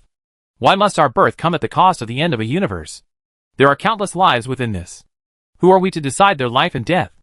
She questioned, but the tree didn't answer. Its branches swayed, without a sound. But Jiaoshi knew what he meant. He said, "Child, you are sick. Those germs have contaminated you. I am an idealist. I am mostly realistic. But in the end, I will choose to die with my ideals in my heart. Because I am an idealist." He wept, weeping for the death of another child. He also smiled, smiling at the birth of a new child. Jiaoshi saw that in the universe within the bubble, countless trees were constantly breaking through their shells and growing, becoming new him. There were also countless trees that chose to perish, ultimately never piercing the bubble. She felt a little happy. It turned out that there were still people who made the same choice as her. Just like along this journey, on the journey toward her ideal, she was never alone. The process of upgrading is irreversible, just like the outcome of childbirth. Either a new life is born or a stillbirth. But she can reverse time, returning to a time before the world's vitality was plundered. A person was reflected in her eyes. "Do me a favor," she said, smiling at Lin Tanin. "Burn all my thorns. Remember, don't leave any." "Why?" I might have to go on a long journey. Will you come back?" For some reason, his voice trembled. Jiaoshi said nothing, her body simply disintegrating into light, fluttering white threads. Those threads gently wrapped around him, brushing his lips lightly, as if in a kiss of farewell. A thread of white thread hooked around the back of his neck, and Lin Tanyan felt something disappear. It was the shackle that had plagued him for nearly 20 years, the superfluous thing he had spent countless days and nights trying to rip away. But now, it was the only proof of her existence on his body. And she was going to take even that away. "Jiaoshi, why are you so cruel to me? Lin Tanin, from now on you're free. Nothing can bind you anymore. May you cast off all burdens and live the life you desire." He reached out, trying to grasp the strand of silk, but it instantly dissipated into star-like particles as it landed in his palm, vanishing. The night wind whistled, and the void above Blue Dream Star was filled with a single, lonely figure. Two pale moons shone with a distant, dreamy golden hue, just like his eyes. Countless streams of light began to dance, falling onto the countless white thorn branches scattered across the world. That night, beautiful sparks ignited on every planet. Everyone gazed at this magnificent sight. Only he knew he was burning her remains. "I thought a lot about my future, but every future includes you." Unfortunately, he didn't get to say these words to her. When Jiaoshi first woke up in this world, she had a nightmare, a world filled with white, and she was alone. And now, reality and dreams are indeed the opposite. Just now, at the moment of upgrade, she saw herself back then, across countless timelines. With a thought, this scene flashed into her dream. She saw her fear. Her thoughts gently caressed her then. "Remember, don't let such nightmares become reality."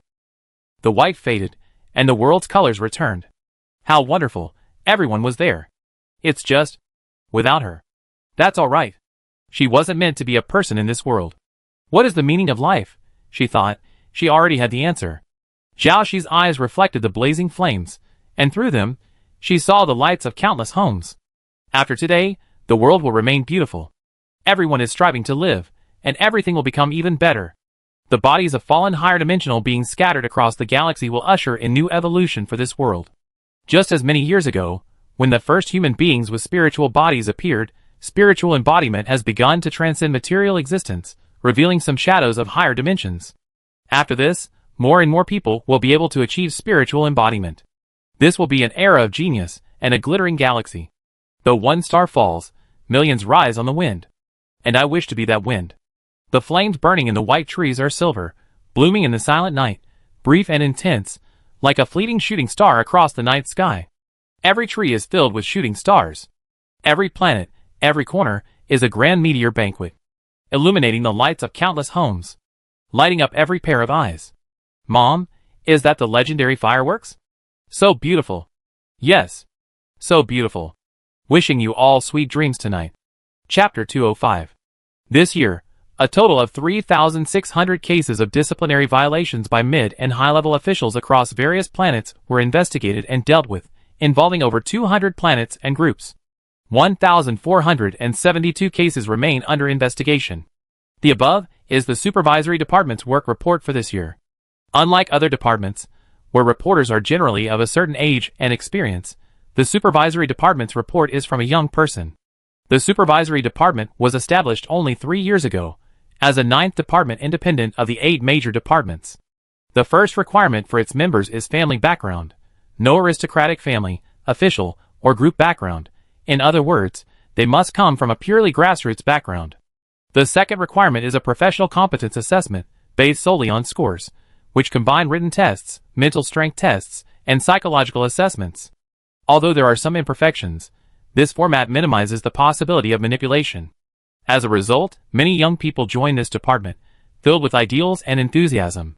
Because of the psychological assessment, the young people recruited possessed a fearlessness of power and death, instantly stirring up a storm within the Star Alliance. The Supreme Chancellor independently authorized this department to oversee and investigate other departments and the higher-ups of various planets. Initially, this was met with strong opposition, with some questioning why a department that could not create any value should be established in place of the long-standing traditions of the Star Alliance. These serious opponents were the first to be investigated. Later, as successive high-ranking officials lost their status and were imprisoned, they realized that the Supreme Chancellor was serious about their actions. At this point, the Supervisory Department had established a firm foothold in the Star Alliance. Then came the Environmental Protection Department's work report. The man had a rather unusual appearance, clad in black armor and unusually tall. Over the black armor, he wore a work uniform. The fabric at his shoulders had been pierced by his armor, leaving a massive lint. After stumbling through the document in his hand, Gao Chui turned to the person next to him and said, "Don't goad me next time. I'd rather fight those mutant plants. I'm almost losing my tongue from reading from a script." He spoke so loudly that everyone in the conference room stared at him. Excuse me. Keep going, keep going." He apologized and sat down. The huge jolt nearly knocked everyone in his row to the ground. "The conference room's hardware needs to be updated," someone suggested. "There's a difference in size and weight between mutants and humans. Since the likelihood of mutants and humans sharing a room has increased, the facilities should be upgraded simultaneously." Agreed. After the war 3 years ago, although the hive was destroyed, many Zerg that had escaped before the destruction remained scattered across the planets. The Star Alliance began to move to various planets to eliminate the remaining Zerg.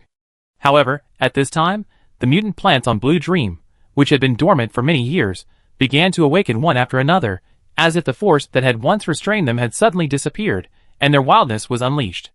With many Environmental Protection Department personnel imprisoned for crimes, and the Star Alliance short-handed, the mutants stepped forward to assist the Star Alliance in clearing out the mutant plants, making their own contribution. Thus, they were granted temporary residency on Blue Dream. But to remain permanently, they needed to make greater contributions to society. The Star Alliance adopted a point-based settlement system for them, with benefits commensurate with their contributions. The 9 departments completed their work reports in turn. The room fell silent, awaiting the Supreme Speaker's address. "I have nothing to add." In the center of the meeting room, a screen, lit but displaying nothing, chimed in. "You did a great job." After the meeting, the screen also turned off. Some attendees left the room, while others pretended to pack up, whispering quietly, "He's been ill for so long. When will he recover? I heard that battle damaged his foundation. It's a serious injury, so he's been bedridden. But he's done everything he needed to do in recent years, especially the last 2 years. The initial implementation of all the new regulations was incredibly challenging. Unexpectedly, they were successfully implemented. There's always a period of pain, but now things have finally stabilized. So, he doesn't seem like someone seriously injured at all. The man thought for a moment and said, on the contrary, starting this year, he's been attending fewer and fewer meetings. I heard that during an internal meeting with the ministers, he proposed electing an acting Supreme Speaker. Acting Supreme Speaker? Isn't that a transitional position typically passed on to the next in command after the previous incumbent dies or is about to retire? He's quitting? Shh. Keep your voice down. Don't let this news get out, or there's going to be a big mess. A female alpha, dressed in a black military uniform and with a stern expression, stood at the main gate of a manor. The manor looked quite old, its mottled walls covered in green ivy. She was the current military senator, Lu Ming. After Su Ling's death, she took over his position and, for the past few years, assisted Lin Tanyin in military affairs. After the battle, he, citing a serious injury, ceased attending any events, conducting all work arrangements remotely, and never appeared in person. It could be said that no one had seen him in person in the past 3 years. He had nominated an acting speaker during internal meetings, but no one was willing to take him up. Although Lin Tanyin's style of action often seemed somewhat dictatorial, rarely explaining things to others, and simply achieving his goals with a single command, which irked many, there was no denying that he was truly capable, and the one most capable of leading humanity to glory. So, when he considered abdicating, he was met with opposition from everyone. They couldn't stop him from leaving the throne, but they could choose not to take his place. No one believed he would be unable to do his job, just as they believed the sun would always be in the sky. Would you like to meet? Lu Ming called Lin Tanyin. It's inconvenient. Is it really a medical condition? Yes, the doctor recommended long-term rest. But according to Lu Ming's research, no doctor had ever visited his home in all those years, and he had no record of any hospital visits. Lu Ming clenched her fists, a strange feeling of resentment and discontent rising. She couldn't understand how someone so high-ranking, so honored, so young yet so dazzling, someone she had always admired, the highest star in her heart, could one day use such an excuse to step down. The Ministry of Information has recently been receiving frequent radio signals from other galaxies. She said, according to the decoding, they want to establish diplomatic relations with us. Should we respond to them? Humanity has always known that there are other intelligent life forms outside this galaxy. But after the recent years of being plagued by the Zerg, the Star Alliance has only been able to recuperate for 20 years. Since then, they have encountered a series of incidents, including grotesques, brain-eating worms, and mutants, leading to constant battles. So, they have ignored messages from other galaxies. When everything stabilizes, should we consider embarking on a broader journey? I'm tired. A voice came from the other end of the line. I don't want to discuss work outside of this meeting. Then let's talk about you. When will you be back? You? The line was disconnected. Lu Ming took a step forward. She wanted to know what had happened to him all these years. When her hand touched the rotten door, the rust scratched her fingers, and she withdrew her hand. She sighed and turned to leave. Perhaps she never understood what kind of person he was. Perhaps only that person knew. But that person had been gone for a long time. Mu Xiaoyang found it strange that Lin Tanyin had suddenly become interested in architectural design. He actually stayed home for 3 years without even leaving. Over the years, Lin Tanyin had personally asked him to help him procure a variety of materials. This time, he needed his help with some important equipment, so Mu Xiaoyang became the only person to set foot inside his home in recent years. Mu Xiaoyang followed a faint golden light, leading him deeper into the manor. An old, seemingly aged house appeared before him. The door was open, so he followed the instructions and continued inside. After arriving in a room that looked like a study, the light vanished. The room was large, but barely room to move. Blueprints, books, and scattered screens were piled everywhere. Mu Xiaoyang picked up the blueprints and studied them for a long time, but couldn't discern what he was planning to build. They were all fragmented, the information incomplete. After waiting for a while, and seeing no one, Mu Xiaoyang spotted a large bookshelf nearby and started to pick up a book. He placed his hand on the spine of a book, but couldn't remove it. Suddenly, he heard a faint sound nearby. It was familiar to Mu Xiaoyang, the sound of a door bearing turning. He pushed hard, and a secret door opened beside him. There was a secret room here. Could Lin Tanyin be in there? Mu Xiaoyang peered in. In that instant, a white shadow flashed, piercing his brow. It felt like a cold gust of wind blew through him. He had never been so close to death. The white shadow stopped abruptly. A pale hand grasped it. His legs gave way, and he steadied himself by holding onto the bookshelf. Cold sweat soaked his entire back. What is that? Mu Xiaoyang looked up at the figure before him. The figure had extremely pale skin, long black hair cascading down his back. His dark golden eyes were slightly raised, and his already calm expression now took on a deadly stillness. It wasn't lifeless, nor was it lifeless, but rather a kind of aloofness that bordered on otherworldly. Mu Xiaoyang was startled. How could he have become like this? The white thorns wrapped around his wrists, piercing deep into his flesh, sucking until the white tinged with a faint reddish hue. Don't be afraid, he's our guest, Lin Tanyan whispered to it. Mu Xiaoyang took 2 steps back. He saw that the thorns were growing from the ground.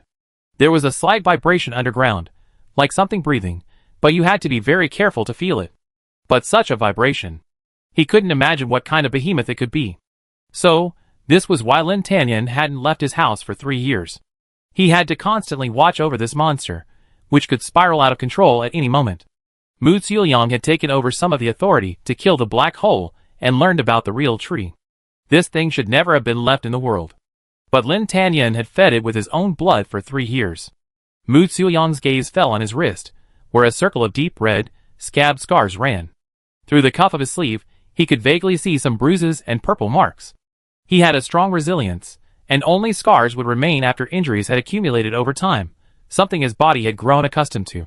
The constant injuries caused his body's cells to rapidly renew, and so his hair grew at a rate far exceeding that of a normal person. This monster was clearly constantly demanding from him. He lowered his eyes, watching it quietly, his expression only slightly changing at this moment. It was as if he were looking at his lover. Lin Tanyan, you're crazy. Jiaoxi's consciousness is gone. This thing is terrifying. You can't control it. She wouldn't want to see you like this. She likes it, Lin Tanyan said. After piercing his skin, the white thorns continued to crawl deeper into his flesh, making a sizzling sound as they sliced through muscle and stirred blood. Mu Xiaoyang's scalp tingled at the thought. She said she was very happy, Lin Tanyan continued. Mu Xiaoyang grabbed his hair twice. Wasn't this the end? The world was about to end again. Don't worry, I take care of her. Lin Tanyan finished, gently stroking the white thorn. It actually slowly shrank back into the ground, leaving only a small bud-like branch exposed, like a potted plant. I asked you to come here this time, because I wanted to trouble you to look at this. The screen before him displayed an extremely complex 3-dimensional image.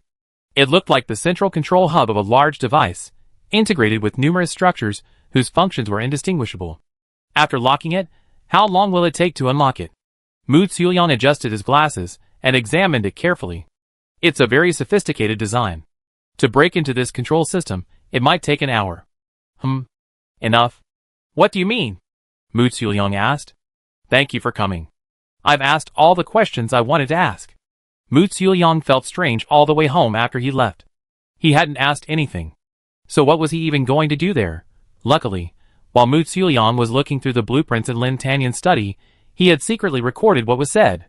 So he began piecing together the fragmented blueprints, trying to figure out what Lin Tanyan was up to. After several days of intense research, he finally pieced together what appeared to be an exceptionally large and sturdy fortress. What is he trying to protect? Mu Xiaoyang found it strange. What could be so powerful that even he couldn't protect it, requiring external forces? An urgent call arrived. It was from the Star Alliance's information department, reporting that Lin Tanyan's spirit was experiencing unusual activity and requiring Mu Xiaoyang's assistance in the investigation. Yes, even as Supreme Speaker, even his spirit's fluctuations were still under Star Alliance surveillance. Mu Xiaoyang felt an inexplicable sadness. When they arrived, they were already blocked by the impenetrable barrier. The pitch-black wall enclosed the entire mountain range, casting a shadow like a vast tomb. Mu Xiaoyang finally understood. It turned out to be the tomb he had built for himself, a super-protective wall capable of withstanding the aftermath of a super S-class self-destruction. This barrier, it turned out, was meant to protect them. Today, I won't restrict your food intake anymore. And I give you what you want most. As if understanding his words, the once slender, tiny white thorn suddenly grew taller and began to split. Its branches swayed with excitement, and the ground cracked, revealing countless branches that had been hidden there for so long. Soon, it was everywhere, nothing but white. Lin Tanyan embraced her, just as he had done day and night for the past 3 years. The thorns pierced deeply into his body, beginning a frantic plundering, more intense than ever before, ready to take everything from him. I give you this too, do you want it? In his palm, a small, glowing ball enveloped in streams of light appeared, a blazing flame blazing above it. Every leap of the flame was a collision and release of countless energies. The white thorn trembled, then swelled wildly, excited as never before. Then he dove headfirst into the small ball and devoured it. It continued to grow, poised to become a monster powerful enough to threaten the entire planet. Lin Tanyan sighed. Not even his mental strength could awaken her. Still, he wasn't too disappointed. You knew all along that she wouldn't come back, right? Yes, I knew, I always knew. Lin Tanyan was laughing. He had lied to himself for 3 years, enough to hand over all his work, get the Star Alliance back on track, and make them no longer need him. It was time to let go of everything.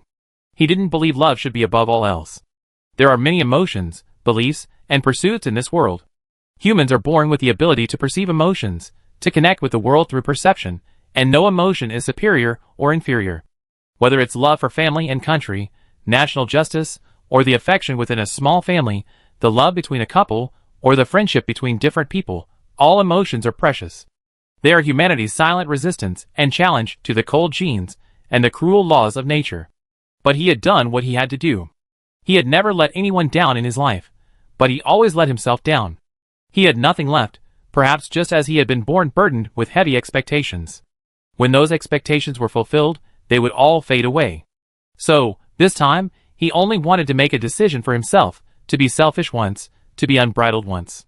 Yes, he had long been prepared to pay the price for his mistakes. Lin Tanyan looked up and saw the pitch-black sky of the barrier he had built with his own hands. It was both their prison and the grave where they would sleep together. To live with you, or to die with you. That is my answer. The light from the exploding spirit body slid down along with tears, dripping onto the white jade on his chest.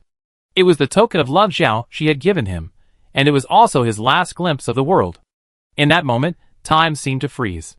The white jade that had never been melted by the magma of the burning furnace star began to melt at this moment, and the dripping white light was like a tear. The thorns that had once grown hideously transformed into an unknown white monster, suddenly began to retreat, retracting their waving trunks, shrinking and shrinking, until they resembled ordinary plant branches.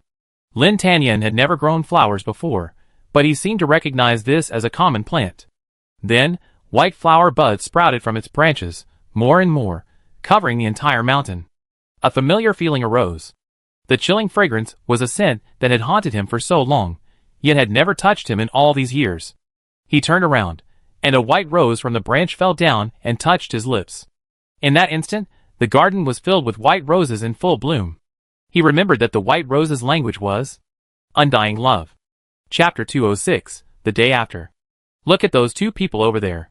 They look like they stepped out of a comic book. As soon as these words were spoken, several people on the roadside turned their gazes. Ahead stood two tall, slender figures, walking side by side. Their long, snow-white, and inky hair swayed in the wind, occasionally intertwining. One stood as straight as a pine tree, while the other walked with a less formal gait, his posture sloppy, his head lowered. Who is so uncivilized as to leave the manhole cover like that? The figure with the snow-white hair kicked the manhole cover shut with just the right amount of force, securing it securely. Who is it? Someone's doing maintenance down there. They heard a voice from beneath the manhole cover. Sorry. The figure lifted the cover with a single finger and set it aside. Who is this amazing person? The passers-by were stunned. Judging from their backs, they must be attractive, but I didn't recognize the characters they were cosplaying as. Who cares what character they are? Just start collecting stamps. The man opened his laptop and quickly chased after them, circling in front of them. Can I collect? Excuse me. After seeing their faces, the man immediately turned back. What's wrong? The companion whispered, Are they really ugly? Not really, just ordinary? Ordinary faces?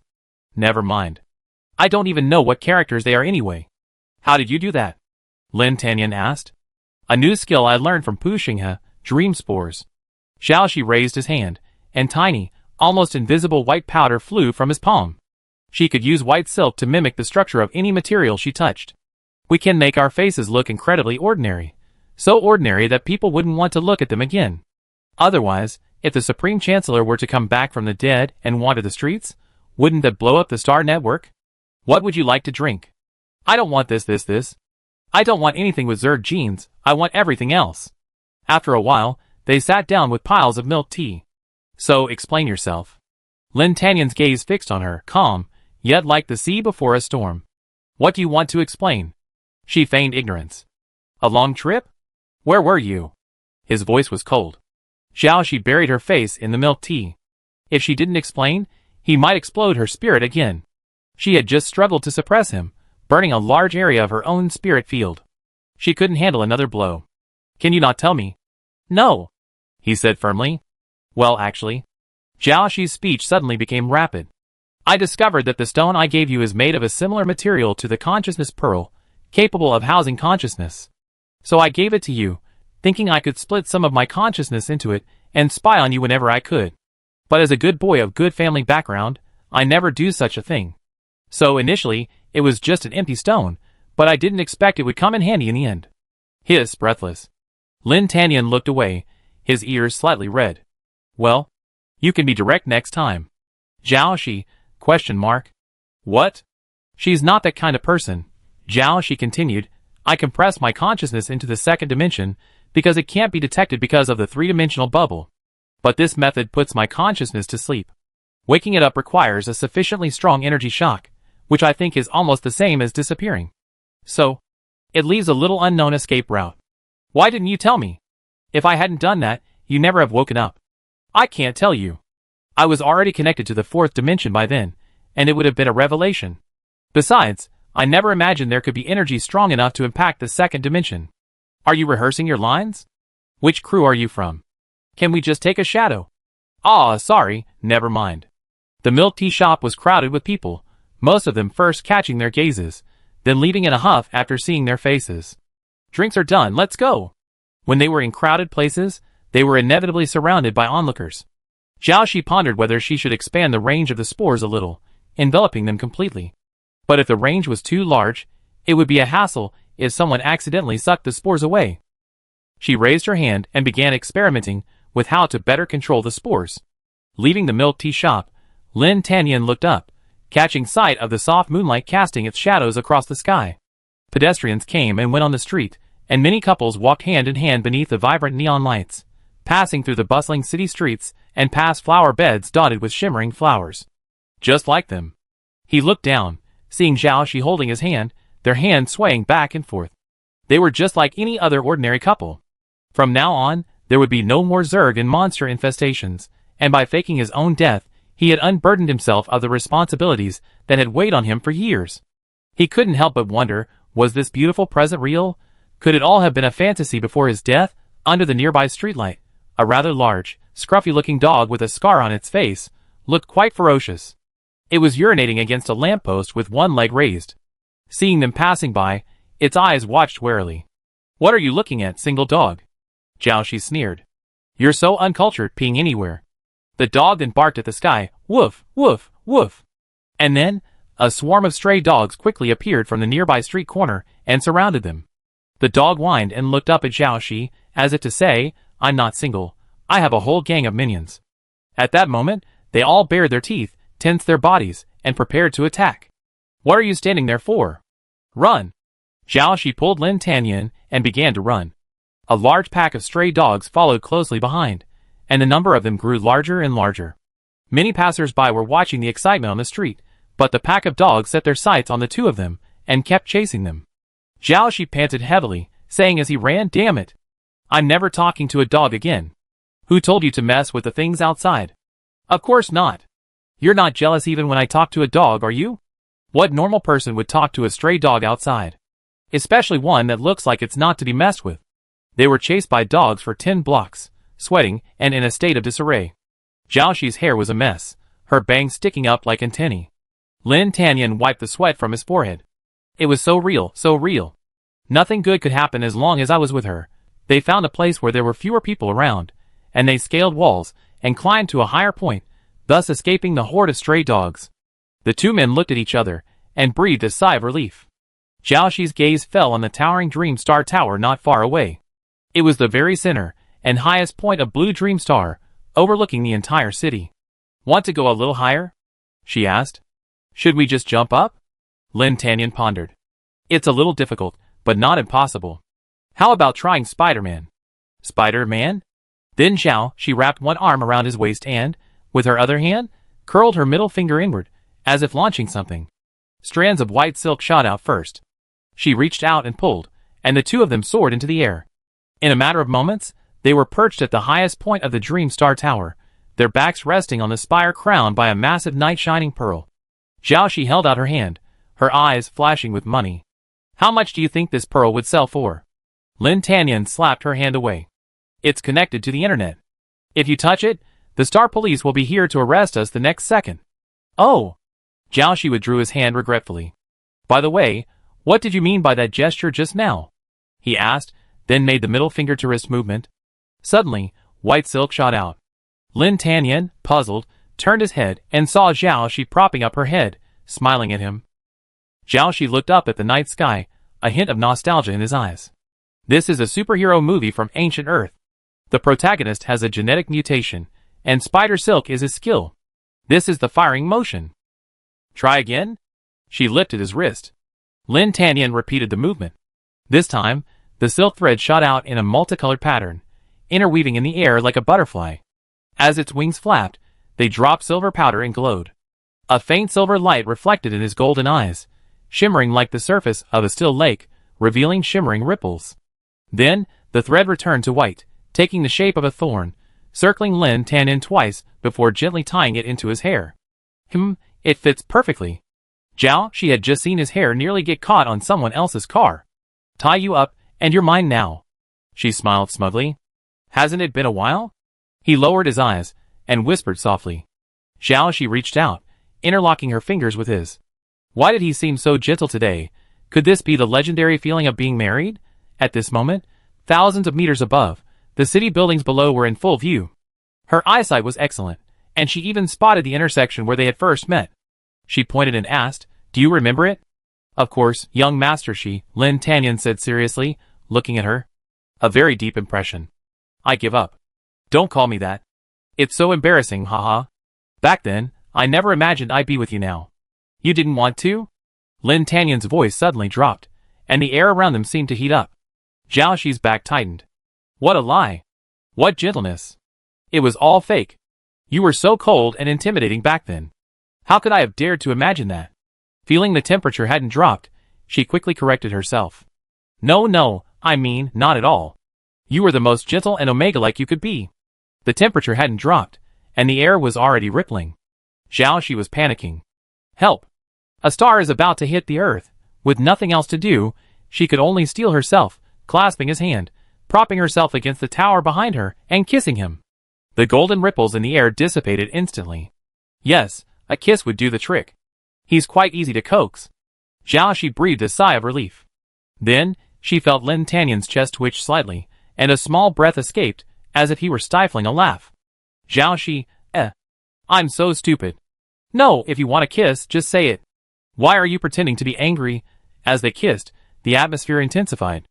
Jiaoxi's gaze flicked back. 1,000 meters up, if they moved too vigorously, would they fall? She steeled herself. Whatever happened, she'd wait until she fell. Gurgle, gurgle. A strange sound interrupted. Jiaoxi lowered her head. Sorry, I have a big appetite, so those dozens of milk teas are completely useless. I'm out of money, Lin Tanyan said. I only had some cash on me, and it's all gone. I'm in a dead state, so my card can't be used. I'm also an illegal resident, so my card must have been cancelled long ago. So what should I do? Just go get some free food. Jiaoxi thought about it. She had so many subordinates before. I heard they're doing pretty well in the nature park now. Just pick a lucky person at random.